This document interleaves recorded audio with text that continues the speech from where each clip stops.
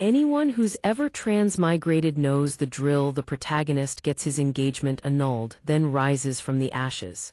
But our guy here, he's the one actively going to break it off himself. Even if the family patriarch beats his backside black and blue, he insists on the annulment because he possesses a system that absorbs the world's rage. Piss someone off until they're coughing blood and you earn rage points. Those points, exchangeable for cultivation base and all kinds of powerful treasures. So wherever he goes, he has to watch his backside because he's made enemies everywhere. One slip up and his butt is done for. He sweet talks girls with a few cheesy poems. The campus beauty melts into jelly and falls head over heels, making enemies of every guy instantly. Alright, enough with the preamble. Let's get started. In a high school classroom, the literature teacher is giving a lecture. In the next passage, the author writes that the setting sun spreads across the surface of the water. While the class listens attentively, one male student sneakily scrolls through his phone mid-lesson. He grins slyly, hiding behind his textbook to keep the teacher from noticing. The student named Jiang Bei props up his book as cover, head ducked low, giggling like an idiot as he watches his phone. Elmao Ops getting roasted.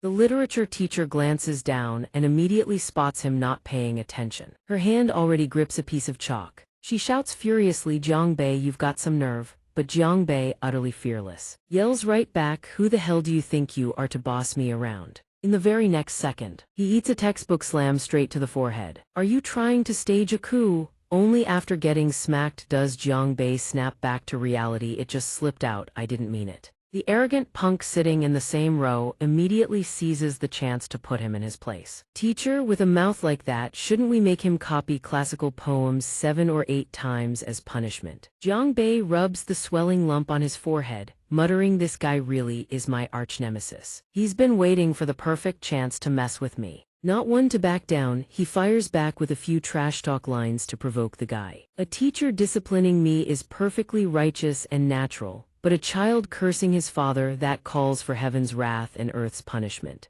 The moment those words leave his mouth, laughter erupts around the room. The arrogant kid's face flushes red with humiliation. Who are you calling a child? One furious shout and he finally charges. "Let's go, I'll take you on to the death." He lunges forward and grabs Jiang Bei by both sides of his collar. Before Jiang Bei can even react, he's dragged toward the window. The arrogant punk sneers at him with open contempt. "Smack, you're not actually serious, are you? Like hell I ever raised a son who only knows how to fight dirty." And just like that, Jiang Bei plummets through the air in freefall, drifting further and further from the classroom. Never in a million years did he imagine his life would end as a joke like this. With death closing in, he murmurs, "If I could live again, I'd say let's do it all over again." The sound of sobbing echoes in his ears. Young master, you died so tragically, why won't your eyes open?" He vaguely cracks his eyes open, still muttering curses under his breath. "Too damn loud." Butler Du immediately flinches in shock. By now, Jiang Bei has awakened in a body racked with pain. He coughs violently. "Old man, cut the noise." He has transmigrated into the body of someone with the exact same name. Jiang Bei, third son of the Jiang family, age 20, cultivation base none.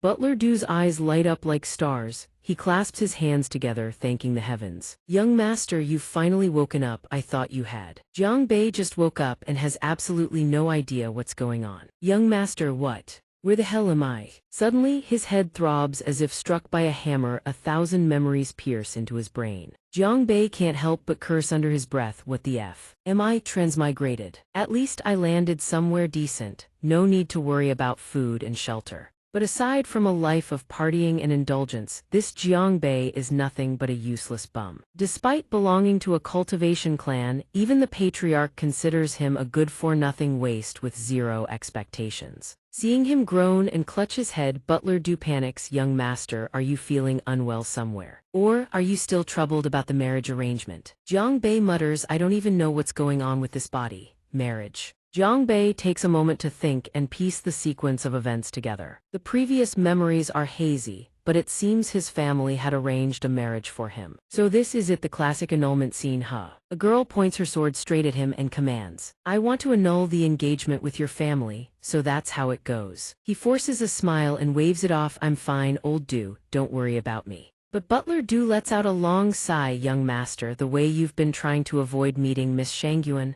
This old servant is truly worried. Jiang Bei's eyes go wide with confusion. What? I'm the one who wants to break off the engagement. Butler Du immediately pulls out a portrait of the girl to show him. Young master, did your head get waterlogged or something? After seeing the portrait of Miss Shangyuan, the current Jiang Bei nearly pops both eyes out of their sockets. He screams and recoils. What kind of monster is that? Get that thing away from me now. More memories of the original Jiang Bei flood into his mind. In those memories, the original Jiang Bei was so horrified by this woman's appearance that he attempted suicide but failed. I don't want to get married. The last time when he threw himself down a well, a mysterious system also appeared. Lines of text kept popping up, leaving him stunned. System calculating rage points, successfully collected 10 rage points from Butler Du. A notification flashes on the screen above his head. Rage system host Jiang Bei cultivation level garbage tier aptitude. Below entry-level cultivation method none combat skills none rage points. Having read plenty of web novels with scenarios exactly like this back in the modern world, he immediately recognizes it a system. The system keeps flashing notifications at its host. Rage value, a metric of negative emotions generated by others as a result of the host's actions. When rage value reaches a certain threshold, the host may use it to upgrade cultivation level, cultivation method, or combat skills. He's devoured both notifications, but a question still nags at him. So I finally got the golden finger after transmigrating,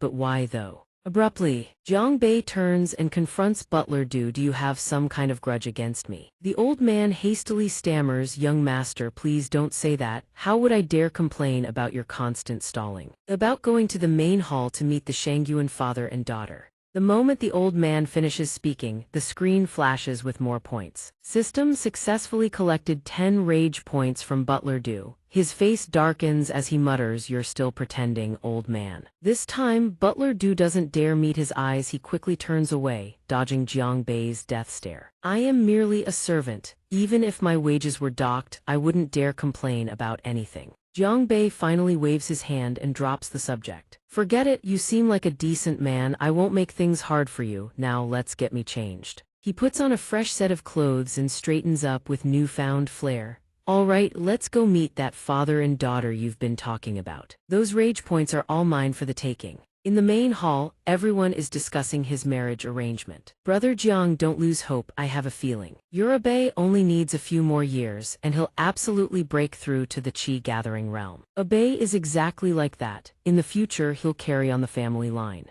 Miss Shangyuan cuts in and ruins the moment. Stop talking about Jiang Bei already. When is Nanjij going to arrive? I only want him. Wang Yuan answers with visible awkwardness. Jiang Nan is still cultivating at the Wuji sect, you know. The Jiang family's eldest son, Jiang Nanmi Boy, is blessed with extraordinary talent, yet his eyes are set 1,000 miles away. He never deigns to look down at the mortal world. Jiang Bei, on the other hand, has mediocre talent. All he does every day is run around causing trouble. We need to find someone to marry him off and tie him down quickly. The Shangyuan family is the first choice. At this moment, Wang Yuan cheerfully introduces his son to the Shangyuan father and daughter. The person our family wishes to introduce to you both is our second son. Jiang Bei arrives and he's gone all out with his appearance. The world is full of talent, and today's spectacle comes straight from our Jiang family. He shows up decked out in every flashy accessory imaginable. Dear young miss, this is Jiang Bei. Wang Yuan spits out his tea in shock. The Shangyuan father and daughter's faces go completely dark. He rushes over in a fury and rips off all the colorful feathers Jiang Bei had deliberately prepared to farm rage points. Where did you dig up all these chicken feathers? The screen immediately flashes a notification. System successfully collected 30 rage points from Jiang Wangyuan. He responds nonchalantly, isn't this about the marriage? Doesn't dad know your son pulled up in style? This is how you showcase your own excellence. Wang Yuan swallows his rage and drags Jiang Bei over to bow and present himself before the Shangyuan father and daughter. This is our worthless son. Jiang Bei, hurry up, greet them. Jiang Bei listens to his father and bows. Greetings, Master Shangyuan. Greetings, Miss Shangyuan. Shangyuan Amping props his chin on his hand and glances at Jiang Bei with a forced smile.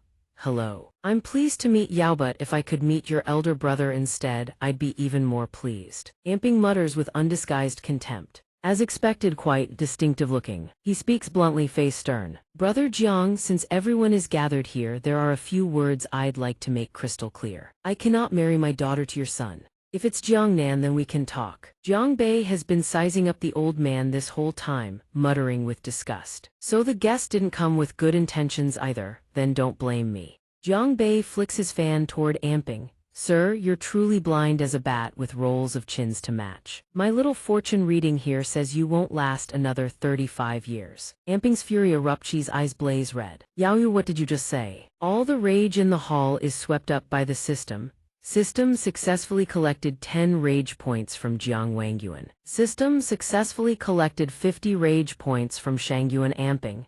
Successfully collected 20 rage points from Shangyuan Mingzhu. Mingzhu isn't one to back down either. She raises her voice to argue. Who gave you such dog-like audacity? He grins wickedly and turns to look at her. Dog, you say? Then let me show you. Jiang Bei switches targets and tears into her. Up close, it looks like a pig's trotter. From afar, it looks like a broom. She flinches as if stabbed by needles. Yaoyu, he keeps rambling, crystals and chicken feathers still stuck on his head. What a coincidence, I happen to have a green hat right here. If the weather turns cold, make sure to wear it. You can even wrap it around as a little blanket for the dog. Mingzhu bursts into tears, wailing to her father. Father, he's cursing me. Wangyuan is so furious he draws his sword, but fortunately Butler Du holds him back. You rebellious brat, you wretched child, do you want to rebel? Jiang Bei has finished his work and is content to leave. Whatever, I'm out. The firewood storage room. Wangyuan and two servants hurl Jiang Bei inside and lock the door.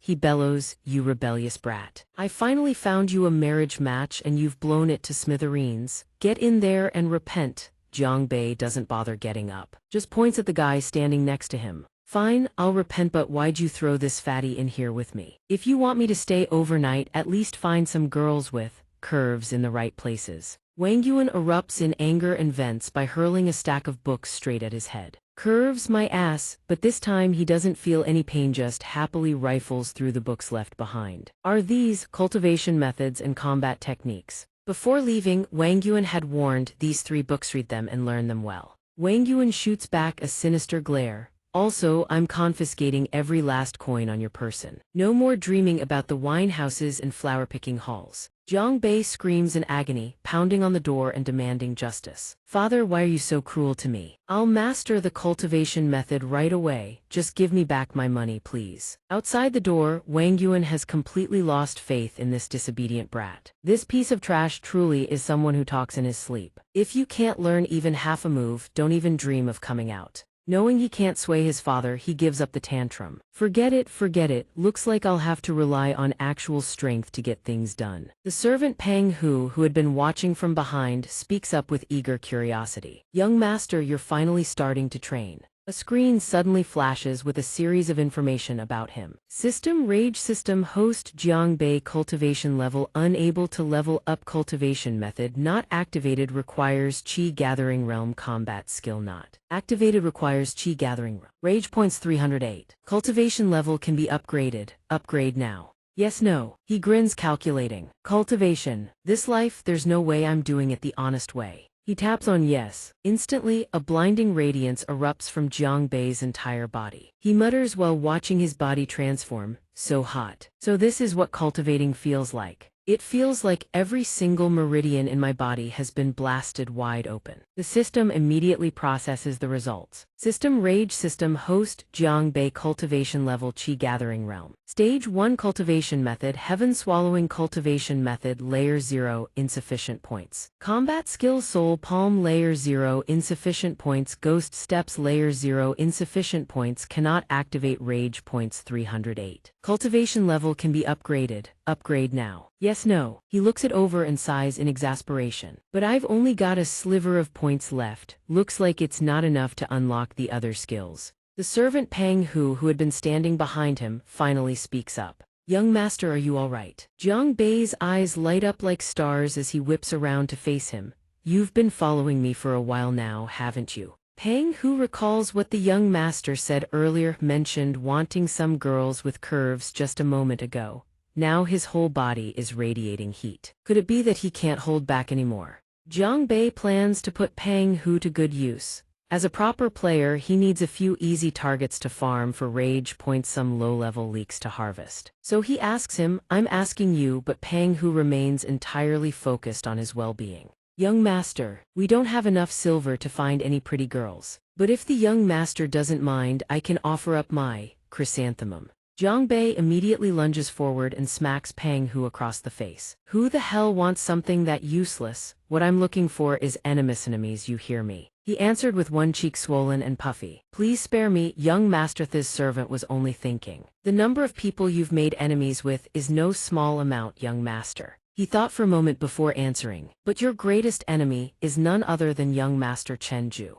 Jiang Bei immediately found his target to vent on and happily dragged Pang Hu along. "The lucky winner tonight is him," he pleaded desperately from behind. "Young master, the old master said we mustn't." At the cloud capital tavern, Miss Yanlin has graced Lionian City with her presence for an excursion. The attendants gestured toward the stage as they introduced her. "Tonight, our tavern has specially prepared a banquet to welcome the young miss." Behind the curtain, a beautiful woman could be glimpsed. The maidservant outside spoke on Yanlin's behalf. "We've heard that Lionian City is a land of exceptional talent. Our young miss hopes to find companions through the art of poetry. Today's theme is flowers. She invites all the young gentlemen to compose poetry. Please craft your verses with flowers as the central motif. Whoever composes the finest poem will earn the opportunity to converse with our young miss." Below, everyone clamored and shoved to compete. "Pick me, Miss Yanlin. I was here first." Jiang Bei recognized the hustle the moment he arrived at this sales pitch. Looked awfully familiar. Maybe this Yanlin is actually the owner of this tavern. Is her allure really that powerful? Pang Hu scanned left and right and spotted his target. He'd found young master Chen Ju. A haughty young lord dressed in fine clothes had appeared right by the stage. "Miss Yanlin, I am the eldest young master of the Chen family," Pang Hu also hollered, jabbing a finger at the man. "He's right over there." Jiang Bei let out an ah and looked toward them. Chen Ju was utterly smug about himself in terms of both wealth and scholarship. "I am the most qualified to be the first to compose a poem," Jiang Bei murmured in surprise upon seeing Chen Ju's face. He looked exactly like the enemy from his previous life. Hatred burned in his heart. "Fine, in my past life you killed me, in this life you're still my enemy, then I'll settle the debts of both lifetimes right here, right now." He was still participating in the poetry exchange up on stage. Looks like young master Chen was quite the enthusiast. "May I ask which flower does the young master fancy most?" Chen Ju calculated his every move to win today's bell. "I have to win Miss Yanlin's heart right now." He began smooth talking. "I love only the peony. The peony embodies nobility and splendor." Jiang Bei immediately moved in to crash the party. "The great young master chrysanthemum doesn't love chrysanthemums today but claims to love peonies instead." Chen Ju shouted in fury. "Who are you calling chrysanthemum?" he roared. System 20 rage points collected from xianxia. Emboldened by the rage system, Jiang Bei poured more fuel on the fire, taunting relentlessly. "Payback for a past life. A unique name like this is only fitting for the eldest miss of the Chen family, after all. Let me guess, when your uncle named you, he must have taken one look at your unique appearance and thought of chrysanthemums, right?" The surrounding young lords erupted in chatter. "So that's how it was." Chen Ju's fury boiled over. "Don't listen to his nonsense." Jiang Bei's trash-talking mouth wouldn't quit. "You suddenly changed your taste today. Could it be that your chrysanthemum's tight has now bloomed wide open into a peony?" Chen Ju's fury reached its peak. System 50 rage points collected from xianxia. He lunged forward. "How dare you publicly humiliate me by calling me a hemorrhoid patient?" Suddenly, he remembered the beauty watching from above and swallowed his rage. "Right, Miss Yanlin is here. I can't go too far." He snapped his fan shut and turned to leave. "I won't stoop to argue with the likes of you." But Jiang Bei wasn't about to let him off. He muttered, "Already plotting his next move. Isn't this all your fault? Your rage points are just too good. I'd be happy to collect every last one." Chen Ju gritted his teeth and endured the humiliation, ignoring Jiang Bei's nonsensical taunts from behind. The peony blooms, a wonder of the world. On the surface he grinned, but inside his fists were clenched white-knuckle tight. "You're the weird one calling me your daddy." System 50 rage points collected from xianxia. Every last trace of color drained from his face. The boudoir's chrysanthemum bursts forth in gaudy bloom. System 80 rage points collected from xianxia.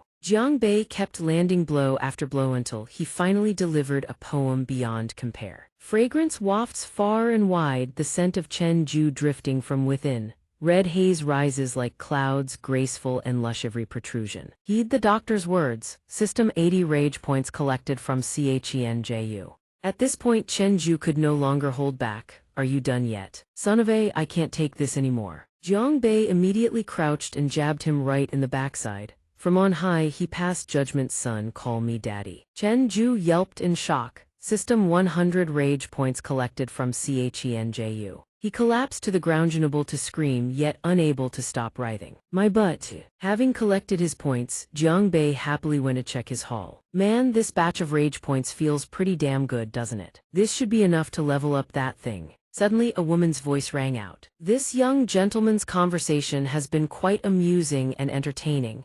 Hu Yanlin parted the curtain and appeared before him. Would Yanlin be fortunate enough to invite this gentleman to compose a poem capturing the elegance of flowers? Jiang Bei gazed at her, captivated, unable to look away. She was none other than Hu Yanlin, age 19, of unknown background. Staring at the beauty before him, Jiang Bei muttered as if entranced, unable to avert his gaze. Recite a poem. He smirked slightly, then calmly declined Miss Yanlin's invitation. No thanks. Yanlin was struck completely speechless. I can't believe he actually turned that down. Chen Ju immediately butted in to cause trouble. Damn it, don't you know what you're supposed to do? He sneered with contempt. All that big talk earlier, and at the crucial moment he's gone silent. The disciples trailing behind him gathered around. Jeering, this Jiang Bei knows neither literature nor martial arts, is a disgrace to all of Lianian City. Exactly, no wonder he's the Jiang family's good-for-nothing. Jiang Bei immediately changed his mind and snatched the fan right out of Chen Ju's hand. A man never says no. He leaped onto the stage as everyone watched in stunned disbelief. Flowers was it? Let me think.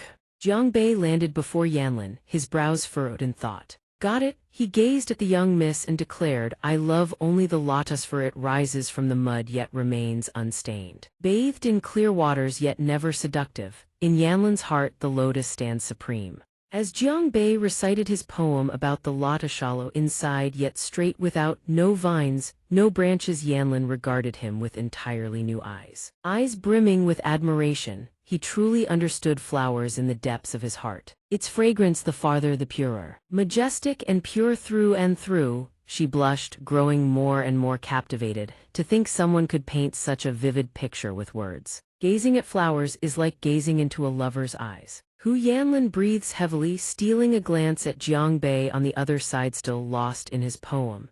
She can admire him from afar, but she can't flirt or tease. And then she lets out a sudden shriek. The maidservant beside her jumps in fright and rushes over. Young miss, what's wrong? It takes Yanlin a moment to regain her composure. She softly tells her maid that the poem is absolutely magnificent. Huiner, write down every word of what he just said. Miss Yanlin wants to get closer to him. Could it be that he's expressing his admiration for me from afar? His talent is truly extraordinary. I want to get to know him. She steps forward and thanks him with a respectful bow. Young master's poem is truly beautiful. It has deeply moved Yanlin. Why don't we share some tea and continue our conversation? But Jiang Bei bluntly refuses. Tea and poetry recitals, pass. Use that wine money to book me a room instead. Let's see how a night here feels. Yanlin freezes, her cheeks flushing bright red. Book a room. Huiner behind her screams bloody murder, calling him a pervert. Chen Ju and the young masters below all erupt in outrage. Kid, don't push your luck. How could Miss Yanlin ever fall for an ugly toad like you? Damn it, you dare lay a finger on my fairy goddess? I'll chop you to pieces. Pure, unfiltered jealousy. Ugly and shameless. System Rage collected 90 rage points from Chen Ju, 50 rage points from Lu Reni, 100 rage points from Jiajing Kai. He still looks utterly clueless, but a bright grin never leaves his face. No idea what they're so angry about, but suddenly raking in this many rage points? Absolutely fantastic. Yanlin trembles with a hint of disgust, yet she's willing to endure it for the sake of his talent. So he's actually this kind of person? I thought he was someone of talent and propriety. How utterly disappointing. But his poem genuinely ranks first in the entire competition. How could I possibly refuse him? Yanlin is too embarrassed to say it outright. That expression alone gives it away. Jiang Bei reads her face instantly. Seems the young lady agrees with me, doesn't she? The rage points collected are pretty decent already. He casually strolls toward the stairs. Well then, I'll head to my room and rest first. As for the room fee, I'll leave that to you. Yanlin is dumbfounded. She can't help but ask, you're just leaving alone? Zhongbei frowns and turns back to answer. Yeah, so what? Yanlin forces an awkward smile and waves her hand. No, it's nothing. Sleep well, young master. The men below curse under their breath. Damn, so he really just wanted to go to sleep. We all got played. System Rage collected 30 rage points from Chen Ju, 20 rage points from Lu Reni. From behind, Beng Hu comes chasing after him. Young master. Wait for me. Miss Yanlin now sees him in a completely different light. Was I wrong about him? He really is quite extraordinary. The next day Jiang Bei wakes up, still yawning lazily. The two of them leave the tavern. He's barely awake and already forced to listen to Beng Hu's non-stop chatter. Young master, you were so damn cool last night. I always thought your literary and martial skills were nothing special, but you really opened my eyes. Looking at you now, you've truly mastered the heaven-swallowing cultivation method and your signature technique ghost steps. Last night you must have trained hard, right? Jiang Bei gapes at his servant. How the hell did you figure that out? Beng Hu grins and points it out. Probably because you just finished training so you didn't notice. Earlier when you walked out, you naturally executed a half beat of the stance without even realizing it. He thinks back last night that did happen, so that's what it was. Not bad, I did train last night, but only for 3 seconds, that's all. Beng Hu gets all excited and wants to rush home to brag to Wang Yuan. If that's the case, let's hurry home and share this news with the old master. But Jiang Bei quickly waves him off. No. He throws his arm around Beng Hu's shoulder.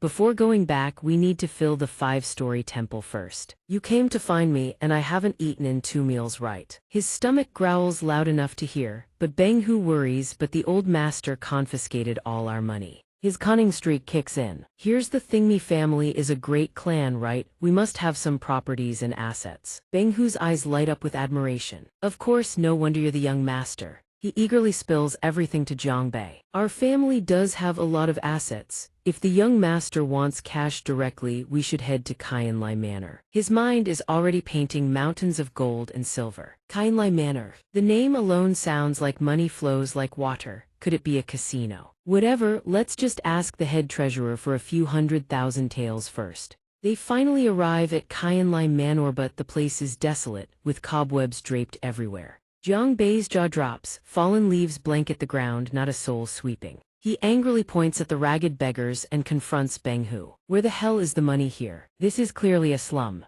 Beng Hu shakes his head frantically. Young master, this place really is called Qianlai Manor, and it's where our family collects rent. He explains that great clans and the city lord seized this land and leased it to refugees and farmers, collecting rent and taxes on a regular basis. This year's drought is severe, and they haven't paid rent in over a month, so that only makes Jiang Bei angrier. So we came here to bully innocent farmers and squeeze money out of them. Beng Hu is on the verge of tears, begging for mercy. Young master, please calm. Then from inside the alley, a furious shout, you little wretch. Shangyuan Mingzhu grabs a small girl by the hair. You actually dared to splash dirty water on my dress. The girl cries and begs, I didn't mean to. Nearby, her brother pleads desperately. That's not dirty water. We carried it from a spring 10 miles away, Shangyuan. Mingzhu shoves the boy aside without a care. Did I ask you to speak? The girl wails in pain. Mingzhu picks up a shard of broken porcelain. Little sister, I'm someone who understands reason, you see. She holds it in front of the girl's face with a sinister grin. You stained my clothes, so I'll draw flowers on your pretty little face. Don't even think about running. The girl can only beg for her life. Nah, please no. Jiang Bei watches from the end of the alley, teeth gritted. That damn so Mingzhu, you bitch. He charges in and kicks her away. Get the hell away from that girl now. Mingzhu clutches her cheek and stares at the attacker. You, Jiang Bei raises his hands, feigning innocence, totally not on purpose. Then he smirks, openly mocking her hideous face. I just spotted some kind of demon beast yelling at a little girl from afar and I couldn't help it. My foot just slipped. System Rage collected 166 rage points from Shangyuan Mingzhu. She roars with fury, you dare call me a demon beast? He keeps laughing and pulls out a demon-revealing mirror, holding it up for Miss Shangyuan to see clearly. Here, take a good look, spitting image right. System Rage collected 36 rage points from Shangyuan Mingzhu. She furiously smashes the mirror to pieces. A cultivation trash with no power like you dares to hit and insult me. He couldn't care less, I'm just speaking the truth, that's all. The angrier she gets, the better for him. System Rage collected 166 rage points from Shangyuan Mingzhu. Jiang Bei walks over to the two children and gently pats their heads. Hey kid, tell me what kind of creature is that sow over there? The boy doesn't dare to speak, stammering with fear. Leave it to me kid, don't be scared, big bro's got your back. The little one dung sizes Jiang Bei up. Once trust takes hold, the boy starts spilling every last crime she's committed. Big sister Shangyuan comes to our village all the time. She's not even the tax collector, but she loves throwing punches and kicks at us for fun. Our dad just looked at her the wrong way and she gouged his eye out. Just like that, Jiang Bei's face darkens, heartless Snackathat's putting it mildly. With Jiang Bei backing him up, the kid overcomes his fear for the very first time. She's a bad woman, Jiang Bei chimes in from the side, egging the boy on. Well said, what's ugly inside and out, a pig demon, that's what. Something that makes everyone scream and lash out the moment they see it. If that's not a monster, then what is? She trembles with rage. Yaoyu Mingzhu channels her aura and unleashes it against the two kids. You worthless piece of trash, I'm going to beat you all bloody. A blue screen flashes with a notification. The rage system activates. Name Jiang Bei, cultivation-based Qi gathering realm 6th layer. Upgradable method. System heaven swallowing cultivation method LV, 2 soul palm LV, 2 ghost steps LV, 2 rage points 120. In the next instant he springs from his spot like a launched missile. Jiang Bei blurs behind her in a flash. The ones who should be angry here are us. He seizes her shoulders and slams her into the violently shaking ground. If a fat sow like you still has an ounce of conscience, get on your knees and apologize to these kids properly. Now. But she still doesn't know when to quit. Dream on, you're not even worthy. Jiang Bei slaps Mingzhu across the face in a fit of rage. Not worthy, the only one unworthy of being called human here is you. One side of her face swells red, she stands there stunned. Since when did you have any cultivation base? Jiang Bei's fury only grows, strikes harder, crueler. Why the hell would I tell you that? Who do you even think you are? He flips open his smartass playbook again to put her in her place. Ugly as sin, and the moment you open your mouth, you're terrorizing people. Guess I'll have to punch some sense into that face of yours, call it a free makeover. System successfully collected 266 rage points from Shangyuan Mingzhu. Fair warning, me principle is to never hit women, but sadly you don't qualify as one. The system successfully collected 366 rage points from Shangyuan Mingzhu. Jiang Bei fights with growing fervor. No money and you humiliate people, no cultivation so you think you can bully them. The two children watch him with clasped hands, eyes sparkling with worship. This big brother shines like a savior's light. Finalized finishing blow. This last palm strike is to straighten that crooked nose of yours. Remember to leave a 5-star review. The system successfully collected 666 rage points from Shangyuan Mingzhu. The kids shower Jiang Bei with praise. Big brother is so amazing. He scratches his head and laughs. It's nothing really. Mingzhu scrambles to her feet, cursing. My family will not let this go. Oh, she still hasn't learned her lesson. Jiang Bei's expression darkens. He turns back around. What was that? You're not satisfied with my free nose job. Maybe I should add a few more touches. Her face is already puffed up beyond recognition, her hair a tangled mess. She turns tail and flees to tattle. Bang H letter 1ED5 asks nervously, young master, she's the Shangyuan family's daughter. Haven't we gone a bit too far? But Jiang Bei waves it off, reassuring him. Relax, my powers shot up quite a bit now. When the old man finds out, he'll be totally fine with it. Bang Ho still can't shake his unease, but then the two children speak up. Benefactor, big brother. Today's trouble was caused by me and my sister. If anything happens, come find us first. Jiang Bei laughs and pinches the kid's cheek. Don't tell me you're gonna take responsibility for this, little man. I'm not pathetic enough to hide behind a kid. But the boy stubbornly insists he's already grown up. I'm not a kid. Even if you're our benefactor, you can't look down on me. System successfully collected 6 rage points from Erden. Jiang Bei relents with a smile. All right, quite the little man, aren't you? By the way, your water jar got smashed, didn't it? Don't you need to refill it? The boy sighs and tells him the story. Yeah, the drought's been really bad this year. We have to trek all the way to Clear Spring Mountain just to get water. Jiang Bei gazes into the distance, deep in thought. the only water source is that far away. No wonder labor efficiency is rock bottom and there's never enough to go around. In the modern world, you just lay a pipeline and call it a day. Suddenly a light bulb goes off, a water pipeline. Jiang Bei pitches his idea on the spot. I've got it, what about digging a canal? Bang, H letter 185 behind him nearly jumps out of his skin.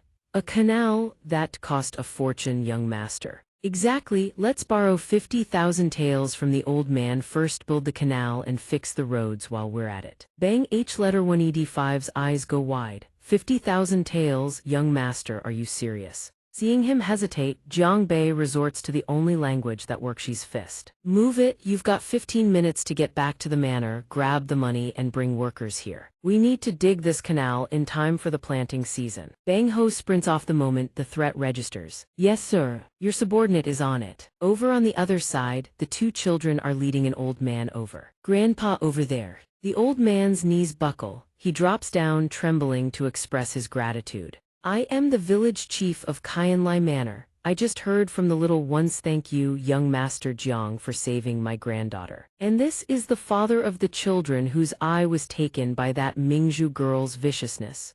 Beside him stands a man with one eye covered. Thank you, benefactor, for saving my children. Jiang Bei chuckles warmly. No need for formalities. Then he brings up his earlier proposal. Village chief, perfect timing. I've just come up with a plan to revitalize Xianxia Manor. The old man and the one-eyed man stare in disbelief. What? Our village is dirt poor. Is there really a way to change that? Jiang Bei kneels down to examine the underground water veins. Listen up everyone, this plan has 3 phases. Phase 1, dig a canal from nearby Clear Spring Mountain to irrigate the fields and guarantee crop yields. Phase 2, purchase seeds for fruits and vegetables that grow across different seasons from neighboring villages and towns. That way there's a harvest in every season guaranteed. Phase 3, rally the able-bodied villagers and young folks to form a trading caravan. Sell our local produce to the outside for cold, hard cash. The old man trembles, tears streaming down his face. Young master, your plan, it's brilliant. How did we never think of this before? Phase 4, Jiang Bei drops the real bombshell, full tax exemption for this year. And starting next year, the tax rate drops to a mere 20%. The entire village of Xianxia Manor owes him a debt of gratitude. This is young Master Jiang, our great benefactor. Sir, you are truly our living bodhisattva. The old man shakes, wanting to drop to his knees in thanks. Young Master Jiang, your boundless kindness, I kneel before you on behalf of the entire village. But Jiang Bei has already moved, catching him before he can hit the ground. Old man, get up already, hold on. He turns to Jiang Bei, sneering. That trash. Jiang Bei shows up and you think you can just announce a tax cut. A member of the Liang family is standing right here. Jiang Bei has absolutely no memory of this guy. He casually scratches his nose and asks, who's this brat? The village chief standing beside him trembles for a long while before he can manage a single word. He's the second young master of the Liang family, of the 4 great clans Liang Hexuan. System successfully collected 66 rage points from Liang Hexuan. Hexuan's face twists with fury. He's itching to put Jiang Bei in his place. Just as Brother Chenju said, you were quite the braggart. I didn't believe it at first, but now I can see you've got some nerve. Jiang Bei lets out a loud "oh" of realization. So you're the best buddy of that buck-toothed freak, huh? Hexuan erupts in a fury, pointing and berating. You really are worse than pigs and dogs. System successfully collected 166 rage points from Liang Hexuan. Hexuan wastes no more words. He charges forward with a massive surge of aura. You piece of trash, are you tired of living? A fireball coalesces in Jiang Bei's hand. He grins to himself, thinking perfect timing. I've been wanting to test out a new combat skill anyway. Fireball plus a boost to strength points. Ghost steps 1, soul palm 1. Like a phantom riding the wind, Jiang Bei rockets straight toward Liang Hexuan. The instant Hexuan realizes Jiang Bei has materialized behind him, ready to strike, his brows knot with tension. Vast! Jiang Bei slams the fireball down in a flash, but Hexuan manages to dodge just in the nick of time. He scrambles backward in a hasty leap. From his bearing alone, it's clear he's leveled up. Jiang Bei mutters inwardly, a few days apart. And this trash actually improved this much. Having barely dodged one strike, Hexuan immediately starts flexing and spouting contemptuous remarks. But before he can finish his sentence, a young girl's shriek rings out from somewhere nearby. Pervert, Hexuan whips his head around in confusion. What pervert? An older girl covers the younger one's eyes and whispers urgently, little sister, don't look, close your eyes right now. Realizing the girl seems to be pointing at him, he shouts, what did that brat just say? How am I?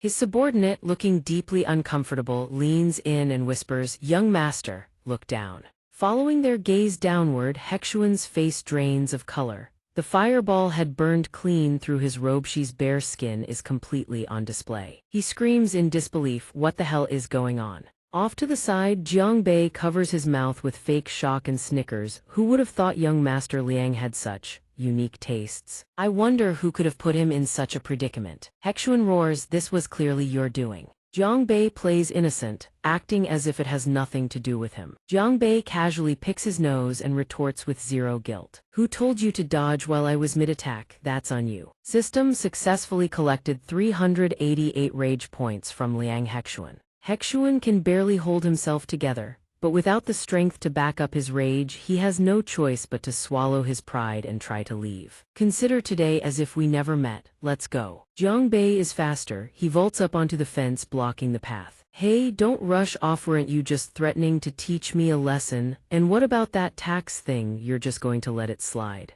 The more Hexuan hears, the hotter his rage burns. He jabs a finger and snarls, Jiangbei, don't push your luck. Jiangbei doesn't even flinch, he smirks coldly. Oh, still got the nerve to talk back to your old man like that? Is that so? He thinks to himself, my points are about to slip away. System successfully collected 158 rage points from Liang Hexuan, while Hexuan is still firing back verbally. Jiangbei suddenly clamps a hand over his mouth. Hexuan freezes in shock. You're not my father. Sealing Hexuan's mouth shut, Jiangbei's expression turns dead serious as he speaks. Today, I'll discipline you on your old man's behalf. The three-character classic burn every word into that skull of yours. A thunderous slap crashes across Hexuan's cheek, POW. The dynamic between Jiangbei and Hexuan is practically a father disciplining his wayward son. He goes to town with a combo of beating and scolding. If the child is unruly, the father has failed. From the rooftop, Butler Du and Wang Yuan watch the spectacle below.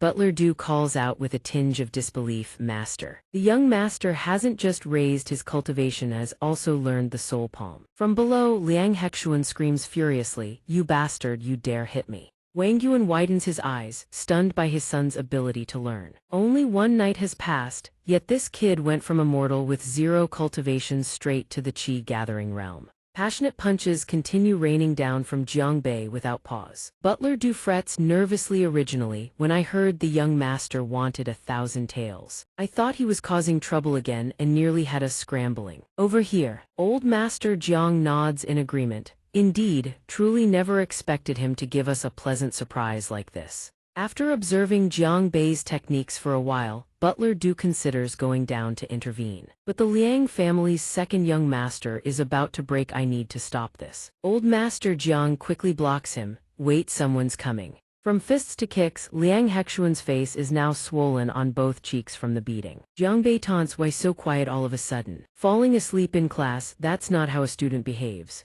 Good boy. Hexuan groans in pain several times, his head nearly dropping into the pig trough. From afar, an old man bellowed in fury, you beast, stop this instant. Jiangbei can clearly sense the oppressive aura radiating from the old man. He silently notes, whoa, that pressure is insane. Suddenly, the system pops up. System successfully collected 88 rage points from Liang Wonqi. Wonqi quickly drags the battered Hexuan and lays him on the ground, away from Jiangbei. He watches the scene and guesses the old man's identity. Judging by appearance, he must be Liang Hexuan's father.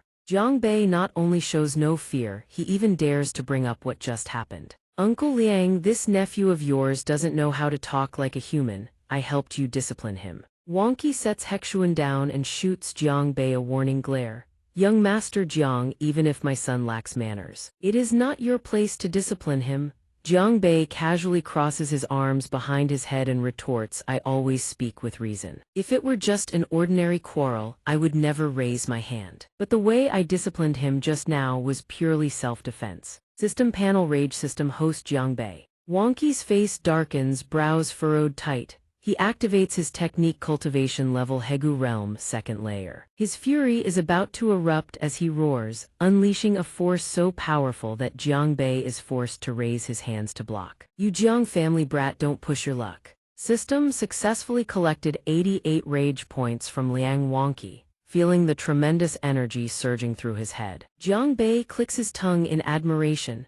This uncle's roar is truly terrifying. If I hadn't raised my cultivation, my organs would have burst by now. But the rage points from this expert are insane. Better grab this last haul and bolt. Thinking so, he raises a hand and nudges toward Wonqi provocatively. I am bullying him, so what, you gonna hit me? Butler Du watches the young master growing bolder by the second. Sweat pours down his face as he clutches his head in fear. The young master is truly reckless, daring to say such things to a powerful enemy. Wang Yuan sighs helplessly, thinking, I said I wanted the boy to toughen up and learn some discipline, but damn it, he's giving me even more headaches now. Seeing Jiang Bei's audacious tongue, Liang Wonqi laughs heartily in amusement. Another system notification system successfully collected 88 rage points from Liang Wonqi. After his laughter fades, he begins to fight seriously, summoning a massive flame hawk. You're dead for sure. Skill activated Liang Wonqi. Mystic Eagle Palm. Seeing the giant fire hawk, Jiang Bei jolts in shock. What the hell is that? Wonqi shows no mercy. Want to run? He commands the Mystic Eagle Palm, sending the flame hawk diving furiously toward Jiang Bei. He stares in utter disbelief. This old scoundrel is not only shameless, but he's also this. He discards all sense of dignity when the going gets tough. Bolt, I need to get out of here. Suddenly, a single slash from Jiang Bei cleaves the Mystic Eagle Palm clean in two. Wonqi is shaken to his core. He shattered my Mystic Eagle Palm in an instant. There must be an expert far stronger than me lurking nearby. Jiang Bei examines his own body in disbelief. I'm fine. Wang Yuan lands from the rooftop, calling out. Jiang Bei, he swiftly suppresses his aura. Jiang Bei thinks to himself, wait, the crisis is already over. Judging by his demeanor, could the old man have secretly arranged a hidden expert to protect me? But before Jiang Bei can finish his fantasy, Wonqi cuts off his train of thought. If you bring an apology to my worthless son today, the Liang clan is willing to let you off. Liang Hexuan stands to the side, startled and dissatisfied, whining. Father, how can that be acceptable? What about my dignity? Wonqi's head hangs heavy with the shame of losing face, his eyes narrowing in displeasure. He musters every ounce of his strength and bellows. Jiang Bei, do you really think I don't dare lay a hand on you? The spiritual auras of both Jiang Bei and Wonqi clash and roar as if locked in battle. Jiang Bei crosses his arms and taunts, do you even know what you are? I'm standing right here, not moving an inch. If you want to play, go right ahead. Liang Wonqi is left stunned, stammering in response. Butler Du can no longer hold himself back. He wants to rush in for the rescue. The young master is in danger. I have to go save him. Wang Yuan quickly holds him back. No need, just now was truly dangerous. But since he already unleashed such massive killing intent, Jiang Bei is safe now. Wonqi must have sensed it already. Waves of killing intent radiate through the air above the rooftop. Wonqi curses under his breath. Damn it, there really is killing intent coming from the rooftop. If I actually hurt this brat, the Liang clan will never know peace. Jiang Bei gleefully continues, unleashing his provocations. Well, scared stiff by my grandpa's overwhelming aura, are you? Wonqi grits his teeth and turns to leave. I can still endure this. A shout suddenly rings out. Hey, hold on. Jiang Bei reaches out, grabbing for him and yelling, wait. Did I say you could leave? Have you no fear? He grabs Wonqi by the collar, hoisting him up and roaring, do you even know who I am? Go ahead, make a move on me, I dare you. You wretched old fossil. Can't even open your mouth properly and you still want to look badass. You look like you're lying in a coffin, drooling everywhere with limbs like twigs. You think you're Lu Bu on the battlefield. In reality, you're just a pathetic little turtle. System successfully collected 88 rage points from Liang Wonqi. Seeing his reckless son with zero sense of self-preservation, Wang Yuan is shocked nearly to the point of fainting.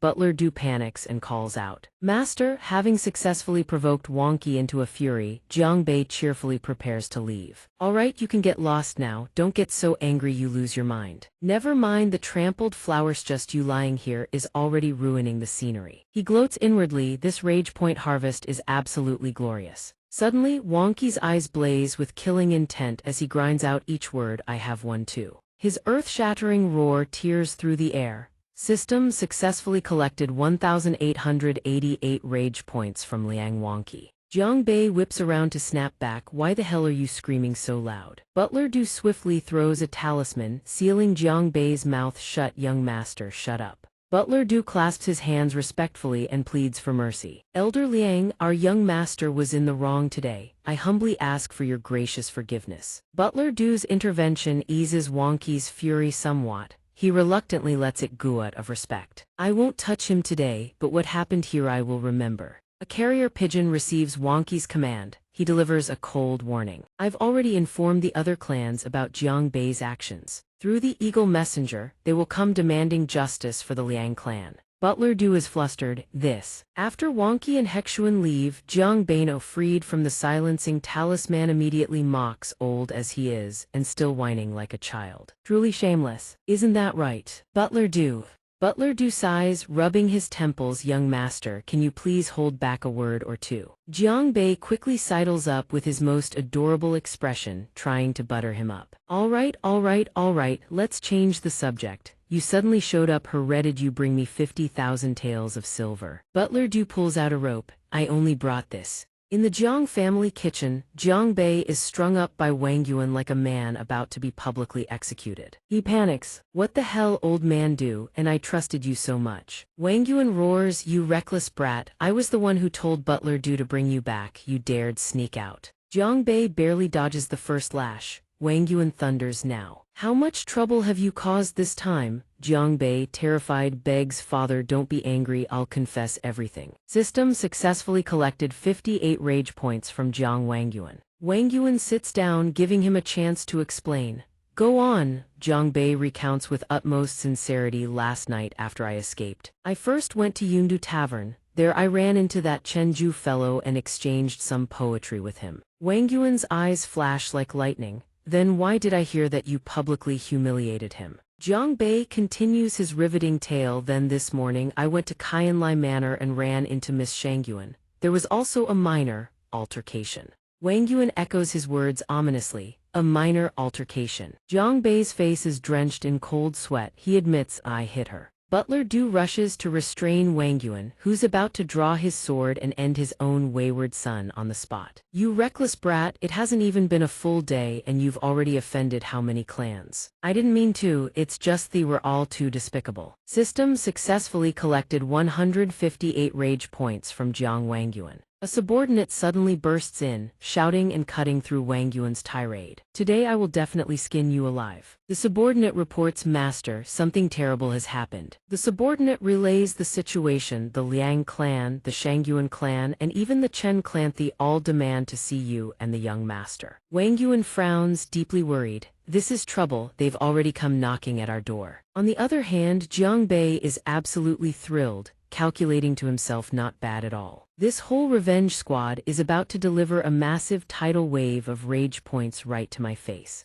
Chenju takes one look at Hexuan and Mingzhu's battered face and nearly spits out his tea. Hexuan angrily recounts their grievances. All of this was it that Jiang Bei's doing. Mingzhu cries in pain, it was him, my beautiful face all ruined by him. Chenju sips his tea, secretly shocked. Jiang Bei's martial prowess has become that powerful. Thank heavens I didn't clash with him last night. Wonqi clenches his fists and swears, that bastard Jiang Bei. His eyes harden with resolve. Today we must make him kowtow and apologize to us. Otherwise, a shadow behind him suddenly speaks, a pretty face bitten by a dog indeed. No one notices when, but Jiang Bei has already whispered right beside him, you beast, your daddy here wants to bully you. His sudden appearance makes everyone in the room jump and scream. For all his arrogance, a second later Jiang Bei gets smacked on the head by Wang Yuan hard enough to crack it open. Enough! Jiang Bei is bound by Wang Yuan and dragged away. He resorts to the power of familial love. Father, don't make me apologize to these three bastards. Wang Yuan can only shout helplessly. Shut up, if my words actually worked, would you stop causing me trouble already? Wang Yuan slumps into his chair, utterly exhausted. But then again, it doesn't matter, I'm already used to this. Jiang Bei is somewhat surprised. Why would father say something like that? After a moment, Wang Yuan collects himself and declares with a frown, if the trouble was caused by you. Then today's spectacle, the murmurs from the crowd below grow louder and louder.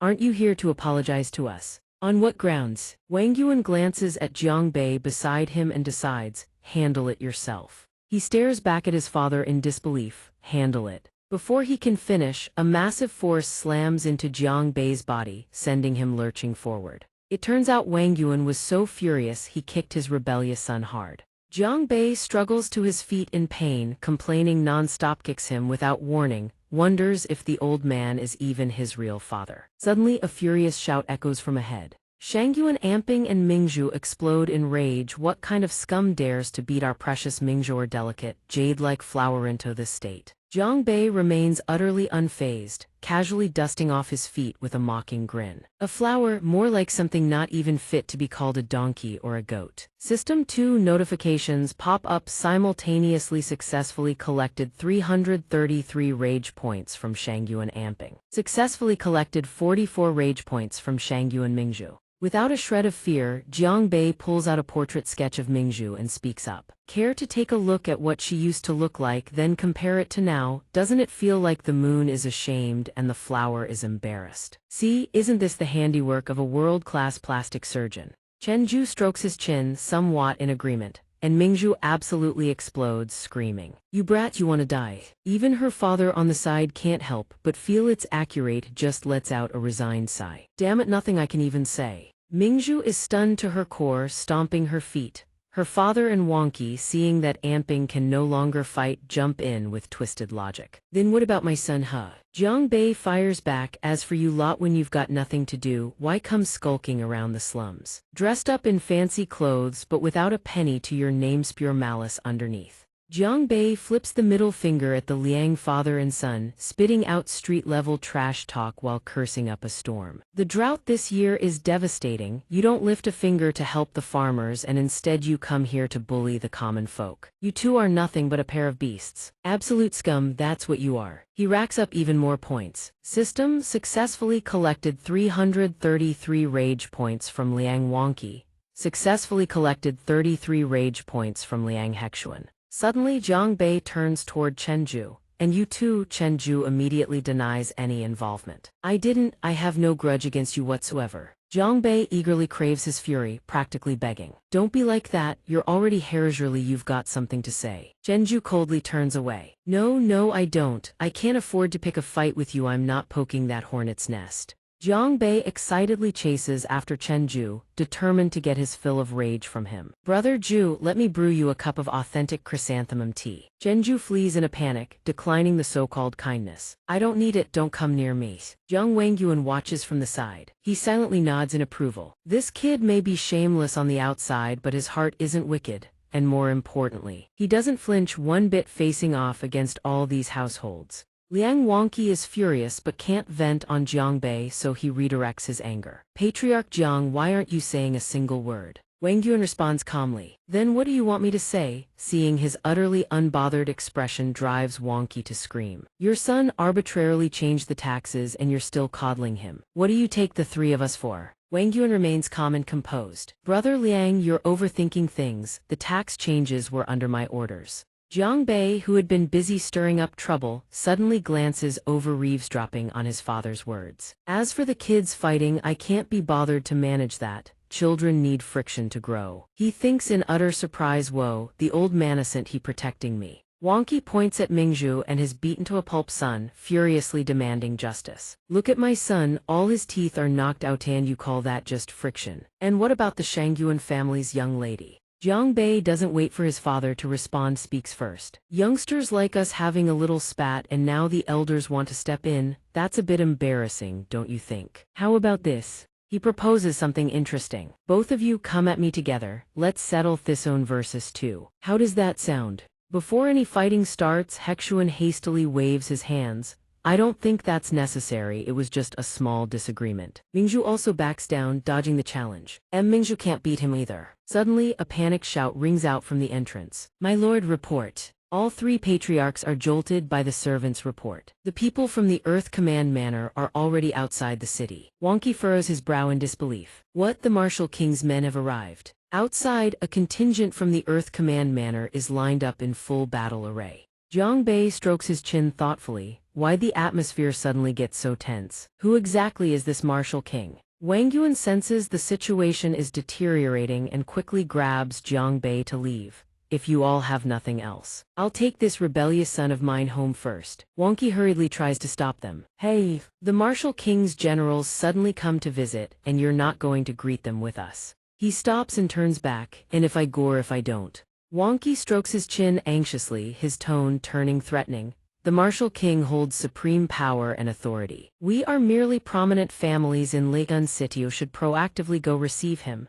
Wang Yuan flatly refuses. All that formal pageantry you lot, go ahead, no need to bother with this old fossil. The three other clans erupt in fury, shouting. Jiang Wang Yuan, are you saying you don't regard user the Martial King with any respect? Wang Yuan's eyes blaze with fury, his stance ready, fully prepared to strike. You rabble, don't hurl baseless accusations at me. Without a second's hesitation, he slams down a palm strike that sends all three patriarchs leaping backward. Watching his father's terrifying power, Jiang Bei exclaims in admiration. Whoa dad, you're insane on against three. Jiang Bei glances over and sees Hexuan helplessly dragging his father to his feet, and he can't help but tease. Hey Lang, Hexuan head. Feet in the air, flat on the ground. Careful you don't kick the bucket on the way out, eh? Hexuan loses it, screaming. Damn it, you Jiang brat, get the hell out of here. System successfully collected 100 rage points from Liang Hexuan. Successfully collected 50 rage points from Liang Wonky. Outside the city, Jiang Bei chatters happily beside Wang Yuan. Dad, what was that move you just used called? That was insanely powerful, teach it to me. Wang Yuan calmly sets his condition. When you reach the Huang level, then you can learn it, not a moment sooner. Jiang Bei is confused. Huang level. Wang Yuan explains the hierarchy in his mind. Heaven, earth, profound. Huangand lays it out for his son. There are 4 major realms in the cultivation path. First is the Huang level. Your big brother is a powerhouse at the second tier of the earth realm. As for Butler Du's a powerhouse at the heaven realm. Jiang Bei gasps in amazement. Old man Du was hiding his true strength all along. Jiang Bei's eyes light up, blazing with excitement and curiosity. Dad, so what's your cultivation realm now? Could it be heaven realm? Jiang Wang Yuan turned around mysteriously, keeping his answer hidden. Me, you'll find out in time. Jiang Bei silently criticized his father. Doesn't the martial path only have 4 major realms? What's so secretive about that?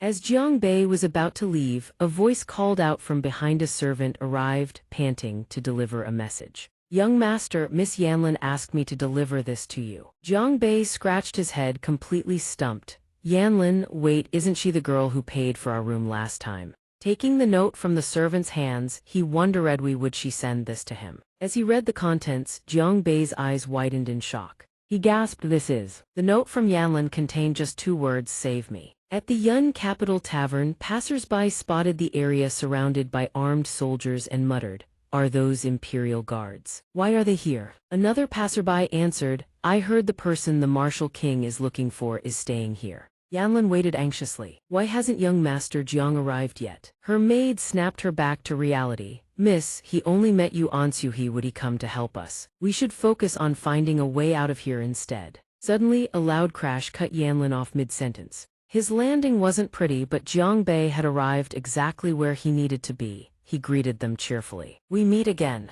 Yanlin cried out in joy. Young Master Jiang, you actually came. Jiang Bei took out a handkerchief and wiped the bloodstains from around his nose. Yanlin asked worriedly, why? Do you have such a bad nosebleed, young master? He quickly covered up. It's nothing. I heard you were in danger, so I rushed right over. Besides, you helped me once before, didn't you? The truth was, the nosebleed was actually from what he'd witnessed in that room the other night. Jiang Bei handed the handkerchief back to Yanlin and spoke. Get ready, we'll leave through that big hole in the roof over there. Oh, right, there's your handkerchief back. Yanlin stared at the filthy handkerchief, utterly mortified. System successfully collected 5 rage points from Hu Yanlin. Yanlin spoke softly, this handkerchief was a gift from my mother. She loved lotus flowers. Jiang Bei's mind suddenly clicked. Oh damn. No wonder she got so mad when I used it to wipe my nosebleed. A wave of childhood memories washed over Yanlin. She spoke softly about her mother. She hoped I could become like a Lotta Somyeon with my own convictions.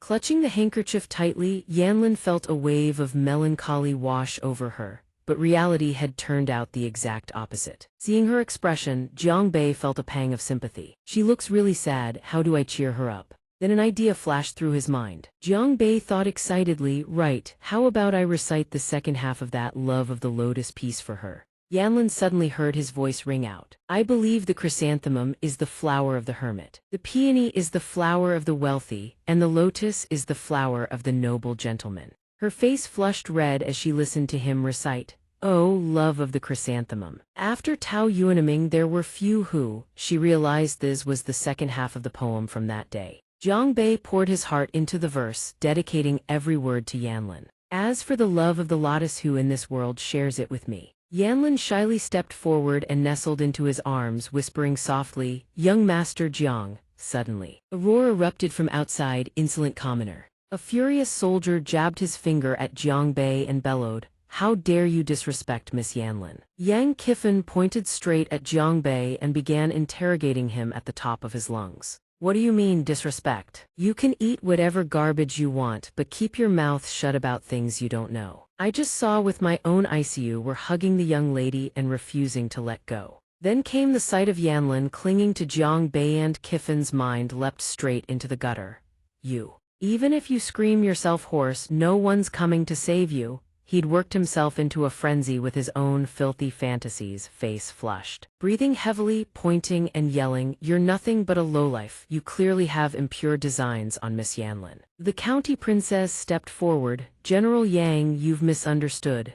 Jiang Bei thought to himself, looking at this guy. I'm pretty sure he's the real lowlife here. Yanlin explained, He's my friend from Legun City. He heard I'm about to be married, so he came specially to visit me. Seeing her shield him, Kiffin clapped his hands dismissively. I see, but the county princess is the martial king's jewel. You should keep your distance from these commoners. Jiang Bei thought to himself, he actually dares say that. Jiang Bei then looked at Yanlin and said, I never expected Miss Yanlin to be a county princess. Hearing this, Kiffin sneered contemptuously, You didn't even know that. Seems like your relationship with the county princess isn't very deep after all. Tell you what, leave now, and I'll pretend I never saw you. Get lost. Seeing Yanlin clutching his arm nervously, Jiang Bei figured this guy was about to drag her back to the royal manor, and, judging by her expression, she clearly didn't want to go. With that thought, he let out a quiet breath, struck a solemn and righteous pose, and declared, Unfortunately, since Miss Yanlin considers me a friend, this is a matter I absolutely cannot ignore. Seeing him stand up for her, she looked at him with wide eyes.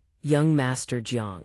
System Rage System activated. Host Jiang Bei. Cultivation Profound Realm. Stage 1 Upgrading Cultivation Method. Heaven Swallowing Cultivation Method. Profound Grade. Tier 1 Combat Skills. Soul Palm. Profound Grade. Tier 1 Ghost Steps. Tier 9 Upgrading Rage Points. 233 being consumed. Looking at those numbers, he smiled to himself. I've saved up so many rage points without spending any of them. After the upgrade, I should be able to put up a decent fight, right? Then Jiang Bei spoke up. I met the county princess at a poetry gathering. Let me ask you a question. The first line reads, A paper tiger roars atop the leafy peak. Kiffin heard it and snapped, What? We're all battlefield brutisho. Would we understand this stuff? Jiang Bei raised a finger casually and added coldly. Listen carefully. The second line goes, Donghua scolds the wretched thief. The phrase Ma Li bore a suspicious resemblance to your mama, you scoundrel. Realizing the hidden insult, Kiffin flew into a rage, drew his sword, and charged. Your mother, you little brat, how dare you insult me? System successfully collected 288 rage points from Yang Kiffin. He charged forward with his blade technique, Mortal Slayer, raining blows relentlessly. But Jiang Bei dodged every strike with agile footwork and said coolly, That wasn't an insult, that was a lesson. Aren't you just a warrior who can barely read? Let me teach you a few choice phrases. Humiliated even further, Yang Kiffin's fury skyrocketed. System successfully collected 88 rage points from Yang Kiffin. Jiang Bei was fired up. He dodged nimbly and continued, The east is dim, but the west shines bright, just like you, two-faced and all. Even the translator was stumped by this one, not a clue. Kiffin brought his blade crashing down, shattering everything around him. Having dodged the strike, Jiang Bei sized up his opponent. This guy's blade technique is something else. I can't match his combat experience. Stalling will only give him more chances to land a hit. I need to end this fast. Ah, got it. He snatched up a piece of broken wood and called out, Listen up, here's the last line. The makeshift golden staff in his hand smashed straight into the scumbag. With a single palm strike, he sent Kiffin flying, crashing hard onto the ground. Kiffin groaned in agony. Jiang Bei pressed forward with a flurry of staff strikes, even narrating his own moves like a kung fu commentator. The staff shrinks then expands. In my palm flashes out strike. System successfully collected 88 rage points from Yang Kiffin. In no time, Kiffin was sent flying out the window, unable to resist. As he sat on the ground clutching his chest, a man rushed forward and bellowed, "Hold it right there." That man is a royal guard upper general of the Liuzhou garrison and Yang Kiffin's uncle. Yang Lading sees his backup arrive and trembles out a plea, "Cough cough, uncle, avenge me." Before he could finish, Jiang Bei strolls out, laughing and sneering. Broad daylight and two grown men going on about hugging and clinging to each other. Have you no shame? He said this because avenge and embrace sound suspiciously similar in his ears. Lading glares at him and demands, "And just who are you? Why did you strike so hard?" Right on cue, the system chimes in. System successfully collected 166 rage points from Yang Lading. Jiang Bei's face darkens immediately as he fires back. "You truly have no manners whatsoever. Before asking for my name, shouldn't you introduce yourself first?" Yanlin tugs gently at Jiang Bei's sleeve, whispering a soft reminder. "Young Master Jiang, this man is not someone you should provoke. General Yang Lading is the fiercest commander under my father's command. The world calls him the Thunder King of the battlefield. He once single-handedly slaughtered over 100 heretical cultivators at a stronghold in Lian City." Hearing this, Jiang Bei swallows hard and thinks, "Well damn, I've picked a fight with a real one this time." Looking at the man wielding a warhammer radiating overwhelming pressure with a face as savage as a demon, he mutters, "I think running might not even be an option anymore." Lading surges his aura around his body and growls out a threat. "I'll give you one last chance, leave or die." Jiang Bei claps his hands calmly and praises, "No wonder you're a general just full of thunder, face calm as still water." Then Lading slings his hammer over his shoulder and declares, "Kid, you've got some literary flair. I'll just break your legs in 3 places, no need to take your life." But Jiang Bei, a man who fears neither heaven nor earth, has something to say. "Hey big guy, don't get ahead of yourself. There are plenty of generals around. I didn't say it was you, you're just..." He tilts his head up, smirking coolly, feathers on his chest, face like a chamber pot. "Man, that really stinks." Hearing this, Lading gnashes his teeth and snarls, "You dare. What about it?" Right on cue, the system chimes in. System successfully collected 266 rage points from Yang Lading. He swings his sword downward, instantly summoning a flying serpent. His furious voice booms, "You're nothing but a mere profound realm insect. Yet you dare spout such wild nonsense. Today I will not spare your life." The system notification rings out once more. System Ghost Steps Profound Grade Tier 1 is now upgrading. Jiang Bei dodges the serpent with fluid, practiced precision. Watching him evade the attack, Lading lets out a slight smile and praises, "This kid's movement technique is quite refined to actually outpace my Thunder Serpent." But the old veteran has already calculated every possibility. The older the ginger, the spicier it gets. He then roars, "Take this Thunder Serpent tail whip." The Thunder Serpent's tail slams down, but Jiang Bei dodges in time. The tree by the roadside pays the price instead. However, the serpent's head appears behind him. This time he can't dodge in time. A crushing blow lands and he coughs up blood, crying out in agony as he clutches his arm. His back takes the hit. He thinks, no wonder this man has survived countless battlefields. These tactical shifts are unpredictable. A soldier props him back up. Yang Kiffin laughs smugly. "Now do you see how powerful my uncle is? You got your ass kicked." Blood dripping from his lips, Jiang Bei still refuses to back down. "Go take a piss and look in a mirror first, you pig-headed freak. You got wrecked even worse than me." Hearing such humiliation, Yang Kiffin naturally flies into a rage. He grits his teeth. This punk sure has a mouth on him. "Uncle, hurry up and shut that foul mouth of his for good." Lading, equally enraged, raises his hammer once more. "Gladly." At that very moment, Yanlin's voice rings out. "General Yang, please stop." She rushes forward and grabs his arm, tears glistening at the corners of her eyes. "I'll go back with you willingly, please stop fighting." But Jiang Bei, ever the agent of chaos, wipes the blood from his lips, flips a middle finger and shouts, "Don't beg him, he's nothing but a rotten egg laid by a 100-year-old turtle." Hearing this, Lading's heart no longer wavers. He swings his hammer and roars, "You want to die." System successfully collected 366 rage points from Yang Lading. Jiang Bei channels energy into his legs, dashes forward, kicks a stool aside, and shouts, "Even if I die, I'm dragging you down to use your corpse as a backrest." The moment he finishes speaking, Yang Kiffin and the soldiers are blasted away, bones rattling, clutching their chests and coughing on the ground. Jiang Bei watches them fall and counts himself lucky. Thank God I dodged in time and didn't get hurt. One breath slower and I'd have been obliterated. Seeing his own nephew knocked down by his own attack, Lading cries out in anguish, "Little Yang." Jiang Bei seizes the moment to taunt, "Wow, I never imagined your own uncle would beat you half to death. What a piece of work." In the heat of battle, with danger at its peak, the one who still knows no fear is Jiang Bei. He grabs the hammer and glares at Lading. "You son of a bitch, this is all your fault." Right on cue, the system chimes in. System successfully collected 366 rage points from Yang Lading. Raising his hand to gather energy, Jiang Bei quips with a grin, "Why blame me? Safety is your friend. Accidents are all you're doing, right?" Then he thinks to himself, all the points are going straight into soul palm. Success or failure rate all comes down to this one move. Lading steps forward and brings his hammer crashing down with devastating force, declaring, "Accept your death." Jiang Bei also unleashes a palm strike and plays with words again. "What rhymes with accept your death? I'll gift you this, accept this beating, courtesy of my soul palm." Seeing that palm, Lading can't help but sneer. "HMPH, you don't know the meaning of death. You think a move like that can block mine." He charges forward, gripping his hammer firmly, and boasts, "I am Earth Realm first stage." Against a mere profound realm brat, he closes the distance on Jiang Bei in an instant. "I'll crush you." Watching the massive hammer come crashing down toward him, Jiang Bei's jaw drops as he thinks, "Oh shit, this time it's really game over." But suddenly, an iron sphere comes flying out of nowhere, shattering the hammer. Sitting on the ground, staring at the broken hammer and the fallen sphere, Jiang Bei is stunned. An iron sphere, then a figure appears and corrects him. That's the profound iron Wuji hammer.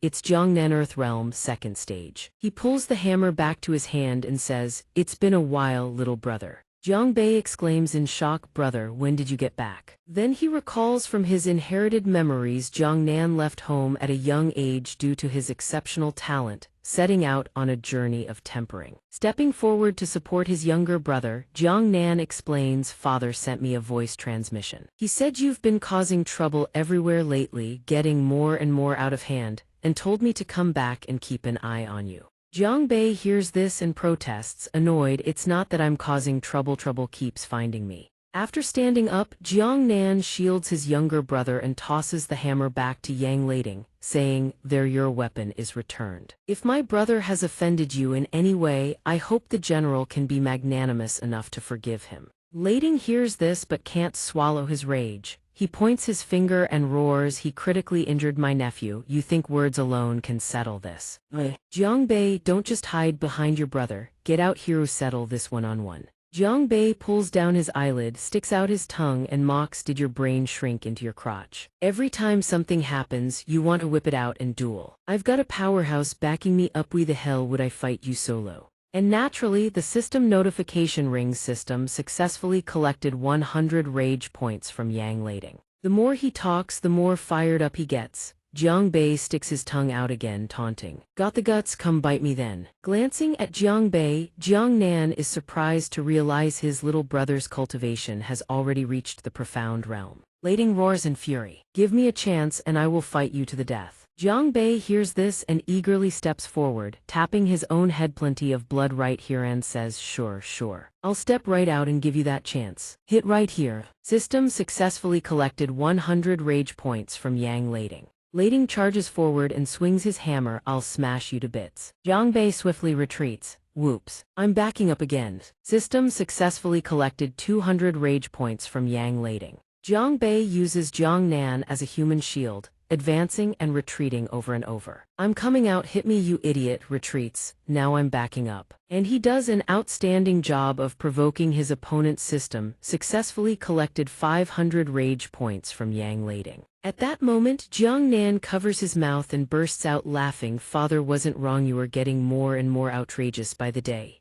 Meanwhile, Yang Lading beside them is panting heavily, utterly exhausted. Jiang Bei seizes the opportunity to provoke him right back. What do you mean? I'm just messing around with a little pup. What's wrong with that? Someone hears this and shouts in shock, you dare call me a dog? System rage points flooding in. Successfully collected 100 rage points from Yang Lading. After his outburst, he grits his teeth and thinks to himself, damn it, this brat's brother is an Earth Realm powerhouse. If those two join forces, I might not survive it. He turns and signals his men to leave. Two soldiers immediately step forward and restrain Yanlin, barking orders, take the princess back, we're returning to the manor. Jiang Bei dashes forward in an instant, shouting, wait. Jiang Nan watches from behind, silently remarking ghost steps. He can't believe his brother has mastered that combat technique to such a level. He leaps forward and punches both soldiers square in the jaws, roaring, let her go now. The force sends Yanlin flying as Welsh screams, ah. As she's flung through the air with her eyes squeezed shut, Jiang Bei calls out a warning. Careful! He rushes in at full speed, catching her by the waist and asking with concern. Are you all right? She stammers in surprise, I am fine, thank you. Seeing this, Lading charges forward bellowing, take your filthy hands off her, you lowborn commoner, the princess is someone you can just touch. But very quickly, his legs get tangled by the wuxia dark iron mace and he crashes face first onto the ground right at Jiang Bei's feet. Jiang Bei explains calmly, if your nephew's eyesight is failing him, go see a doctor. What I did with the princess was a rescue, mind you. Then he leans in close and demands, but you barged in here trying to kidnap and imprison someone. Do you even acknowledge your master anymore? He glares up furiously and threatens, release me at once. Daring to treat me like this means you're declaring war on the Martial King's household. Jiang Bei replies coolly, right now you're writhing around on the ground like a worm. We came here precisely to rid the Martial King's household of a pest like you. System successfully collected 200 rage points from Yang Lading. He continues his threats. You dare seduce Princess Yanlin, who is already betrothed. And on top of that, you've prevented her from returning to the manor. These vicious deeds the Martial King will surely. But before he can finish, Yanlin steps forward and cuts him off. General Yang, young Master Jiang has not pressured me at all. I chose to stay here of my own free will. Lading raises his voice in disbelief. Princess, has this brat slipped you some kind of drug? The Martial King's household commands untold wealth and power. Before he can finish, Jiang Bei cuts him off with a smug, effortlessly handsome flourish. Drug? What drug? That's called personal charisma. System successfully collected 50 rage points from Yang Lading. Jiang Nan steps forward and says, the matter is clear now, isn't it? The princess staying here was her own intention from the start. If the general promises not to cause trouble for my brother or the princess, I'll release the two of you. He glances at the useless nephew lying unconscious behind Lading, gritting his teeth. Right now, there's a massive gap in strength between the enemy and us. He then looks up at the two Jiang brothers and says, I agreed, release me and I won't go after your brother looking for trouble. Jiang Nan hears this, raises his hand to undo the bindings and praises, good. But unexpectedly Jiang Bei steps forward to block him. Hold on. What do you mean, won't come after me? I haven't forgiven you yet. He squats down in front of the bound Lading, face dark as night. I was hit by your subordinate's attack, that's still unaccounted for. Then your grandson spread false rumors that damaged my reputation. He destroyed the restaurant's property. And don't even get me started on that ugly mug of yours scaring the living daylights out of people. We need to settle every last bit of this properly. System successfully collected 100 rage points from Yang Lading. Hearing such absurdity, he curses furiously, you little brat, don't you dare push your luck too far. Meanwhile, Jiang Bei picks up a pebble. He tosses the pebble high into the air, then says, you still don't understand your situation, do you? Great General Yang. Your only option is to accept the punishment, that's the only way out. He spreads both hands wide before him. Jiang Bei begins explaining the rulestone pebble in one hand. If you choose correctly, all you have to do is sing a little song and we call it even. System successfully collected 200 rage points from Yang Lading. He continues, if you choose wrong, I'll give you 3 smacks on the rear. And of course, the stubborn great General Yang crosses his arms, turns his head away and says, I refu. You'd have to be out of your damn minds to get me to pick. System successfully collected 300 rage points from Yang Lading, and then Jiang Bei's foot moves, followed by Lading's ear-splitting scream as his kneecap shatters. Jiang Bei says, I told you in your current situation you don't have the right to refuse me, In the end, Lading is forced to compromise. Staring at Jiang Bei's right hand, he sweats bullets and stammers, I choose this one. Jiang Bei opens his empty hand and cheerfully announces, "Congratulations to our lucky friend, you've won the Super Deluxe Triple Smack." Hearing this, Lading's soul practically leaves his body. He screams, "What? Don't, I'll sing for you." But Jiang Bei couldn't care less. He flips the general over and delivers several hard smacks to the rear. "You made your choice, now take your punishment." All Lading can do is clutch his head and cry inside. His fury, recorded by the system successfully collected 388 rage points from Yang Lading. After getting his fill, Jiang Bei turns to leave, then calls out loudly, "Wait a sec, does my hand smell weird?" System successfully collected 388 rage points from Yang Lading. He follows up, "While the iron is hot, I regret it now. Smacking a man's nasty rear is just disgusting." Yanlin watches with her hand over her mouth, thinking he actually dared humiliate the great General Yang like that. Seeing his brother has handled everything, Jiang Nan steps forward and unties Yang Lading. Supported by 2 soldiers as he leaves, he doesn't forget to turn around and shout, "Jiang Bei, just you wait, I'll remember this grudge." Jiang Bei waves goodbye cheerfully. Sure. Next time wipe your butt clean before coming to find me, got it?" Seeing Jiang Bei so nonchalant, Yanlin can't help but worry. "Young Master Jiang, aren't you afraid of retaliation?" He replies, "Aya, the word fear doesn't exist in my dictionary. Besides, being able to help Miss Yanlin ease her troubles is an honor for me." Inwardly, he's grinning from ear to ear. Hell yeah, today's Rage Point haul is absolutely massive. Yanlin hears his words and stares wide-eyed in surprise. Then she shyly tucks her hair behind her ear and stammers a reply. Thank you, young Master Jiang." She thinks to herself, "Wait, why is my face so hot? And why is my heart beating so fast?" Looking back at Yanlin, who lingers without leaving, Lading curses under his breath. That damn Jiang Bei must have slipped the princess some kind of love potion. A soldier tries to speak up,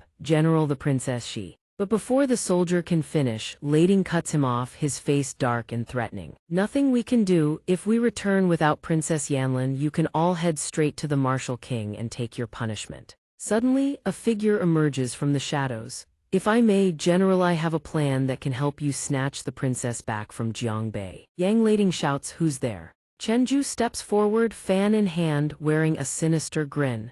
"Greetings, General. This humble one is Chenju of the Chen family from Leon City." Lading looks Chenju up and down, then says, "Your cultivation base is still far too shallow. On what grounds do you think you can snatch someone from Jiang Bei?" "HMPH. Chenju puts on a sly, cunning expression. "Because I know his weakness. When Jiang Bei was a child, he was ambushed by an evil spirit, leaving a deep trauma from his childhood. Even now, all we have to do is mention evil spirits around him, and we can reduce him to a terrified wreck. Even if it's a fake, the effect remains just as potent. If I bring you a real one," Lading looks at the prop being presented to him and praises it without reservation. Excellent work, kid. Cunning enough, ruthless enough." He looks at Chenju and asks, "So what kind of reward do you want?" Chenju speaks frankly, "I've always wanted to join the Imperial Army, but I've never had the opportunity." Seeing it's no big deal, Lading claps Chenju on the shoulder and decides, "Very well. Once this is done, I'll personally escort you into the barracks." Hearing this, Chenju can barely contain his joy. He clasps his fists in gratitude. Then this humble Chenju thanks General Yang in advance. At this moment, Lading is overjoyed. He says with absolute certainty, "Jiang Bei, you're as good as dead."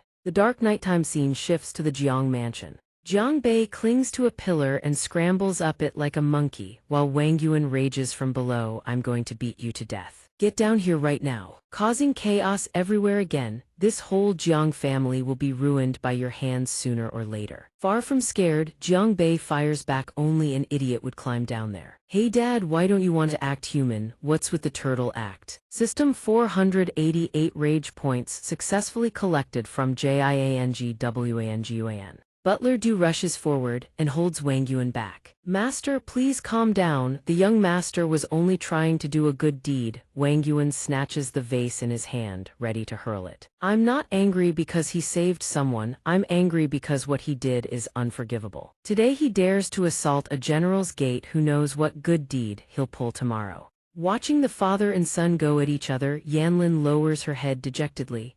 I'm so sorry, it seems I've brought trouble upon your family. But Jiang Nan, long accustomed to this chaos, waves it off. Don't worry about it. My little brother doesn't cause trouble just once or twice, he's been like a monkey since childhood. Hearing this, Yanlin cracks a smile and watches the commotion inside. Ha ha, maybe having a noisy family like this isn't so bad after all. Meanwhile, Jiang Bei is ducking and weaving, whining all the while. Ow, don't stab me there, I've got 3 legs, lose one and it's game over. Hearing that, Wang Yuan's fury only intensifies. I'll break every last leg of yours, you dare talk about protecting your legs. Can you even protect your own life? System 188 rage points successfully collected from Jiangwanguan, raising his sword skyward. Jiang's father endlessly berates his foolish son, a mere profound realm, nobody acting this bold.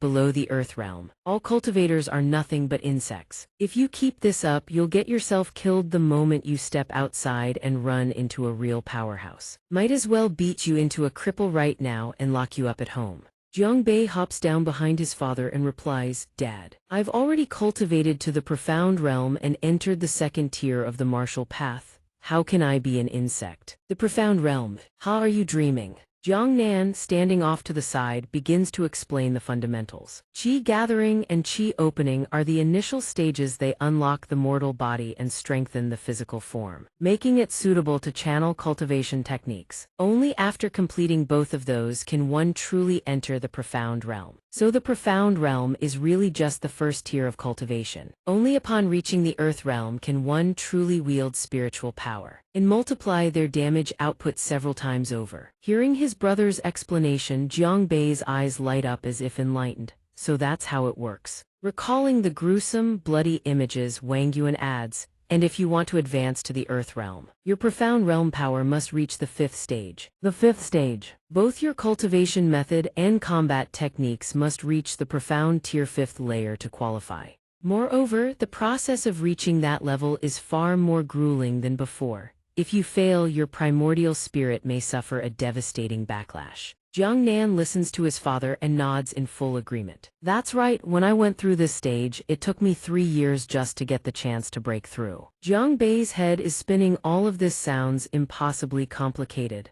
Cultivation is way too hard. Then he sighs inwardly, thank goodness for the system. System Rage Systems Status Panel Identity Jiang Bei Cultivation Level Profound Realm Stage 4 Upgrading Cultivation Method Heaven Swallowing Cultivation Method Profound Tier 3 Upgrading Combat Skill Soul Palm Profound Tier 3 Upgrading Movement Skill Ghost Steps Profound Tier 3 Upgrading Rage points 6,471 consuming. After reading the newly updated info, he does a quick mental tally. He's been hoarding a massive amount of rage points lately. Might as well spend some. Suddenly, a beam of light drifts toward Jiang Bei. The system transforms into a beautiful young woman and announces, System congratulations, host. Your cultivation base has advanced to profound realm. Stage 5, she leans in and plants a kiss right on Jiang Bei's forehead, leaving him utterly bewildered. As the vision before him fades away, he asks in confusion, what the heck was that?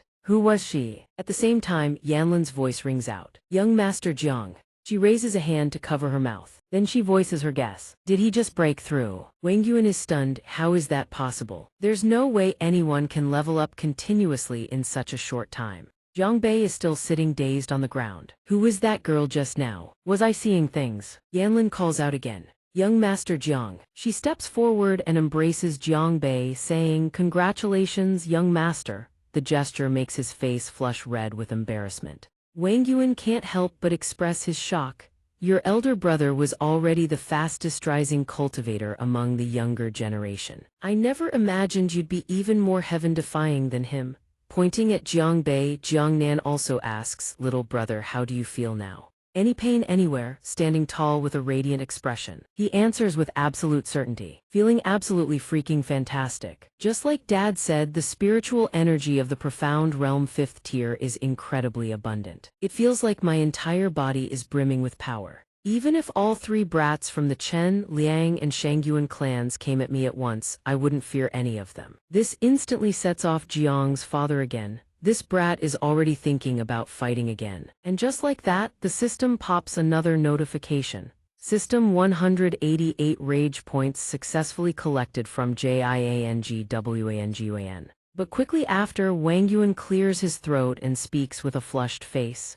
Rebellious cough, good son, if you've been upgrading at this speed today, you absolutely must rest well and consolidate your spiritual energy.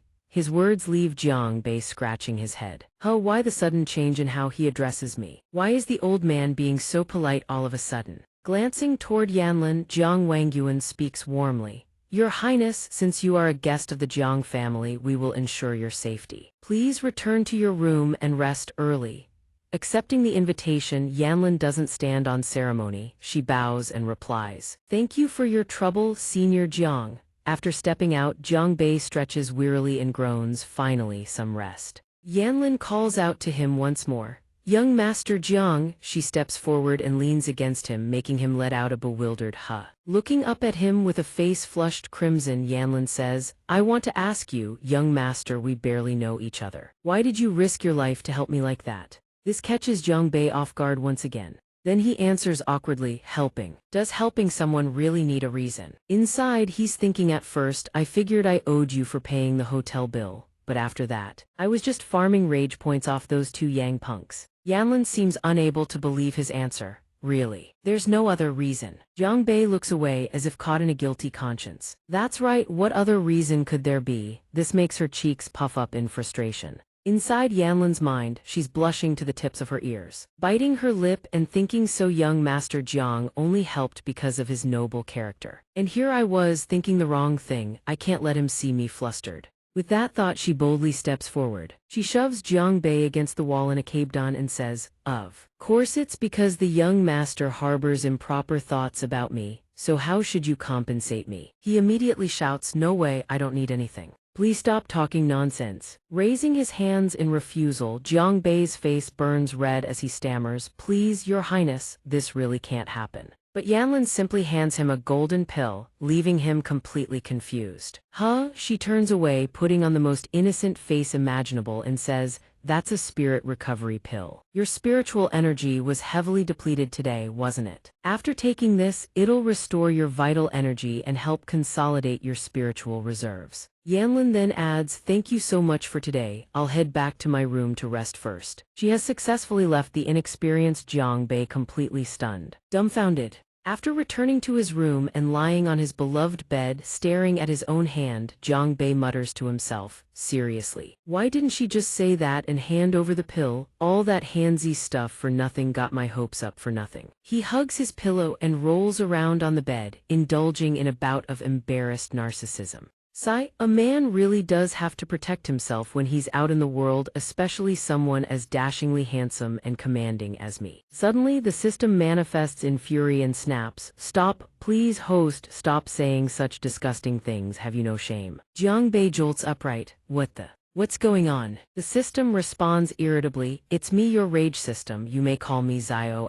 Hearing the name, Jiang Bei asks in confusion, "Xiao, little sweetheart?" And of course, with his trademark cluelessness, he has once again managed to enrage the system. Seriously. Recalling the kiss on the forehead from earlier, Jiang Bei exclaims, "Oh, that voice, I remember now. You showed up right when I leveled up, didn't you?" The rage system replies sympathetically, "Correct, that was my manifestation. When the host undergoes a critical level upgrade, I will enhance the corresponding system state." It then begins explaining that in the early stages, it could only communicate through unconscious codes. Those were the system's pop-up windows. When the host reaches the 5th layer of the profound realm, my consciousness will be activated. Accompanying its words are illustrative image status window, its own consciousness. If the host can level up to an even higher tier and the system's power grows beyond that, Jiang Bei is overjoyed. Nice, the system itself can level up too. Come to think of it, you're inside my head right now. It seems like no one else can see you at all. The rage system replies, "Correct. I communicate with the host through a protocol and can also read the host's thoughts,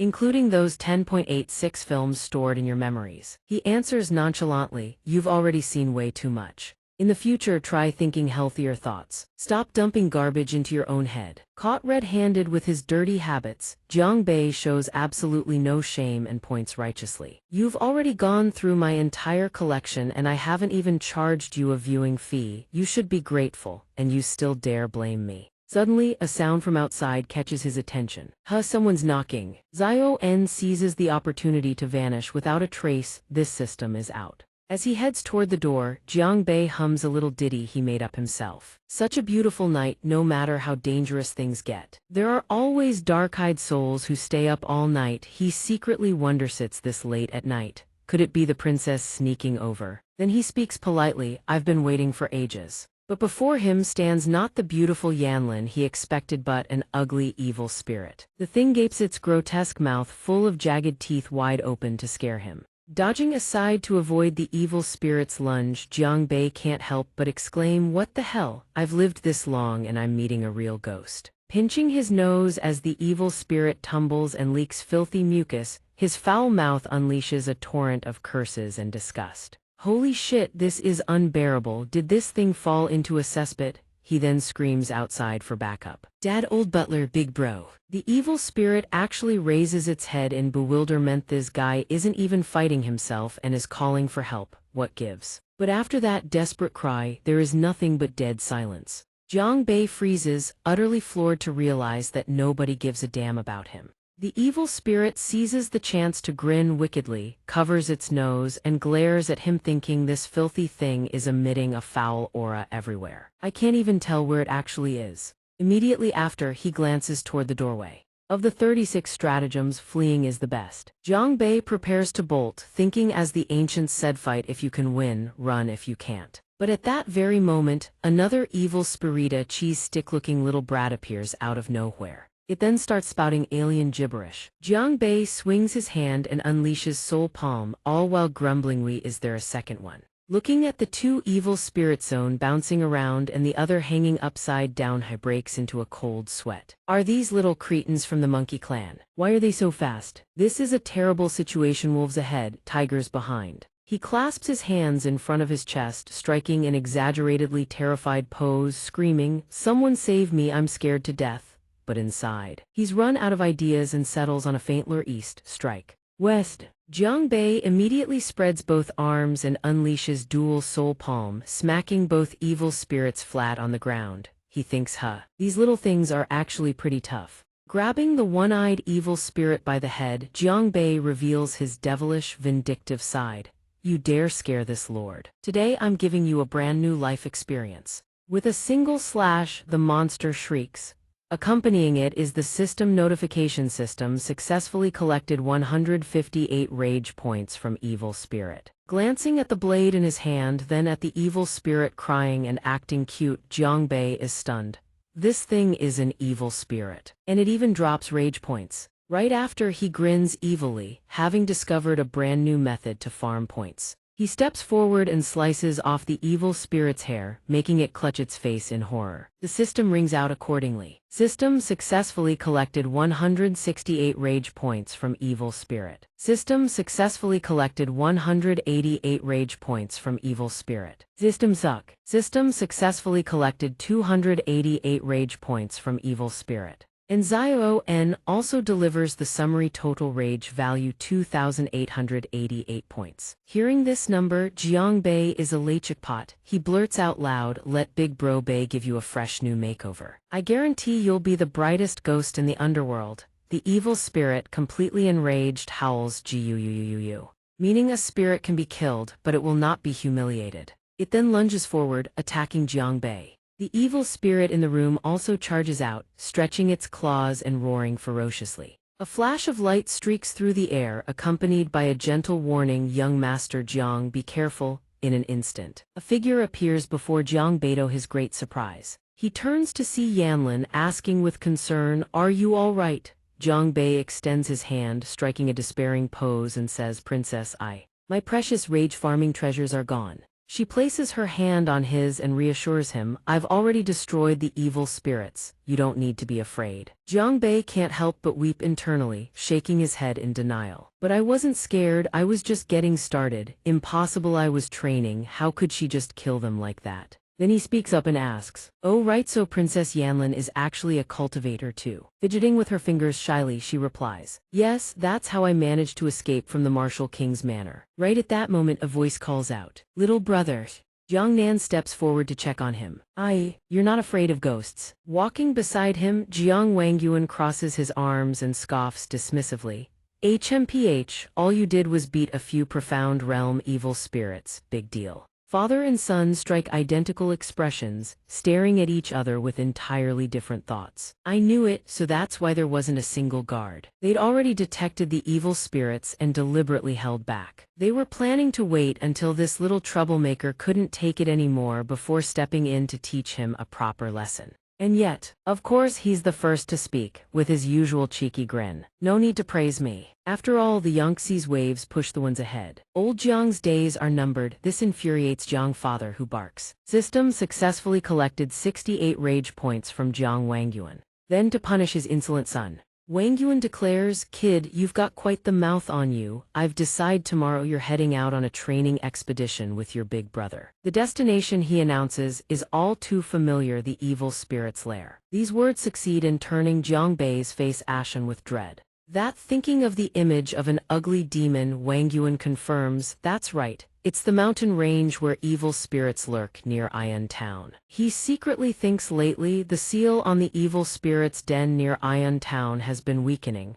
Sending them to scout first would be good. He mentions that the commotion near the evil spirits' lair is massive. When they turn to look, the person who needed to hear this has vanished, leaving Jiang father puzzled. Where's Jiang Bei? Jiang Bei is now hugging his father's leg with streams of tears, begging, Dad, I don't want to leave you. He keeps repeating it over and over, as if determined to flaunt his laziness for all to see. Dad, I'm not going, I just want to live peacefully as a trust fund second gen. Big bro can handle all the world's problems, that's plenty. Pushing Jiang Bei's face away, Jiang Wangyuan orders irritably, you brat, you'd better let go of me before I lose my temper. Then Jiang Bei stands up and makes a demand, fine, if I have to go, then give me a few tens of thousands in silver for self-defense, Dad. It seems this was his real goal all along. Jiang Wangyuan's voice now trembles slightly. Ridding the world of scum is a heaven-ordained duty.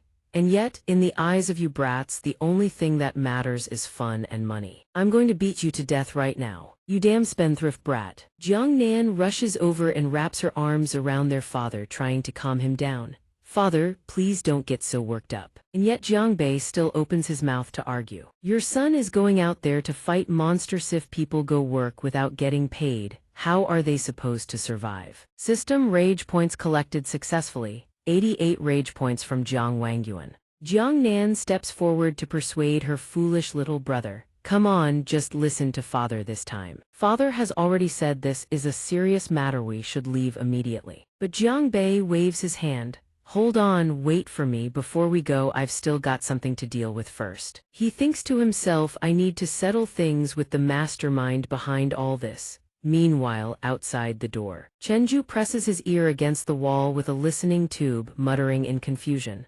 After Jiang Bei's shout, it suddenly went completely silent. Imagining Jing Ying scared half to death, he covers his mouth and giggles with delight. That little noob must have been scared out of his mind. Wouldn't be surprised if he dropped dead from fright. Suddenly, a faint breeze and a tiny sound make Chenju's whole body shudder. What Thua was that? Jiang Bei appears atop the wall of his own house and says, give me back my life. He successfully sends the mastermind into a full-blown panic, screaming at the top of his lungs. What the ghost? Watching the figure stumble away with legs barely cooperating, Jiang Bei thinks trying to run. Chenju is desperately praying in his head, please don't see me, please don't see me, please don't see me. When the blue flame reaches his backside, Chenju screams, ghost fire, itburns. Great Herano, great ghost, please spare my life. Jiang Bei says, I actually prefer that stubborn, defiant attitude you used to have. I never thought you'd have the guts to send an evil spirit to haunt me, stinky chrysanthemum. Hearing the familiar voice, Chenju turns his head, eyes brimming with tears. Jiang Bei covers his mouth, staring at those upturned butt cheeks and snickering. Bro's got pink underwear on, huh? That's absolutely peak classy right there. Chenju spins around, hands behind his back trying to cover himself and stammers, Jiang Bei, how are you? Jiang Bei crosses his arms, his dark expression absolutely terrifying. Not dead yet, huh? Didn't die to the evil spirit after all. Chenju immediately drops to his knees, clasping his hands together in desperate explanation. I was just messing with you a little, that's all. Jiang Bei steps forward and grabs the guy by the head. Just messing around, huh? Then let me mess with you for a bit too, soul palm. Only now does Chenju truly know fear. His entire body is drenched in sweat as he stammers, be big bro, I was wrong, I'm a dog, not a man. Jiang Bei leans in close to his face, grinning wickedly. Man or dog, decide, bark for me, let me hear it. Staring at Jiang Bei's menacing, grinning face, Chenju thinks, holy crap, this is terrifying. If I don't do it, he'll kill me on the spot. Almost instantly, he tells himself sorry. Mom and daddy or son has brought shame upon the Chen family. And just like that, he transforms into a loyal little mutt at Jiang Bei's feet. System rage points collected successfully. 0.8 rage points from Chenju. Looking at the number, Jiang Bei can't help but silently scoff. That little rage points, this guy's really pathetic. Chenju is sitting there with tears in his eyes, barking like a dog when suddenly, an overwhelming wave of mercy wells up inside Jiang Bei. Jiang Bei says, fine, I'll let you off with a warning. If there's a next time, I won't just burn your clothes off. Pardoned. Chenju is so grateful he kowtows repeatedly. Bro Jiang, your magnanimity knows no bounds. He rubs his backside as Jiang Bei turns to leave. And his expression shifts immediately. Finally, it's over, looks like I'm no match for him. How am I supposed to face General Yang next time? Then a thought strikes him, maybe I should just run while I have the chance. But life isn't a dream. Yang Lading has already appeared beside him. Going somewhere, little mouse. His fierce expression and the soldiers behind him leave no room for negotiation. Per military regulations, anyone who breaks their word shall have their belly split open as penance. Chenju collapses to the ground once more, crying out, General Yang, please spare me. I underestimated Jiang Bei this time, that was my failure. I offer you the golden saddle. Please, General, spare this worthless life of mine. A soldier beside him with a good eye for treasure immediately warns his general. This saddle is a top-grade treasure from the previous dynasty. Its value is beyond measure. I've also heard it was a prized heirloom of the Chen family, sir. Yang Lading considers Chenju's background and abilities. His lord's estate has been recruiting recent Litha's brat has both wealth and decent cultivation.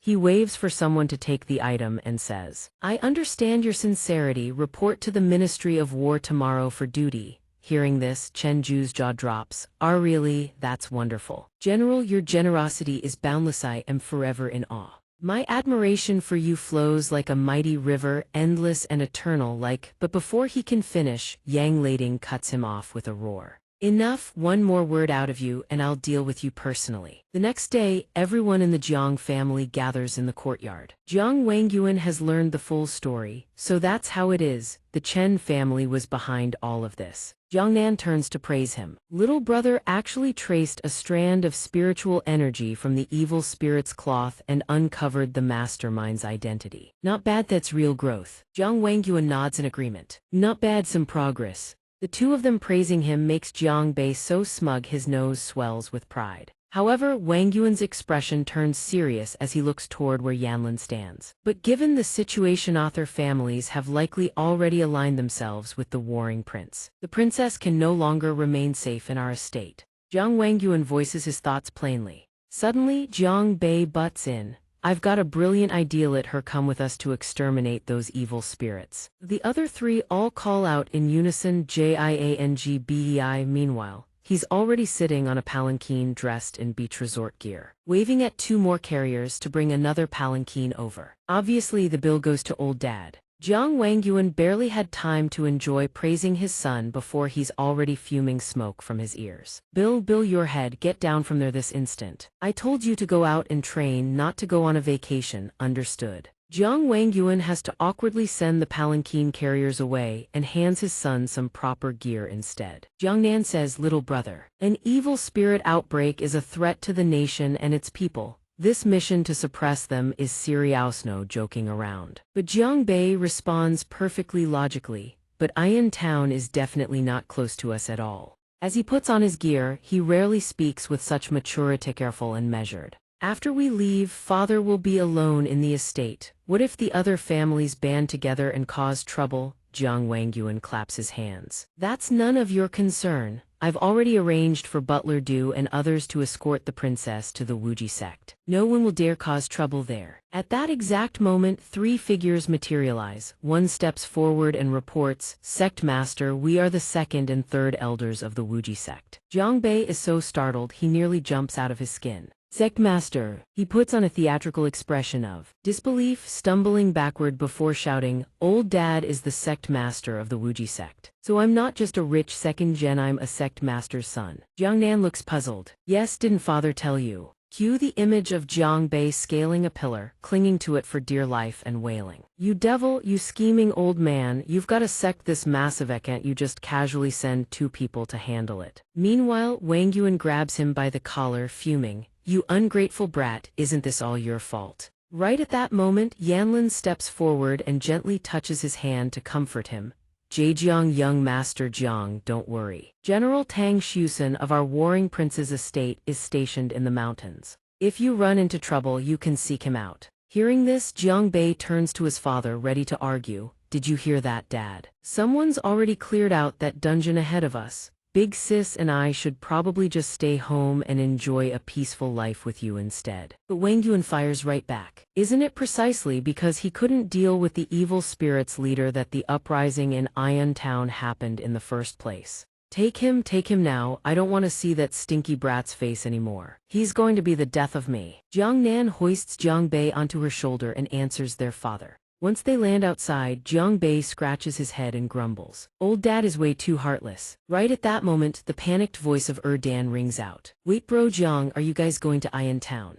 Bro Jiang, please save my mom. Jiang Bei looks at the kid and says, I remember you were from Qianlai Manor, right? Dan, wasn't it? Jiang Nan also speaks up.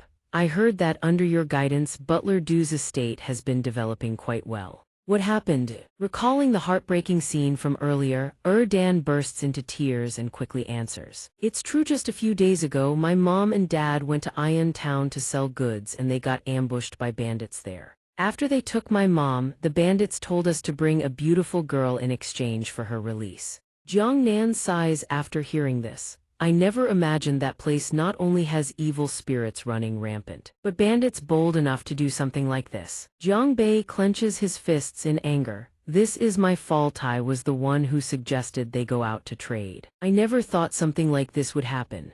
Dan keeps sobbing uncontrollably. What am I supposed to do? Finally, he reached out to ruffle the boy's head and comforted him. Little Dan, don't worry, those bandits dared to harm my friend, I'll make them pay dearly. System new training quest added: eliminate the bandits of Dark Cloud Town.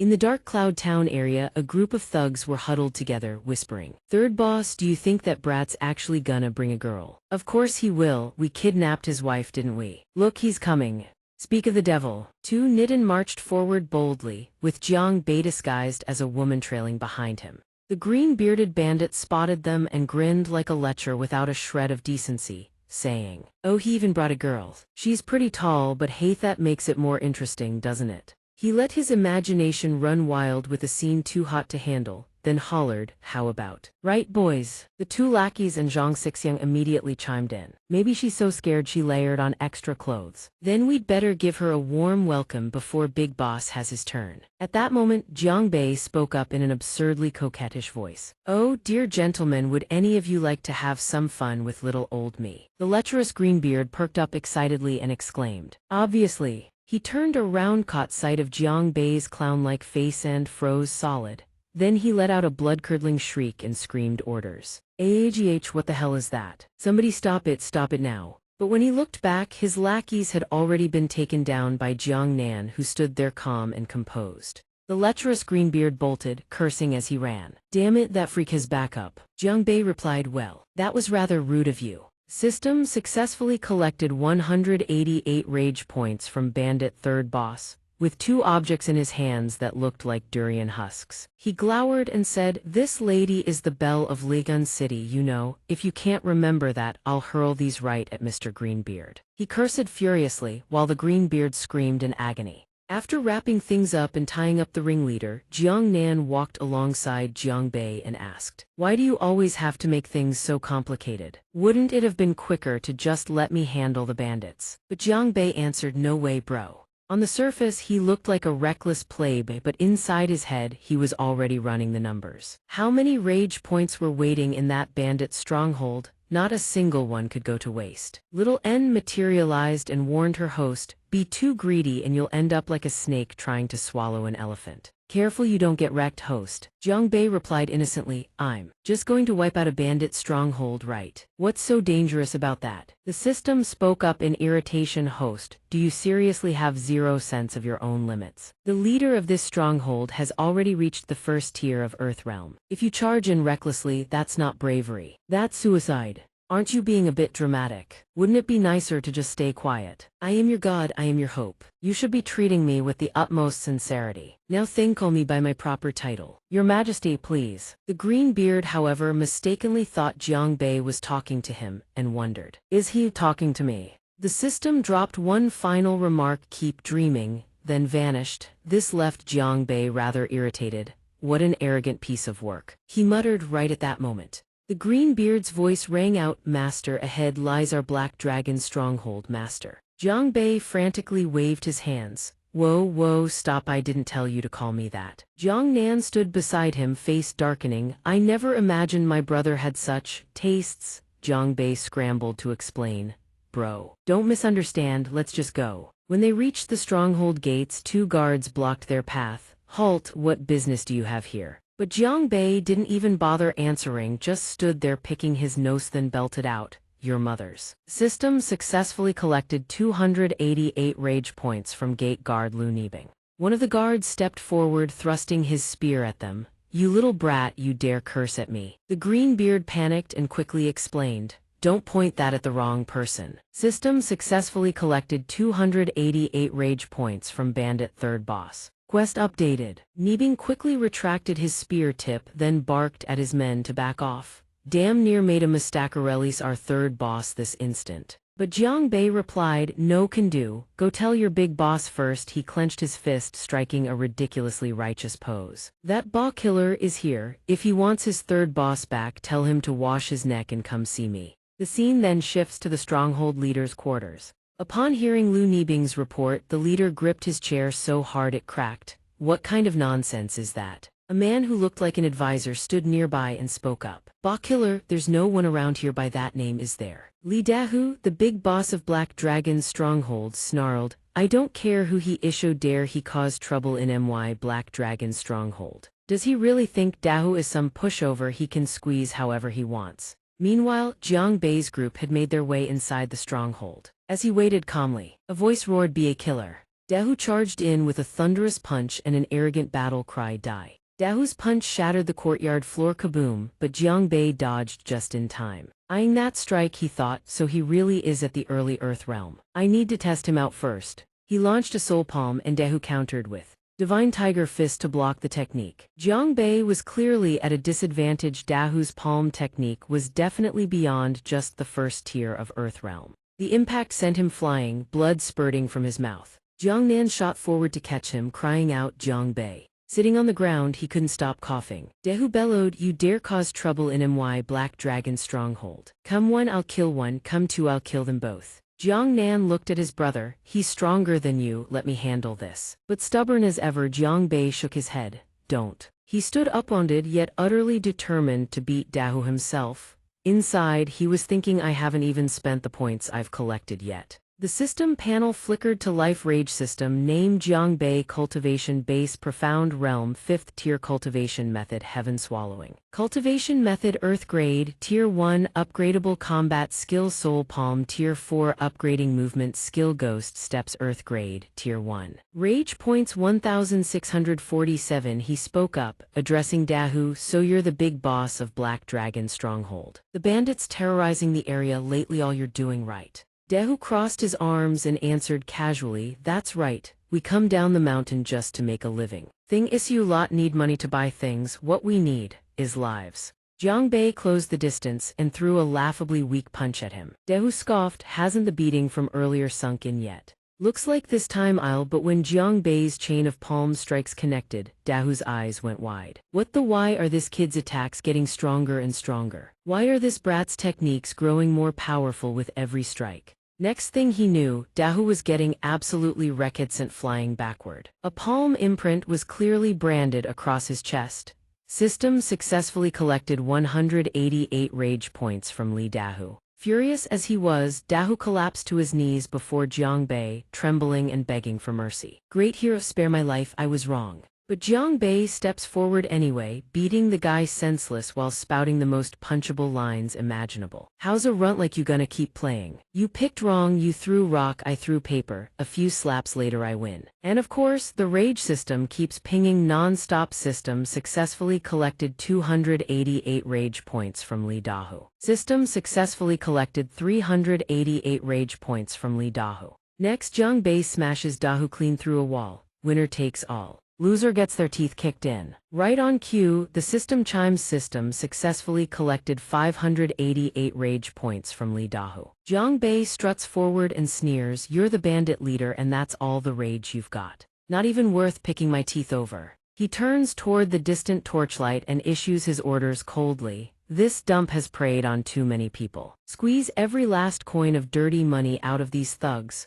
Whatever's left gets funneled into the treasury. From the side, a boy stands beside his mother and speaks up gratefully, Brother Jiang, thank you for saving my mom. From now on, I'll train hard to be as brave and powerful as you, Brother Jiang. Jiang Bei can't help but beam with pride. Not bad, kid, when your young master here finds the time, I'll give you a few pointers. Right at that moment, someone steps forward, cups his fists and announces, greetings, young sect master. Jiang Bei looks confused. This is Jiang Nan extends a hand, points at the person and explains, the nature of these bandits is hard to change. So I found a fellow Taoist to escort them back. Hearing this, Jiang Bei nods approvingly, as expected of big bro always thinking ahead. The Wuxia sect disciple speaks up, young sect master, the yin energy on this mountain is very dense. Perhaps you should descend with us. Jiang Nan furrows his brow. Yin energy, the disciple replies. Indeed, dark clouds have gathered at the summit. Some kind of formation seems to be responsible. It gives everyone a deeply unsettling feeling. Jiang Bei turns his head and looks at Dahu questioningly. Yo, what's the deal with this mountain of yours? Dahu, his head swollen like a bruised melon, flinches and answers. I honestly don't know either. Actually, Black Dragon's stronghold used to be set up higher on the mountain. But recently, evil spirits suddenly multiplied. We had no choice but to retreat to lower ground, and we even had to bribe the road warden, Tang Shushan. Even the imperial general came to suppress the evil spirits and protect us. Hearing this, Jiang Bei is so furious he curses out loud. What the hell, the imperial court is colluding with bandits now. But with so many powerful people around, they still can't wipe out a bunch of evil spirits. Suddenly hearing a strange noise, he whips his head around. What sound was that? At that moment, several evil spirits materialize, accompanied by eerie cackling. Spiritual energy that's strong, and here come even juicier targets. The Wuxia sect disciple shoots into the air and shouts, everyone run now. Jiang Bei sees the situation going south and immediately drops into a crouch.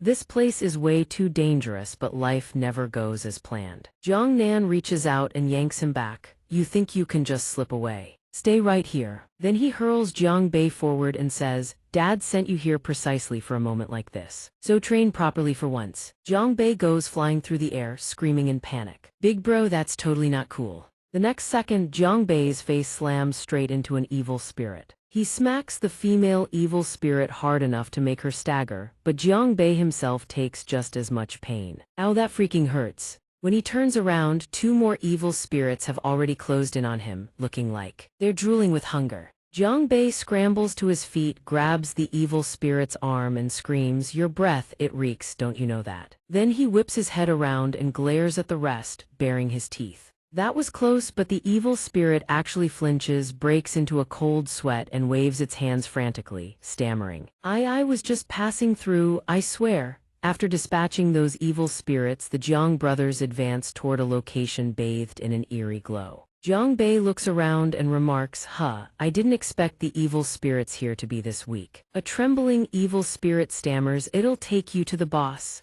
Jiang Nan warns his brother, don't let your guard down. This might be the most terrifying part of Mount Wu. Right then, from inside the building, a green light pulses and a voice speaks. Insolent human show, dare you set foot in my territory. Jiang Bei immediately retreats behind his older brother, trembling with fear. Jiang Nan shields him with his body and explains, that's the strongest evil spirit on Mount Wu. He is the Ghost King. At this moment, Jiang Bei appears to have been scared stiff, lips pressed tight, not a word escaping. But inside, his reaction is the complete opposite of most intense excitement and delight. Wait, doesn't that mean its rage points must be absolutely massive? All he can think about is the Ghost Kinga walking mountain of points. Plus, with Big Bro covering my back, doesn't that mean I can trash talk all I want? You little thing, don't disappoint me now. Watching his younger brother pick up a twig and start doodling on the ground, Jiang Nan can't help but ask, Jiang Bei, what are you doing? The situation on Mount Wu is unstable right now. You need to be careful.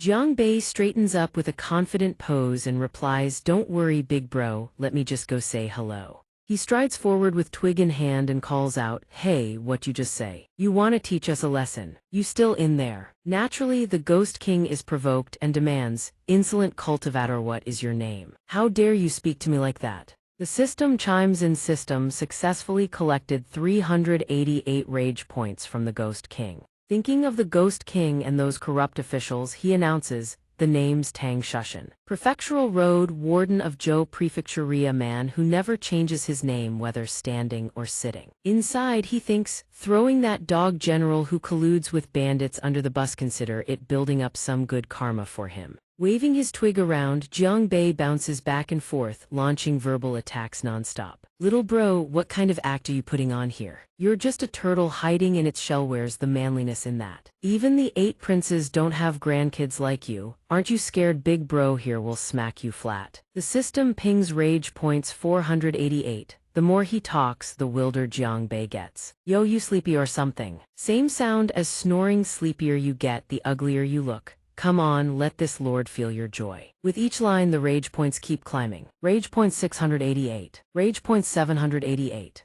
Finally, he drops the ultimate line with a shameless grin. How about I give you a golden shower, to break the ice between us? The Ghost King roars, you dare. The system chimes. System successfully collected 88 rage points from the Ghost King. The evil spirit inside the building erupts with power and screams, you've pushed me too far. When one rages, another shall rejoice. Jiang Bei thinks to himself, this rage farming setup is pretty sweet, but now things are looking dicey. The Ghost King charges out of the building, trailed by a horde of lesser evil spirits. His voice rings out like steel. Huangku's little brat, today you die or I perish. Looking at the mob, Jiang Bei's eyes widen. Holy crap, there's a whole squad of minions too. The Ghost King frowns and demands, insolent human, today I slaughter every last one of you. First I kill Tang Shushan. Who are you people? Jiang Nan steps forward, shielding his brother, and answers, Tang Shushan isn't here. The one fighting you today is me. Jiang Bei leans in and whispers, big bro, you can handle this old freak solo, right? Jiang Nan whispers back his assurance. Reassured by his brother's confidence, Jiang Bei immediately turns tail and bolts, accompanied by a piercing scream. Too scary, there are way too many evil spirits. General Tang is over there, I gotta go warn him. Seeing this, the Ghost King scoffs in contempt. Both of these guys are. Then he barks at his minions, you lot go after him and deal with Tang Shushan. Seeing a swarm of evil spirits hot on his tail, Jiang Bei grins to himself. Took the bait hook, line and sinker. These dumbass ghosts swallowed the plan whole. Come on, all of Yorush in so this young master can wipe you all out and rid the world of your pestilence. That's the Imperial Army. He immediately cups his hands and shouts at the top of his lungs. General Tang Shusen. Tang Shusen, 5th Order Profound Realm. The general of the Imperial Army's 2nd Division turns his head and replies, oh, who's calling for me? He sprints toward Jiang Bei, who throws on a desperate, familiar act and pleads, big bro, save your little bro here. Tang Shusen's jaw nearly hits the ground as he screams. What the hell? Where did this many ghosts come from? Jiang Bei lunges forward, hugs Shusen, and pouts as if they've been best friends for years. Jiang Bei says, running into you here is just too great. Big Bro Tang. The general roars furiously, demanding answers. Where the hell did this stinking brat come from? The demons have only just met for the first time. A pack of vicious evil spirits surge forward and huddle together, discussing among themselves. That's Tang Xiusan. Tang Xiusan.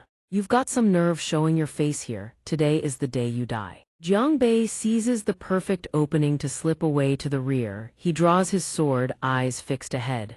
Xiusan thinks to himself. These evil spirits seem to harbor a bizarre grudge against him. For some reasons there's no choice but to fight head-on. Then he raises his voice and declares, "Brothers, the grave duty the martial king entrusted us with destroying the evil spirits' lair on Mount Wu." He points his blade at the charging spirits. He delivers the final line, "The assault begins now. We absolutely cannot let the martial king down. Follow Mekarj kill." But that heroic momentum collapses in an instant, accompanied by a blood-curdling scream. Xiusan stands there, sword trembling in his grip, thinking, holy shit, there are way too many of these evil spirits. A soldier shouts mid-battle, "Boss, what do we do? The brothers can't hold anymore." At that moment, the treacherous general thinks, "You're dead meat, kid. If you don't run now, you'll die right here." He immediately turns tail and bolts, but not before leaving instructions to ensure someone else takes the fall. "Brothers, hold the line. I'm going to get reinforcements." Watching him sprint away at full speed, Jiang Bei can't help but gawk and think, wait a damn second, this punk is scummier than I thought. He just sold out his own brothers.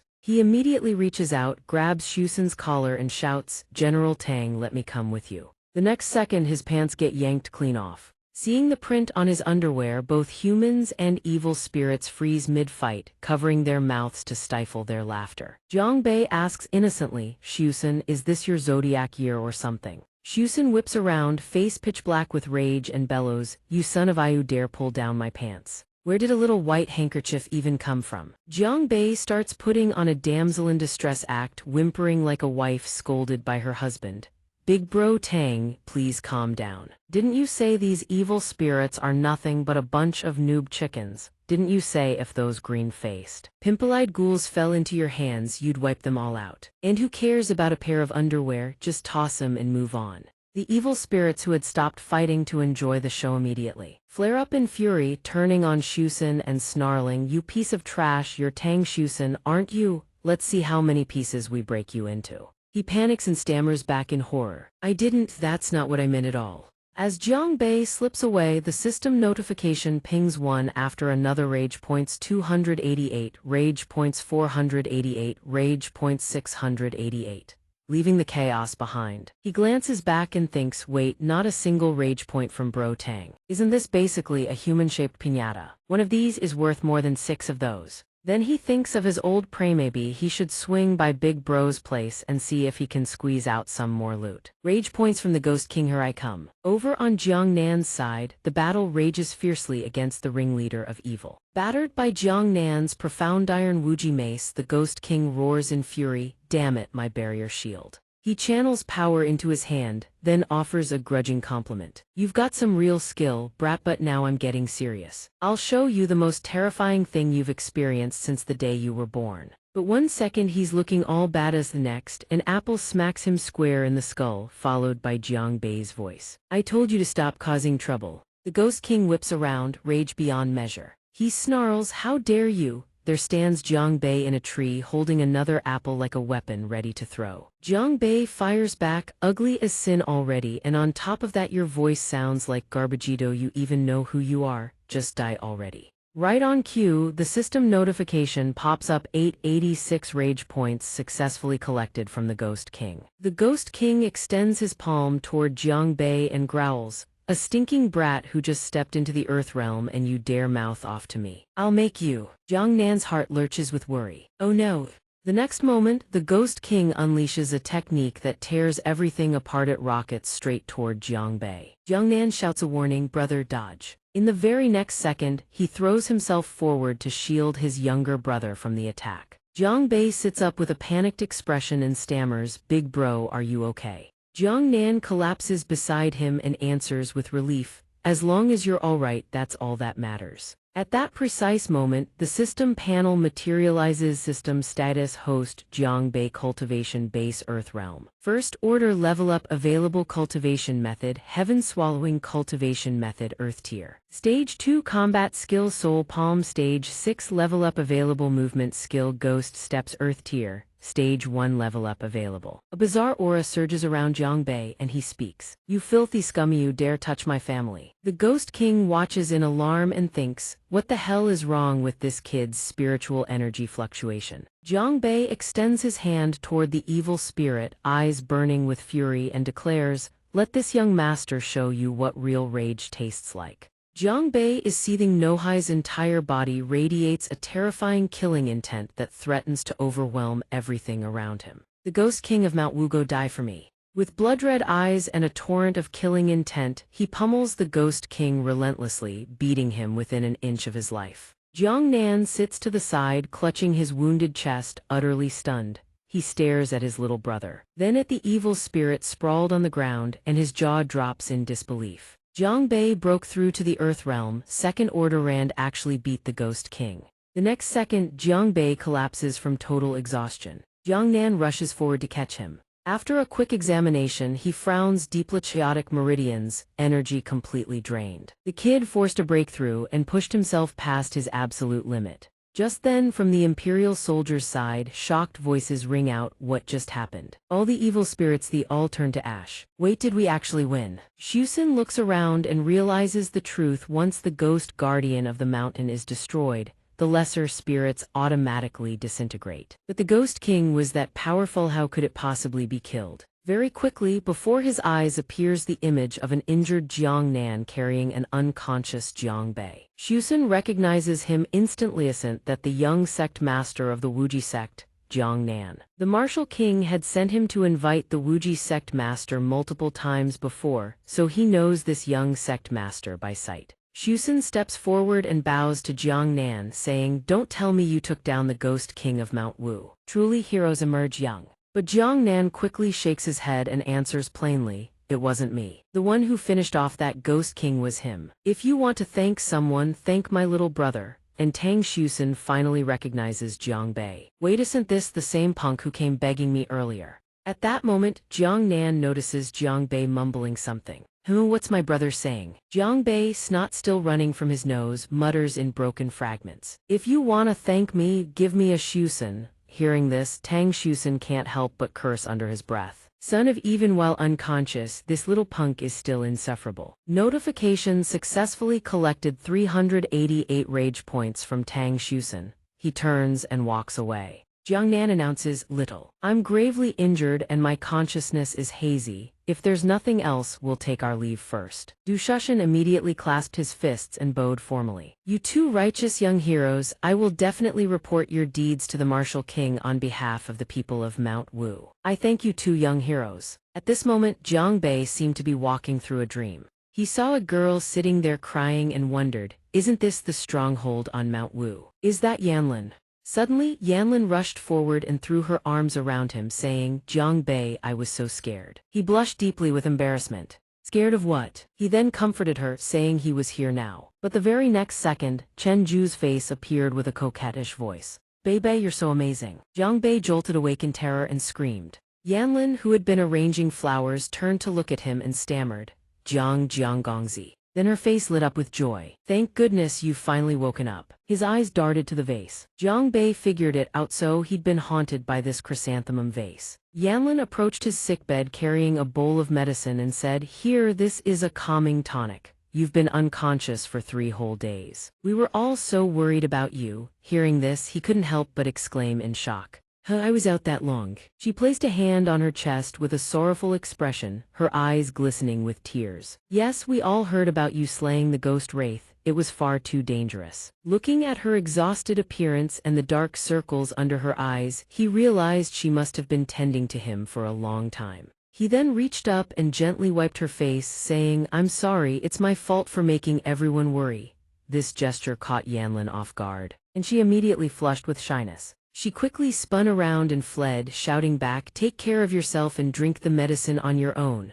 holding the bowl. Jiang Bei muttered in confusion, Yanlin, why did she suddenly act like that? Then the little system advisor materialized and answered. How pathetic, host, truly pathetic. A weak man gets abandoned by women, no surprise there. He whipped around furiously and snapped, who are you calling pathetic? The system crossed its arms and turned away with a huff. Listen here, kid, you literally passed out from running out of stamina. You're honestly the worst host I've ever had. But Jiang Bei shot back defiantly, I've heard that kind of trash talk since 800 years ago. This young master doesn't give a damn. Seeing that stubborn defiance, Xiao turned back and fired back. This time the ghost wraith's target managed to escape the evil spirit by sheer luck. But next time, do you think you'll be that fortunate again? He lifted the bowl of medicine to his lips and drank, then grudgingly agreed. Fair point, if I just hid at home forever, sure, but the moment I step outside, every corner is crawling with big shots. At the same time, the system chimed in cheerfully. Come, young man, it's time to choose your very own weapon. Jiang Bei's eyes lit up with excitement, sparkling like stars. A personal weapon. Now that's what I call generous. However, he quickly calmed down and thought it over. But where am I supposed to find all these materials? Xiao promptly offered a suggestion. After running a scan, host should head due north for 500 meters. That's where the natural treasures you need are located. He looked in that direction and realized distant that the Tangbao Tower. At the very location Jiang Bei and the system had targeted, a pitiful voice cried out. Oh my ancestors, my poor, poor pants. Hiding in the bushes with 2 branches in hand, he couldn't help but groan. Why are there still guards on duty at noon? Don't these people eat? Xiao fired back. Host, you haven't eaten either. Sneaking around like some ghost, what exactly are you trying to steal? Hearing that, he couldn't resist giving it a hard pinch and retorted, steal? In the cultivation world, there's no such thing as stealing. Xiao yelped in pain, ow, ow, ow, that hurts, let go of me. After satisfying his urge to pinch, he turned around and calmly laid out his plan. Right now, out of the 36 stratagems, only one remains as the best course of action, slipping in. The system was startled and judged, host, are you seriously giving up? But the next second, realization dawned. Wait, you mean sneaking inside? Glancing back, Jiang Bei explained, this is called switching positions. He then used his Qinggong to leap over the wall and whispered. Quit yapping, he landed swiftly at his intended spot. The place where Jiang Bei stood was overflowing with spiritual energy. System notifications popped up continuously. System material discovered millennial dark iron. Do you wish to collect it? System material discovered transrealm Vajra stone. Do you wish to collect it? System material discovered extreme frost ice crystal. Do you wish to collect it? Looking around in amazement, he thought, wow, that's insanely generous. So our clan's treasury is this grand. The next second, he clicked his tongue repeatedly, secretly overjoyed. Watch as I, Jiang Bei, grind in silence. One day I'll shock everyone. Then he shielded his eyes and exclaimed, blinding, the light of legend, it's timeless, absolutely blinding. A massive sword materialized out of thin air. He gazed at it, picked it up, and beamed with delight. Wow, a magnificent, high-class sword full of meaning. Only something this grand is worthy of me, Jiang Bei. At that exact moment, the system cut in urgently. Host, run. The divine sword's emergence is unleashing enormous power. This treasury is about to collapse. Jiang Bei's eyes went wide. What? The very next second, the Beitong pavilion came crashing down. The guards jumped in shock. What the hell is going on? They quickly spotted him and one exclaimed, that's young sect master Jiang Bei. Jiang Bei was covering his mouth, coughing violently. The 2 disciples discussed among themselves, we need to report this to Jiang Nan Shixing and the elders immediately. Jiang Bei kept coughing from the dust and looked down at his new sword in bewilderment. Cough, cough, what the hell is this thing? How does it have this much destructive power? It literally demolished an entire room. Cough, cough. Xiao materialized and announced, host, please name the divine sword to complete the binding process. He suddenly remembered. Oh, right, I have to name it too. Then he struck a self-admiring pose. For a man as suave and cool as me, Jiang Bei, this sword deserves a name just as legendary. He raised the sword high and declared with glee. I've got it, I shall name you Xiao Taotaoas in refined elegance. The system, despite itself, had to admit. Buddy, that's honestly the least elegant name I've ever heard. At the same time, the system notification rang out. System successfully collected 188 rage points from Xiao Taotao. Jiang Bei was stunned. Huh, even a sword can get angry. Well then, let this young master test your power. First, sword riding. At that exact moment Jiang Nan rushed over and called out, Jiang Bei. He asked with concern, are you all right? Standing beside him were Su Yingzhu and the second elder of the Wuji sect. Jiang Bei quickly replied with an awkward grin, I'm fine, what could possibly be wrong? Look, I even got myself a divine sword. But then his expression froze. Huh, he immediately started crying and wailing.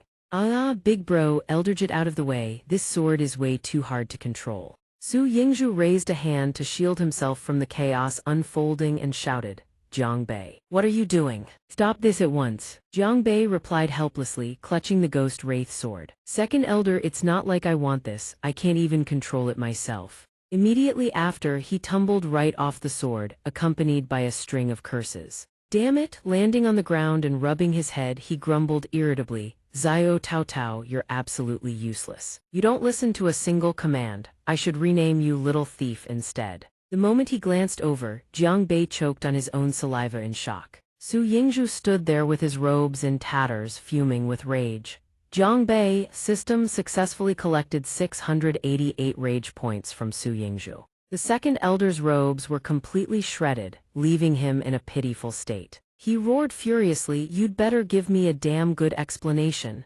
Jiang Bei hurried to explain, I was just trying out a weapon. I didn't know you two were there. Suddenly, a disciple shouted from behind, Elder, Elder, outside the mountain gate, there's hearing the call. The second elder turned around. Sure enough, after seeing the elder's current state, the disciple can't hold back and bursts out laughing. The second elder of Yingzhu, utterly humiliated, flies into a rage. His expression darkens like a thundercloud as he growls through gritted teeth. If you've got something to report, spit it out, stop just standing there. And so, the man struggles to contain his laughter as he makes his report. Understood. Elder, outside there is a man by the name of Tang Shushan. He says he wishes to see the young sect master. Jiang Bei's eyes go wide with surprise. Tang Shushan, isn't that the spineless coward of a general? Saying that, he strolls right over and slings his arm around that brother's shoulder like they're old pals. Come on, come on. Let me go see this Tang Shushan with you, me and him go way back. The second elder of Yingzhu, still choking on his humiliation behind them, points at Jiang Bei's retreating figure and bellows, Jiang Bei, you little brat, don't you dare run from this, we'll settle this score later. Once led to Tang Shushan, the moment he lays eyes on the man, Jiang Bei speaks up, General Tang, right this way. Then he folds his arms in front of his chest, his expression dripping with contempt. Well then, what business does your grandpa Jiang Bei have with you today? Tang Shushan's face turns absolutely ghastly at those words. He forces down his irritation and replies, this time I come bearing the War King's orders. First, to invite the young sect master to attend a banquet.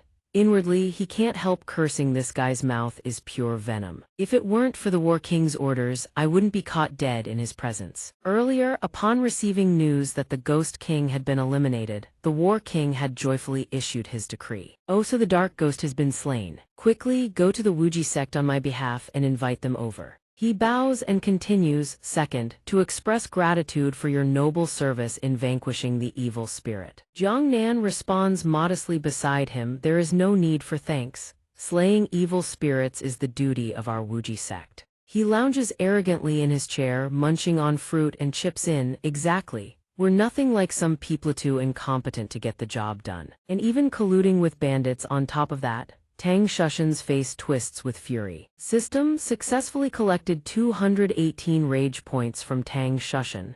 Jiang Nan's expression remains ice cold as he continues, as for this generous gift. General Tang, please take it back with you. Suddenly, Hu Yanlin's voice rings out from outside. Wait, she has disguised herself as a man. The moment she steps in, she cups her fists and gives Jiang Bei a playful wink. Senior brother Jiang Bei, how about we take a little trip to the War King's estate? The instant he sees her, he recognizes her. A hint of confusion rises in his mind. Huh, is that Yanlin? Why is she disguised as a man? He immediately asks. Why though? She answers at once. I hear that Miss Yanlin of the War King's estate is about to be married to young Prince Dio Mao. Senior brother here just wants to witness such a grand event, that's all. He thinks it over, lowering his head to stroke his chin. If he remembers right, she left the War King's estate precisely because of this marriage arrangement. so why is she deliberately asking him to bring her back there? After a moment he agrees without hesitation.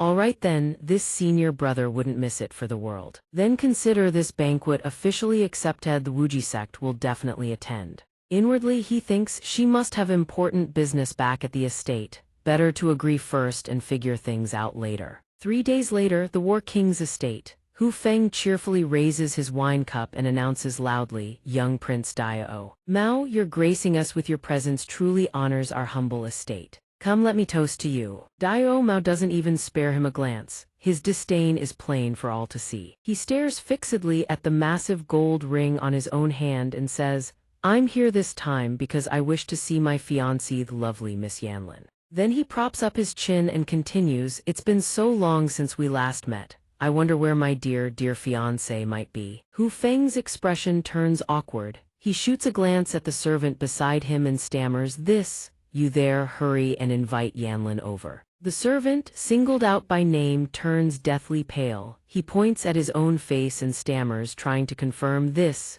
servant shall go." Inside, he's trembling with dread. The young miss hasn't been home for ages. Where am I supposed to find her? Hu Feng sees his sluggishness and frowns in displeasure. He whispers, "Just go outside, pretend to look around the estate. When you come back, say the princess is ill or sleeping, something like that, so she can't make it." Then he gives the servant a kick to send him on his way. "Get going, move it." Suddenly, a voice rings out. The young sect master of the Wuji sect has arrived. Jiang Bei, Jiang Nan, and Hu Yanlin walk in together. Seeing the servant still sprawled on the ground, they can't resist throwing in a few barbs. My, the War King's kicks are truly something else. To send a man flying like that. The servant catches sight of Jiang Bei and still can't bring himself to get up off the ground. Hu Feng sees his guests arrive and immediately shifts into a welcoming demeanor. The two young sect masters have finally arrived. Come, please have a seat." But in his heart he can't help cursing. This young sect master is handsome, all right, but his mouth is pure poison. System successfully collected 28 rage points from Hu Feng.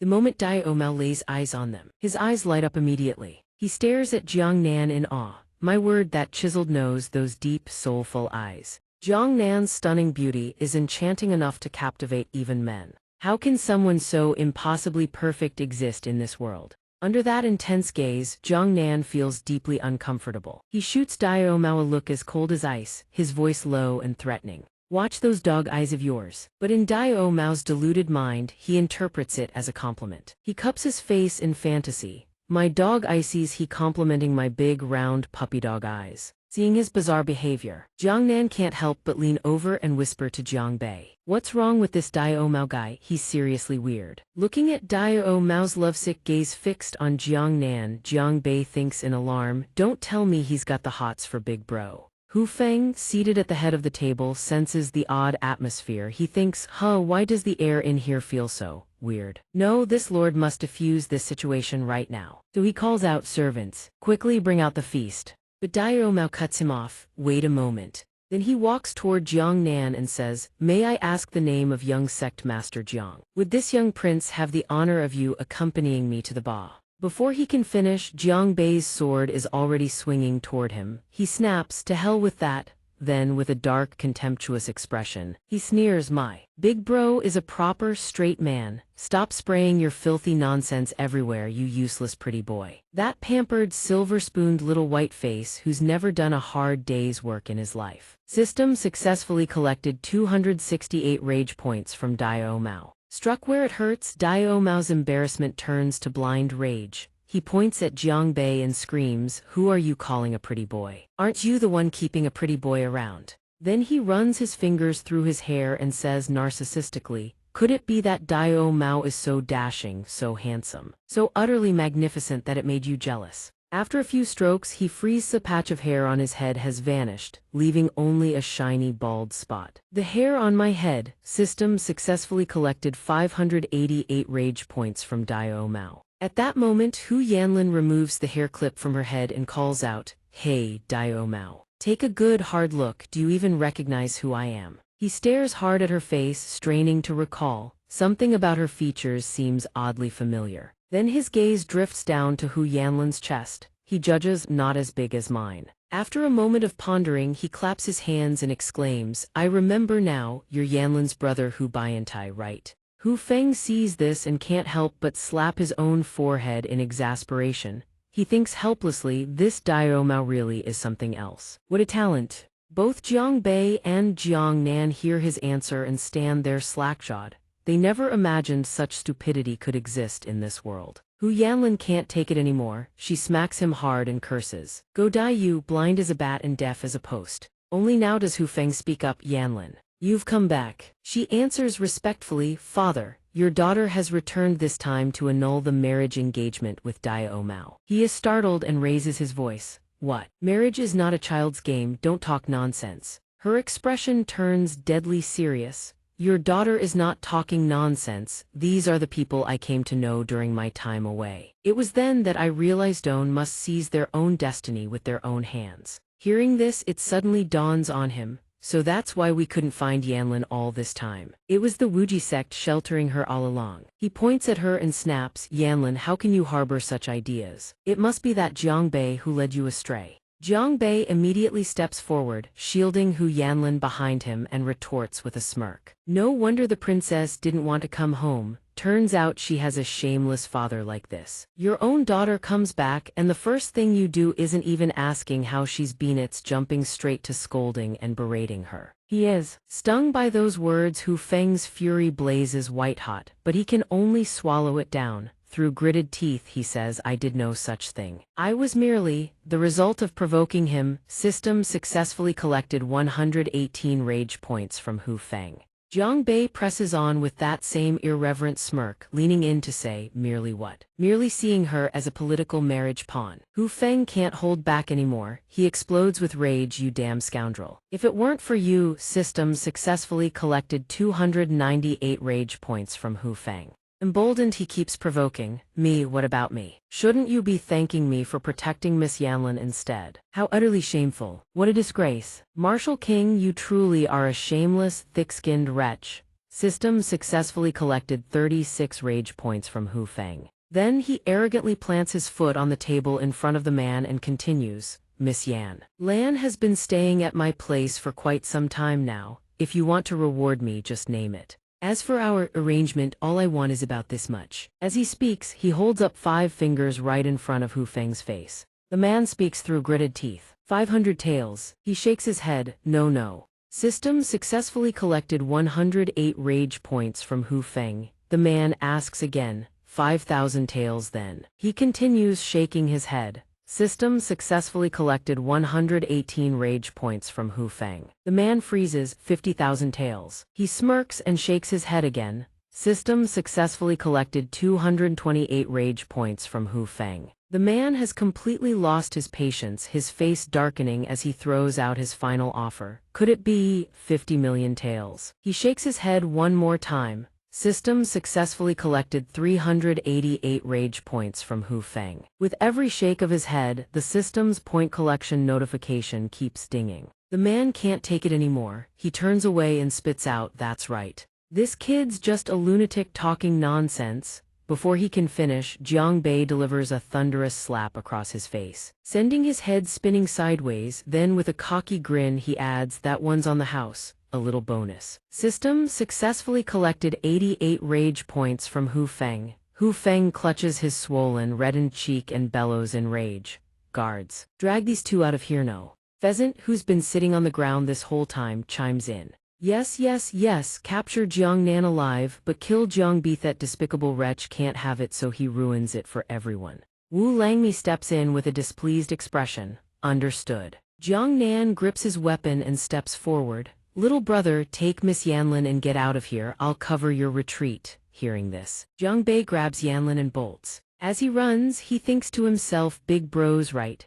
Yanlin's martial skills aren't strong, dragging an extra person along will only slow things down. The moment he reaches the carriage, he shouts urgently, Pang Hu. Pang Hu jumps at the shout. Young Master Bei, what happened? Jiang Bei shoves Yanlin toward him and blurts out a few rapid-fire words. Get Yanlin back to the Wuji sect and bring reinforcements quick. Pang Hu looks confused. What about you, young master? He tosses one last sentence over his shoulder. I'm going to save my brother. and takes off in a flash. The pursuers hot on Jiang Nan's tail keep shouting, "You little brat, if you've got the guts, stop running." Suddenly Jiang Nan stops dead in his tracks. A bottomless cliff yawns open before him. Wu Langmi's men grin with triumph. Heaven doesn't refuse anyone a way out, but today it's sealed your fate. With that, he channels his energy, forming a sphere of distorted, eerie faces and fixes Jiang Nan with a sinister stare. "Looks like even the heavens have abandoned you. Then die." Void sphere. With a roar, he hurls the sphere of power straight at Jiang Nan.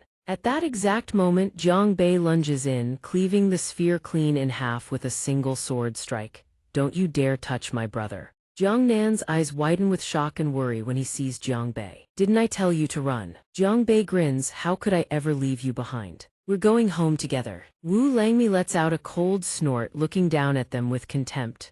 "Ants climbing a tree. Overestimating yourselves, none of you are leaving here alive." The moment he finishes, he roars, "Living hell, first form tongue-ripping hell." A torrent of crimson energy erupts from him, forming a formation that traps Jiang Nan inside. Seeing this, Jiang Bei shouts in worry, "Big bro, are you okay?" Jiang Nan, trying to put him at ease, says, "I'm fine," but deep down, he knows the odds are stacked heavily against them. Inside the formation, two ghosts wielding weapons materialize, eyeing him with hungry, bloodthirsty stares. Jiang Nan immediately hurls the two elm staves in his hands at them. But the ghosts show no fear, they even laugh mockingly. A three-eyed ghost creeps up silently from behind him. He senses something wrong and glances back in horror. From outside, Wu Langmi keeps pointing and barking orders. "Everyone charge at once." In his mind, he thinks smugly capturing Jiang Nan through brute force alone would be too troublesome. Better to finish off Jiang Bei first. Jiang Bei fights off the enemies outside while keeping his eyes locked on the formation. He can't help but curse, "Damn it, this isn't looking good." Suddenly, Jiang Nan's staff clatters to the ground with a loud clang. Jiang Bei whips his head around in horror. "Brother." Jiang Nan's entire body is drenched in blood, barely holding himself up in a crouch inside the formation. Seeing his brother in this state, Jiang Bei abandons his opponents and charges toward the formation, shouting, "Big bro. Hold on, I'm coming." But in his reckless rush, he fails to notice an attacker striking from behind, catching him completely off guard. He forces himself upright on the ground and calls out, "Brother." One of the men senses something off and speaks up. "Chief, didn't the pheasant young master order us to keep Jiang Nan alive? If we keep this up, there's a real chance he could." Hearing this, Wu Langmi recalls how the pheasant had kept repeating before they left, "Jiang Nan must be taken alive." He grits his teeth and thinks, how did His Highness Prince Wen raise such a useless good-for-nothing? Then he speaks, "You're right, we still owe the pheasant young master a favor. Leave Jiang Nan alone, but Jiang Bei's." With that, he clasps his hands and dispels the formation. It gradually fades away. Jiang Bei shouts urgently, "Big bro." Jiang Nan, completely drained of strength, collapses straight to the ground. Jiang Bei catches him just in time, shouting, "Big bro." A moment later, he lays Jiang Nan on the ground, his face dark with fury, and snarls, "You lowlife bastards, you've pushed this way too far." The instant he finishes, he gives the order. "System, use all my rage points, level me up, everything." The system materializes, casting a glance at the injured Jiang Nan, then speaks with a word of caution. "Host, little N understands your rage, but please calm down first." Scanning complete, all hostiles are confirmed Earthrealm cultivators. However, the host can only reach Earthrealm 4th tier at maximum. Insufficient combat strength to engage. Wu Langmi crosses his arms and sneers. "All you can do is talk, big kid." Jiang Bei's expression turns vicious as he grinds his teeth and snarls. "Less talk, more fighting, how do you know unless you try?" The system sees his resolve and complies. "Understood, good luck, host." System Rage Mode Level UP initiated. Host Jiang Bei Cultivation Base Earthrealm, 2nd tier upgrading. Heaven Swallowing Cultivation Method Earth Grade 3rd layer upgrading. Soul Palm 7th layer upgrading. Ghost Steps Earth Grade 3rd tier upgrading. Rage points 5,738. He leaps into the air and slashes down at Wu Langmi. What catches the man completely off guard is that the strike snaps his sword clean in half. He presses the attack, unleashing a relentless barrage. System Earth Realm, 2nd tier Peak Soul Palm 8th layer Heaven Swallowing Cultivation Method Earth Grade 4th layer Earth Realm 3rd tier Mid State. Ghost Steps Earth Grade 5th tier Earth Realm 3rd tier Peak. Wu Langmi watches Jiang Bei explode with power, unleashing wave after wave of attacks, and thinks in disbelief, what the hell kind of monster is this brat? He's half dead from injuries and he's still leveling up at breakneck speed. Nathe's kid cannot be allowed to live. With that thought he roars, living hell, second form blade hell. A blood-red cage descends from above, crashing down around Jiangbei. His eyes sharpen dangerously. A slow, fierce grin spreads across his lips as he mutters, finally. He launches his sword straight at the crimson cage and bellows, heaven seeks to crush me. I shall devour the heavens. Following his war cry, the system chimes in system heaven-swallowing cultivation method activated. A sphere of immense power coalesces in his hands. The sphere of energy slowly engulfs the entire cage Wu Langmi created, leaving him utterly stunned. What? No one below the heaven realm has ever broken free from my hellgate, ever. The wretched demon sealed within it. Stop thrashing, completely unable to break free. Then he looks toward the soul-summoning cage as a massive wave of terrifying energy erupts outward, surging without end. Wu Langmi witnesses the scene before him. Shock and horror flood his mind. He thinks, how the hell did he counterkill his way out of Hellgate? After shattering his technique, Jiangbei stands in midair with his arms crossed, his voice cold as ice. Today, I'll show you worthless scraps exactly what this young master's power looks like. Hellgate, what kind of dogshit move is that? He swings his arm furiously, attacking toward them while snarling. This young master will pay you back 100-fold. Kaboom! A colossal palm imbued with devastating force slams down. The group screams and wails as they're smashed into the ground. The surrounding earth shatters and cracks apart. After unleashing that all-out strike, his entire body is drenched in blood. Every meridian in his body has burst. He can't hold on any longer and plummets from the sky. His mind races. This old man's done for this time, but going down fighting, worth it. At that moment, a hand reaches out and catches him. Butler Du cradles him in his arms, calling out in panic, Young Master Bei, Young Master Bei. Jiang Bei's voice comes out weak and trembling. Old man Du, is that you?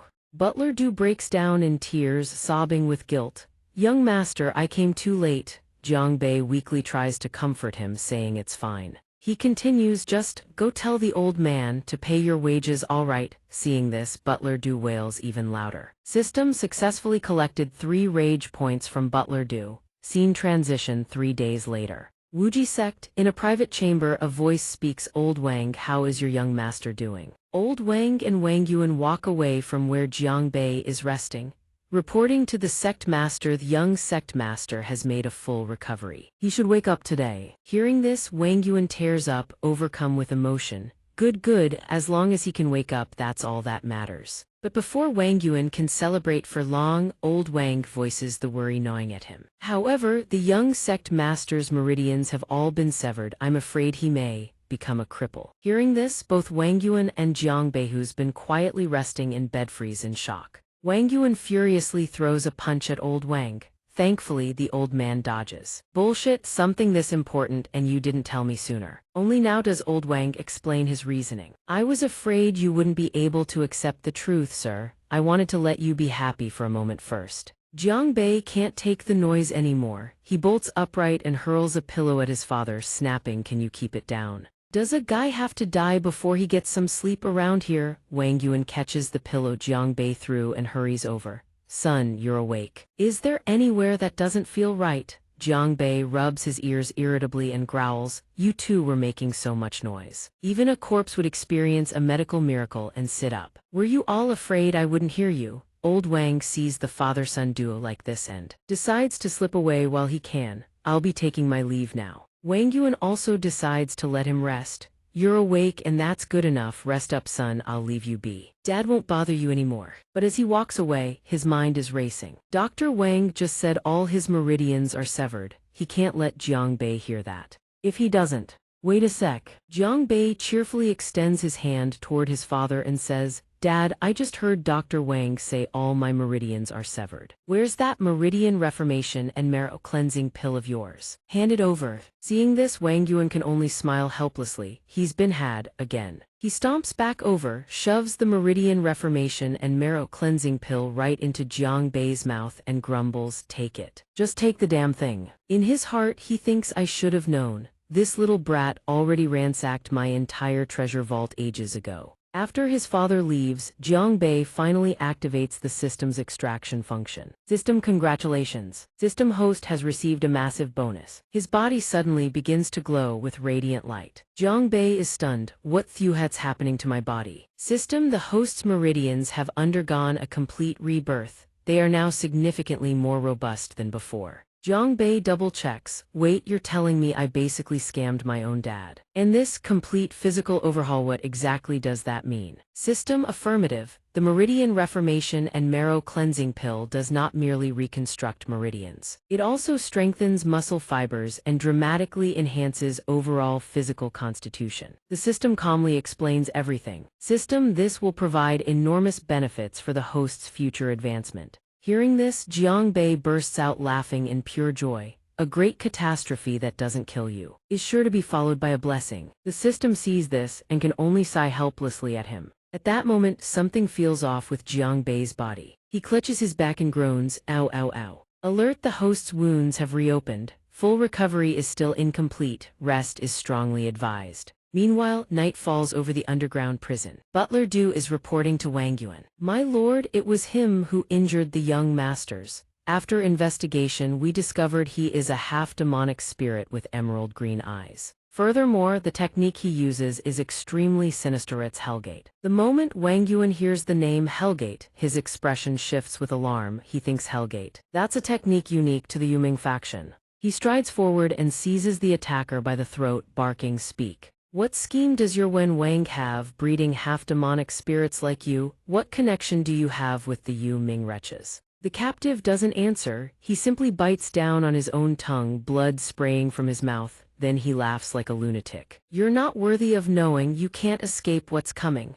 He praises two names with fanatical devotion. All hail Yu Ming. All hail eternal night, and bites down harder, severing his tongue completely. Butler Du rushes over in alarm. My lord's killed himself. Wang Yuan remains calm but grave. Butler Du. I fear this matter is truly connected to the suppression of the Yu Ming Venerable at the Mount Wu stronghold in Liuzhou. I will make a trip to the Mount Wu demonic spirit stronghold. As for those two idiots, I'll leave them in your hands. Butler Du bows respectfully as Wang Yuan departs. Rest assured, my lord. Dark clouds roll across the sky, blotting out the stars. Wang Yuan steps outside and gazes upward, thinking it seems a storm is coming. Scene transition in another location. A figure in black robes stands in the shadows. He speaks. Dio Bao, you still have 1 week left. I trust you know exactly what needs to be done. That figure is Huang Vu, a subordinate of the Yu Ming Venerable at an unknown realm of power. He states coldly this time. I require a blood sacrifice of 300 cultivators.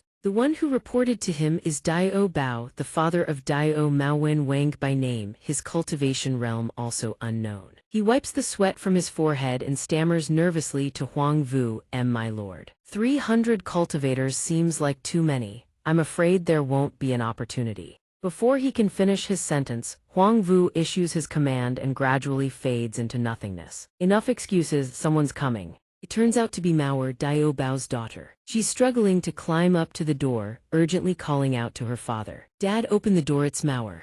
Dio Bao is surprised to see his daughter return. Huh, weren't you supposed to be at the Martial King's estate in Ziyang City to discuss the marriage? How are you back so soon? Then he notices his daughter's hair, part of it is missing. Wait, your hair. Mauer sees her father about to laugh at her hair and flies into a rage.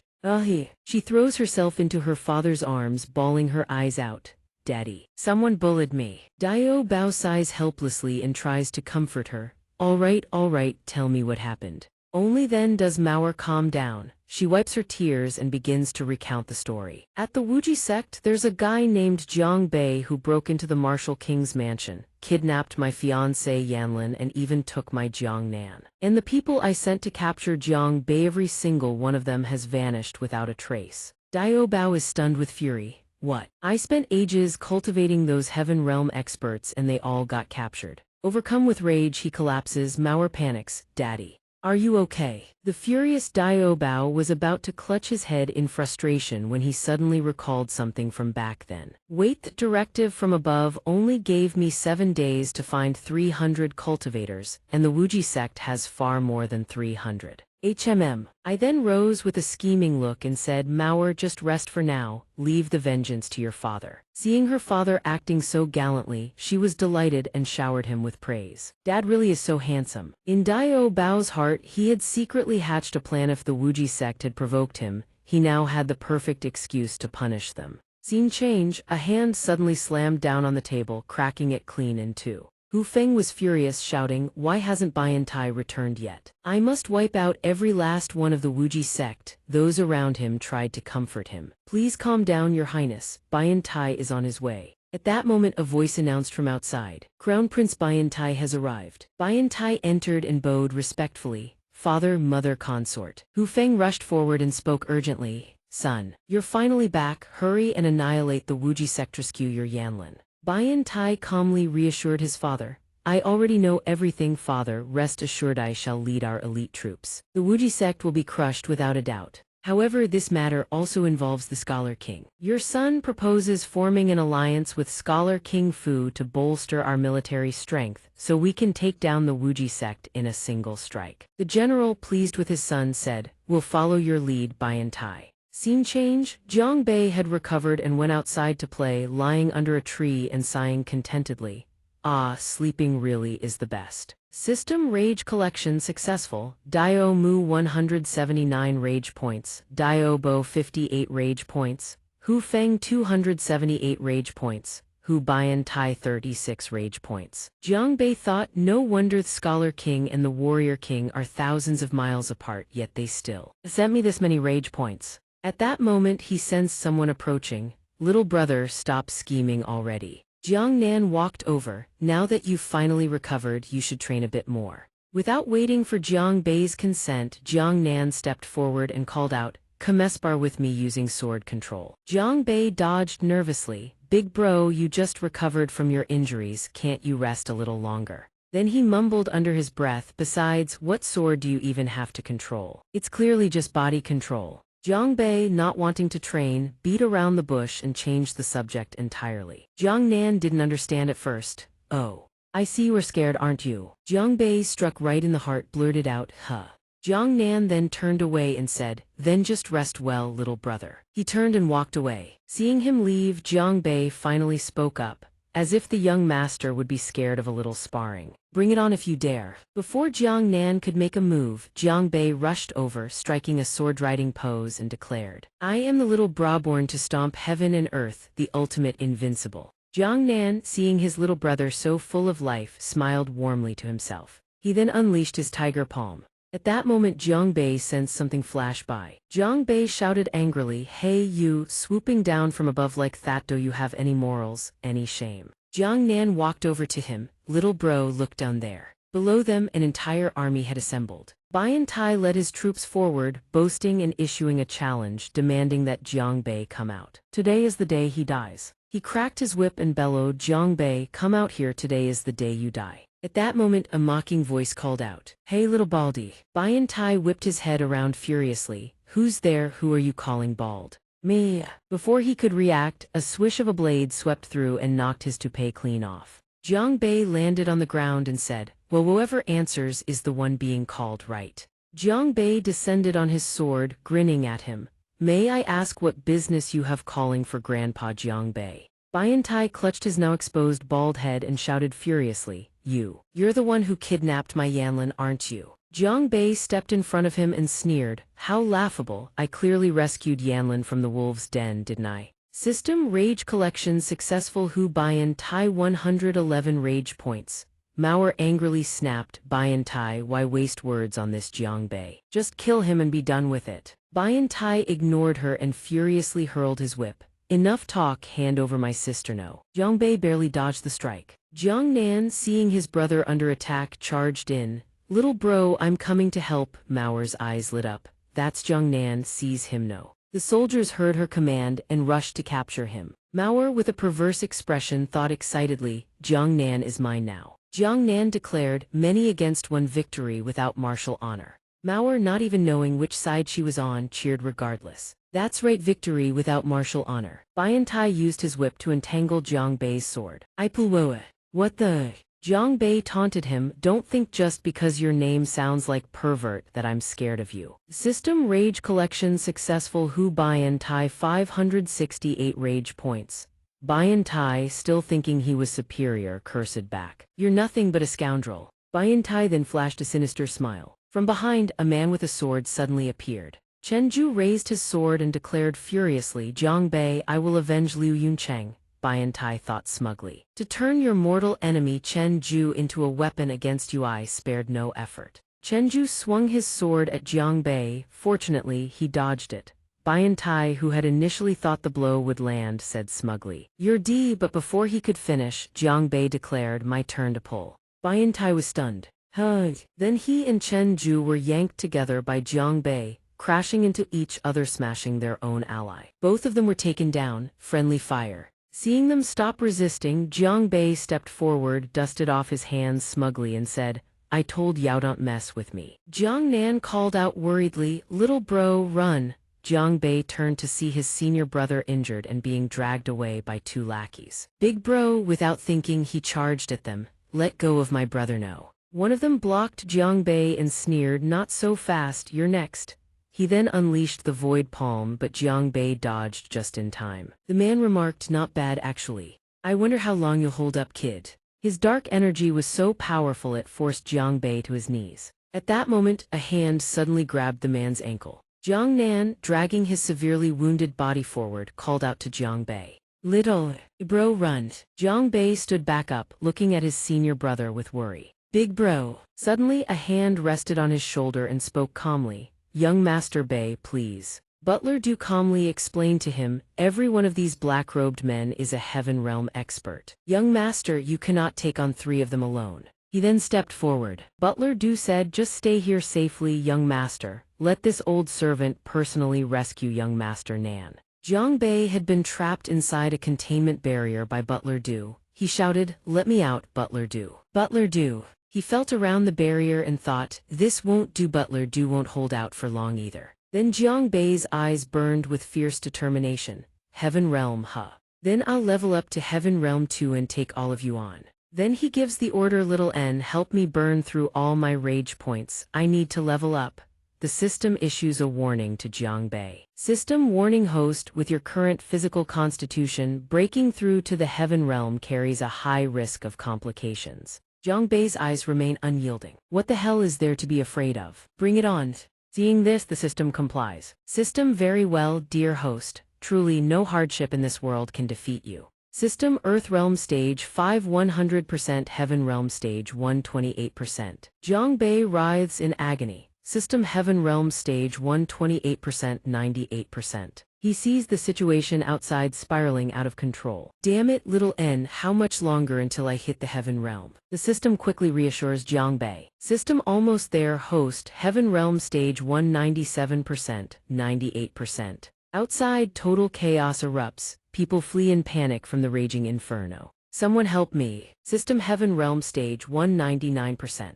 System, Heaven Realm Stage 1 breakthrough complete. System, Rage System level up, host Jiang Bei, Cultivation Base, Heaven Realm Stage 1 Cultivation Method, Heaven Swallowing Cultivation Method, Earth Grade. Layer 5 Combat Skills Soul Palm, Heaven Grade. Layer 1 Ghost Steps, Earth Grade. Layer 5 New Skill acquired, Full Moon Skyrend, Heaven Grade. Layer 1 Rage Points updated. Host Jiang Bei has acquired a new skill, Full Moon Skyrend. Suddenly, a crimson flame crashes down and slams into the frozen ground. The monsters standing there feel the surge of raw power and whip their heads around. Jiang Bei swings his sword and leaps skyward, throwing down the gauntlet. Now then, feast your eyes on the performance of your grandpa Jiang Bei. He strikes, Full Moon Skyrend. The Jiang family disciples see this and erupt in jubilation. That's the second young sect master. The second young sect master has driven back the evil spirit. In stark contrast, Bian Tai's subordinates grow visibly anxious. This kid actually broke through to the Heaven Realm right here. Jiang Bei strides up to them and sneers, you trash, if you've got the guts, come fight your grandpa Jiang Bei. System 138 Rage Points collected from Wan Li. System 125 Rage Points collected from Wan Quan. 147 Rage Points collected from Wan Yi. The enemies see his audacity and charge without hesitation.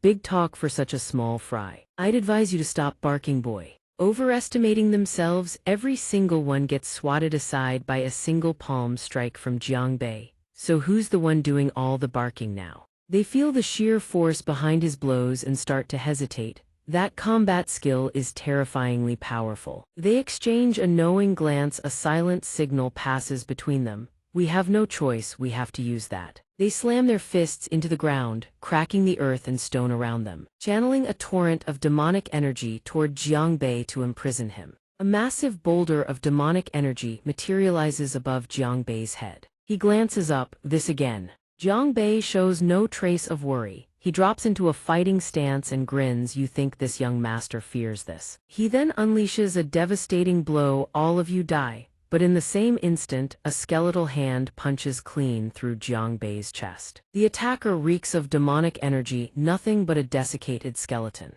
Jiang Bei fails to guard in time. Struck from behind, he lets out a guttural cry of agony. His body suddenly senses a massive shift deep within. Jiang Bei's rationality slips away. He unleashes a roar, releasing the pent-up energy surging through his entire body. Butler Du's face drains of color. This is bad. Young Master Bei has fallen to demonic corruption, Jiang Nan watches, his anxiety reaching a breaking point. Brother, at that moment Jiang Bei transforms into a completely different person. He speaks in a chilling monotone. Now begins the hunt.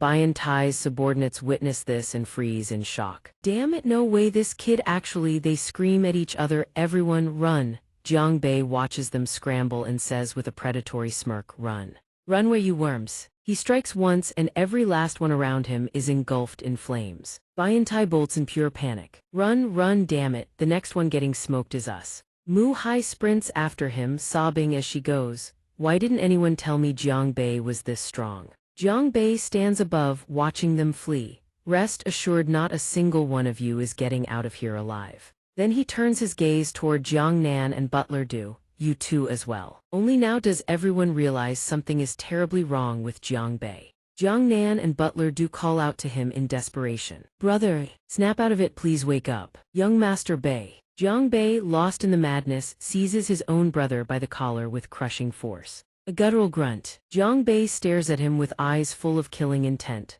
Go die. But deep within his consciousness, a voice still echoes. Bear, stop this at once. Jiang Bei screams in agony. His head feels like it's about to split apart. He collapses to the ground, losing his balance. The two rush to his side in a panic. Young Master. Brother. Then he's pulled into another space, a strange, alien void. A woman hangs suspended from iron chains. Where is this place? Why is there a woman here? Her beautiful face stirs something deep in Jiang Bei. He almost recognizes her but can't quite place it. This woman, she looks so familiar. I don't know why, but she feels so close. The woman speaks, her voice gentle. Bear, you've finally come. Jiang Bei freezes. She knows me. Something's not right here. How do you know my name? The woman's voice drops low, but she reveals nothing. Bear, you will know soon enough. Memories flood in. Jiang Bei is thrown into a vision of his infancy, a woman cradling a newborn. He realizes the baby is himself. And the woman whispers softly to the child, my boy, you must grow up quickly so you can protect your little brother. He thinks, how is this possible? His father beams with joy, tossing the baby into the air. And you, Bayer, grow up fast too, help your big brother protect your mother. Their mother chides him, put the child down this instant. Jiang Bei realizes just how happy he once was. Having an old man like that, I really was blessed. Jiang Bei suddenly recognizes the woman. He speaks slowly, his voice trembling. Then you're my mother. Jiang Bei has always harbored a deep, instinctive feeling even though he has never once seen his mother in this world and never dared ask his father about her. Looking at the wretched woman before him, he still can't believe it. I can't believe it, I'm actually the son of a demoness. A voice echoes from deep within Bayer, you will understand in time. Jiang Bei reaches out, calling mother, but his parents' voices echo, someone on the outside is waiting for you, you must go. At the Wuxia sect spirit hall back in reality, Jiang Bei has already been placed inside a coffin. Butler Du's voice carries, Master. This old servant has sinned, I could not fulfill the duty entrusted to me. Jiang Nan blames himself as well. Little brother, I'm sorry, your big brother failed to protect you. Hu Yanlin gazes at Jiang Bei's lifeless body, tears streaming down her face. Young Master Jiang, were we destined to share a bond in this life but never the fate to be together? Just as they're about to seal the coffin lid, he bolts upright like a man waking from a nap. "Huh, where the heck am I?" The coffin bearers see the dead man sit up and go white as sheets, scattering in all directions. "Zombie, zombie, the young master has come back to life. What the hell? Isn't it obvious I'm clearly still alive and kicking?" Jiang Nan calls him little brother. Only Jiang Bei's brothers and lover aren't afraid running over and clinging onto the young master like that. Scene transition Wuji sect back mountain. Jiang Bei lies there, lazily breathing in the breeze, casually asking the system, "Little N, is my mother trapped in the demon realm?" The system answers the question. The only thing that can be confirmed right now is that the host is already showing signs of demonic corruption. Jiang Bei is furious with the system's clueless answer. He curses at it. "Get lost, does this young master need you to tell me that?" Jiang Bei calmly stands up, unwilling to think about it any further. "Forget it, demon realm, my ass doesn't want to think about it anymore. His head's killing him and he's already told everyone he's fine, damn it." Jiang Nan stands upright, righteous as a gentleman, and insists on dragging him back to the back mountain, saying there are all kinds of spirit herbs here that can nourish the mind and help his body recover. Jiang Bei's eyes light up the moment he spots the herbs, each one a money tree waiting to be harvested. Wait, spirit herbs can be processed into spirit cigarettes and sold. He snaps back to life instantly. "Little N, don't go to sleep just yet, we've struck gold." Realizing he just grabbed something Strangia, Futh jolts back in surprise. A gorgeous girl lies in the middle of the grass. "Who the heck are you, lady?" Looking at the beautiful girl before him, Jiang Bei suddenly understands the system had mentioned that its form would change as his realm advanced. Thinking back, he has no more doubts. Could it have been that time? When he broke through to the heaven realm, did the system level up because of that? The system actually dares to bop the host on the head, then lectures him. "You finally figured it out, host." Then she lays down her terms. Beauty has its privileges after all. "So from now on, be gentler with me, got it?" Jiang Bei pinches her cheek and says, all spoiled like, "Fine, I can be nice to you. Then call me big bra, let me hear it." She immediately reverts form and chomps down on him. Little N would rather die than suffer this humiliation. "If I call you big bro, how am I supposed to show my face in the system world?" Jiang Bei tries to intimidate Little N. Naughty children who don't listen get their bottoms spanked, you know. Little N doesn't back down either. She puts on a threatening front. "If you dare lay a hand on me, I'll never help you again."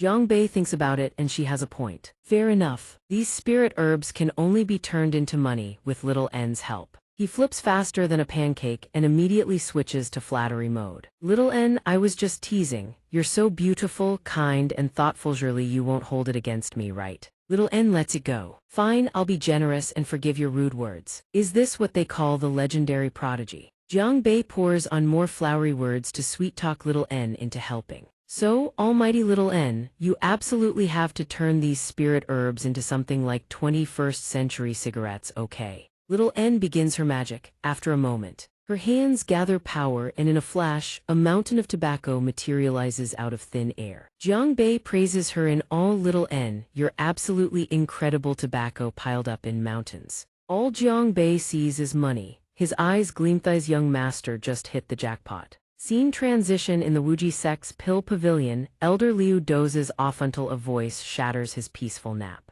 "Elder Liu." Jiang Bei barges in, face beaming with excitement. Look at what good stuff I've brought you." He thinks to himself Elder Liu is supposedly loaded. Fleecing him is the perfect play. Elder Liu is stunned, the second young sect master. Elder Liu breaks into a nervous cold sweat. This demon Jiang Bei once single-handedly destroyed the sect's treasure. Vaulties the pill pavilion, his next target. System 180 rage points successfully collected from Liu Yang. Jiang Bei sidles up to him and asks, "Elder Liu, what are you thinking about?" Elder Liu denies everything, and nothing at all. Then Jiang Nan appears out of nowhere. "Little brother, are you at the pill pavilion looking for medicine again? Is something wrong with your body?" Jiang Bei's face lights up with joy. "Bro, you showed up at just the right time." He hands one to his brother and excitedly shows it off. "Here, try this spirit smoke I just created." Jiang Nan stares at it intently. Jiang Bei even teaches him how to smoke it. "Don't worry, just add a little fire." Jiang Nan takes a deep drag and exhales. His expression turns absolutely blissed out. He never expected this stuff to feel so good.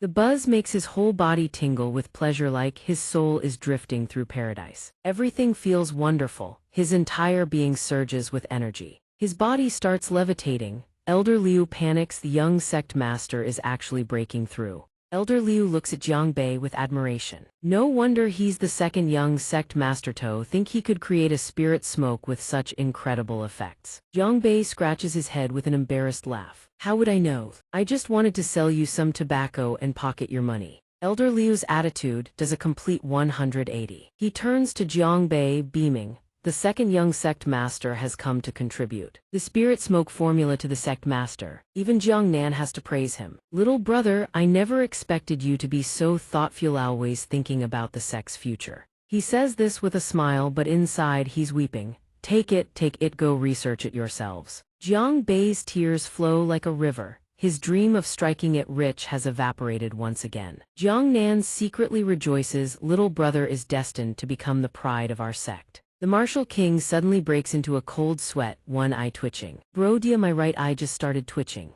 Dia Bao isn't any different, same thing happened to him. What a coincidence, me right eye just twitched too. Sure enough, it's trouble. His son Dia Mao bursts in, wailing, Father. He throws himself at his father, crying a river. Please father, avenge your son. Dia Bao anxiously asks his son, What happened, tell me. Resorting to violence like this, what kind of place has this become? Dia Mao, still in tears, tells his father everything. That Jiang Bei wiped out every single person I brought with me. Dia Bao is struck speechless by the shocking news. The martial king nearly chokes on his drink. What?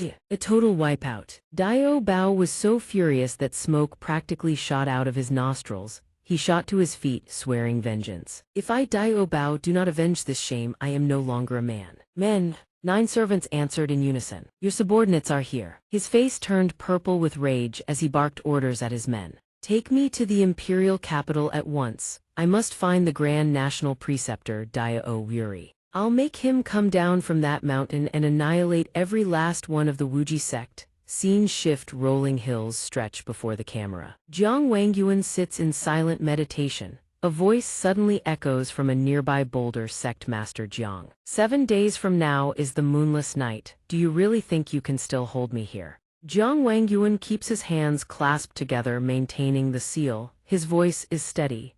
Back then, I sealed you away single-handedly. You think I fear you now? The boulder lets out a booming laugh. Oh, Sect Master Jiang, have you forgotten that woman? Have you forgotten the price you paid for her? Hearing those words, Jiang Wangyuan falls into a heavy silence. He says nothing more. He lifts his gaze to the moon hanging in the night sky, his expression tangled with complex emotions, longing to pour his heart out into the moonlight. Jiang Bei, you two must hold the sect together, you must survive. Elsewhere, a figure marches at the head of a regiment of soldiers. As he walks, he announces, the Wuji sect is just ahead. The one leading the charge is Dio Wyong, Heaven Realm, 5th stage, peak. The Grand National Preceptor of Feng Nation and Dio Bao's younger brother. A red-haired man trailing behind Ming Ling, Heaven Realm, 5th stage, calls out Grand Preceptor Dio. Dio turns his head, fixing Ming Ling with an icy glare. He says nothing. Ming Ling presses on, don't forget the terms you agreed to with us. Prior to this, a man named Huang Su had visited the Dio brothers Dio Bao and Dio Dato negotiate. Grand Preceptor, all you need to do is destroy the Wuji sect. After that, we'll perform a blood sacrifice of 300 cultivators to restore Lord Yu Ming. He leaned in, his words emphatic. Not only will we help you seize control of Feng Nation, but we'll grant you even greater rewards and help you become the overlord of an entire continent. Huang Su asked with a measured tone, what do you say? Dio Yuri let out a cold laugh at Huang Su's proposition, but after leading his forces to the gates of the Wuji sect, his mind begins to shift. Meanwhile, Jiang Bei is lounging about, casually puffing on a cigarette and enjoying the good life. Ding, a system notification pops up. System successfully collected 818 rage points from Dio Wyong. A number this suspicious. Those Dio clowns must be gearing up to cause trouble at the Wuji sect again. Little N teases him. The host is really getting the hang of reading intent. Jiang Bei stares at the system interface, his thoughts racing. Last time when I was promoted to Heaven Realm, I could barely beat 3 Heaven Realm first stage guys in black robes. This time, if they're sending someone called Dio Wyong, he's definitely way stronger than those 3 combined. Jiang Bei turns to little N with a question. Hey, little N, how many rage points do I need to go from Heaven Realm first stage to second stage? Little N happily explains. The host only needs 12,000 points to level up. Hearing that absurd number, Jiang Bei's enthusiasm deflates. That much? We're screwed. Little N rallies his spirits. Don't lose heart, host. When you advance from the great perfection of the innate Heaven Realm all the way to Hegu Realm first stage, you'll unlock a special bonus reward. Jiang Bei still isn't impressed. He waves it off. Hegu Realm, what kind of monkey business is that? I haven't even hit the peak of Heaven Realm yet. Why would I even think about what comes after? Little N sighs, time to step in again. Let me give you a quick science lesson. She transforms into a teacher, schooling her wayward student Jiang Bei. The world we live in is called the Star Origin Continent. Cultivation realms are divided into two major categories: the Martial Path realms and the Tao Cultivation realms. The Martial Path realms focus on body tempering heaven, earth, profound, and yellow for stages. The host is currently at the highest tier of the Martial Path Heaven realm. Little N reminds him once the host reaches Heaven Realm perfection, you'll break through from the martial path into the next tier. The Tao Cultivation realms focus on spirit refinement and divine cultivation. She points to a chart on the system display where a line of text is highlighted. Throughout history, Tao cultivators have opened up realms such as Hegu Realm, Silent Sea Realm, Windstrider Realm, and Sovereign Realm. Hegu, Silent Sea, Windstrider, Sovereign, holy crap, there are all those realms above Heaven Realm. Why the hell didn't the old man tell me about any of this? Jiang Bei raises his hand like a student. Question, what comes after Sovereign Realm? Little N lowers her imaginary glasses. Excellent question. She leans in close to Jiang Bei. The answer is nobody knows. He's baffled. Why not? Little N turns to him, perfectly calm. Because no one has ever ascended to immortality, there's no record of what lies beyond. No one has become an immortal. Little N gazes at him with a sweet smile. Who knows, maybe the first person to ascend will be you. My dear boy, I have high hopes for you. Jiang Bei stares in stunned disbelief. Me become an immortal. Hu Yanlin walks in, greeting him softly. Young Master Jiang, you're up so early. Jiang Bei puts on a casual face. Yeah, had to take a leak, so I figured I'd just get up. Little N bursts out laughing at him. The host really has zero shame in front of Yanlin, huh? Jiang Bei's face goes red. Shut up. Yanlin, a bit flustered, gently reminds him. Please have some breakfast first. I made it myself. Ding. System successfully collected 58 rage points from Dio Wyong. Jiang Bei doesn't touch the breakfast. He turns to Yanlin with an apologetic look, making her blush. Yanlin, go ahead and eat without me. I need to head out for a bit. Thankfully, Jiang Bei still remembers Dio Bao's reinforcements are coming. He needs to prepare for battle. Almost forgot, that bastard Dio Bao is bringing backup fast. I need to get to the sect gates and tell the disciples to brace for impact. By the time Jiang Bei arrives at the sect gates, the fighting has already started. Jiang Bei panics, crap, I'm too late. Dio Mao whispers into Dio Da's ear. Second uncleth, that's the one, that's Jiang Bei. Jiang Bei hauls a fallen soldier to his feet and barks, go, report to my elder brother and butler Dunno. Jiang Bei's voice is dead serious. The sect has guests. The soldier salutes. Why yes sir. Mingling jabs a finger at Jiang Bei's face and shouts. Jiang Bei, release Baiyantai, the crown prince, at once. Jiang Bei cuts him off mid-sentence. Or what? Don't blame this young master for not playing nice. Mingling's face twists with fury as he launches himself forward. You think you can get the upper hand on me just because you've got a sharp tongue? Charge! Jiang Bei doesn't flinch. Just in time, backup arrives. Jiang Wangyuan strides in, bellowing, you think you can just waltz in here and start swinging? What kind of dog shit is this? Butler Du rushes over to steady Jiang Bei. Young Master Bei, don't be afraid, we're here now. He speaks up. Your opponent is me. Jiang Nan also swoops in, looking absolutely drip-loaded. Little bro, your big bro's here to back you up.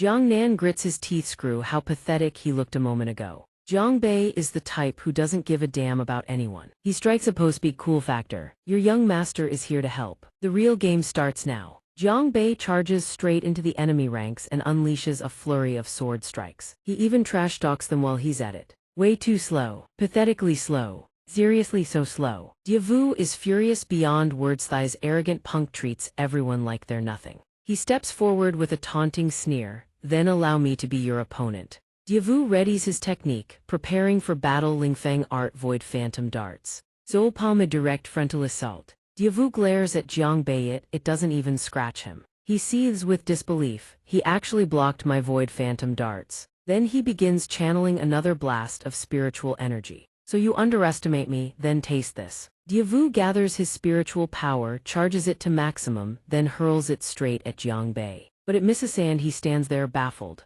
Oh, how did that miss? Jiang Bei points at him and bursts out laughing in contempt. I told you your eyes are trash, absolutely useless. Diavu doesn't let it get to him. He still has a stronger technique up his sleeve. Young man, don't be so arrogant. This technique of mine is fully charged to the max. Jiang Bei of course couldn't care less. Diavu threatens Jiang Bei and after the technique returns does it unleash its maximum power. Even Jiang Bei can tell this guy is no simple foe. Jiang Bei's eyes widen as he sees the massive purple spiritual energy blast closing in on him. Someone screams a warning, dodge it now. At the same moment, Yanlin appears out of nowhere and shoves him out of the way. Jiang Bei hits the ground and watches in horror as the spiritual energy engulfs Yanlin completely. Yanlin is gravely wounded by the blast. Their body is covered in wounds. Purple spiritual energy crackles like lightning around the useless Diavu. You won't be so lucky next time, brat. Jiang Bei roars in fury, bastard.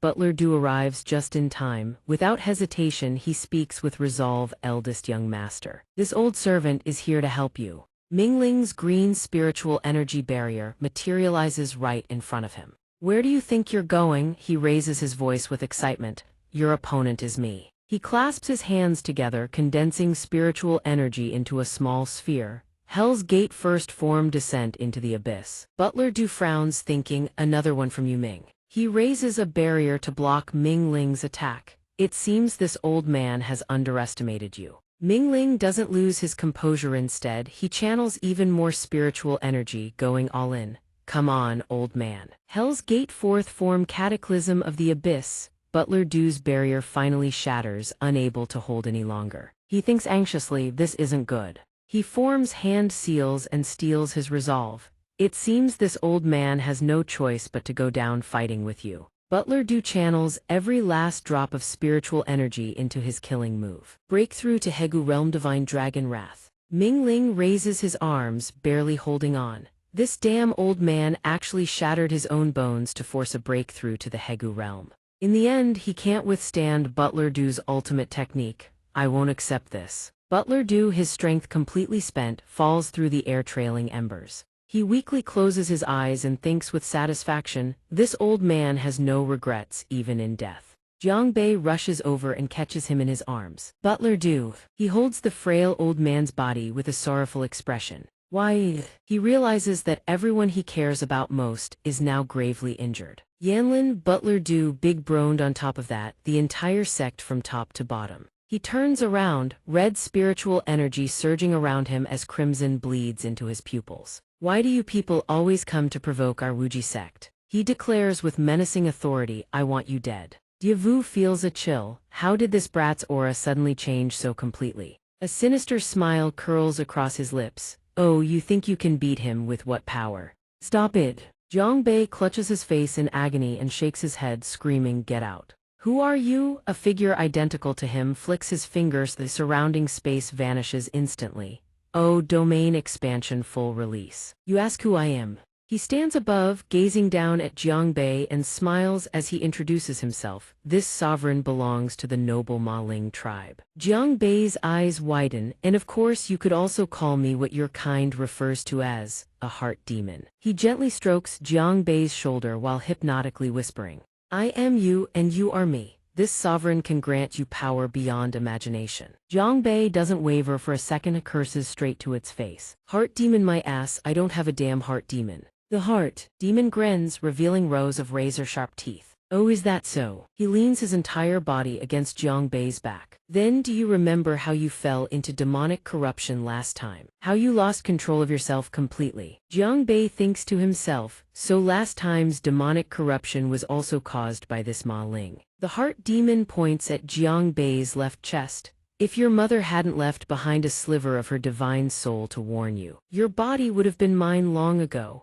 Images of the madness from that day flood back into Jiang Bei's mind. So it wasn't a dream last time, it really was mother. Then the image of Diavu appears. Look, that guy right now is at the 5th stage of the heaven realm. The heart demon wraps its arm around Jiang Bei's shoulder from behind and interrogates him. Do you really think your second stage heaven realm strength can defeat him? He still wants to resist, but the images of the young master, visions of his loved ones all grievously wounded, flash before his eyes once more. The Ma Ling's ancient illusion sorcerite heart demon swiftly tears away Jiang Bei's will to refuse. Don't spout such nonsense. Think about how many people got hurt just because of you. In the end, Jiang Bei is convinced. He lowers his eyes and thinks he's right. His hands tremble as he clenches them into fists. Am I really that useless? The heart demon cheers with delight. Yes, yes, that's the spirit. It excitedly continues to hypnotize Jiang Bei. Lose yourself, gradually, and surrender your body to me. On this side, Jiang Bei has been swayed. His consciousness begins to fade. The heart demon reaches out with satisfaction. Finalith's body is mine. Suddenly, someone punches Jiang Bei square in the face. At that exact moment, a surge of power erupted within Jiang Bei, blasting the heart demon away. The heart demon covered its face in shock. Yaoyu actually didn't lose consciousness. Jiang Bei cracked his knuckles with a mocking grin. You're a parasite living inside my body, so technically I can be considered your father. You're still way too green, kid. The heart demon morphed completely into a demonic form. You dare disrespect this sovereign. It opened the maw of a beast and roared, this sovereign will kill you. He leaped up and kicked it square in the face. I'll beat the living daylights out of you, you're nothing but my shadow. And you dare call yourself sovereign. Before long, the heart demon was easily defeated. The heart demon reverted to a child's form, covering its cheeks with trembling hands, tears of rage welling up, lips quivering and twisted unable to form a single coherent word. You lowly human, aren't you afraid of me? He pondered silently, so this is what the main body is really like. Jiang Bei lifted the ghost-faced brat by the scruff of its neck and taunted, I will end you. He laughed and mocked the brat. Have you ever seen this old man afraid of his own son? The ghost-faced brat struggled furiously in discomfort. Let me go. He channeled his spiritual energy to subdue the heart demon. If you dare look down on this sovereign, then this sovereign will make you taste. System successfully collected 896 rage points from demon spirit. Zio N aimed a massive cannon straight at the heart demon. System parasite detected within the host's body. In the name of the moon, Zio N shall punish you. It let out a terrified shriek. The heart demon, drenched in sweat, trembled and asked, what kind of divine artifact is that? Zio N didn't bother explaining and mocked it instead. Truly ignorant and backwards, time for a beating. He crossed his arms smugly and asked, so, will you call me dad or not? The heart demon remained stubborn, refusing to submit. This sovereign would rather die than yield. Zio N didn't wait for it to finish and opened fire, defying the host's wishes, opposing the host's authority. Unforgivable, the heart demon, blasted to pieces, wailed and surrendered. I was wrong, big sis, I was wrong. This lowly one deserves to die. It obediently knelt, clasped its hands together and said in a trembling voice, this lowly one will never dare do it again. This lowly one will surely uphold the master's authority. But in its heart, the heart demon silently plotted revenge. That bastard Jiang Bei, who would have thought he had such a terrifying woman inside him. Just you wait, once I find my chance, I'll make you all pay. System successfully collected 188 rage points from demon spirit. System successfully collected 388 rage points from demon spirit. System successfully collected 788 rage points from demon spirit. Jiang Bei sighed inwardly. This stinky brat sure has a twisted mouth, huh? Zio N propped up the heart demon and cheerfully reporting to host. The parasite has been captured, shall we exterminate it? The heart demon, mustering its last ounce of strength, tried to butter him up. This little one is so obedient, surely you wouldn't be so heartless. Right, but inwardly it cursed that Jiang Bei of yours is just borrowing the tiger's ferocity or nothing without your backer. System successfully collected 788 rage points from demon spirit. Seeing this, he laughed even harder and egged it on. Hey, master, didn't you just say you'd rather die than submit? The heart demon forced a smile, putting on an innocent face with a feeble tone. A little bit of grievance is fine, I can handle it. Zio N stared at it from behind with the eyes of someone looking at roadkill. Stinky worm, stinky worm, stinky worm, kill it, kill it. The heart demon thought bitterly, if it weren't for Big Sis and her cannon, do you really think I'd be afraid of you? System successfully collected 88 rage points from demon spirit. It glanced up at Jiang Bei warily, secretly reassessing him. But still, since Jiang Bei has Big Sis protecting him, he's definitely got a bright future ahead. The heart demon daydreamed about a life of riding in luxury carriages and munching on chicken drumsticks without a care. Maybe I should just follow this dad of mine eats pretty well, doesn't he? With that thought, the heart demon showered him with flattery. This Soverno, Nathai's little brother, is more than happy to serve food and water. To work like a dog for dad. Zio-en dropped it with visible disgust. The heart demon, drooling at its own fantasies, began massaging his shoulders. For steamed lamb, braised bear paw, steamed deer tail, roasted duck, roast chicken, roast goose, braised pork, braised duck, sauce chicken, pork belly and pine flour cake, I'll endure it all. Is the pressure okay like this? Jiang Bei glanced at the heart demon with a completely blank expression. This little brat acts like an obedient grandson on the surface, but I guarantee it's cursing me behind my back. Jiang Bei thought with amusement, but as long as Zio-en keeps it in check. Rage points, rage points, rage points. Isn't this basically a walking rage points ATM?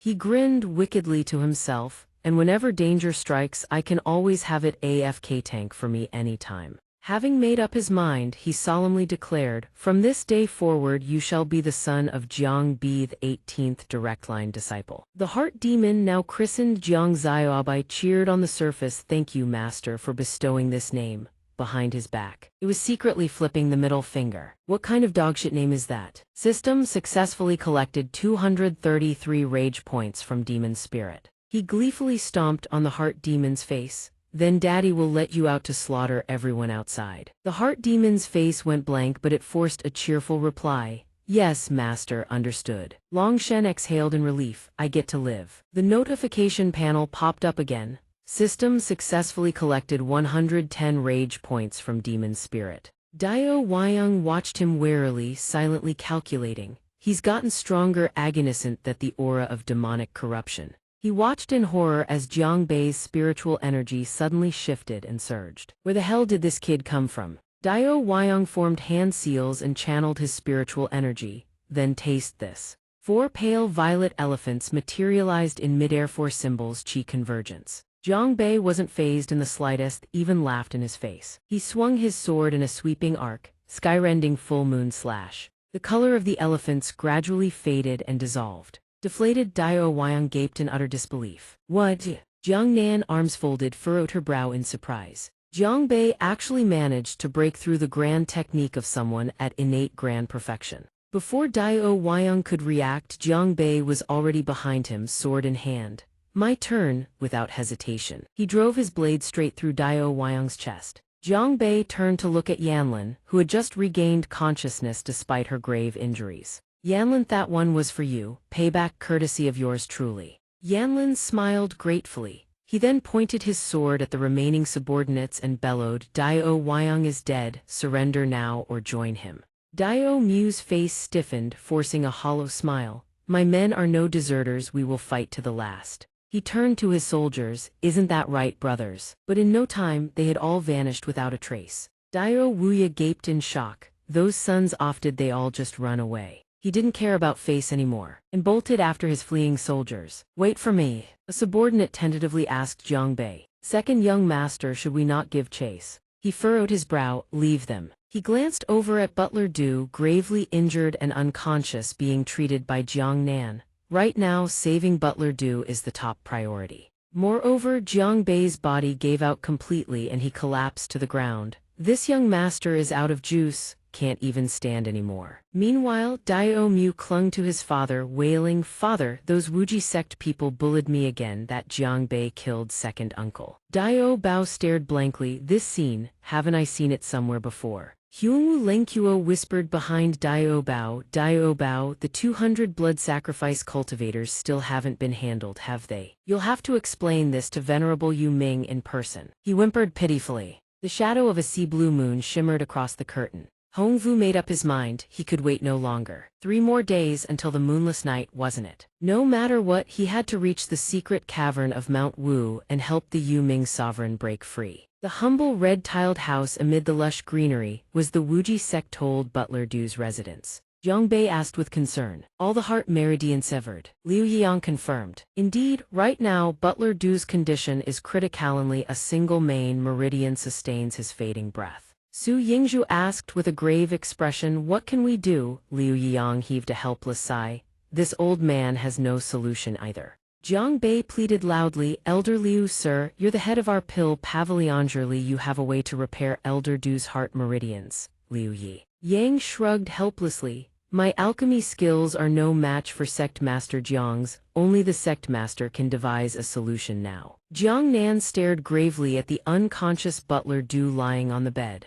At this point, the old man's consciousness had likely wandered into the legendary Endless Sea domain. Jiang Bei asked curiously, the Endless Sea domain, what kind of place is that? Su Yingzhu furrowed her brow mysteriously. Wait until you meet the sect master, he'll explain everything. Jiang Bei turned to his brother. Then where is our father? Butler Du coughed weakly and spoke up. The master is at the secret cavern of Mount Wu. Jiang Bei gently patted the old man's chest in concern. Butler Du, what kind of place is that? The old man told Jiang Bei everything he knew. That place lies in Ligun City, a forbidden zone where the Yu Ming sovereign is being sealed. The old man recalled the silhouette of Jiang Bei's father departing a few days ago. The reason the master settled in Ligun City was to personally stand guard over Yu Ming. The master had deduced that the successive attacks on the Wen Wang lineage and the Wuji sect were connected to Yu Ming's growing restlessness. That's why he went there to suppress it. Jiang Nan turned without hesitation. Brother, we can't delay, let's go now. Jiang Bei's expression darkened reluctantly. He channeled spiritual energy and struck the back of Jiang Nan's neck. Sorry, big brother. Jiang Nan collapsed, caught by Su Yingzhu. Big brother is badly wounded. He shouldn't be forcing himself. Elder Su, please look after him for me. Su Yingzhu replied readily, of course, he's my disciple after all. Jiang Bei threw on his coat and set out, muttering to himself, hold on. Butler Du, I'll help father suppress Yu Ming and bring him back to save you. At the secret cavern of Mount Wu, the night was dark and desolate. But atop a distant peak, a small red flame flickered and a bone-chilling laugh echoed through the air. Sect Master Jiang, why bother wasting your strength? The moonless night has arrived. Jiang Wangyuan sat cross-legged, deep in concentration, then his eyes snapped open in alarm. This is bad. His opponent burst into gleeful laughter. Hehehe, the seal is finally broken. Jiang Wangyuan sat frozen, a single terrified thought racing through his mind. Has Yu Ming broken free? As he sat there brooding in worry, a cheerful, carefree voice suddenly rang out. The speaker was none other than Jiang Bei. He stood there striking a pose, a rose clenched between his teeth, then hollered, Dad, your son's here to help, aren't you touched? After that, he flashed a grin full of pure mischief. Jiang Wangyuan didn't look pleased at all. His expression shifted, annoyance written all over his face. Unable to hold back any longer with this unruly son of his, he bellowed, You brat, got a death wish. Who told you to come here? System successfully farmed 233 rage points from Jiang Wangyuan. So he addressed his father with the swagger of an absolute punk. If it weren't for the fact that only you can treat Butler Du's injuries, would this young lord dare haul himself to this god-forsaken place in the dead of night? Hearing this, Jiang Wangyuan was utterly stunned. What? Butler Du injured? How? Right as the father and son were talking, sharp clapping cut through the air. Hong Vu appeared, accompanied by the father-son Du, Dio Bao and Dio Mao. Hong Vu spoke with arrogant composure. If it weren't for the Yu Ming sovereign's emergence, I truly wouldn't dare intrude upon your touching father-son reunion. Jiang Wangyuan roared, his finger jabbing straight at the group without a shred of hesitation. Dio Bao, you've truly consorted with these evil spirits and committed atrocities beyond all conscience. Are you even human anymore? Dio Bao replied with a sinister grin. Sect Master Jiang, I merely worship the strong, that's all. Right at that moment, amidst the blazing red talismans, a massive column of light erupted. His eyes gleamed razor-sharp, his brows furrowed with deadly gravity. A fearsome figure had emerged, none other than Yu Ming, a fifth-stage heaven realm cultivator and subordinate of the ancient demon lord. The moment he appeared, he let out an earth-shaking laugh. Hongvu, you finally arrived. The sovereign strode forward with ironclad steps, bearing his rock-hard torso without a care. He grinned with absolute confidence. Where are the 300 cultivators this sovereign needs for the blood sacrifice? The 300 people immediately bowed their heads in deference to the sovereign. Hongvu remained utterly composed. Venerable One, the situation has taken an unexpected turn. Jiang Bei made a show of distress. Because of this brat, both our attacks on the Wuji sect failed. We couldn't capture the full 300 cultivators. Jiang Wangyuan let out a cold "Oh, if that's the case then leave your lives as compensation." Hong Vu was brimming with smugness. "Jiang Bei, you're dead for sure this time." Suddenly, the venerable's massive arm clamped down around Dao Mao's throat. The Yu Ming sovereign squeezed tighter, and Dao Mao's lifeblood was instantly drained from his body. Dao Bao screamed in horror. "Maoer." Hong Vu shouted a warning as well. "Yu Ming, what are you doing? He's one of ours." He paid Hong Vu's words no mind, continuing to crush the cultivators' necks. With a manic grin, he declared, "One of yours. This sovereign doesn't give a damn whose people they are." Then the Yu Ming sovereign began his summoning. "Hegu realm, first stage. All this sovereign knows is that you're far too weak. You're nothing but nourishment to me." After draining the life essence of everyone around him, he proclaimed loudly, "This pittance of blood essence isn't even enough for this sovereign to pick his teeth." Jiang Bei showed not a flicker of fear. He shouted, "You filthy demon scum." The moment the Yu Ming sovereign heard him, he shifted his target instantly. He lunged forward with a sadistic grin. "Next, I'll carve into the son of your precious Jiang Wangyuan." Brave as he was, Jiang Bei still had to assess the situation realistically. The enemy's power far outclassed his own. The only way was to outsmart him. So he spoke again. Every word was laced with deliberate provocation. "Tiny brain, but what a big mouth you've got." System successfully farmed 2024 rage points from Yu Ming. Hearing this, the sovereign roared like a lunatic. "You filthy brat, you want to die." The Yu Ming sovereign noticed Hong Vu standing frozen and bellowed, "Hong Vu, don't you want to kill Jiang Wangyuan?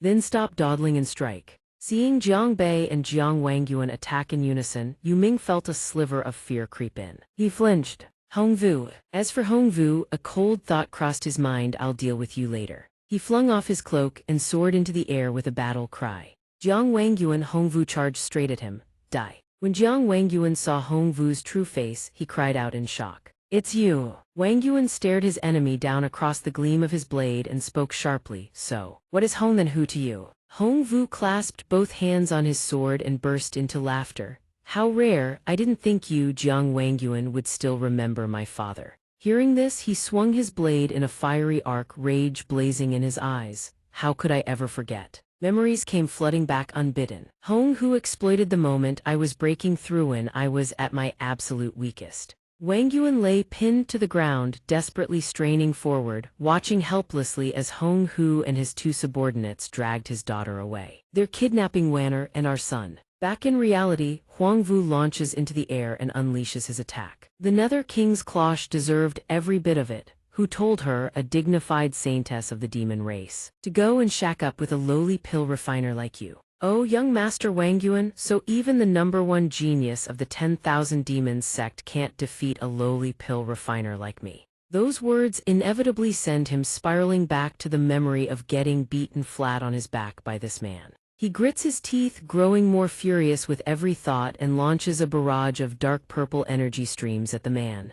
"Shut up. The humiliation you dealt me, I will never, ever forget it." Suddenly, he blurts out a name that makes Wangyuan flinch. If Sister Tyan had just followed my father's plan and married the old ghost king, all of us would have been happy. So why does she have to be imprisoned there, suffering like that? In his hands, a swirling vortex of demonic energy churns violently. He mutters under his breath, "Wanner." Huang Vu gazes down from above. "It's all your fault, die in a tone before Sister Wanner." With that, he dives down. Behind him, the colossal image of a majestic elder materializes, the eternal Nether King. Several shadow constructs rush toward Wangyuan. He lets out a faint, mocking remark. "The eternal Nether King's path, you've improved quite a bit, haven't you?" But he reveals a contemptuous smirk. "Still can't withstand even a single move." As he speaks, he unleashes blazing dragon sky punishment, a torrent of roaring flame and 2 fire dragons that shatter the raging winds apart. The impact sends Huang Vu crashing hard into the ground, coughing up blood.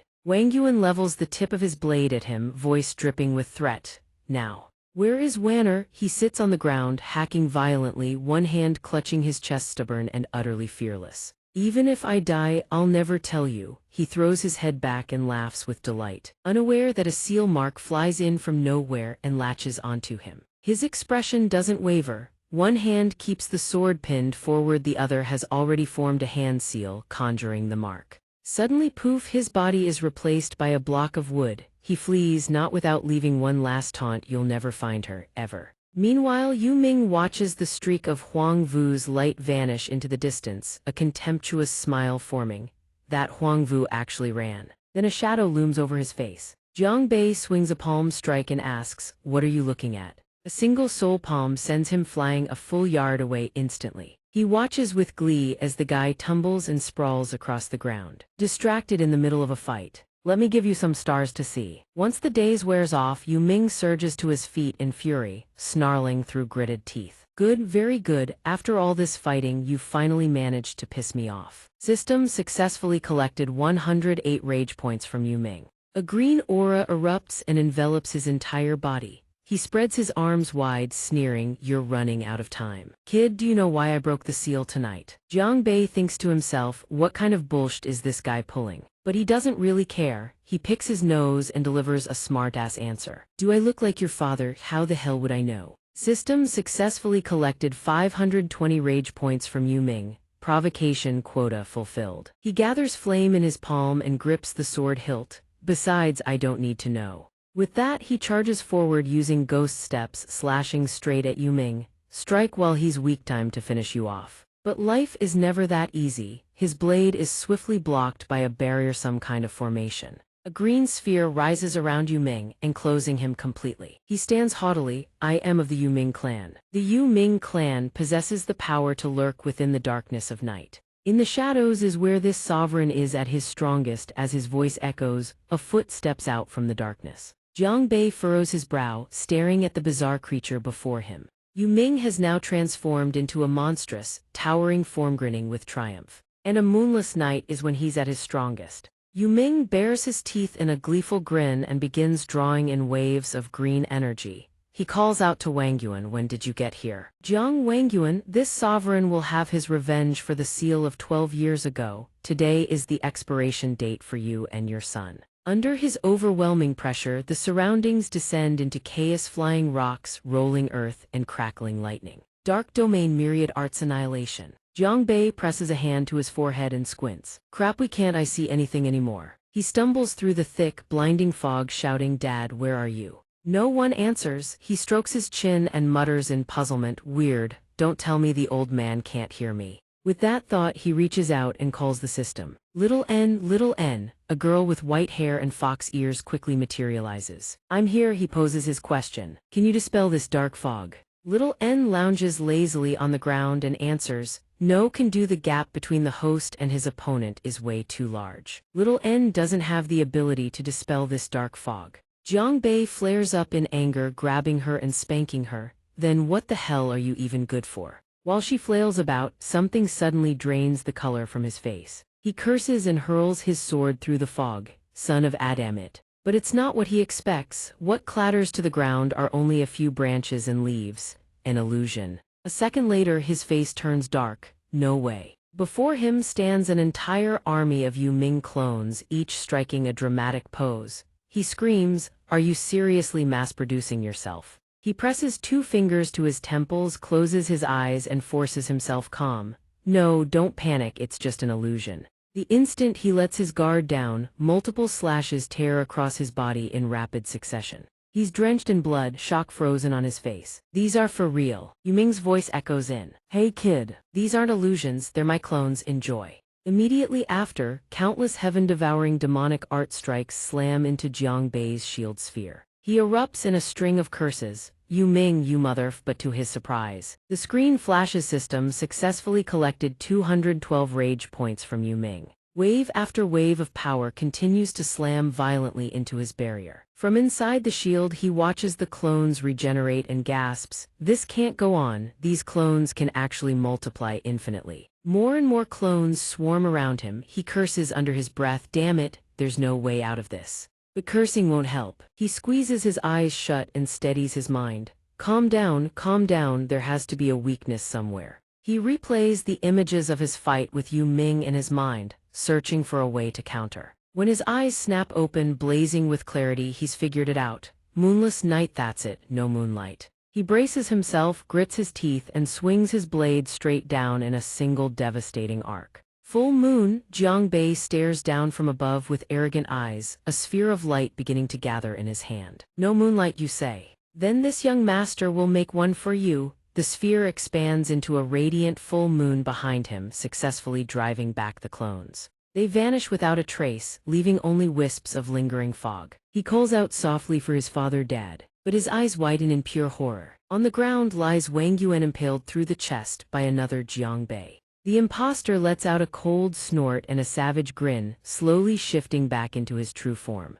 Yu Ming turns around, surprised. You broke free that fast. The Yu Ming spirit yanks the blade free. Blood instantly gushes from Wang Yuan's body right before Jiang Bei's eyes. Jiang Bei roars in fury, slashing relentlessly at Yu Ming. You bastard, how dare you impersonate me and stab my father? Yu Ming bursts into gleeful laughter. So what? This old fossil Jiang Wang Yuan saw his precious son and rushed right in without thinking. He had it coming, he taunts with relish. Only then does he notice his arm has been taken clean off by Jiang Bei's strike. He frantically regenerates the severed limb, screaming, "My arm!" Jiang Bei swings his sword again. Yu Ming blocks with his remaining hand. Your combat techniques actually counter mine. He ignores whatever Yu Ming says. Rage consumes his mind. This young master is going to beat you to death today. Yu Ming snorts coldly, unleashing a wave of pressure that blasts him away. Such arrogance, knowing nothing of his own limits. His arm has already fully regenerated at some point, that smug grin still plastered across his face. So what if your combat techniques counter mine? The realm gap is insurmountable, you can never bridge it. Immediately after, he leaps toward Jiang Bei and brings his fist crashing down. Die, you worthless insect. The heaven-swallowing demonic art rains down in waves. He barely manages to conjure a shield to hold on. Yu Ming sneers, still holding on, you're just an ant climbing a tree, overestimating yourself. Inside, Jiang Bei panics. Little N, level me up now, hurry, hurry, hurry, hurry, spend every last point. Little N, the underling she is, breaks into a cold sweat as she frantically hammers the level up button for him. Jiang Bei's sudden surge in power makes Yu Ming feel something strange. How is this brat's power increasing? Is he trying to break straight through the heaven realm and ascend to godhood? System hidden notification host Jiang Bei, 1019.1987 rage points consumed. Cultivation base upgraded to Heaven Realm 4th tier. Little N continues pressing the level up button until rage points reach 0. The screen flashes again, rage point balance is 0, level up cannot continue. She panics and turns to him, stammering, Host, rage points are insufficient, your cultivation base can only be upgraded to Heaven Realm 4th tier. He hears this and can't believe his ears. What? Meanwhile, Yu Ming finally shatters his defense. He's furious. We did it, stop. He sends Jiang Bei flying with a single blow, mocking, leveling up mid-fight, that won't save you. Jiang Bei crashes into a tree, clutching his chest to steady himself. Little N watches from the side, endlessly worried. Host, before he gets a moment to breathe, Yu Ming charges in again, fist raised. Die. A crimson hand snaps its fingers, cutting in. Yu Ming flinches. The owner lets out a few dramatic sighs. A tiny, cross-armed demon materializes between them, putting on airs. As expected, a situation like this still requires this venerable one to step in.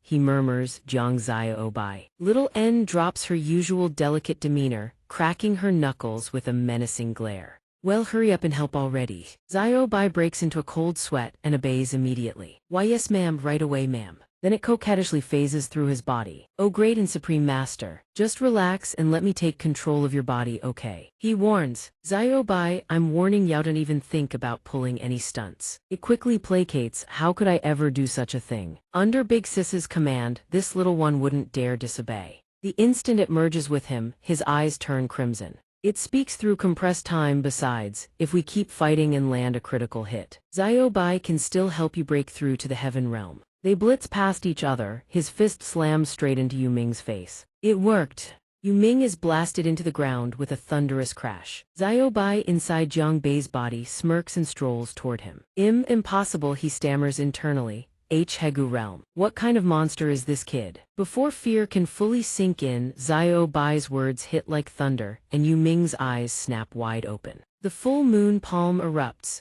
The entire area is engulfed in an explosion boom. The ground shakes violently. Moments later, all that remains is Yu Ming sprawled in a crater. Zio Bai, wearing Jiang Bei's body, crosses his arms with supreme smugness. How could a lowly demon like Yu Ming ever compare to this venerable one? Suddenly the hand acts on its own thwack and slaps its owner right across the face. Xiao Bai grabs the rogue hand furious. What do you think you're doing? System successfully collected 2019 rage points from Demon Spirit. Only then does Jiang Bei yank Xiao Bai out of his body. Yu Ming's dead, now give me back my body. Daddy here still has to go save your grandfather. Little N nods in agreement from behind. That's right, that's right. Jiang Xiaobai, how dare you? The three of them bicker loudly, but from a bystander's perspective, there should have been an atmosphere of battle prowess and courage. Jiang Wangyuan stares in disbelief. What the hell are they doing? He clutches his wounds and shouts, has my brat lost his mind again? Why isn't anyone coming to help me? He finally snaps back to attention. Oh right, coming. He hoists his father onto his back, teasing. Dad, you're one tough old man, how are you not dead yet? He really is tough, beaten half to death and still able to curse people out. You little brat, are you fishing for compliments again? Behind the two, a stout figure appears. The fat man grits his teeth, eyes burning red with hatred. Jiang Bei, this is all your fault. Minner died because of you, your family will pay. Jiang Bei casually throws out a barb. Dad, what have you been eating? How are you as heavy as a pig? Hearing this, Wang Yuan, half sitting on his back, starts kneading his head like clay. You. Say one more word and I'll deal with you right here. He climbs the stairs one step at a time. Only when they arrive does he collapse, utterly exhausted, onto the floor. Where is everyone? Come take my old man away already. Two other disciples shout urgently. The second young sect master is back. Hurrah's sect master is injured. After letting his prematurely aged back rest, he goes to check on his father. He doesn't expect to see this scene. Dad, you've got time to go visit the flower maiden. So he quickly grabs the still bewildered man and drags him away. Butler Du is still waiting for you to save him. He tries to protest, I just woke up. Despite his protests, Wang Yuan and his two children are already at Butler Du's bedside. Jiang Bei is a bit curious. Dad, how is Butler Du doing? He doesn't turn to answer, it can be healed. But the herb needed to restore Butler Du's heart meridian can only be found in the northern reaches of the sea domain within the Moonlight Continent. Hearing this, he can't help but imagine those glowing golden herbs, then immediately seizes the opportunity to tease. I've long heard Elder Liu say you come from the endless sea domain, so what's the real story, Dad? Jiangnan strokes his chin, chiming in. That's right, Dad, why haven't you gone to see Mom in so many years? He can't hold back any longer. He picks up a cup of tea and begins to tell the story. That goes back 25 years. 25 years ago, I was an alchemist, while gathering herbs on the mountain. I rescued a demoness who was fleeing from the 10,000 demon sect. As he tells the story, the demoness he describes lies on one side while he grills meat on the other, even praising the aroma. Smells so good. The demoness then unexpectedly wakes up, murmuring, that scent. What is it? It really does smell wonderful. Then she sat bolt upright, catching him wolfing down food.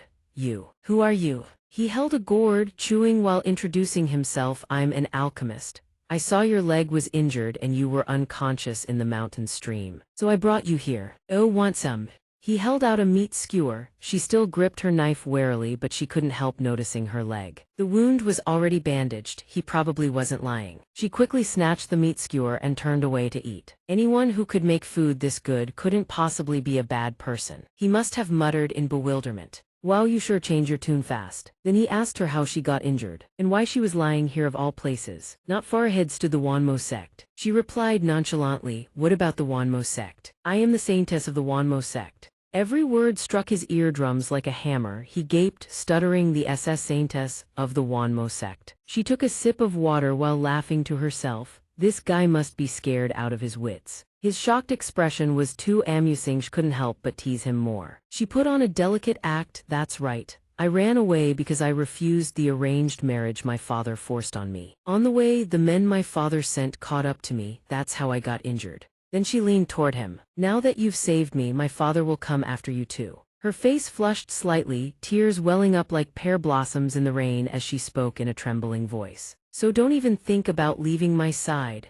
She left him frozen, mesmerized on the spot. After that, Kainar, that's your mother, and I were together day and night. But unexpectedly, Kainar and the two of you were taken by Mingshan Huangsu. He called out to her, Kainar, but her answer was, run, don't come looking for me. And then I stormed the Wanmo sect and fought that xianxia bastard one-on-one. Xianxia pointed at him and accused, "You're the one who stole my fiancé. And yet you dare show up at my doorstep, impressive." But he was fixated on one thing: release Kainer at once. Hearing the demand, xianxia lunged to attack, taunting, "Beat me first, then talk, let me see what you've got." In the end, he defeated the so-called number one genius of the Wanmo sect, forcing him to his knees, where he muttered over and over, "Impossible, this is impossible." But he still couldn't save your mother. Though he gave it his all, he could only get the two of you out. He struggled to carry the two crying, wailing children away. Close behind were 3 or 4 guards. "Don't run, hand over the holy sun at once. Jiang Wangyuan, I will kill you.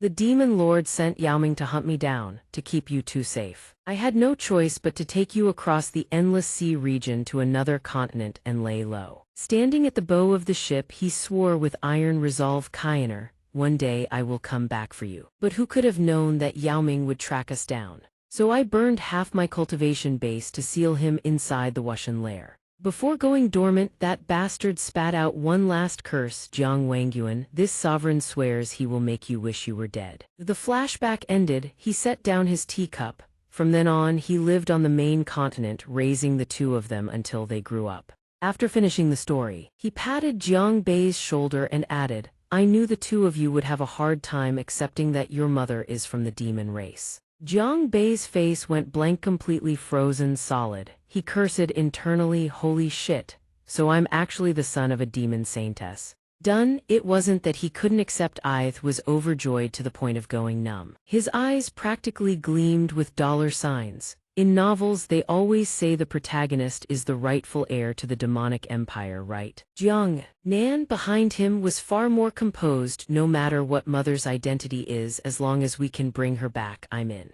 Hearing those words alone, Wangyuan had no more hesitation. He pulled both sons in tight. "Now that's my boys, let's go rescue your mother right now." Old Du jolted awake, grabbing the 3 who were about to wander off course. "Young master, don't forget about me." Jiang Bei spoke with absolute certainty. "Old Du, rest assured, we've made a pact with Xiao Yan. 3 years from now, we will definitely bring the medicine back to save your master." Butler Du listened and broke into tears, moved beyond words. "Do you understand?" He had no idea what this 3-year pact with Xiao Yan even meant, but damn was he touched. Wangyuan hesitated, but Jiang Bei turned back. "Before we set out, there's one more thing we need to settle." Red banners stretched across the bustling arena floor. 3 years of competition, 5 years of simulation. If training won't kill Yao, you train till you die. The arena floor was packed shoulder to shoulder. Jiang Bei held a megaphone and wore glasses, pumping up the crowd. "Comrades, do you know why King Wen has attacked the Wuji sect so many times?"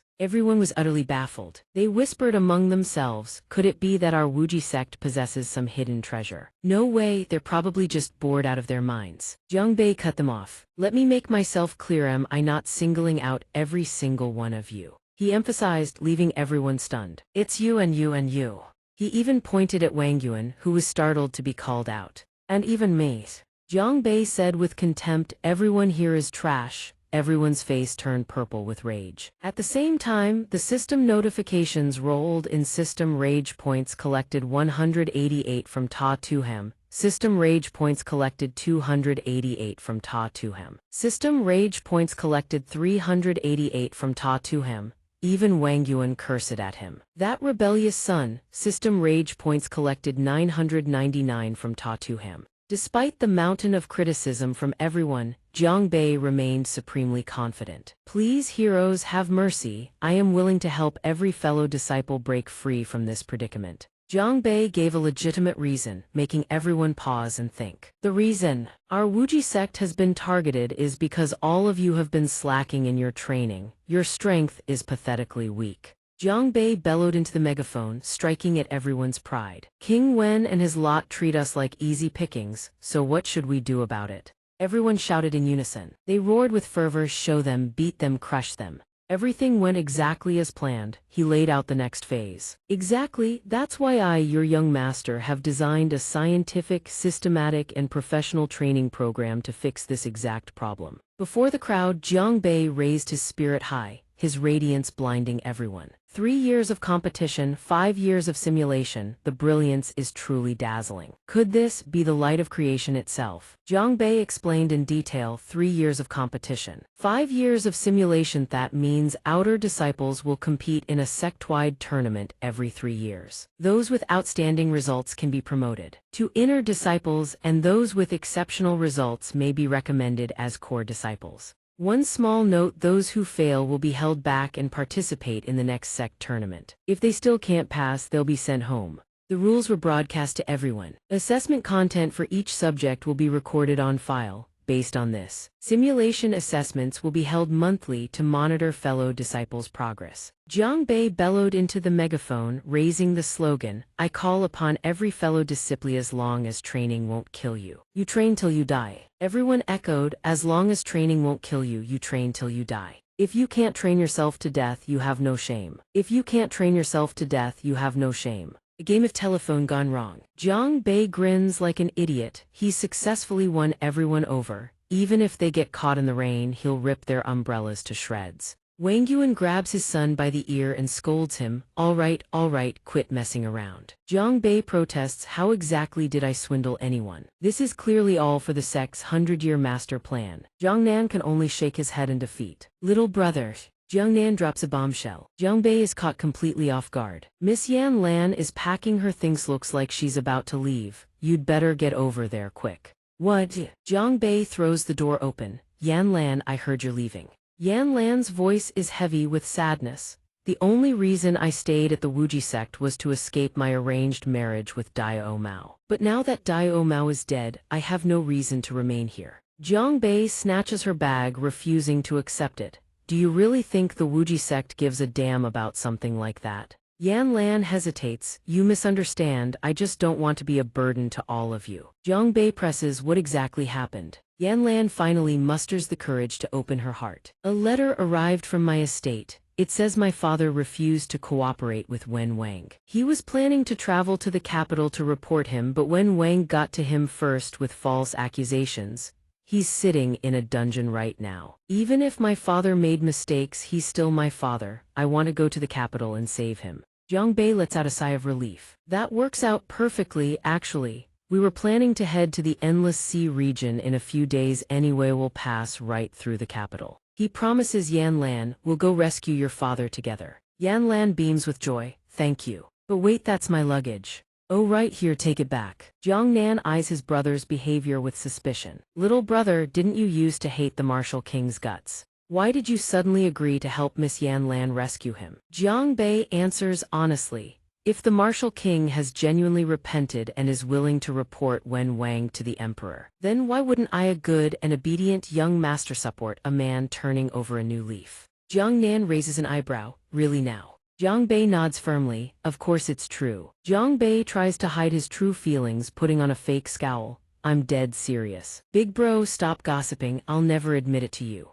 In his mind, he's already imagining all sorts of blissful scenarios. "I'm sorry for making you worry. A woman's word is her bond." These past days, spending time with Jiang Bei and the others, I've learned that you have to seize your own fate. Jiang Bei has already fallen for her. He truly cannot bear the thought of being apart from her. In the imperial dungeon beneath the capital, a messenger arrives to report to Hu Feng. "Your lordship, the letter has been sent. Miss is already on her way to the capital." Hu Feng is stunned. Yan Lan wants to save me." The messenger confirms, "Yes, your lordship. Even Jiang Bei has agreed to help." Upon hearing that, Hu Feng falls into deep contemplation. Jiang Bei, Hu Feng can't believe his ears. He never imagined someone from the wuxia sect would come to his rescue. Ridiculous, absolutely ridiculous. 10 days earlier, a court official steps forward to present a memorial. "Your Majesty, this subject wishes to accuse Wen Wang of conspiring with evil spirits and bringing calamity upon the court. This crime cannot go unpunished." Long Xiaoshan strokes his chin thoughtfully. "Oh, conspiring with evil spirits." Long Jiashan, Crown Prince of the Feng Kingdom, disciple of Dao Huayang.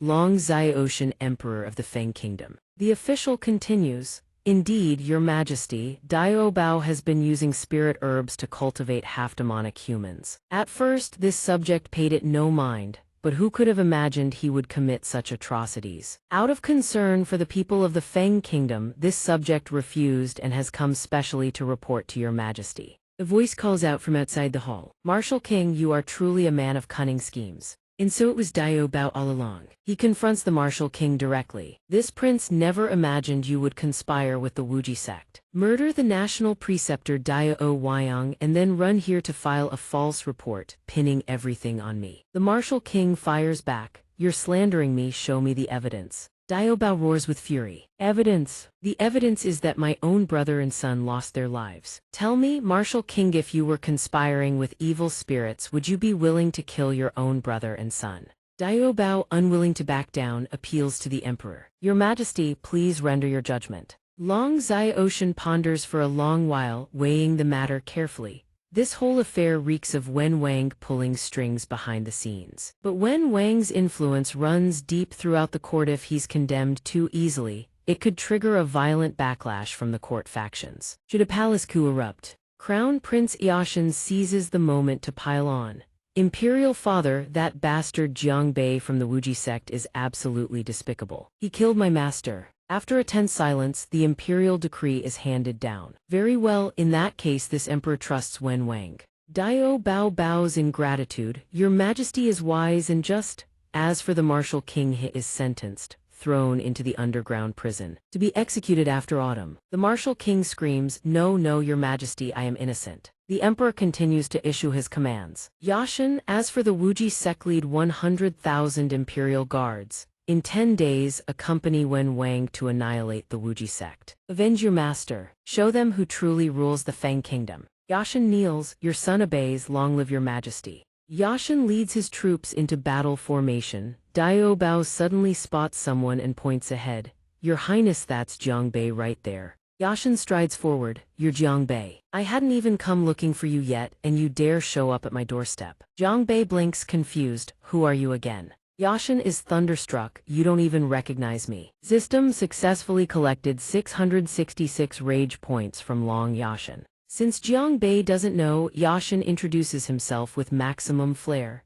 I am the crown prince of the Feng Kingdom, a peerless charmer. Beloved by all, flowers bloom at my very sight, and I flick my hair in devastating coolness. Long Yashin snaps open his fan with a flourish. I am the protagonist. Jiang Bei is too stunned to respond, not even worth the effort. Jiang Bei sends him rocketing into the sky with a single punch. You're the protagonist, then what the hell am I? Dao Bao panics, screaming at a messenger. Quick, report to His Majesty immediate. Lithe Crown Prince just flew away. Then Jiang Bei turns to Dao Bao, threatening him until his face goes sheet white with fear. Dao Bao, gotta say your luck's been pretty decent. You actually survived all the way to the finale. But this time, there's nobody left to protect you. Let's see if you can stay alive. Here it comes. He unleashes a single strike, sending Dao Bao crashing face first into the ground. Blade fells the foe. Long Xiaoshan arrives just in time to rescue the two helpless weaklings. Well, Jiang Bei, you dare lay hands on someone right under the emperor's feet. Absolutely no regard for the law, and right on cue. System rage points from Long Xiaotian collected successfully 379. Jiang Wangyuan pokes his head out from the sedan chair. Xiaoshan, please calm down. He explains to Xiaoshan, we only came to bring the Martial King home.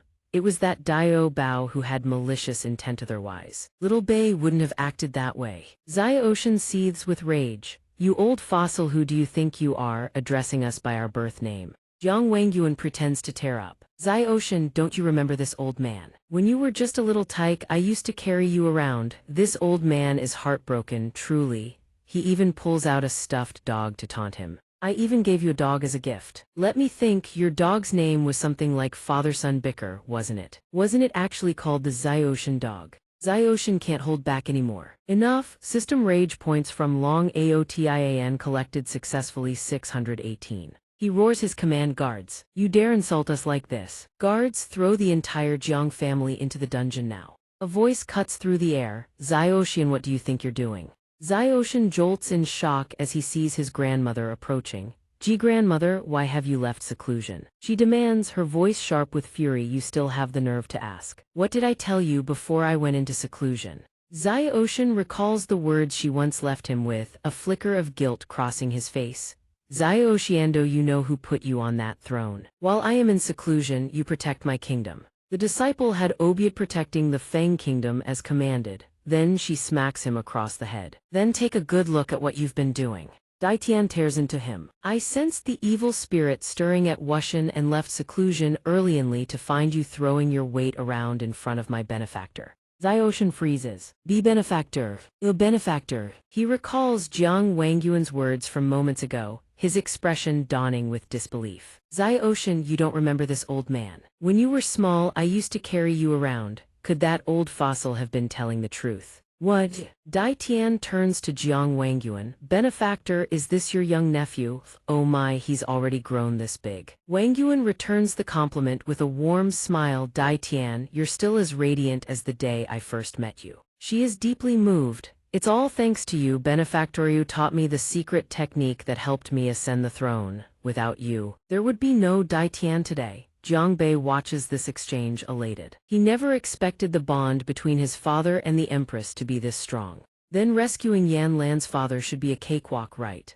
Jiang Bei skips over, putting on his most cutesy voice. Big sis Dai Tian, then he points straight at Xiaoshan's face to lodge his complaint. This brat here is way too vicious. Without even bothering to figure out right from wrong, he threw my friend the Martial King straight into the dungeon. System rage points from long xiaotian collected successfully 299. All based on Dao Bao's word, the so-called evidence being that I cost the lives of Dandao and his son. Xiaoshan quickly makes his defense. Ancestor, please don't listen to his nonsense. The Wen King already reported to me the Martial King conspired with Jiang Bei of the Wuji sect to murder National Advisor Dao Wu. The Martial King is guilty, deserves what he got. Jiang Bei drags Dao Bao out by the collar, forcing him to speak. In front of our big sis Dai Tian. Explain yourself clearly. Did the Martial King conspire with me, or not? Dao Bao recalls the Empress's legendary ruthlessness.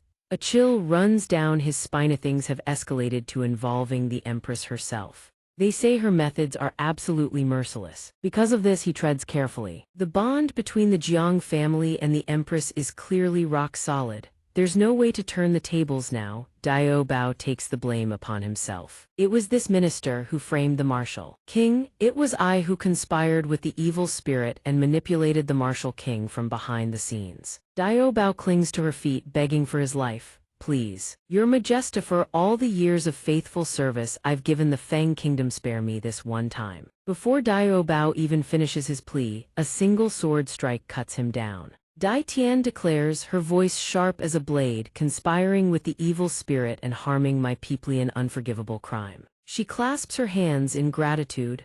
I must also thank my benefactors for once again helping me eradicate the evil spirit lurking in Wuxian Mountain. You seldom visit the capital, please allow me to play host, it's the least I can do. Jiang Bei politely declines. Sister Dai Tian, we appreciate the thought. We only came this time to rescue the Martial King. We hope you'll understand. Yan Lan feels a wave of gratitude wash over her. Jiang Bei has truly gone above and beyond for her. Dai Tian doesn't insist. Very well, then I won't hold you back. Guards, bring the Martial King to our honored guests. The Martial King finally reunites with his daughter. Yan Lan.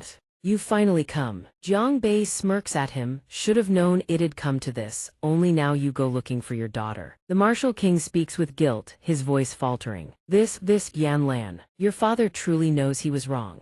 The Martial King apologizes to his daughter, his regret etched into every word. A father like me should never have ignored your wishes and forced you to marry Dao Mao. She no longer holds a grudge. Yan Lan did blame father, yes, but now that Dao Mao is dead, I don't even know how to stay mad anymore. The Martial King is overcome with emotion, tears streaming down his face. Yan Lan, does this mean you've forgiven me? Jiang Bei interjects with a sly grin. All right, Yan Lan's rescued her father, everyone's reunited. Happy family reunion, check. You're a grown man bawling like a faucet, good grief. The Martial King's fury flares up. Yan Lan has to hold him back. Dad, let it go, just let it go. System rage points from HOUFENG collected successfully 698. Jiang Bei savors the notification. Your precious daughter is mine now. The Martial King sobs. Yan Lan, how can I possibly let this slide? Just thinking about that bastard calling him father-in-law in the future sends a full-body shudder through him.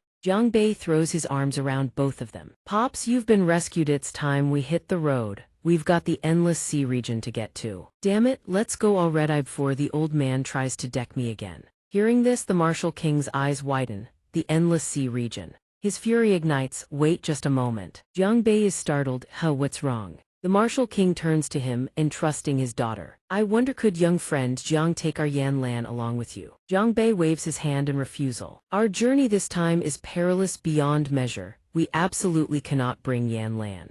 The Martial King reveals an earth-shattering secret. There's no point hiding it from you any longer. Yan Lan possesses the weak water body. Everyone is stunned. The weak water body, the Martial King nods solemnly. That's right. The Martial King recounts the past. Yan Lan's mother originally hailed from the Endless Sea region, a descendant of a bloodline where, once every 100 years, a girl is born bearing the weak water body. The Martial King explains the reason and pours out his heart. The weak water body, a yin-deficient constitution, it is extremely vulnerable to possession by evil spirits. I once had the intention of arranging a marriage alliance between Yan Lan and Dio Mu. Besides the political marriage, I also wanted to neutralize the yin-devouring qi within Yan Lan's body. But the problem was my future son-in-law turned out to be into men. And who would have thought that after all these years, Dio Mu would become even more feminine than actual women? Everyone raised their hands to voice their objection in unison. So what does any of this have to do with Yan Lan going to the Endless Sea region? The Martial King laid it out plainly. Because somewhere within the Endless Sea region lies a lost treasure belonging to Yan Lan's mother and her clan, the Kangyuan Pearl. If we can find it, we can resolve the weakness caused by the weak water body afflicting Yan Lan. Jiang Bei furrowed his brow, a flicker of doubt in his eyes. Weakness? You're telling me the weak water body actually has benefits? The Martial King paused, mulling it over. It probably does, but I have no idea what exactly they are. Yan Lan's mother never told me. Yan Lan had already heard enough. She glared at her father. Father, you know so many things that are about me and mother. So why is it that every time I ask about mother, you hide everything from me? The Martial King finally told his daughter the truth. Because after your mother gave birth to you, her body was frail and riddled with illness. By the time you were only 4 years old, she was already gone. Everything I know came from what she wrote in her final letter. Yan Lan staggered, overcome with self-reproach. She died. Was it because of me?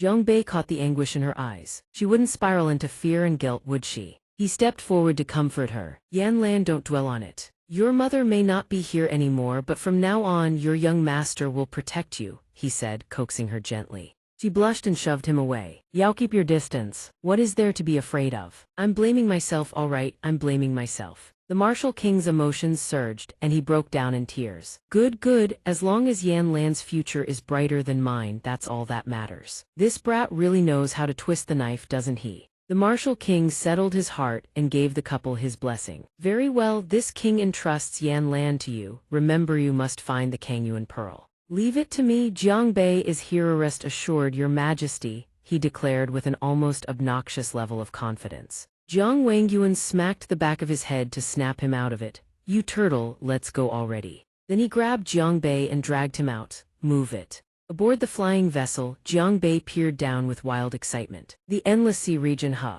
Let's see what kind of ugly mug you've got waiting for me. His eyes caught something ahead and he squinted. What the hell is that? A massive shrimp monster was butchering civilians below. Die already. Jiang Bei's face went pale and he shouted. Hollythos are demons, actual demons. Jiang Wangyuan promptly kicked him off the ship. What are you standing there gawking for? Get down there and help already. Jiang Bei plummeted, carried by momentum alone. Before taking off, Jiang Nan and Jiang Wangyuan called back, Yan Lan, stay on the skyship, we'll be back before you know it. Yan Lan clasped her hands, worry etched on her face. Uncle Jiang, please be careful. Jiang Wangyuan landed with a shout, how dare you, wretched demon, slaughtering innocent people here. Jiang Nan's eyes darted around, scanning for someone.